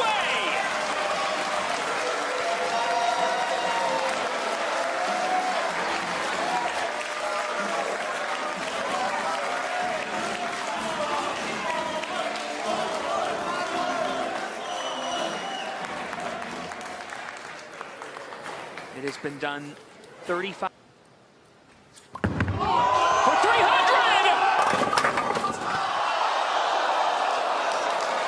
Oh, he double dribbled it and missed it at the bottom. And the ball hangs out to dry, leaving the 2-8. What a performance, though, for Tom Smallwood. Wow. And for Andrew Anderson, a terrific run in the playoffs. Yep. But Tom Smallwood books a date with Belmo. High stakes bowling. We've got round 2 for you right now. We've got a couple of great showdowns. The winningest major champion is on this show, Jason Belmonte, meeting Tom Smallwood, an all-lefties matchup. And later on, Kyle Troup, the United States Open champion, meets Chris Vi with David Kroll and Zach Wilkins leading us off for the right seed. Zach Wilkins, he and David Kroll are best buds. Wilkins opens with a strike. Expected to on the right lane. Black pearl urethane. –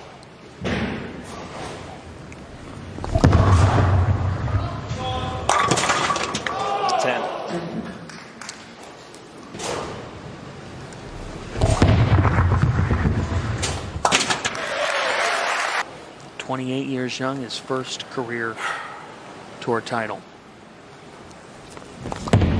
Oh, bug. Oh, bug, oh my. 4-9 split. Oh, that was a little bit of nerves there. Why?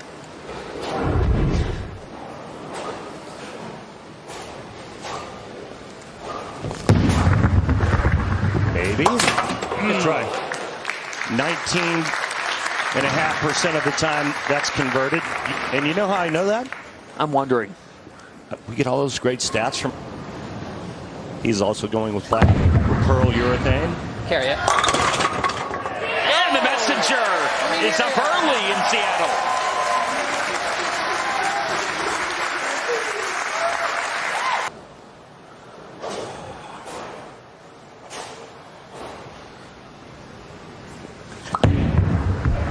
Get through it.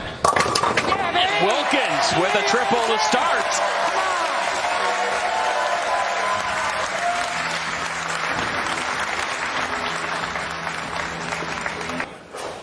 Who awaits the winner of this showdown? Solid. Bug. Bug again. And it's a nice response. Good shot, Bug.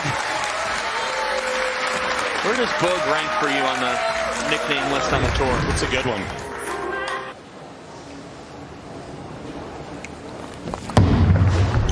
Good shot.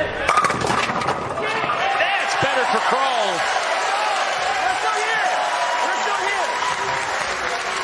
After an open in the second on this left lane. Here in the fourth, the Just Right strike is brought to you by Just Bear, the mindful choice for high-quality protein with no antibiotics ever. Just Right, Just Bear. He really needed that double to kind of climb back in this. Even though it's early, only 3.5 frames, but still. Wilkins has been nails to Kansas City. So he and David Kroll have bowled the Greater Ozarks together. Play there. They have a ton of respect for each other. And right now, Zach Wilkins, with the national spotlight on him, is shining. What a start.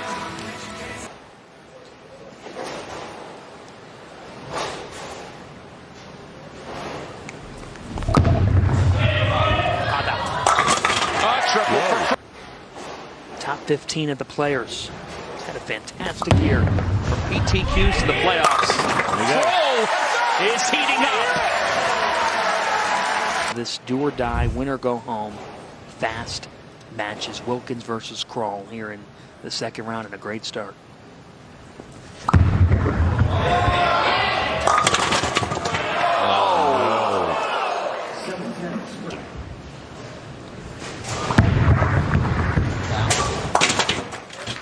Eight seed. He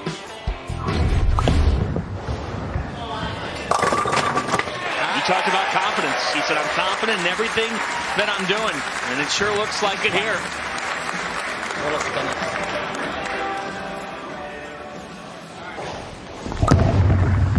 Oh, Bug. Now with 5 straight. Let's go! Oh, Bug. Bug just crawling it. Come on, Bug. Oh, I see what you did. Just got to get the 10 out. Slow down. My, how things have changed. Slow down the process. Very much so. Right there. Breathe. What a 7-10 can do. I love what he just said. Breathe. That's a great idea. Breathe. Don't think.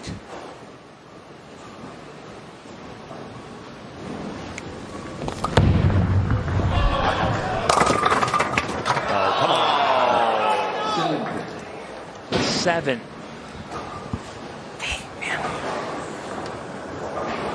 Apparently held its breath. Not a bad shot. Look at the 7 gets nudged. Wasn't a bad shot.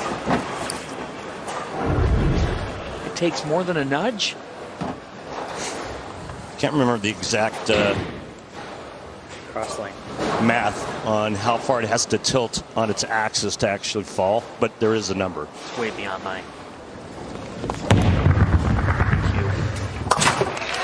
Cleans it up. Well, through 7.5 frames.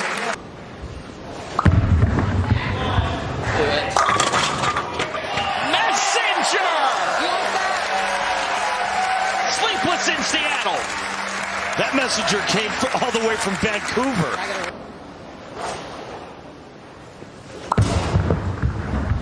Go. Come on over. Hang on. No. He couldn't have been shut out. What a matchup. Yeah. To get it started. The winner moves on. Yeah.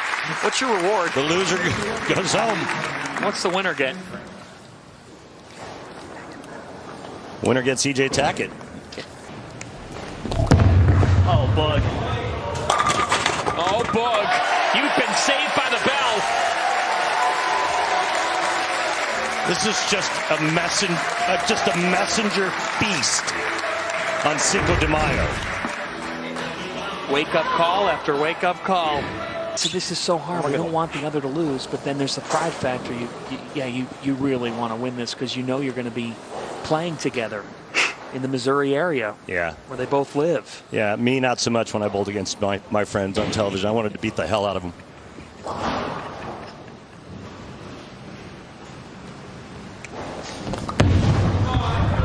Be there. Bug!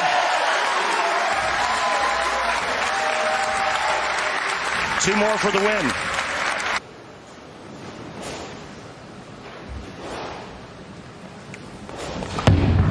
Oh, that's right. That's right. Bug Kroll.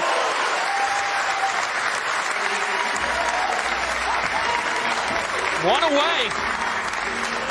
One more to advance.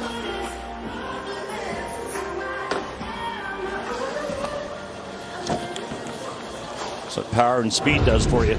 Creates pin action. Gotta have it. Wow, after that start, he's 1 strike away. Had an open in the second. Talked about nerves. Come on.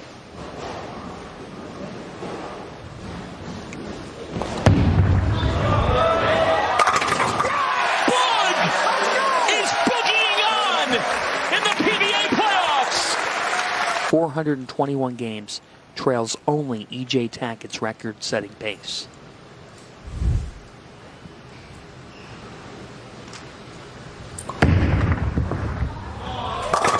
Elmo open strong. There's some power for you. 5 1/4 RPM. How about the show this guy got out of thumb early, and that's why he double dribbled just like that. That's a throw, so that's a bonus.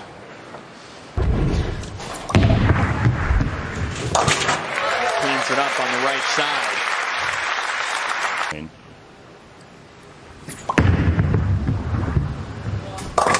That's better for Tom Smallwood. No double dribble.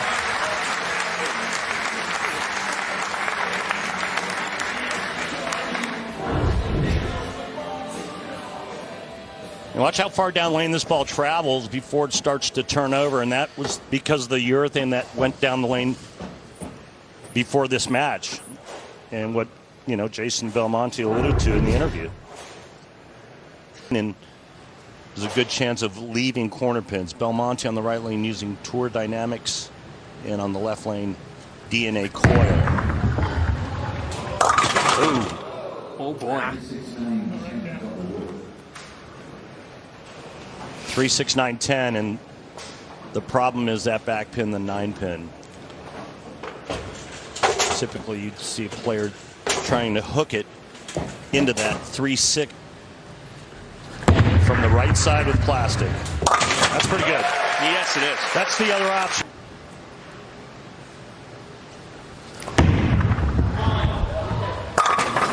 And for Belmo. He is loved. That took a trip to Brooklyn. He is loved by many except the right lane thus far. What's happening? That was a big miss left. He had a mob scene of other players on the tour ready to just barrage him last night had he got out. Ran the ladder to get to the matchup with Smallwood, who said he's had an up and down year. Tom was the leader at the Players' Championship as a 10.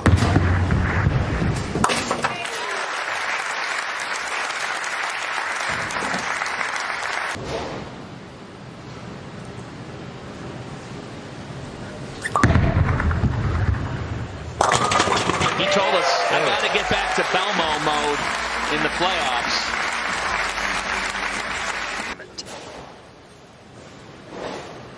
That last strike was violent.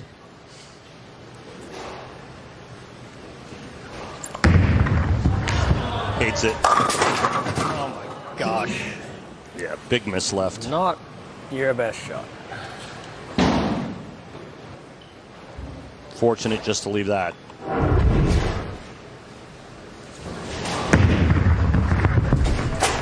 Page Pearl.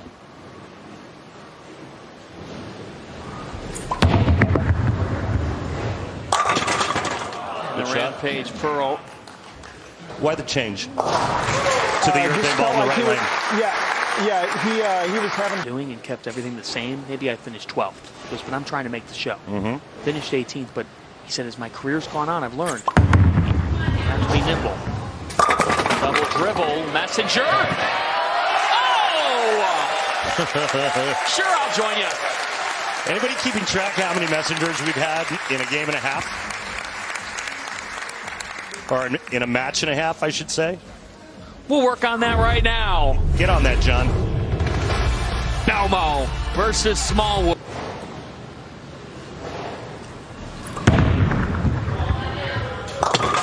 And for Belmo, that's back-to-back strikes on the right lane. You have to know there's nobody on this planet that's going to execute a better shot than me.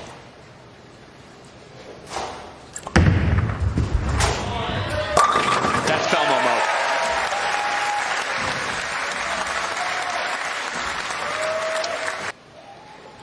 His level of execution was unmatched. Smallwood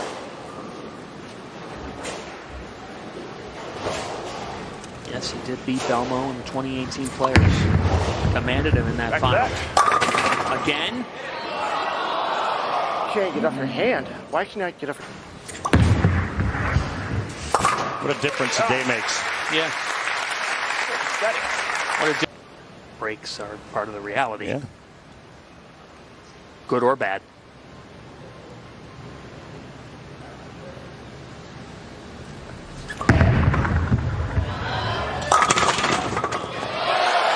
Well, the messenger came to the 10. The 7 remains.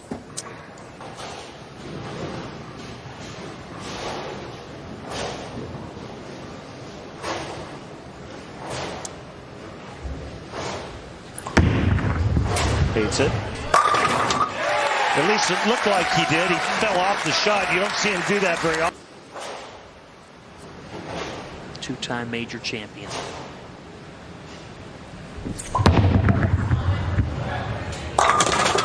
And Smallwood handles it well.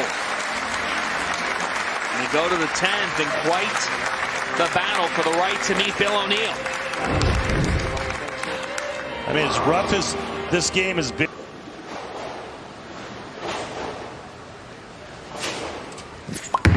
Now Smallwood with the window cracked open. The 10. Just bad every which way you throw it. Just out of sync. 207 match for Smallwood. Jason Belmonte going at a 218 clip.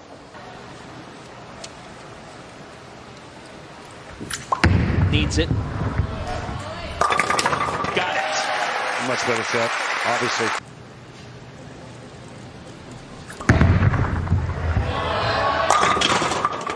Has to make it. We'll need that 10.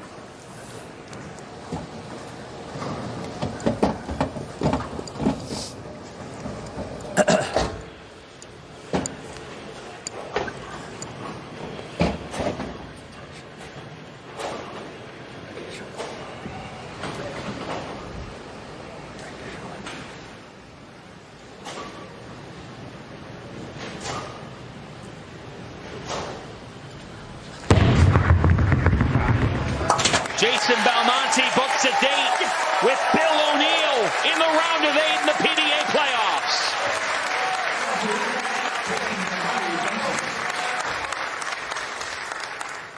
Scene. Feld attacking.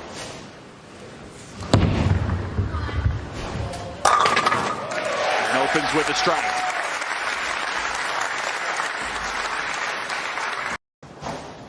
Just so unique. And he was 3rd at the World Championship. Highest rev rate on tour. The Iceman. There it is. 18.4 and 5. IQ 78U on both lanes.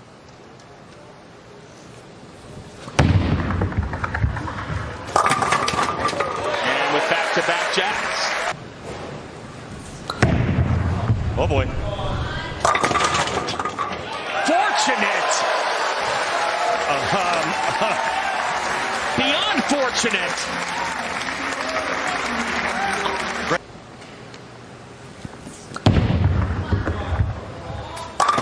That was pretty.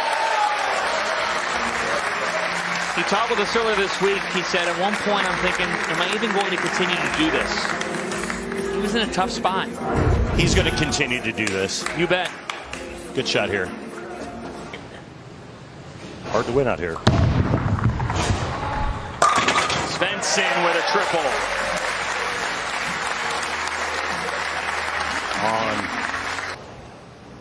Took his thumb out and he said it changed my world. Oh. Ooh. Oh, and then the messenger coming across for insurance.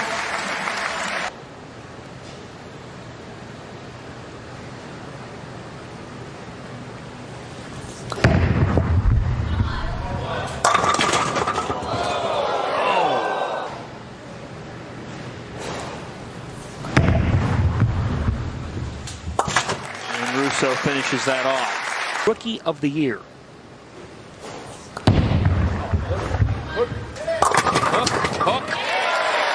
It did enough. And Russo really is. Svensson is just throttling right. What were you doing at 21? That's for another show. So, come on over. Let's watch that. There it is. And he's been terrific. Center.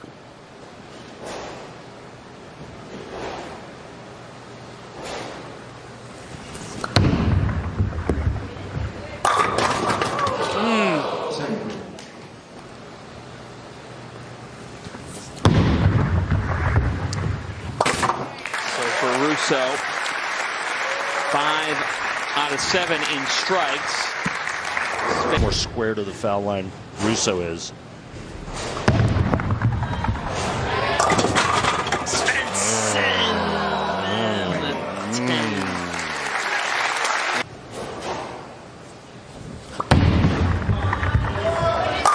Svensson's been perfect on the left side. That was loud. Yeah, it was. A few weeks ago in Allen Park.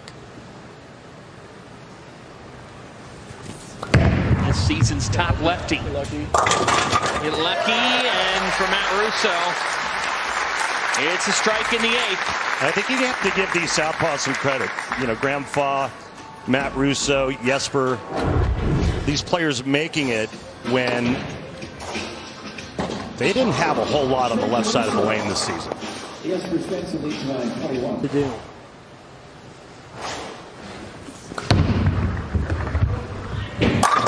You like that one? Yes, he did. We'll put him in the 250s.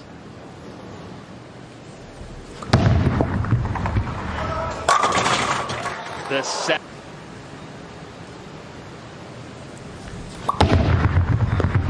Oh boy. Nice work. All right, 3 in the 10th. He moves on. Anything less, Russo still has a chance. Just be one of the 16. Find a road. Svensson. Well, it's a strike. He didn't like it, but it's a strike, and you see the difference from the ideal. Fan, what more could you ask for? The playoffs have delivered the goods. Svensson. He likes this one more, but of course, the 7 stands. That's this sport at times. I mean, that's where you just want to take your foot and put it right through the ball return.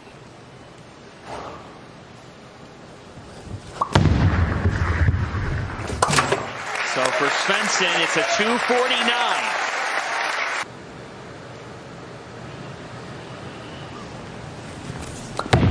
Needs it. Needs it. Gets it. And he is one away. Re-rack, please. How good are those numbers?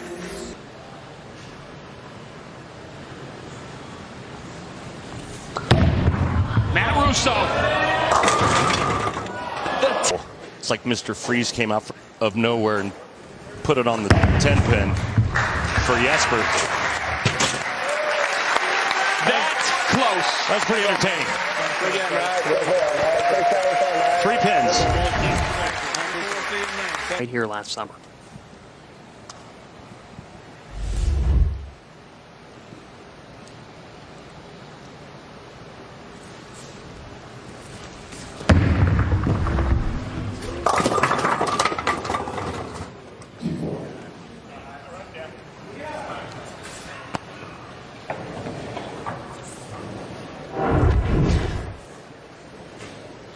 Nice break, tripping out the 5 pin and the 8 pin.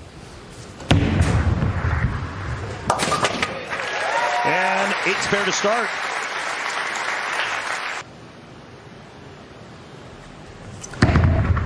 Three top 10 finishes for Vi this year, and left. Different ball. Playoffs. Using the Tour IQ Tour 78U on this right lane is Kyle. Come on around. Sometimes they play them identical, and then Other times it's like all time in the PBA Tour playoffs.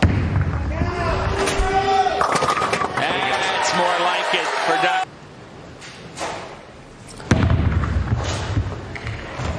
Oh my goodness.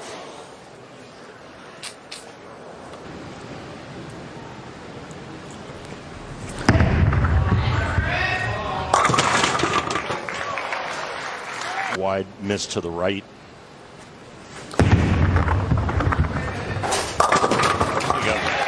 And recovers on.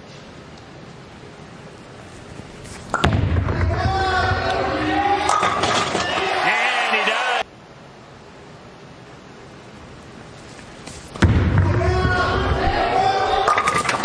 Troup in. The numbers on strike track. Good cover.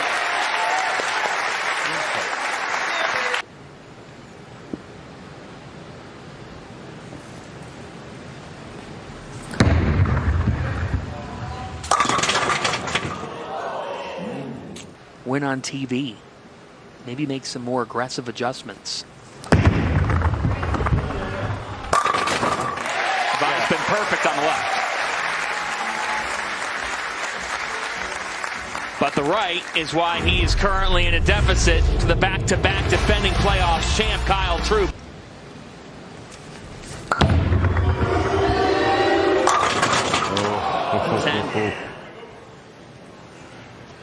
Three 10 pins for Troup through 6.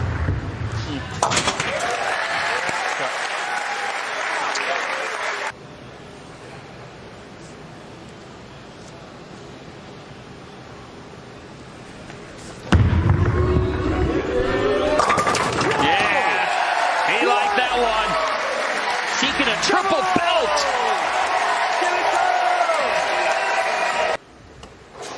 He won the Tour Finals here last year. 10th career title. Becoming Hall of Fame eligible. And Vi, that's the best from the right lane for Chris Vi. Not too bad when it stays on the lane. It's the difference in the match, honestly. Yes.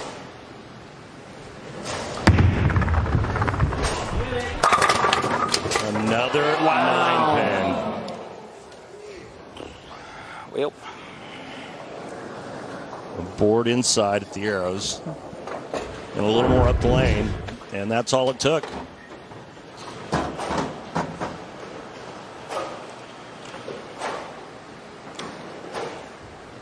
He had been perfect on the left until now. And that 9 staying up keeps Troup in control.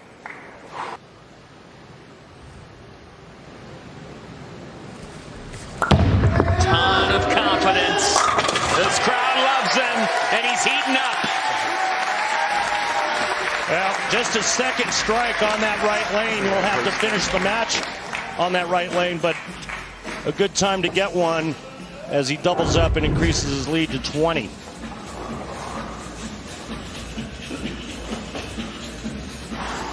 On 6 a.m. local, if not earlier, waiting to get in. Troup fever is alive and well. And Kyle, look at how that went. Yeah, that wiggled a little down lane, didn't it? It did. Oh my goodness.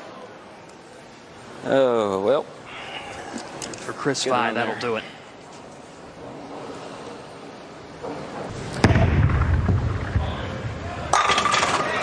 I mean, it's just inexplicable to me.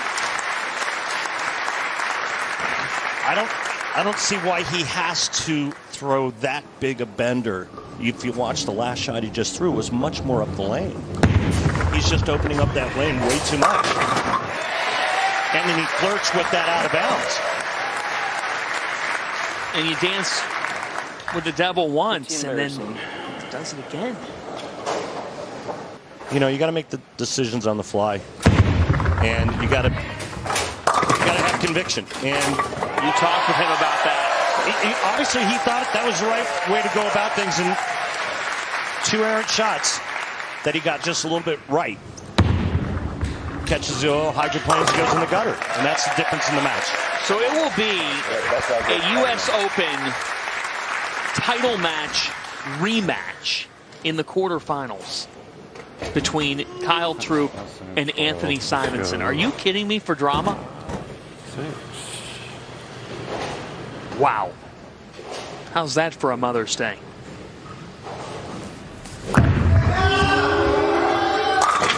Kyle Troup, seeking that triple belt, is on to the round of 8. He loves it here. They love him back. 4 straight strikes before that, and Troup moving on.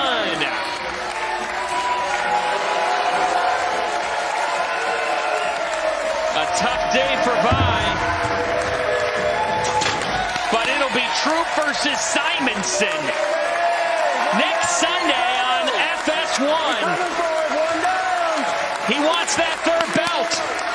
He said he's confident. That shoulder is from pre-tournament qualifiers week after week across the country to being a Delaware Classic champion to being one of the best standing. So he has already fought adversity in this postseason. All urethane for Crawl. And there's the chop. First frame. And has an average of 230.04. That's on pace to set a new tour record. You start off like that against him. He has just progressively gotten better and better as we look at his arsenal. Pride Dynasty. Oh. Whoa. That wasn't shoulder, that was footing. But just the 5-pin. Fortunate in that regard. Pretty obvious why this guy's on the show. That's more like it for Tackett. Clean footing there. Beautiful shot. It just seemed like it was a couple of weeks ago or maybe a month and a half ago where we were talking about Tackett not being able to win. That's right. Right? He is so good. It's scary. So now how does Crawl answer the tough start? Well, didn't like it. But all right. The Boog with the high hard one. In his first career TV appearance, he won the Delaware Classic. Beat Bill O'Neill, Thomas Kalko. Amazing run. Oh, man, another left shot, and it strikes. Fortunate. Wow, he's jacked, he's amped up, and he's tugging it. And he talked with us about those almost this season, where you're a victim of your own success almost because you've won so much, you're coming off a Player of the Year season. And he said, look, this is how my seasons can go. You're going to see me be at my best as the season goes on, and that was perfection.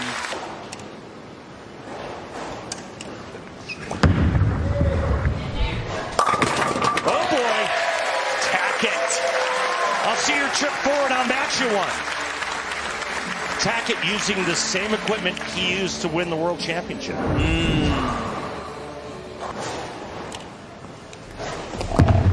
Boog. So bad. Yep, So pulled every bad. shot. Yep.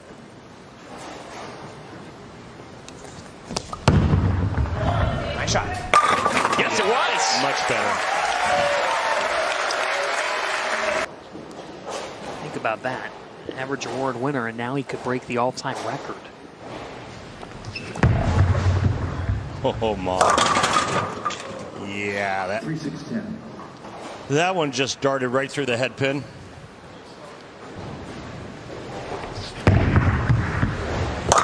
Where'd you find that out from? I got it from my good matchup coming up. Belmo and O'Neill.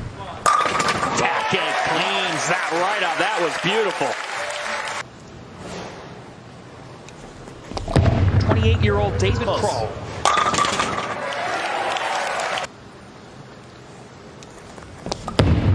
Up the lane again. But it ended up working out.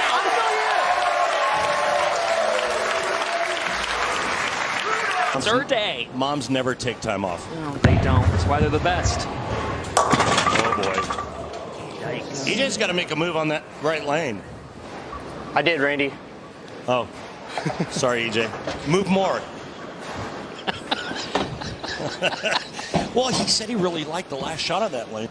I appreciate the real-time dialogue. I love when EJ talks to me. Hang on. All right, let's go down to his ball rep. Brett Spangler. Brett, you heard EJ tell me that he made a move on that lane.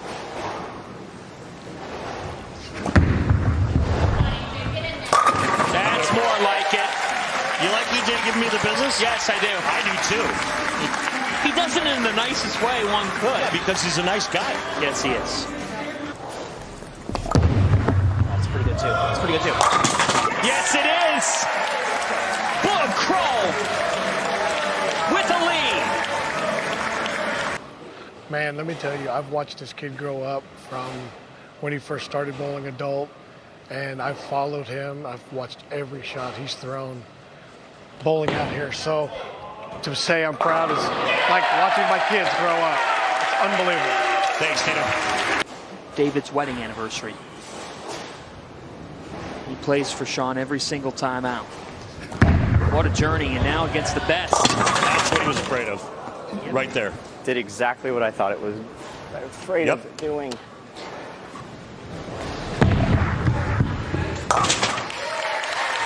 But Tackett is in a hole as we hit the 10th. And open in the first.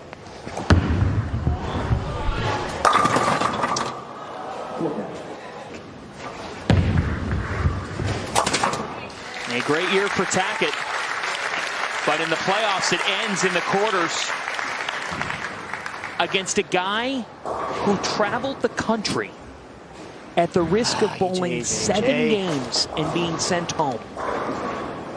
We were talking with people around the tour earlier this week who said it is absolutely incredible that David Kroll is top 9 on the tour this season. Now he's one of 4 left standing and has taken down the #1 seed. This is the playoffs. It's win or go home. It's do or die. It's 1 game elimination. Is a really good thing.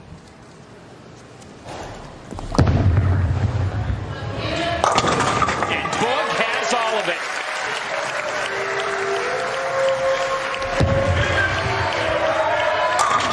Boogie Nights in the Sunshine State in a couple weeks on Fox. Belmo is 4-2. And as was brought up, former tour roommates, O'Neill defeated Belmo in the 2022 playoffs, in the 2020 Players Championship as well. In fact, he's won the last 4 meetings over Belmo. Their first came all the way back in 2009. He said whoops, but it's a strike for Jason to start. Urethane.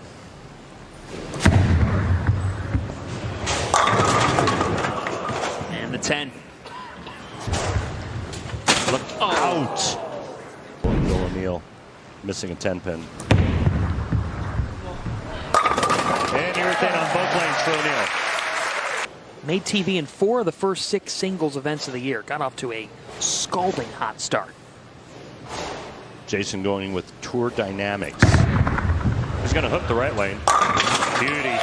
That was Belmo mode. No wins, but super consistent. And finishes that off. Won his first major in 09, the U.S. Open. Whoa. Whoa, look, that thing stuck up to the pocket. That was beautiful. Sent me a text about that a couple days ago. Beauty. What a great shot. Why would you criticize the old man? I never. Look, he's one of the greatest ever. Yes. Bill O'Neill is a Hall of Famer, a future Hall of Famer. This guy is so good. But he is 42.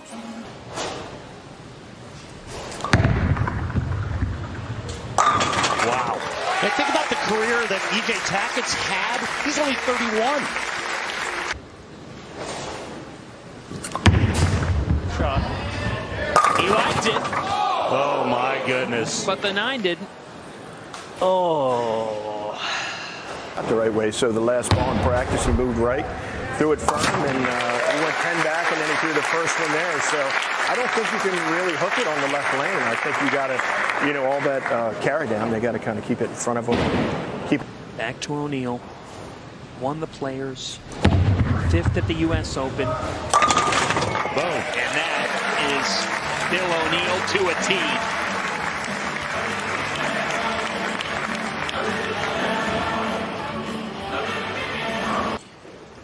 He said his biggest attribute throughout his career has that he's been able to adapt to current conditions.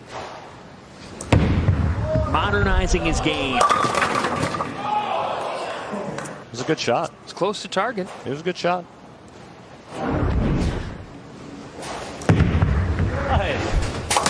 A little sarcastic. Yay! Right here in this building. It's an awesome place. That's high praise from RP. Messenger! Oh, no! From Belmo.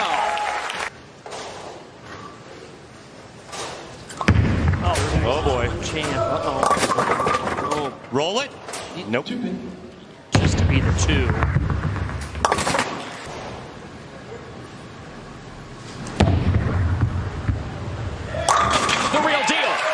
Yeah, and he's the real deal on that right lane for sure. If he figures out this left lane, it's going to be big trouble for Belmonte. What's the key to What's he do? And there's the 10. That was good. Sure. Weak. The Kroll from pre-tournament qualifiers to being one of 4 left standing. He's the first man to Florida.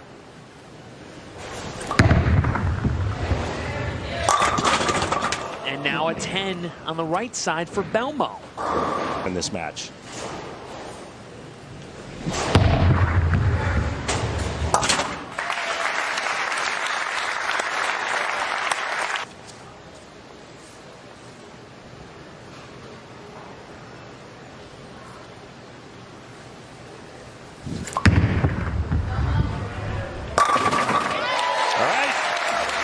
Exactly what he needed to do to set the tempo.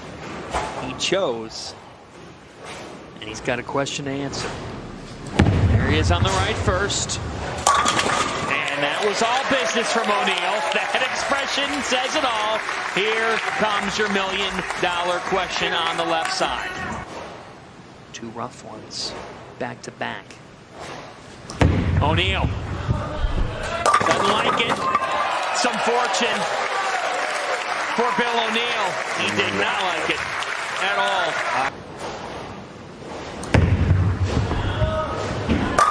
The real deal. Aced. Bill O'Neal will be one of 4 left standing. He started the year with a Players' Championship, and now he's off to the PBA Playoff Semis.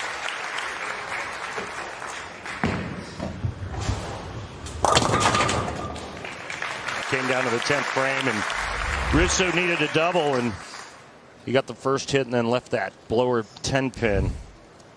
Jesper a couple of 7 pins late, but it was a great match.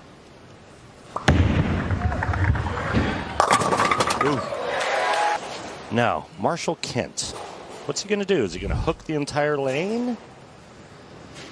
Is he going to go a little straighter? What's he going to do? Using a sneak attack on the right lane. Oh, he's deep.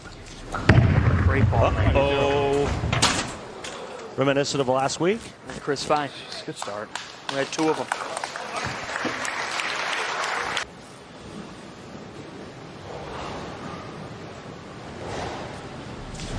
How does he recover?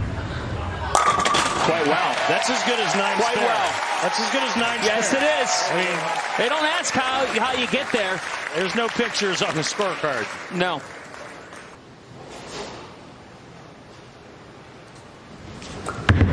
Let's refocus here. He also said nobody asked what you did last week on tour. Yeah.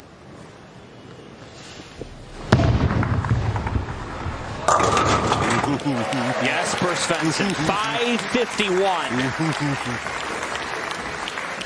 Oh. Hit me.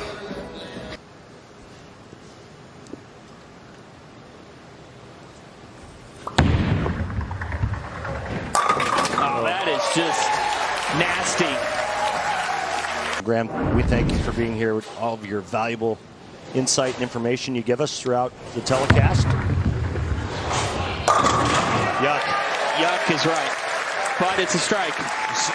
Yeah, we saw that at TSC, very reminiscent of a couple of weeks ago, Tournament of Champions. But, you know, this is just the overcompensation, right? You get one wide, and then your brain's like, well, don't throw it that far right again, and that's what you get. But again, they don't ask how you got there, especially in a major. That was pretty for Marshall Kent with Mom watching. Happy Mom. I feel that. 11 tour titles. Has not won, though, in the last 2 years. Phil told us during the break. He came to us during the break. He said, hey, Florida's the perfect spot for me. Play. Oh, did. Oh, my. Jesper Svensson with 5.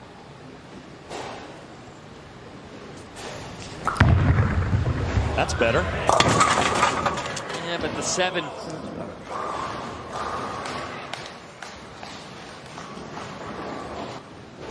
Just awesome to watch, awesome to see. And a restored love for the sport. Yep. Shut there. Oh, we got a little room. Hello. Hello.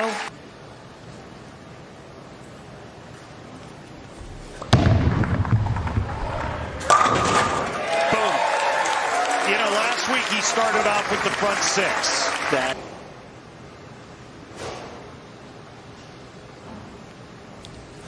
Seventh is where he blinked last time. Not this time. He's got 7. Iceman.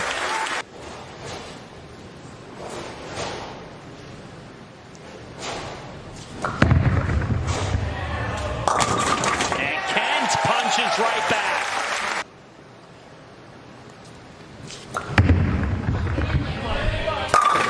Marshall Kent. He's staying alive. Last 3 televised 300s have come here at Angel of the Winds.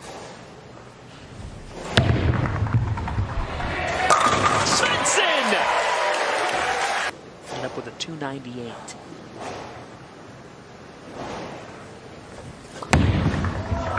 Boom! He'll go in the 10th. Chasing history. Trying to maintain a pulse.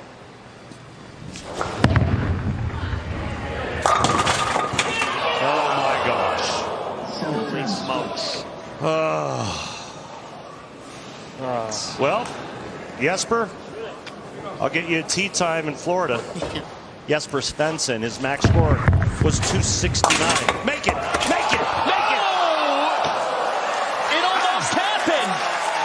It's only ever happened 4 times on TV! That was close! That would have been fantastic. Watch this. Oh. Get over there, stupid 10-pin. Oh. Still, your Tournament of Champions winner, and an amazing season for a guy who fell back in love and marveled in front of us. So proud of you, Marshall. Wow.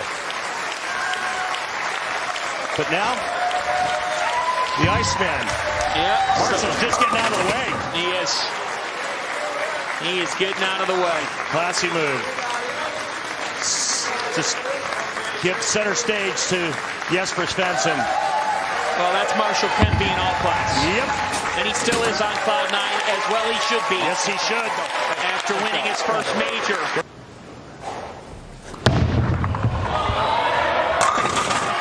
Jesper Svensson is 2 away.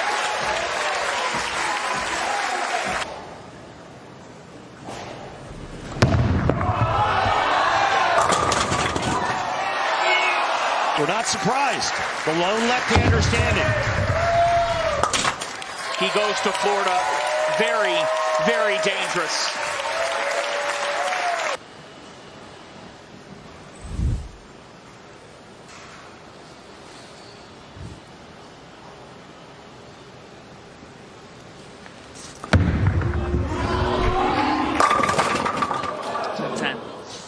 finals. He's won the last 2. Both those coming in the United States Open.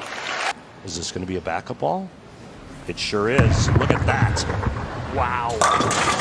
And it opens with the strike. And see, you'll have a two-hander that'll be able to throw a backup ball and a regular hook. And that's what we're seeing with Simonson.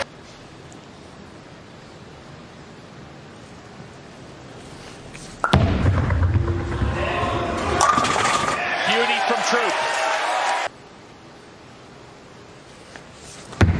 Loves bowling here. Yeah. Quarterfinal.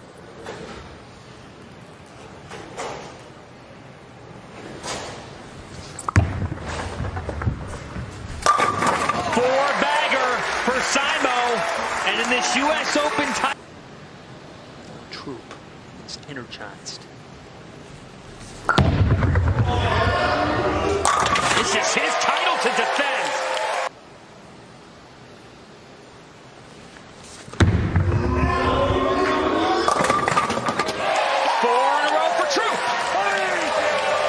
Couple of weeks. You come here, he knows he's the champ. He feeds off that energy. Up and over the 10. Are you serious? 13 years old, beating kids who were 17, 18 in tournaments. He is a marvel.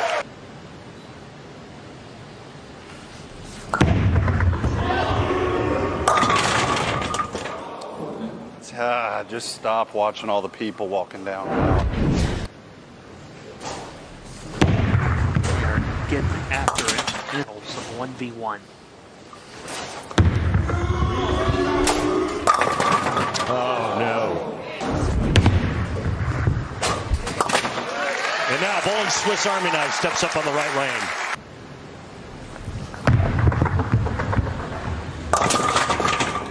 The 10. Do that on the fly and then go back to. Oh, look at the maxes, folks. Uh-oh. Oh, boy. Oh, boy. Is 3 of them. And buries that.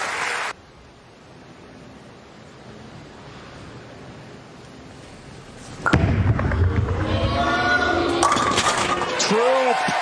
Big time. Twice here.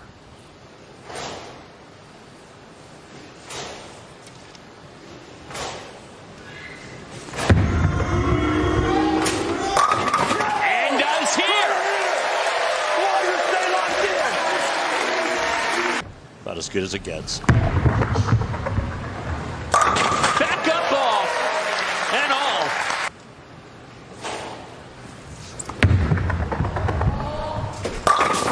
Oh, and the 10. Goodness. Luck is not on my side as of lately.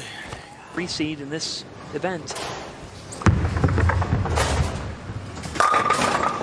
And Look the at 10. The 10 just unforgiving.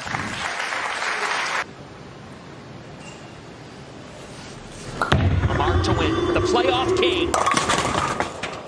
Whoa. Need that. Come on, Kyle.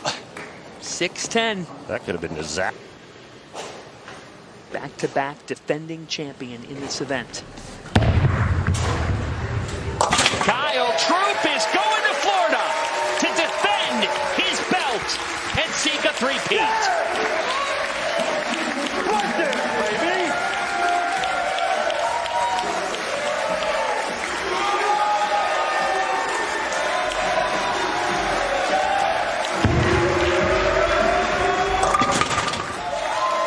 From the United States Open title Love you girls. We'll see you soon. to a trip from the Pacific Northwest to the Sunshine State.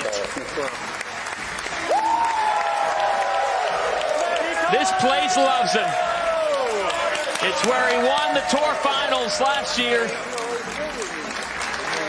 And he is a two-time champion of the PBA Playoffs, and he'll try to go for 3. Bill O'Neill, the real deal, the Players Champion, the U.S. Open champion, Troup, and a guy who is as hot as anybody right now, the Iceman, Bill O'Neill and David Kroll. These two met in the Delaware Classic. Kroll won a dramatic matchup, but earlier this season in U.S. Open qualifying, Kroll beat Bill O'Neill. And Bill said to David that day, "You belong, and you are made for these moments." So they have developed a special friendship of their own.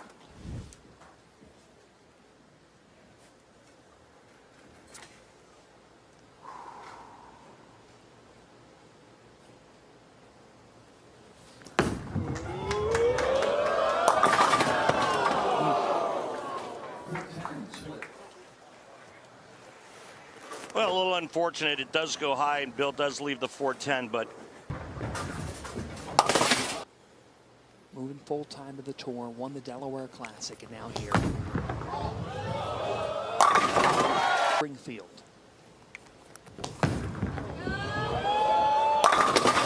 Back-to-back jacks for Kroll to start. Randy, he has worked as a lane attendant, a cook, a bartender, front desk assistant, and mechanic. Currently, he's a string pin mechanic at the Alley. he can do it all. And here's a look at Bill O'Neill's arsenal. He's using a black pearl urethane on the right lane and a theorem on the left. So urethane on the right, reactive for Bill to start. This is where he'll finish, the right side on that 10. 14-time PBA Tour champ, winning his third major earlier this year.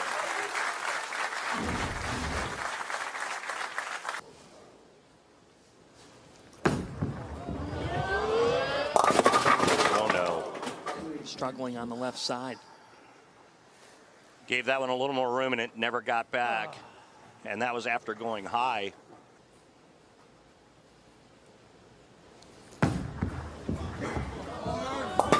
Oh, boy. So, a tough start for Bill O'Neill. Yeah, it's tougher than what people think. Now, you and I talked earlier, and I know that you enjoy bowling with your two little girls, but there's a story behind the reason why you went and got yourself a ball and some shoes. What is that story? Yeah, I had a couple of buddies back when I was playing for the Arizona Cardinals, and we went out and had a good night and decided to make a bet. First one to bowl 200 wins, and all the losers of that bet had to get a tattoo with the winner's name inside of a heart. So it was, the pressure was on. I had to get a ball, get some shoes, and learn how to bowl quick so that I didn't end up with a tattoo of my buddies' names on me. Thank you. Baron Corbin, former United States champion, one-time NXT Tag Team champion. Great to have him here today. Boog Kroll is on fire. 4 in a row to open up. 9 spare, his first time out on the right side. And the 10 is being stubborn. Neal.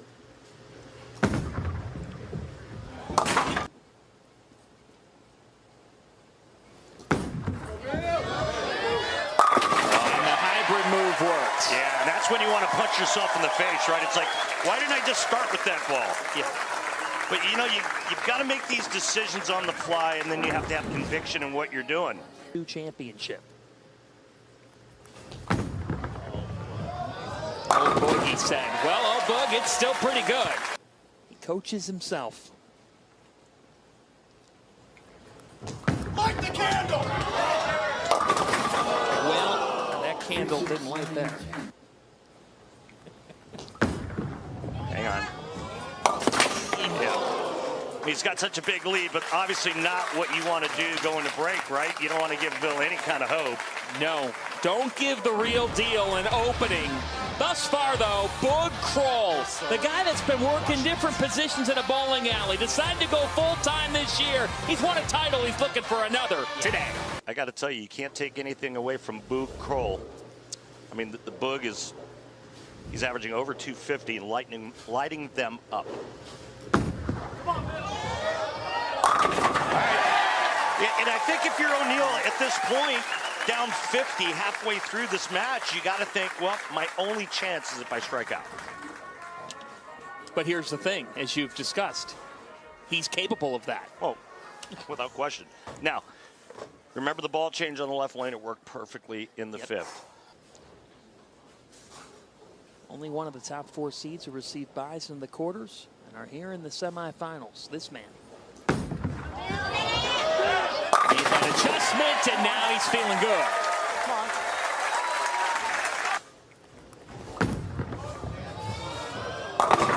He's been perfect on the right side. Separate it. Come on, buddy. Ball gets in the swing quick. So he told us he does breathing exercises, like you just saw. He liked that one.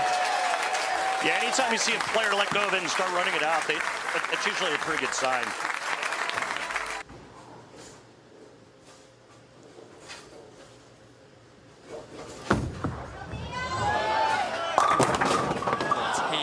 Stops O'Neal's streak.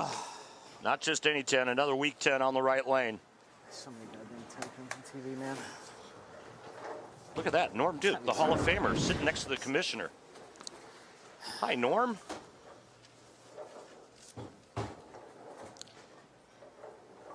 Yeah, you can see just how disappointed he is.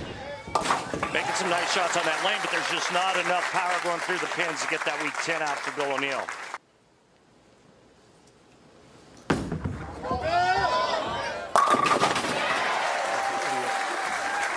Yeah, that's one where you want to kick yourself.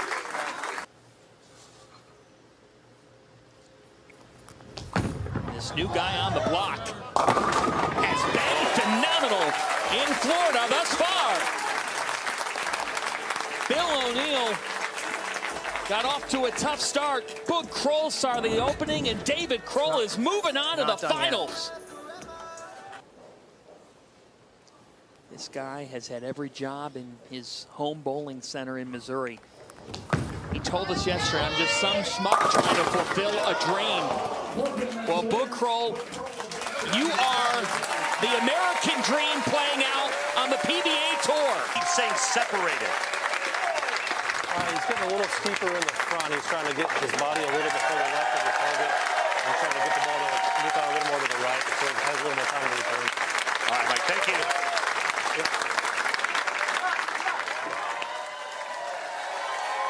David Kroll, and for Bill O'Neal, it's another terrific season for a guy who ranked up the first major of the year. Phenomenal season for O'Neal. He's a phenomenal bowler. He's a future Hall of Famer. Yes, he is. So consistent. Non-televised showdowns. Kyle has the 11-match winning streak in singles. And this crowd loves them some Troup. How about those signs last week at Angel of the Winds? You can't handle the Troup.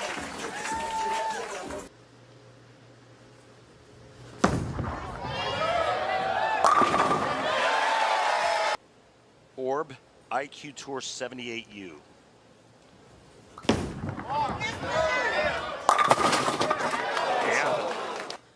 29. For a renaissance in his career, and he just missed the 7.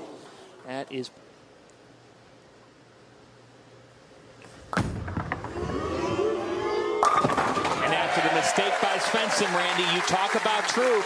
He gets momentum, and sometimes that can take the whole show for him. I think the whole thing with him is he's just ultra focused. And when I spoke to him yesterday, he goes, you know, it just seems like when I do get to television this year, that I just take it to another level mentally. On a beach. Get off of there. It did. Come on. With a Mamba mentality. We'll tell you about it later, but that's why he's wearing the purple and gold this afternoon. In need of a bounce back.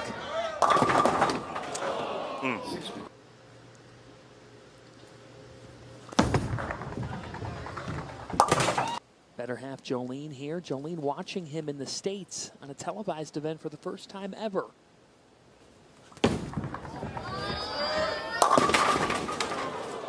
This is a guy who can just accelerate. Great showdown.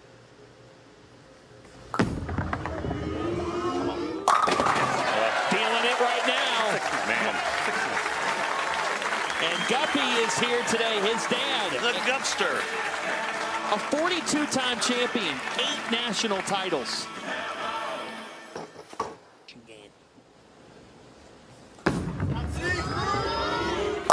He's on fire. 5 in a row. Svensson beating Matt Russo, what was a tight one. And then commanding Marshall Kent from there. To get here. High again, but this time he gets a nice break trip in this. There you go. Back to back for Svensson, trying to stay alive here. How does he handle it? Hated it. Paid for boy. it. Yeah.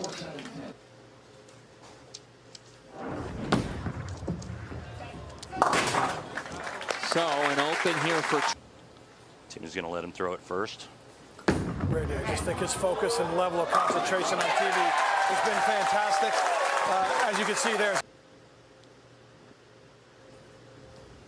Tour Finals champ last year. Now Svensson.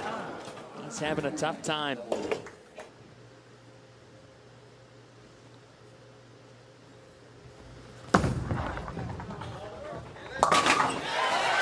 It's starting to look more and more like cruel Troup for the finale. Never say never. This sport has the best fans. You're right about that. There you go. Well, I mean, there's still.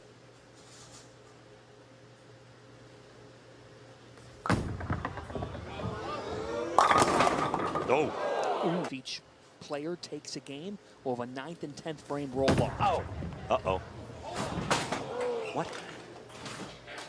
What on earth? That's a first. Oh, yeah.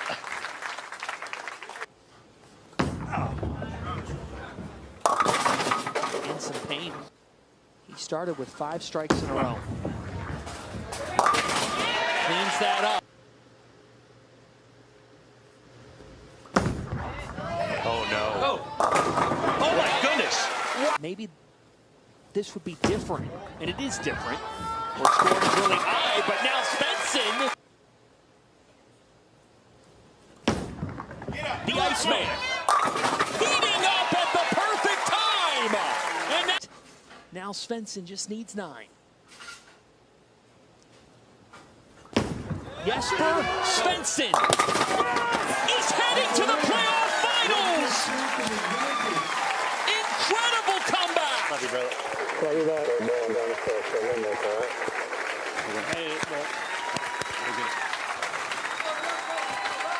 I don't know how many people saw that coming. I know I didn't. In the playoffs.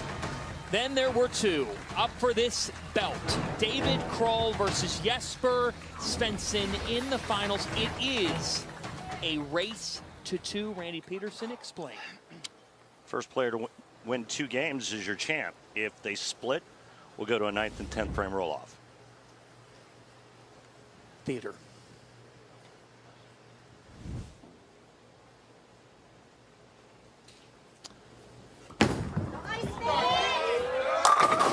Svensson opening on the left side and opening with a strike, and in a lot of ways.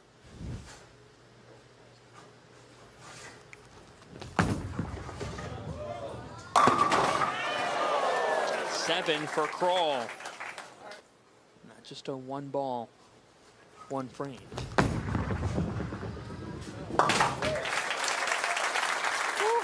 Again. Oh, bug. Didn't like it, but there was a lot. Boog got the nickname from his mom.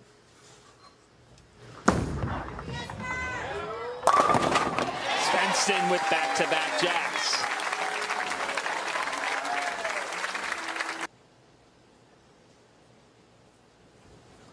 Stars are out. And Svensson has started strong. Kicks it for the best nickname on the PBA Tour. Back to Kroll. And this race to 2 final. And Kroll cleans it up. Made it through the PTQ, made the show, won the Delaware Classic. Open it. It opened. And that 7 came down there for a strike. Full pass. In the state of Florida, honestly, especially Central Florida. This crowd would reflect it. Ooh. Oh. Cleans it up nicely. That was pretty good. He took the plastic ball, moved to the left, and went right up the gut. That was paying it the respect that you talked about. 7 years ago. That's hard to believe.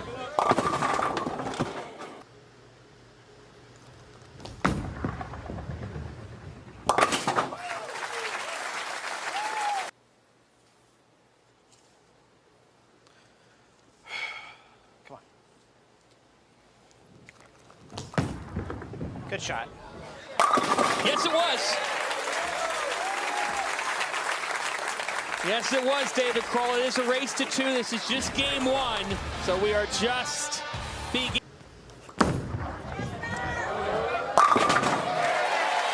Hey, John, let's go down to the floor and talk to Hall of Famer Tim Mack. And Timmy, why don't you give us your impression that's of... long. Come in.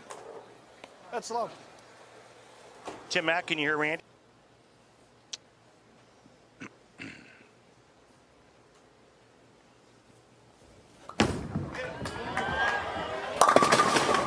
Yeah, it looked like it was going to be high. As we will try to get back to Tim Mack and fix his communication line, but Jesper Svensson just drifting high, just a pinch, but with a spare here, we'll maintain a 25-pin lead. David Kroll. Championship. 4th in the Scorpion.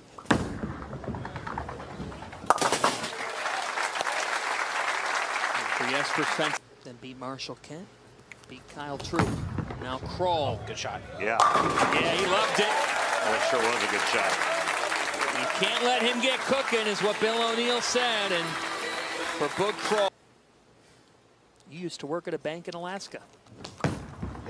Oh, see it. Ooh. Bit unlucky. Throw it back. Viewer discretion advised.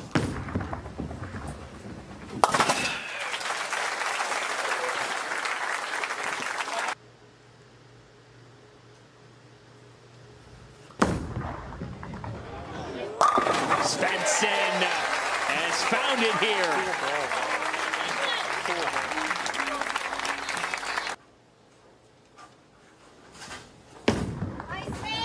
Oh. Svensson fired up. And for good reason, 4 out of 5 for Jesper. He yelled go and all 10. To this point. Again, race to 2. So the winner of this game is not the champion yet. Might be good. It was good enough. You take a look at the accuracy there from the ideal line. It was better than good. Well, even if Kroll strikes out, Jesper Svensson just needs a mark in the 10th. Jesper's in the 230s. Kroll's max score, you can see it right here, 220.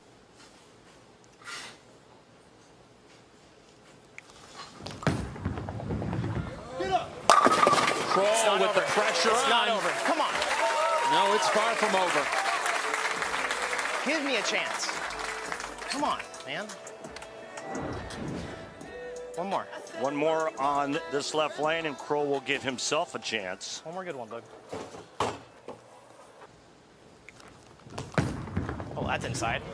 It was inside, and that's not what you're looking for here. Bad. Game 1. Yep. Bad.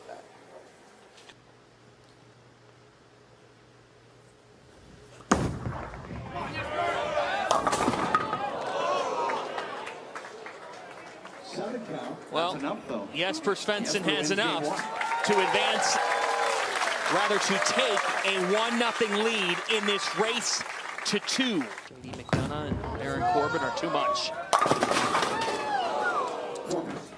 All right. Here in game. This young man's never been in this situation. Oh, help it. Did just enough. All the way, baby, all the way. Can't get ahead of yourself. What? Said, hey man, relax. It's just bowling. Svensson is relaxed. He is locked in.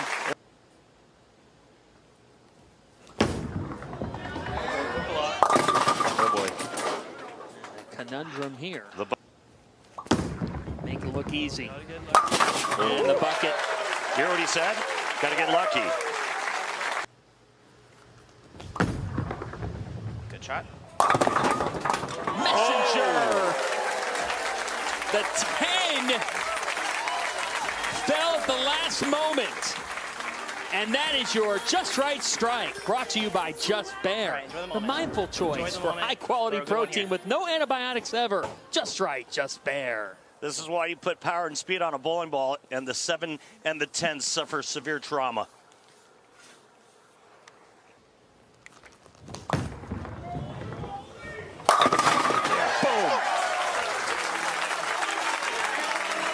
For Bug.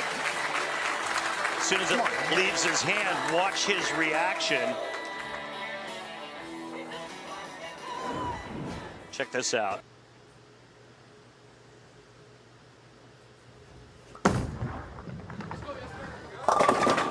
Yes, for Svensson. So he has struck both times on the right side. He will finish this game on the left.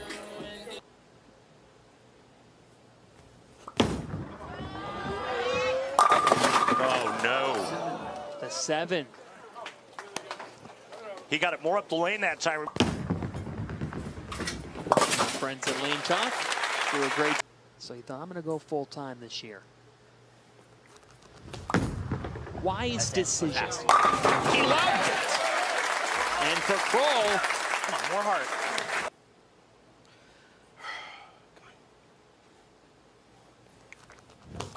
Oh, Bug, trust it. Well, that was a big left miss. Rushed everything, that shot. He's just really amped. Wouldn't you agree, John? I mean, listen to what he... Will remind him of that every day.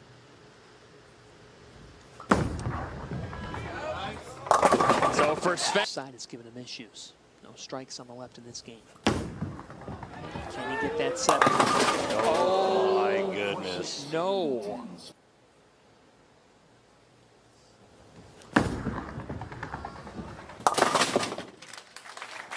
Well, for David Kroll.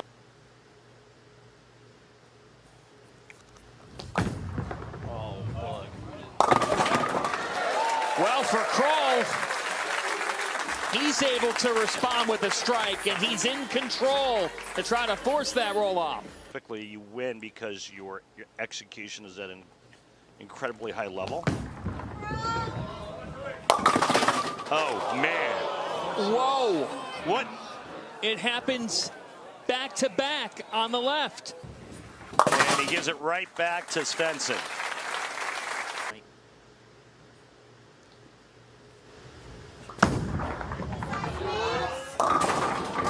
Hated it. Boy. Absolutely hated it. I don't want it, you take it. No, I don't want it, you take it.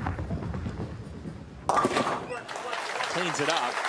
The smile, one of the great personalities in this sport. This has been the nightmare side. The 7.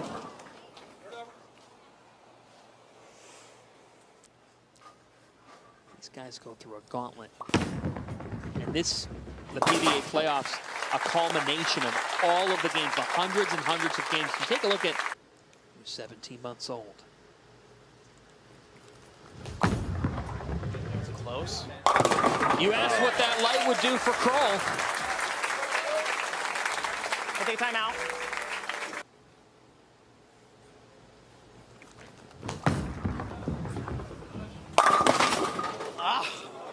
Well, prior to this championship match. All right, max score right now, Jesper Svensson, 205. Off that lane. David Kroll, 215. Which is a 9th and 10th roll-off.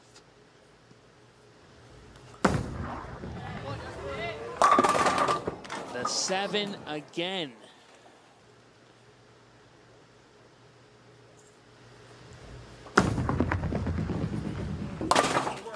Told us earlier he wants this to be his time. Ooh, that's a big time shot.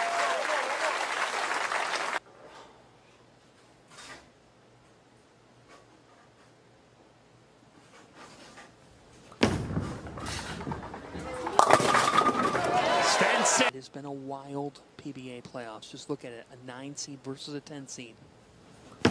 Expect the unexpected. Svensson did! He applies the pressure, does the Iceman.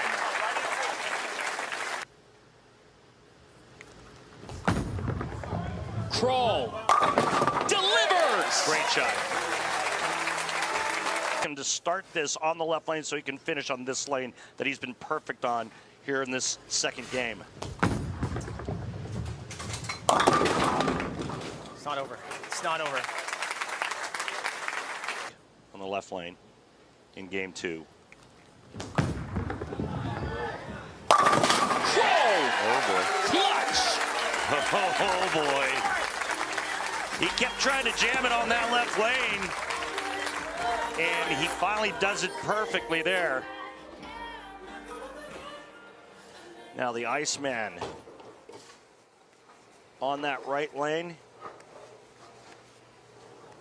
He was pretty good. Didn't throw a strike on the left lane until the 10th frame.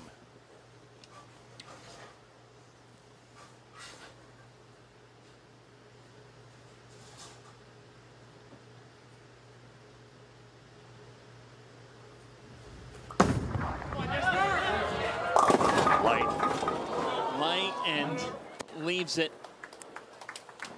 The 9. So Kroll in control here. Again, we still have a 10. Quality H2O.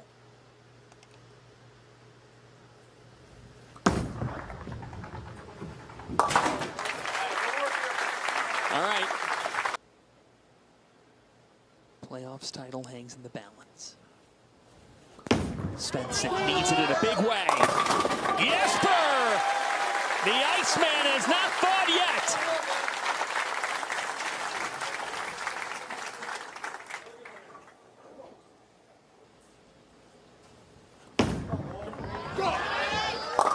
Oh no. Oh boy.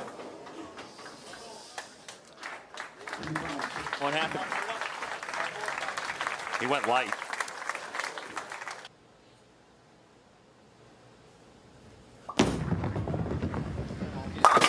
He does clean that up.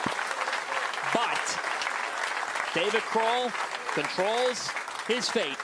A first ball strike here. If he doesn't strike on this ball, he would have to go spare strike to tie. We go to another roll-off. 1 ball roll-off. Strike in 6 Biggest shot of his young career right here. to win it. Come on, Sean. This is real. Sean Swanson was his mentor. He has a tattoo that says never give up on his arm. And he just said, Sean, this is for you.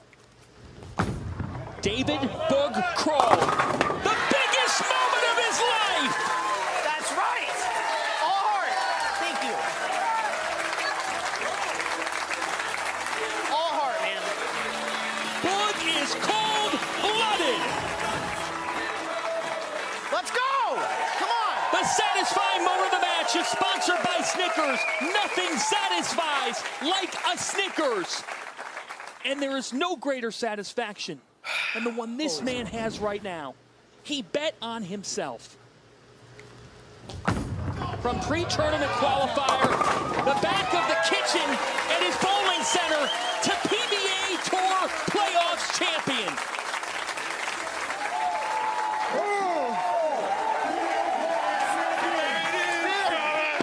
Congratulations. Thank you.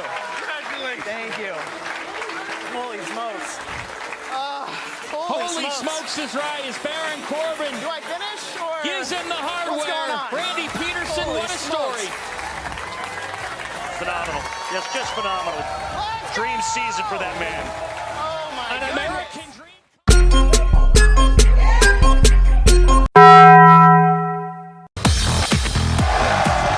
It is time to start the 2024 PBA Tour Finals from a sold-out Steel City Bowling Brews in Bethlehem, Pennsylvania. The top 8 PBA bowlers in point totals over the last 2 seasons have earned a spot in this event. We have 2 groups of the 2019 USBC Masters champion, 8-time titleist, Jacob Buttriff. 7-time titleist, Marshall Kent.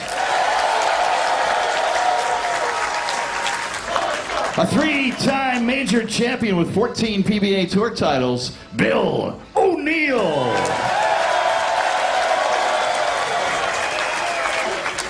A 5-time major champion with 23 PBA Tour titles, E.J. Tackett.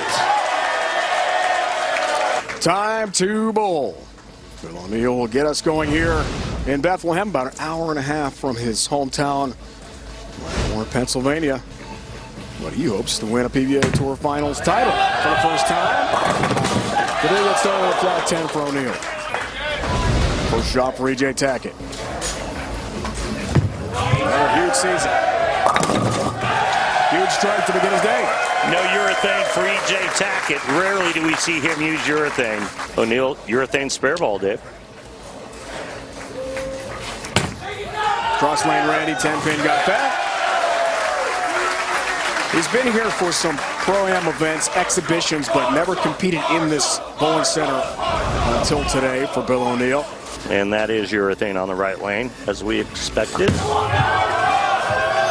get started. Little tap, 10-pin down it goes. Here's Jacob Buttriff, a big Dallas Cowboy fan, big Neon Dion fan, a lefty. Have not seen a lot of Jacob Buttriff in 2024. By his own admission, a very tough season. Struggled with a lot of things on and off the lanes, but feels good entering the PBA Tour Finals, he told us yesterday. Back to O'Neill. Hometown favorite, that looks good. Buttriff. No. Nice part about this format, it's 2 games, right? And even if you don't have a good 2 games, you have live tomorrow. Group winners head-to-head in a race to 2. Tackett. Oh, yeah. This show, all one-handers. The next show, all 2-handers. That's the way it worked out with the top 8 over the last 2 years. There you go, Jacob. Raucous over the next 2 days.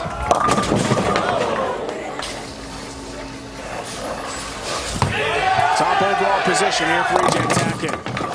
Avoids the double wood, just the 2-pin for him. Anna, Wells County near Bluffton home. E.J. Tackett. No problem there. Plenty of gas on that one. Player of the Year caliber season again for E.J. O'Neill didn't like it at all.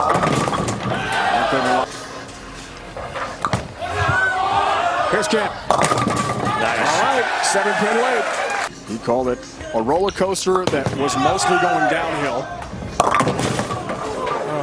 2-4-7 there. Can't find the look on the left lane for sure. As we said, quite a rooting contention for this guy. Not far from home. Perfection. Buttriff. That's better. At the playoffs, we had dual patterns, and all the players like the left lane better. I wonder how it's going to spin here. 82% of the vote. Player of the Year last year went to E.J. This year it's going to be tight. But he told us yesterday if he wins this, it's in the bag, he feels. Yeah, you agree? I think so. Jacob, right lane. I mean, think about this. E.J. has a chance to break the season average record. On pace, all-time record, 230 plus average. That almost crossed over there. And ends up with a baby split. Matters. Nice fair shooting earlier for Buttriff. Yeah, nice cover. Well done by Kent. Takes care of the baby split. game as well on this show. The bottom two. Good shot across the deck. Messenger for the 10. For Tackett. The Tackett 10 pin. So 3 and 4 will be the 3rd and 4th seeds. Group step ladder play tomorrow. Great shot by O'Neal. Nice messenger for Tackett. Back to Kent. Now Michigander.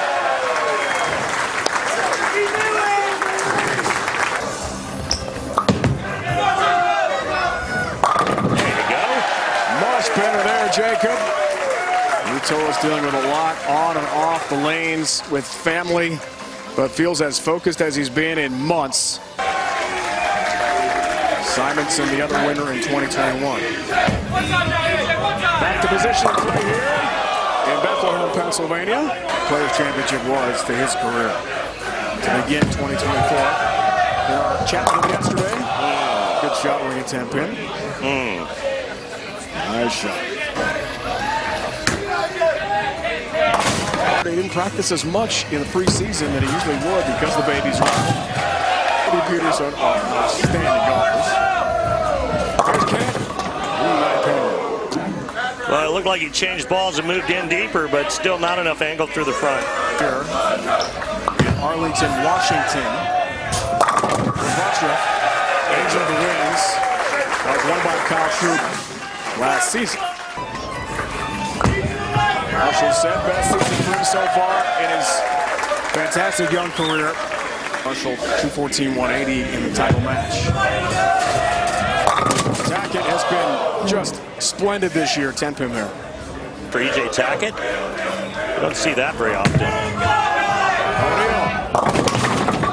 Okay, 8 pin this time. Did you hear that? I did. Nobody likes the 8 pin.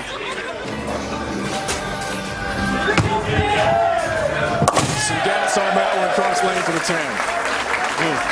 Pretty tight here through 6.5 frames. 8 pin for Bill. Got that. Just to his left, a few feet over. That's where the big rooting section is. I mean, 20 plus O'Neal fans. His family, his brother's family, lots of bowling buddies.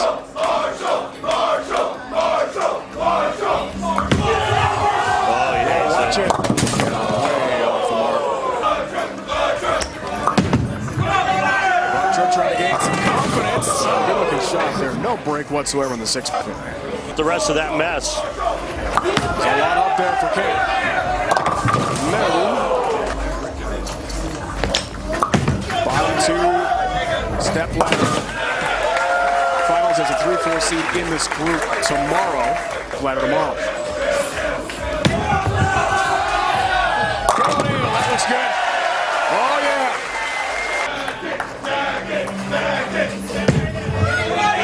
EJ. Nice.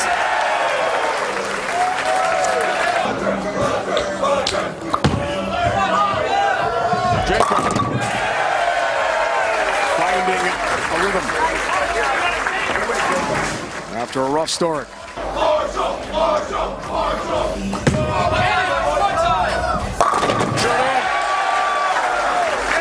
Just straddled the pit. Tattoos the 1-3 pocket. EJ lost the TOC to Kent. Crossed it over almost the Brooklyn strike. 6-10 up. When he was going for his 3rd straight title for EJ this year. Championship. Here's O'Neal. Nice. Okay. And that's for the lead.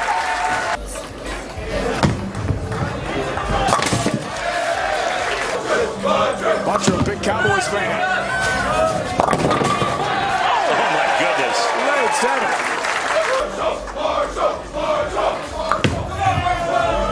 His night play. First game. Needed it. Tackett. 4-9 split. See if EJ can make it happen. Cross lane. 10-pin Kent. Alone in the center of Michigan. Whoa, big whiff. Big miss. Loss in count for Tackett. Career type season at 2024. O'Neal. action. It's a rare lead for a pro. Fairly common for some lead bowlers. Just won't trust it. Amateurs, yep. He won't trust it on that lane.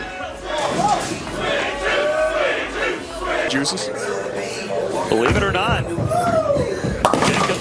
Jacob Buttrick right now can double in the 10th and take game 1. No help again for the 10 pin. Another Euro 10. Oh no, can't tell. Just not enough angle. He refuses to create more angle on that lane. He's afraid that if he creates too much, it won't get back. That's the first two here. He takes the lead. How about that? A tough start for Buttrick. Not to be. O'Neal.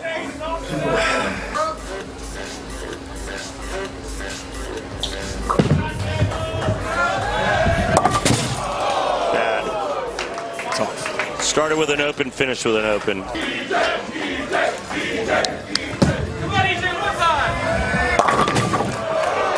And won a bunch of Grey Cups, didn't he? Grey Cup champion many times, and is a huge Viking fan on level 1 mode. Top 10 pin there. The younger ones are, for sure, Rand. Who the hell is Warren Moon? I got a Vikings #1 jersey in the closet with Warren Moon's name on the back. It's spectacular. Here's Jacob Buttrick, big Neon Dion fan, as we see. Lifelong Cowboy fan. Yeah, that's not Ezekiel Elliott's number. That's Dion's number right here. That's better. Now, see, that's what's creating the turmoil for him on that left lane, because now he gets it to the right spot and it doesn't get back. To the right on that left lane. This guy, no trouble. We're next to the bowler's name in yellow, the first game score, so keep an eye on that. Double red 2-8. Good cover. Well done by Marshall Kent. That's the third PBA Playoffs this year. Brilliant season. No wins last year. 2 this year. Kent. Now it's to the right lane, Randy. Jacob. Nice. The last 2 years in suburban Seattle, we've had a total of 300 games. That one hooked early. 2-0, 6-10.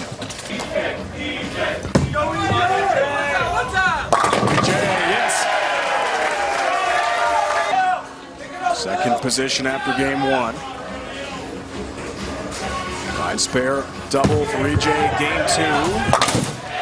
Cheer for Kent. His first singles title since 2017. Okay. Struck in the left lane. Look at another ball on that lane. Gotta hurry. Does. Sure would be nice to see Jacob turn it around, wouldn't it? For Jake. He said as much to us yesterday. Chance to salvage a season. Point total over the last 2 years. This guy by far the leader. The shot he won in there with a 10 pin. Between the 8 bowlers, 27 majors. Got a lot of titles. 5 lock Hall of Famers. How many majors? 27? 32. Get that right. 32 majors total? Yeah. Buttrick.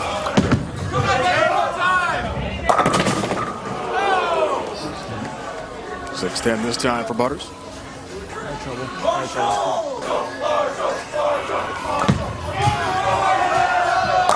There it is. Buttrick. 610 got that.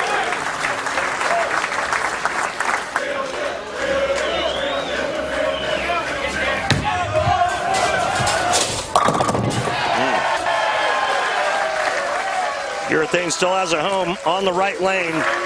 Runs the 1-3 pocket. Tack it. 9 hours of action. What's better? Not much. 8th straight year you and I have called this event at CBS Sports Network. Love it. We're here.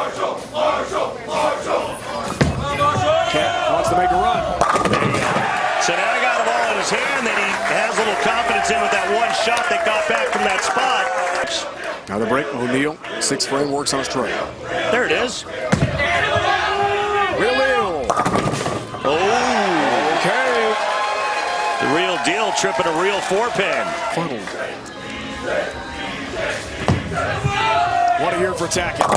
What a shot. Goodness. Oh my goodness. That was a slaughter. For his 5th strike of this game. Got it.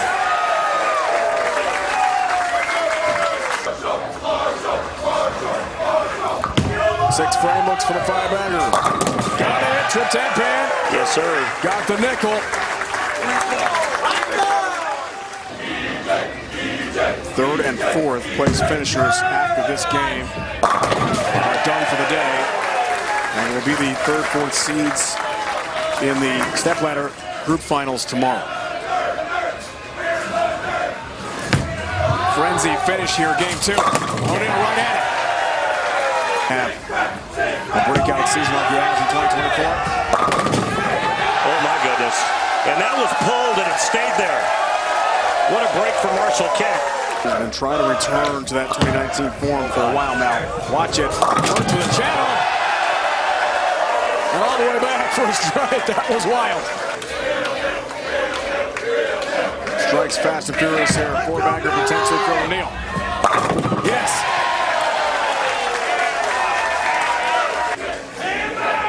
How about 17 for Tackett? Oh, it's the 10-pin. Another weak 10 on that right lane. Butcher tries for the 4-bagger. No. Out of the 7-knot fall. The dreaded 7-10 split. 3 of the 4 7-10s have been converted on television have been by left-handers. Assassin last time it was done. How about it, Jacob? 7 on them. 10 stands. That hurts.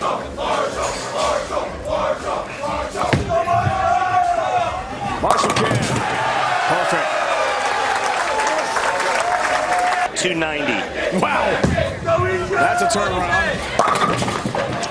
And that's a solid 9.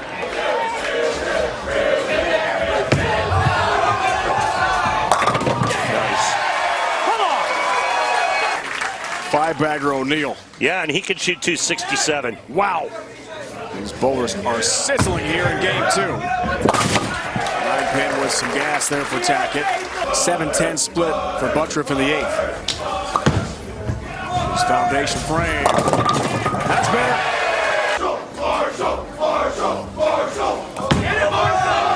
Kent. Wow. This guy's incredible. 4 max. 8 in a row for Kent. Tackett right lane. No shot. No break. Ring a 10-pin. O'Neal looks for 6 in a row. Not this time, the big 4. Walter Ray Williams Jr., 2005, outside Atlanta.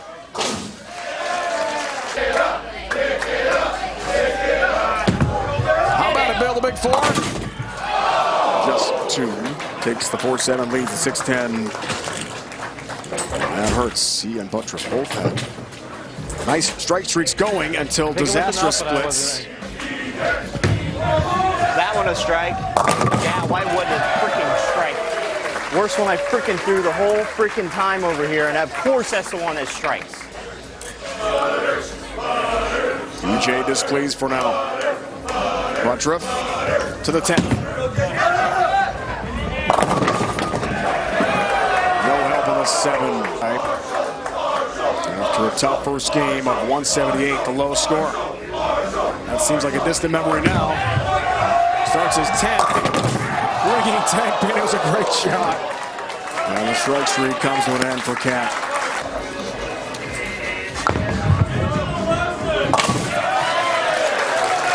For Cat.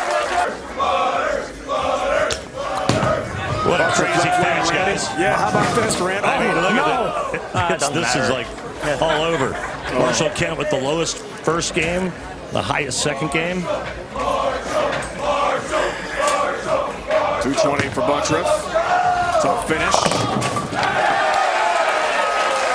Marshall Kent is the new leader after a brilliant second game. 178 ran in game 1, but wow, crushes it in game 2 for a 269.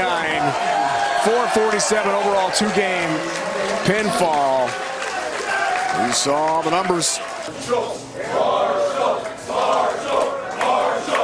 1 game. Winner is number 1 tomorrow. Kent gets us started. Whoa, the big 4 again, second time. On television, and that's by the great Walter Ray Williams Jr. And it remains the only time. Norcross, Georgia. Big numbers for the real deal. Game 2 is incredible. Right at it. Into your second shot. Where is the help on the 7-pin? Where is it, Randy? Oh, that was pretty good. Unlucky. Game 1.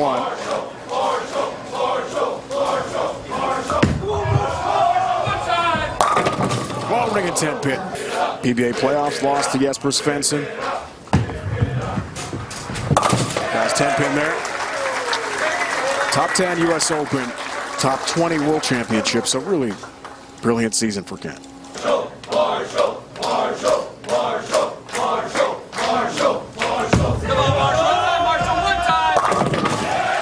Much better. O'Neal had the choice in this match. Great start, great shot on the right lane because he's the 4th overall seed of the 8 here. Kent in the 5th position. Higher seed gets the choice. Left lane for Bill.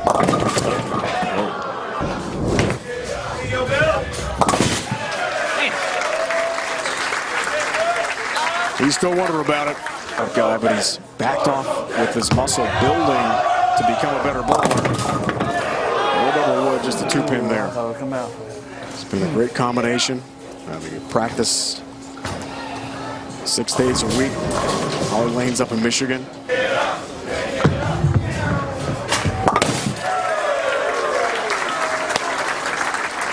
Sharpen those up this week in Bethlehem. Great shot left lane.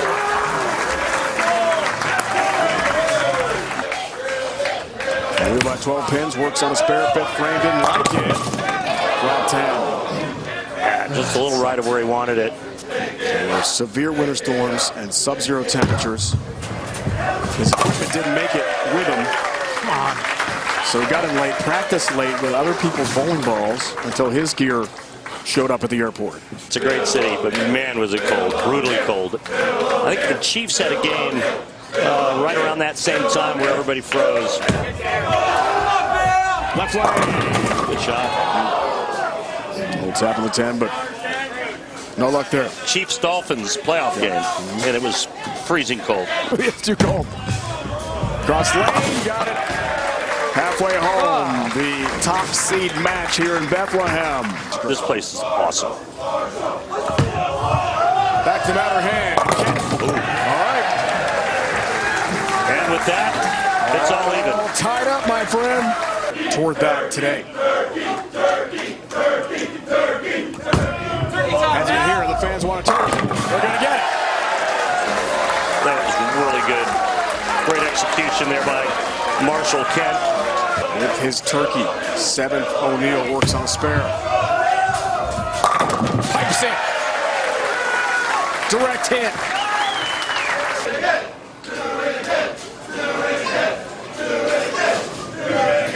For a double in the 8th for a tie. Oh. 4-pin stands. Got the 4, got the mark, but he wanted a strike.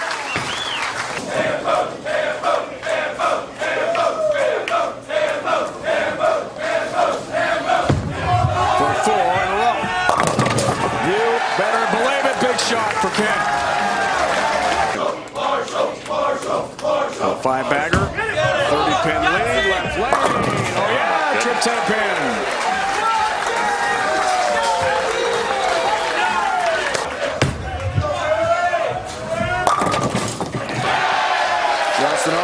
Belmonte. Starting to have that big season. You're on TV a lot.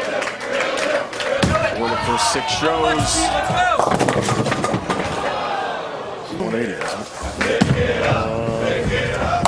I got 178. 178 for Kent Gamer. All right, Bill O'Neill will be the 2. And now Kent steps up with a chance to make this official.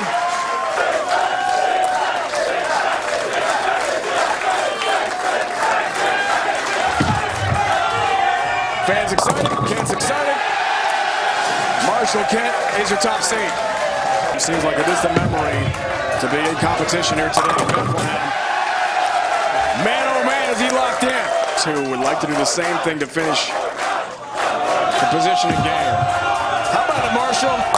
Oh yeah! Incredible bowling.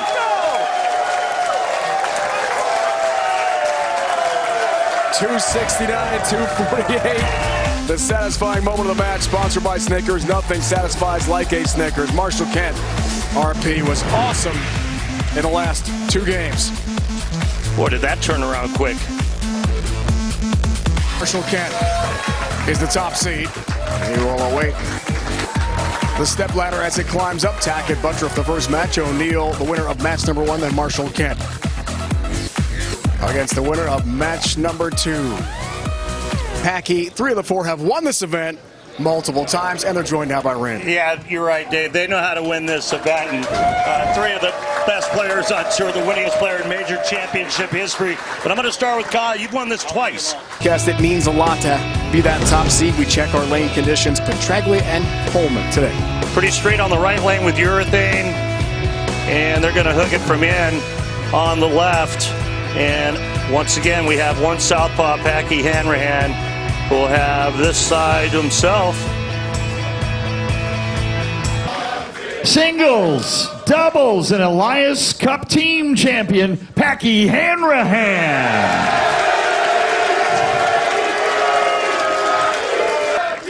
A 5-time major champion with 14 PBA Tour titles, Anthony Simonson. A 2-time major winner with 12 PBA Tour wins, Kyle Troup.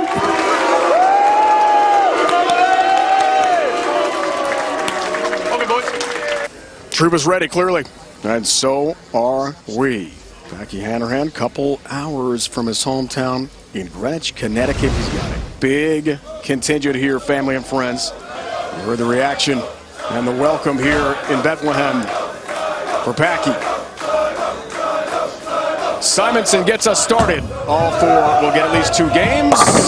It's all about total pinfall. He'll take that break late. And a great start for Simo.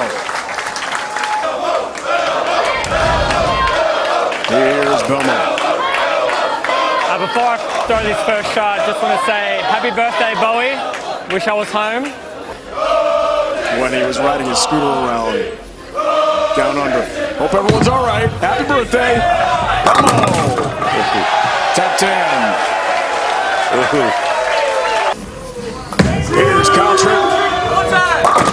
Nope. Good shot. Bringing 10 pin. My spare ball's over here. Given name is Patrick. Everyone knows him as Packy as well. It's a family tradition. Lots of family and friends here. Watch him. Seeing a strike to begin his day. He's a young guy. He can handle a jet lag. I'll be out for a week. Simon looks high. And 3 pin for him. It's just as we thought. Nothing but urethane going down on the right lane. Awesome. There's Cinnamon.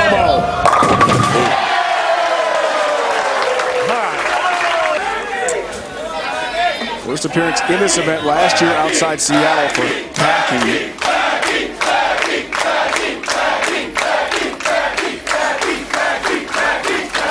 And a bid for his first ever title this year in Pennsylvania. Whoa.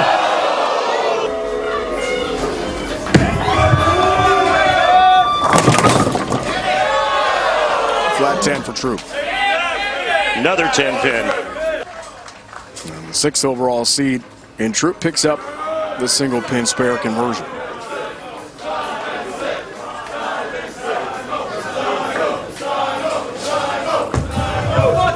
Third frame for Simon. Nice. The 2nd overall position for Simonson. Will EJ attack it better in points over the last 2 years.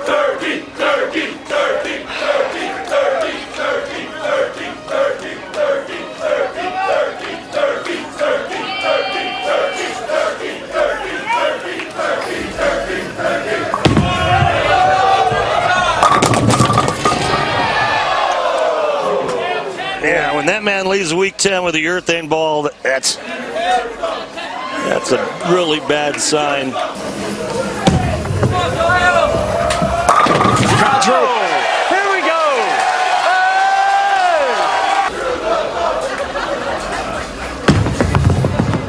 Belmonte locked into the 10 pin. Yeah, Troup's kind of lowered the locks a bit today, right? It doesn't have the full afro going. Packy's 6th in points last year. Good looking shot. 7 pin. Won't get there. I mean, show 2, the energy's awesome here. It is a 2-hour show. A lot of these folks were here for our first show. The 3-pin.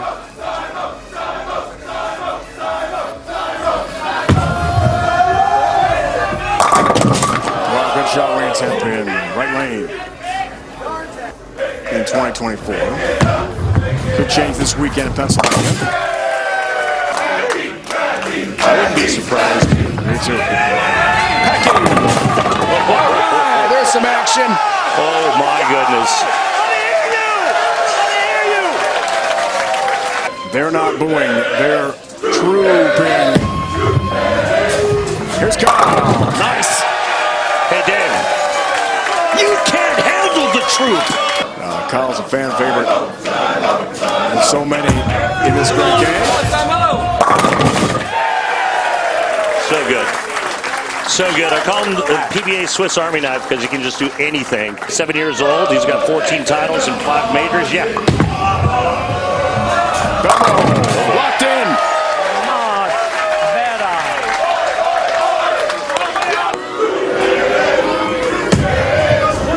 Troup for the turkey. Look at that hair on that fathead sign.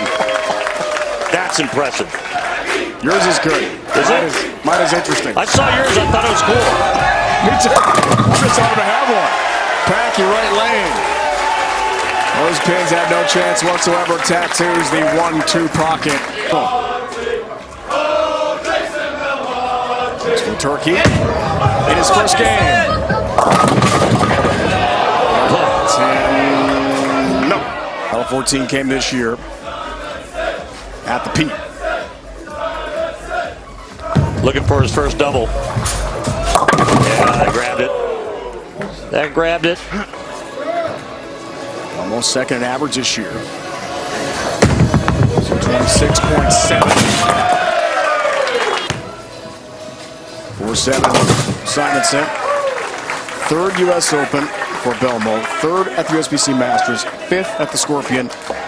And the WSOB outside Detroit. So, yeah, no titles, but some pretty good numbers for Belmonte.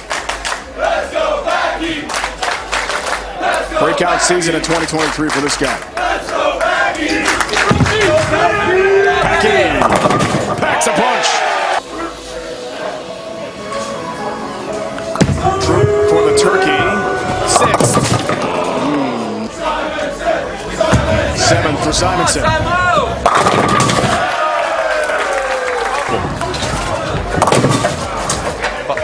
No challenging split conversion for Troup.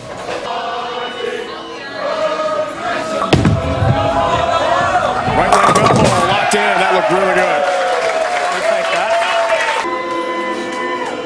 So again, this is Belmonte talking about very high standards. Troup. Man, 9 pin, nice shot. Good bounce back. to Becky. Cruel, just cruel. 6-pin. Good shot. That helped earn him the 7th overall seed in this event of 8 bowlers. Straight for Belmo, works on a straight. Nice placement, 1-3 pocket. Looking it on the left.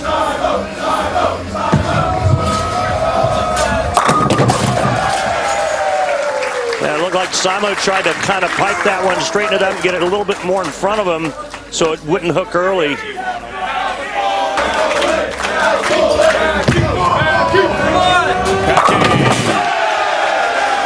Told yesterday looking for consistency. Was hoping today would really build a foundation for what would like to be his 3rd career PBA Tour title tomorrow. All the bowlers we've seen today, Group 1 and Group 2, will compete tomorrow. Step ladder, Group Finals. Nice shot, 10-pin.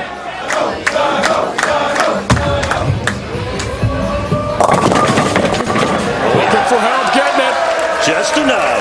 Timber on the 7-pin, down it goes. In his words, Dust panicking. He said, just chill, I'm still a really good bowler. Troup 10-pin, case in point. There you go.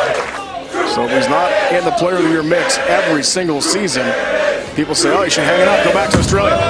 He's like, no. I'm here for a long time. 10-pin down late for Kyle. Belmo says no to that. Yeah, I would agree with that.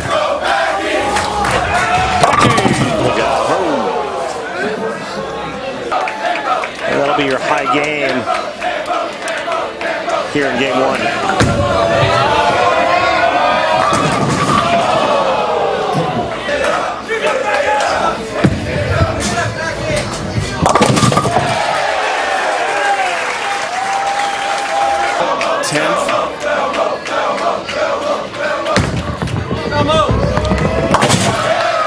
He's got that top seed into tomorrow's Group 1 step ladder final. Simo!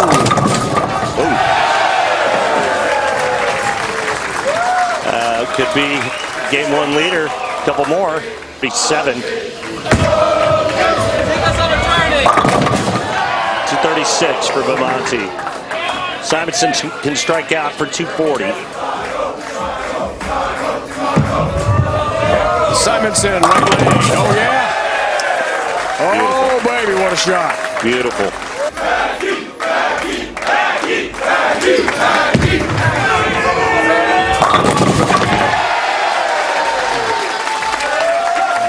For Simo. Wants it. Got it.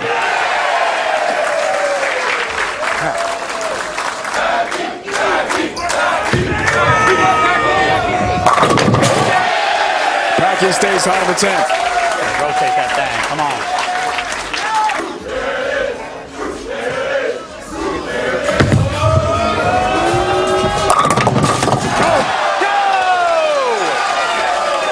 Cross the lane. One more Packy. Oh, yeah.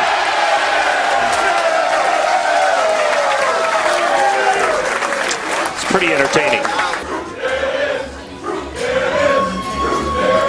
Packy only 12 back.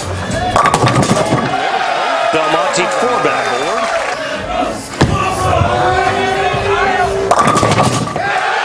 Once one more gets it. Troup 6-pin down it goes. At 223 for Troup. Love you, Marshall. And then he went on the lead. Step ladder for tomorrow. Our first show, Group 1, EJ Tackett, hoping for a win, hoping to wrap up another Player of the Year award. That'd be the 3rd of his incredible career against Buttripp. O'Neal, the 2 seed, the hometown hero, winner of match 1. Then Marshall Kent sits atop the leaderboard and the step ladder. He has clinched a spot in the Race to 2 championship match. Should be fun to watch tomorrow, Group 1, Randy. Yeah.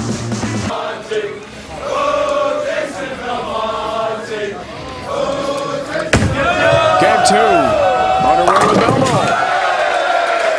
Nice stuff. History, remarkable run of greatness. Wow. Cross Pushes the 1-3 pocket to begin game 2. World Series of bowling at the Scorpion. He told us he's a little different. He likes to kind of shape it like right-handers. Where you see a lot of lefties going straighter, you know, maybe he's more urethane. He likes to get in and hook it.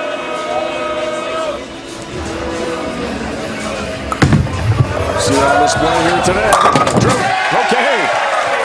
Coming off the 2:23 game.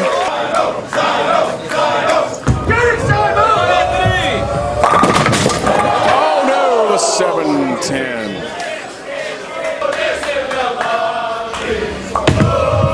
Belmonte being serenaded. Almost had the big 4. Oh, we knew that one off the hand. 4-6-7 instead. 7-10 Simone. 4-6-7. 6 up. Top 2 1-game seeding match.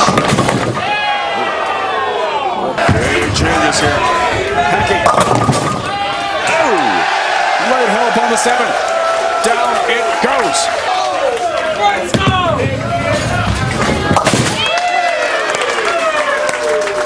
To bowl well to survive. Bring in 10 pin there, great shot. It's on. Incredible drive. Incredible success. Great, perfect delivery. Than they used to be. Hacking. Nice.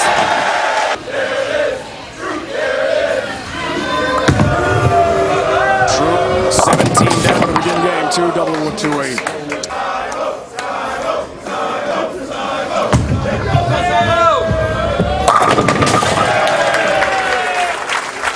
Well done, Simon. Thought maybe they were in his girlfriend's car. Turns out Guppy, his legendary dad, had driven him back home to North Carolina. Yeah. Well, hey, Dad, I need those. When Kyle realized he was leaving for this event, coming back from Asia, Guppy drove overnight. Belmonte for the double, 4th frame. Game 2. Oh, ball change. 8-pin. But both of his wins this year early in the year. Oh, 2-8-10. Transition. Again, a great point with 3 players that have just needed to hook a little more. extremely high rev rates, and they're playing in the same part of the lane. That lane's going to get beat to death. See him coming up here, 2-8-10. Troup. 3rd place after the first game. Look at it, stay perfect, but no help on the 3-pin. What? Almost 5th, works on a spare. Nice. Look at that ball in action. Backy single pin spare conversion, got that.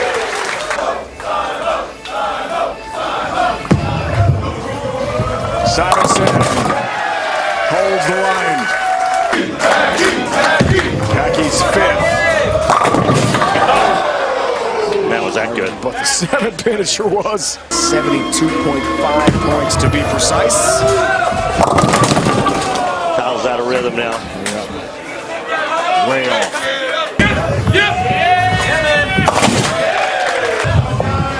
Troup frustrated. Oh, he might have that one instead. 2-pin stand and together Hall of Fame stats already. At 27 years old with shots like that.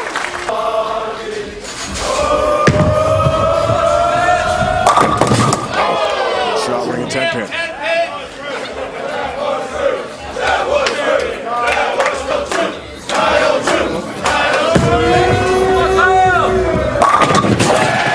Got the check, got the strike.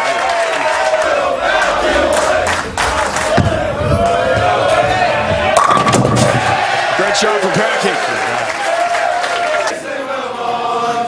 2:36 first game, Belmonte. 7th frame works on the spare. Oh, goodness gracious. Okay. The 4-9 split. Okay. Sideline trying to stay hot. Does just that. Yeah, and he's still Bagger. Yeah, he's still piping the urethane. Open the second. Maybe. Tough one. Maybe yes. The answer is yes. Belmonte 4-9. That was sweet.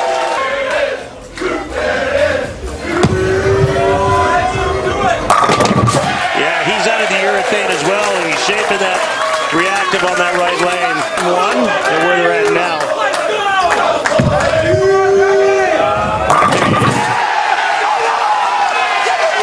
Is pumped.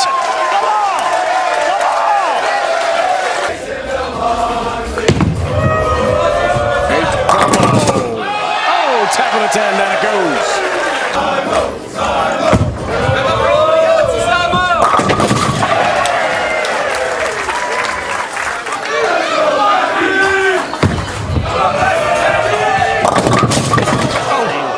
No, that might be the end for him. 3-7-9, Packy, that's going to be tough.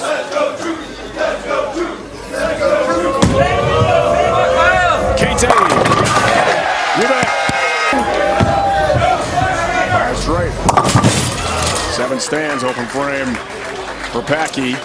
Stretch run here, game 2. Almost night. Back-to-back jacks.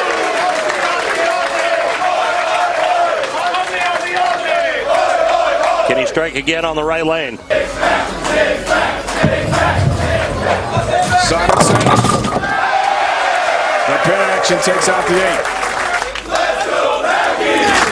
Is Packy hammerhand? No.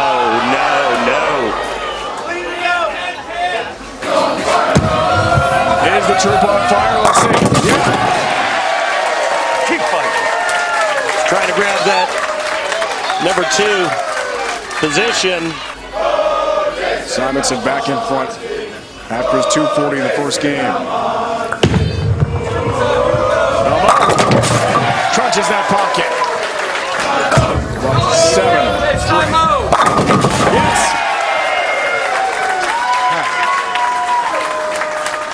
Take my second rerack? No, I've already picked the ball up. Consider a re-rack too Can I late, call though. a timeout? He's on. 10th continues. Bello. Out of his whole season's kind of been like that, right? A hit here, a hit there.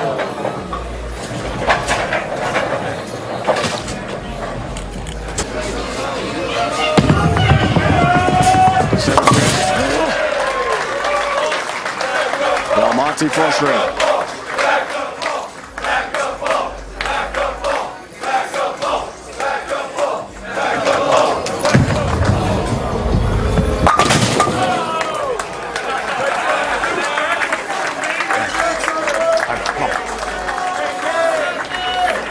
Leaves the 10. Packy after a 228 first game. Oh my goodness. Wow! From disaster to relief.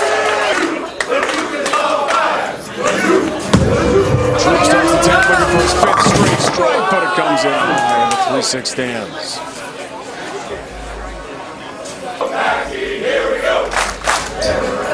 Let's get a second strike in the 10th. Oh, that 4-pin. Like that in-between zone. Nice shot. And now it looks like we might have a 1-ball roll-off. Second, Belmo hand or hand, 441 each. Simonson is going to be your number 1 after the 2 games here. Go.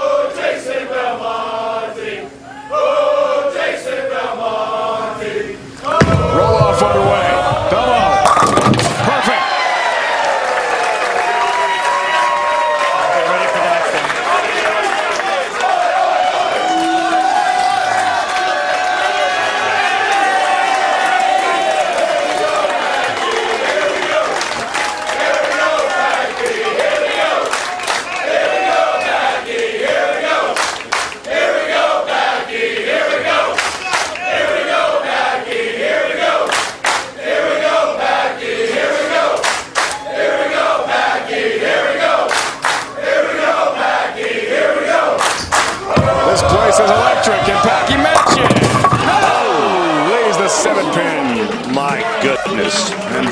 the 2 seed.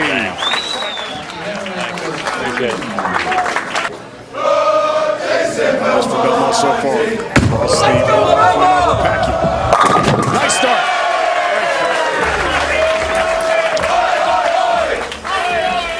Deep on that left lane, and he's gonna keep chasing it left.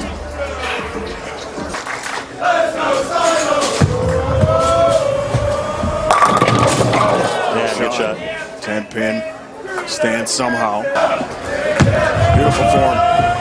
Last night, 10-pin got that. Last time they met, Really good guess. 236-204. Belmonte, Max 3 2023 PBA World Championship in Wauwatosa.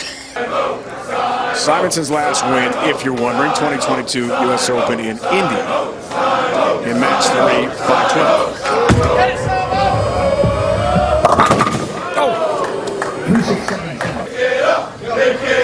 Really pick it up? Let's find out. Oh, really good try.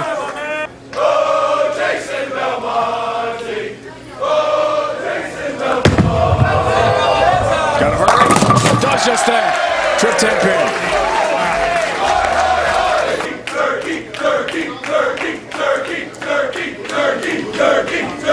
For early 35-pin lead. Okay. Wow. First 3. Belmonte up 35. Simonson, big hole. Big strike.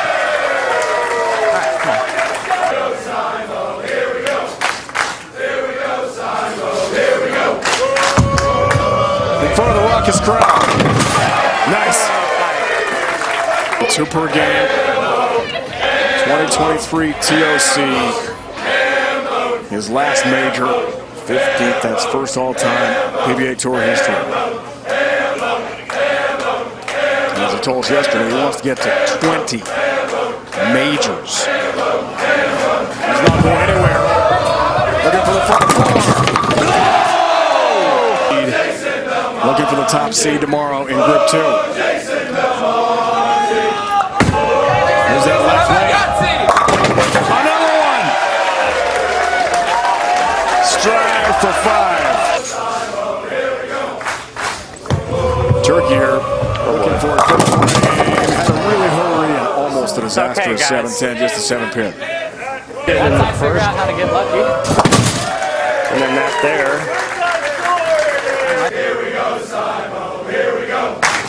A little flustered now, clearly. Left lane. Oh, my goodness, through the nose.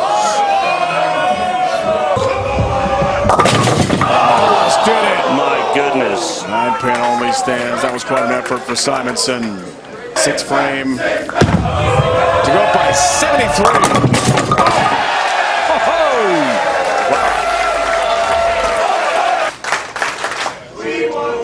PBA Tour Finals, a couple 300s for him. We're getting there again. What a start for the seeding game.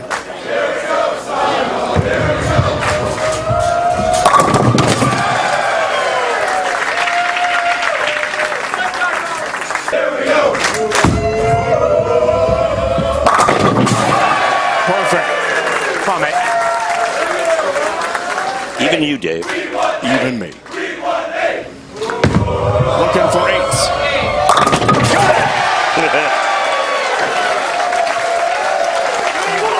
Go home, you're washed up. You got nothing. You got nothing left, kid.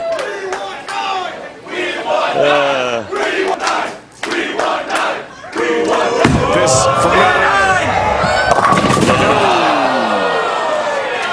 Oh, and I like that so much. All right, guys. He was running that one out pretty quick. Oh, I like that one. And he says it. You can hear him say it. I like that one. He's hoping for his 4th career televised 300 game. 3-6-10, got that. This is over. Romo has KO'd Simonson in the seeding game. 3 shows tomorrow, live on CBS Sports Network. 2, 4, and 6 Eastern. Match with Belmonte. Wouldn't that be fun?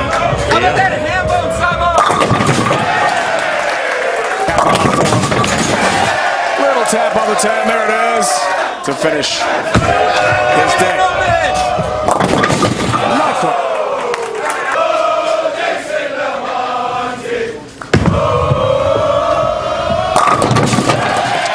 This crowd really got into it the second half of our day, didn't they?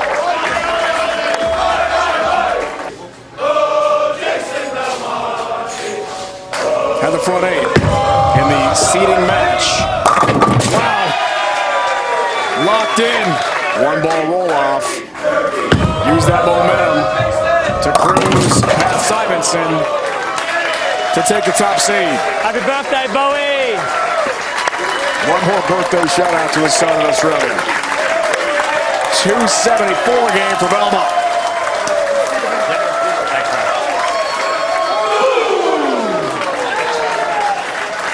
If you want to.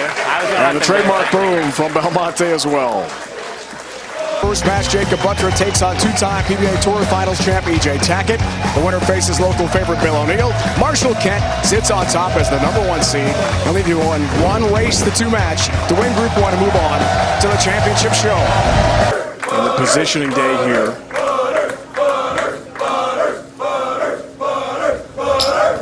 Fourth seed, Group 1. I think they can. I believe in this. Look out. Great fan base here. First time holding the PBA Tour Finals at this Boeing Center. Wins this event. Pretty much a lock for the Player of the Year again. Got to win today first, though. Right lane. Just a 2-pin. And in talking with the players, you know, I asked them, is there one lane you favor over the other? And they all pretty much said no. You know, yes, they play different, but yeah, I like the right lane. I like the left lane. I mean, 2019 champion of this event. 2-pin jacket. No problem there. With Natalie today. The only right-hander on that telecast, he broke the lanes down perfectly. Great moment for EJ. Great strike on the left lane here.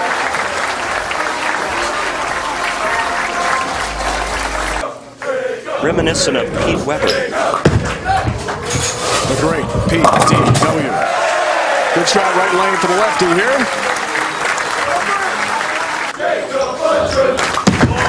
Different lane, different ball. Oh my goodness. 6-pin could have been a lot worse. Almost left them mixing 6-7. Nice. What?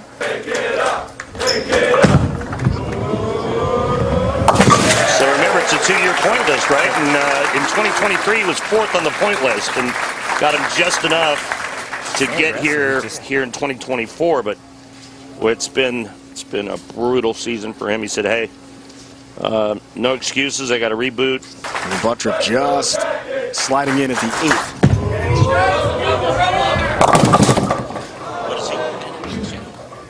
So 2-pin again here. We've seen this leave a couple times. That's got to change on Championship Sunday. He hoped to do in a career. Left lane for Tackett. That looked good out of his hand.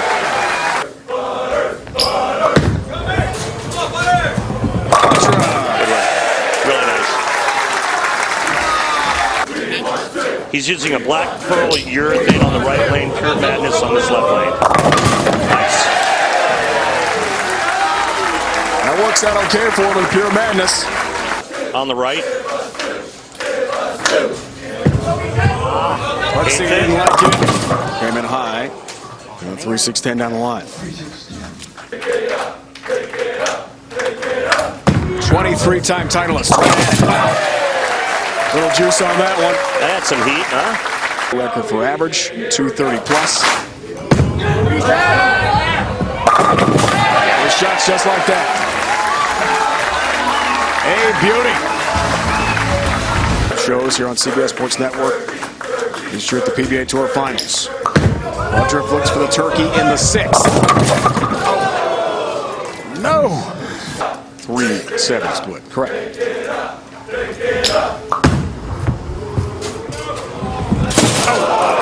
just missed the three-point.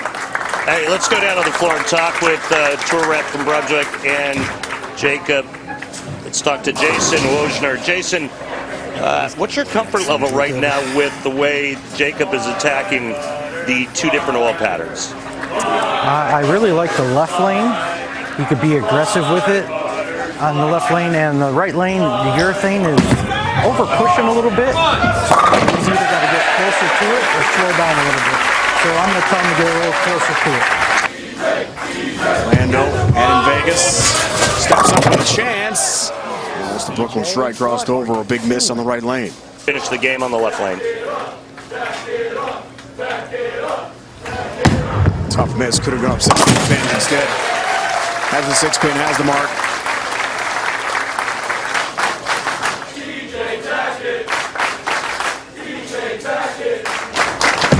So here's that left lane. Nice. As Randy correctly predicted. Want to get over there? Big shot. Buttriff. On the lead. Yes. Well, he moved closer to it. That was pretty high flush. Looking for the turkey here. Up by 14 pins. Nice ball reaction. Oh, yeah. Foundation frame to cut to 4. It's got to really hurry. 10-pin stands.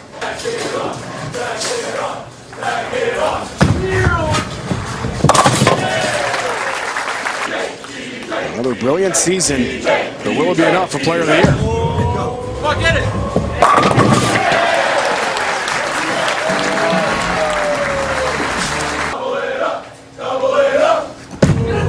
Finish out this match and stop. Tap on the 10. That was a clubbing. One more time. One more time. One more time. One more time. Come on, turkey, EJ. Great shot, great finish. We love that left lane. 210 for Tackett. Perfect 7 for 7 on the left lane. –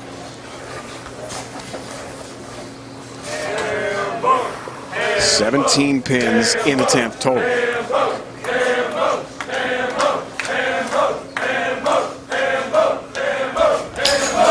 This for 4 in a row for Buttriff.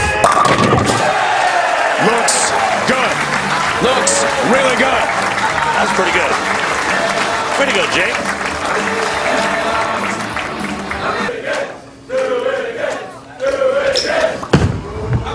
Jacob Buttriff. Well, watch it. Only 5. 1, 3. If he was working on a spare, that'd have been different. But that strike got him a 400 bagger and into the high 2 teams, or into the 2 teams rather. Dramatic finish, but enough for a 7-pin win. Yeah. He's got O'Neal coming up next. He better pay some attention to that right lane. Singing Real Deal to Bill. Future Hall of Famer gets started. Turned away from that one. Didn't like it at all. That's why. 1, 2, 8, 10. That pin into the 10. Oh, no, it went in front. He thought he had it somehow. The 10 stands. Open frame. Gets started. Game 2. 6 pin. Interesting that O'Neal, the higher seed, gets choice of starting lane, right? So he chooses to actually finish on the right lane.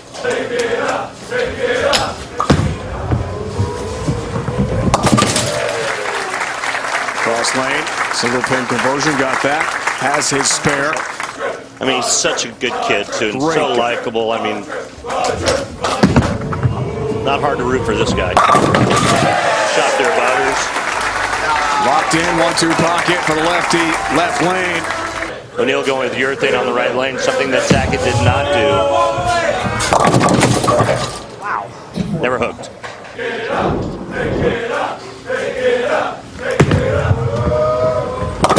Takes care of that one. January 15th, freezing cold outside Wichita. The perfect way to start a season. Been very consistent since. Couldn't wait to compete close to home here in Bethlehem. That's a lot better on the left lane.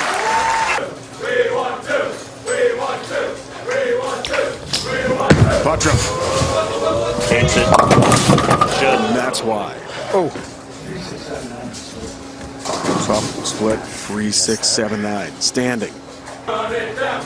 Run it down. Run it down.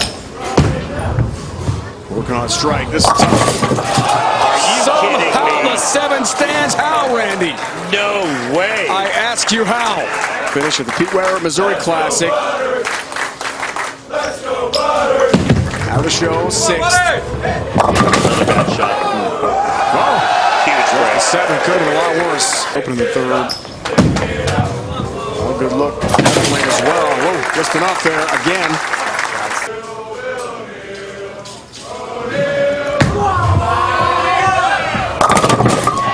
Just enough. Had some pro-ams, exhibitions, appearances. Changing this weekend, looking for a title. That looked good out of his hand. Trip in the 5th. Oh, looking for some help as he can. Get ready for the conclusion of the season. Look forward to next year. Tonight, 7 Eastern, gear up for some summertime gridiron play. The BC Lions take on the Toronto Argonauts. Steve, a fantastic athlete. Steve still looks like he could play. That's a monster. All right, good shot there for Buttroff. For the 4-bagger out of the break. 32-pin lead. You bet. On the money, big shot. Great ball yesterday for this guy. During the break, he was talking to his ball rep, and he said, you know, the last shot I threw on that left lane, I threw it really good, and it drifted a little bit high, so I'm going to cheat it in a little bit. Meaning, he was going to move his feet a board or two to the left and try to give himself a little bit more angle, and it worked perfectly. Reading the transition, 5-bagger, O'Neal, Buttroff, yes. It's pretty impressive against the reigning player of the year. No help on the 10-pin. There's a big miss in the 8th. Does have a 10-pin cross lane. It's covering a lot of ground. They're going to stay red hot. How about 6 straight? Yeah. No. Fans chant for a 7-bagger. Didn't like it though. But you know, sometimes you get a break. 7 in a row. Foundation frame straight. He's up by 53 pins. Bill O'Neal looks great. Marshall Kent. And a race to 2 championship match. Buttroff a good showing beating Tackett. No help, no love with a 7-pin there. Some positives here, getting back on TV for 2 days. Knocks off Tackett.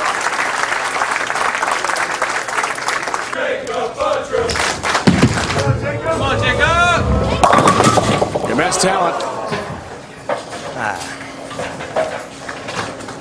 Well, hopefully this is something for Jacob to build off of.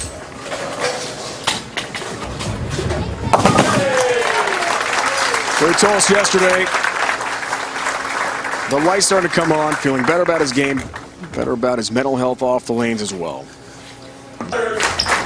His 3rd in an event in this bowling center race. So a lot of confidence coming in. Steel City, thank you guys. Awesome. Attended the minor league baseball game the other day, the Iron Pigs. That's a great name, by the way. I was hoping they'd remove that single pin, the 2-pin left lane.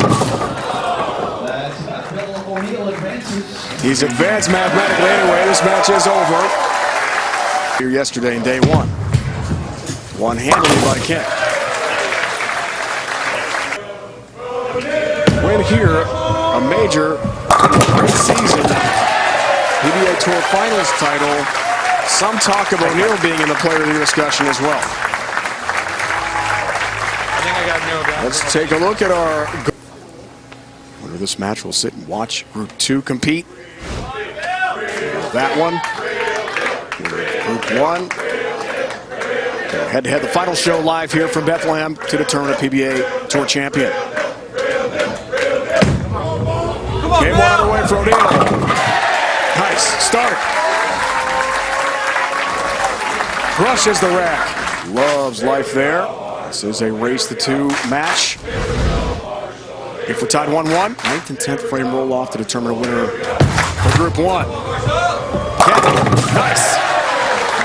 Urethane ball for Marshall on the right. And I'm expecting reactive resin for him on the left. Kent, stop, won't stop. It's the name of the cocktail in the bar named after Marshall Kent. Saw it left lane, got the breakaway. Let's go! Oh, missed the target. 4-pin. They actually have a name. They've named a drink after you. I don't know if you've seen it. No, I haven't. What is it? Yeah, it's called Rhino Spit. Maybe. Pick it up, pick it up, pick it up, pick it up, pick it up. 4-pin, no worries there for Marshall.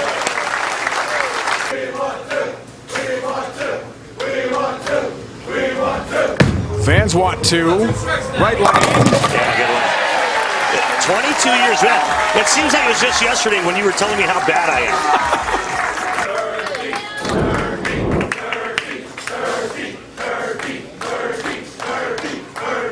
There it is right there. That's maximum pressure being applied with that finger. And stay perfect. Wow. Nice. Locked in. He's loose. Came this year, TOC, as we check the arsenal. Black pearl urethane on the right, breakaway on the left. Beautiful. Those pins had no chance, none whatsoever. Point to earn the invitation here. Ken.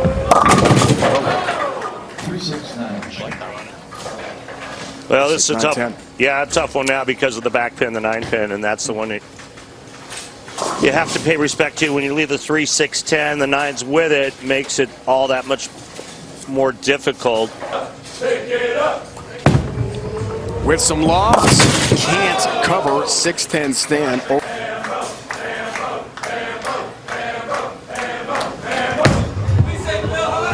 a 44-pin lead.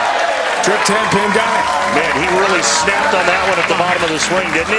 He is on a roll, Randy. And you can see the result. The 6-pin just crashes the 10 out. Watch. He told us he hasn't had a lot of opportunities in his career to have so many people watching in person. Good shot, 10-pin stand. That's the first shot on that left lane where it looked like he got it a little bit farther right.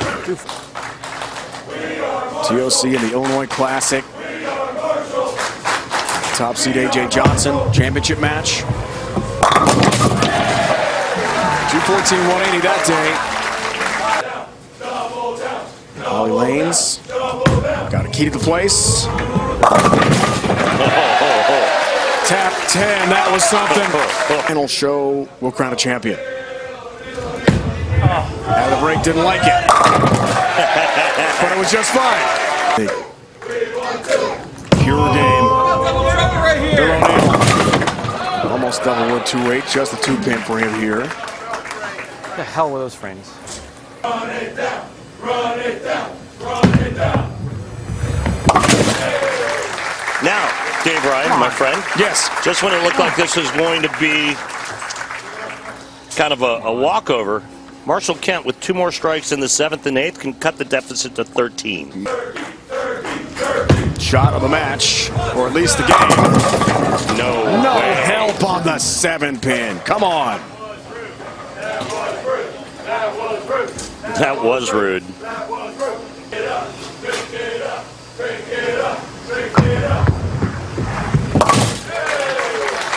April 28th, we talked about it.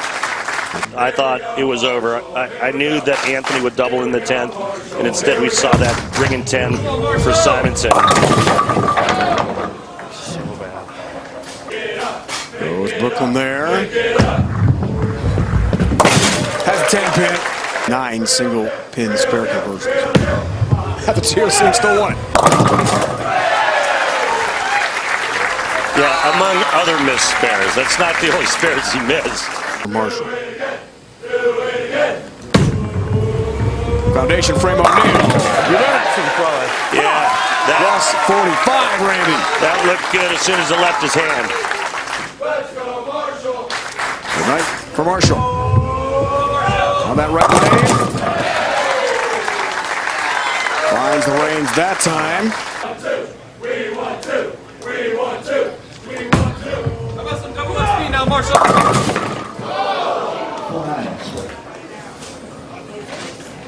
Let's think about game 2 here. 4-9 split.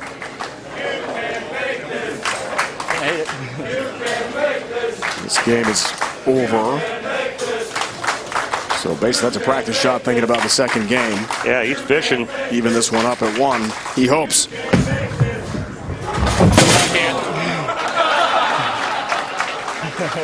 Fans were chanting, you can make it. He doesn't hit the 4-9. I think he's going to go with that GB4 hybrid and just kind of move in a little bit off of that 4-9. Virginia. Great talent, future Hall of Famer Bill O'Neal. Easy win in game 1 in the race to 2 over Marshall Kent. Game. Belmo had the front 8 yesterday, came pretty close. We've had a lot of perfection in this event, and it's now 8th year. Pretty cool, man. We call a lot of these perfect games. It's awesome. Here we go.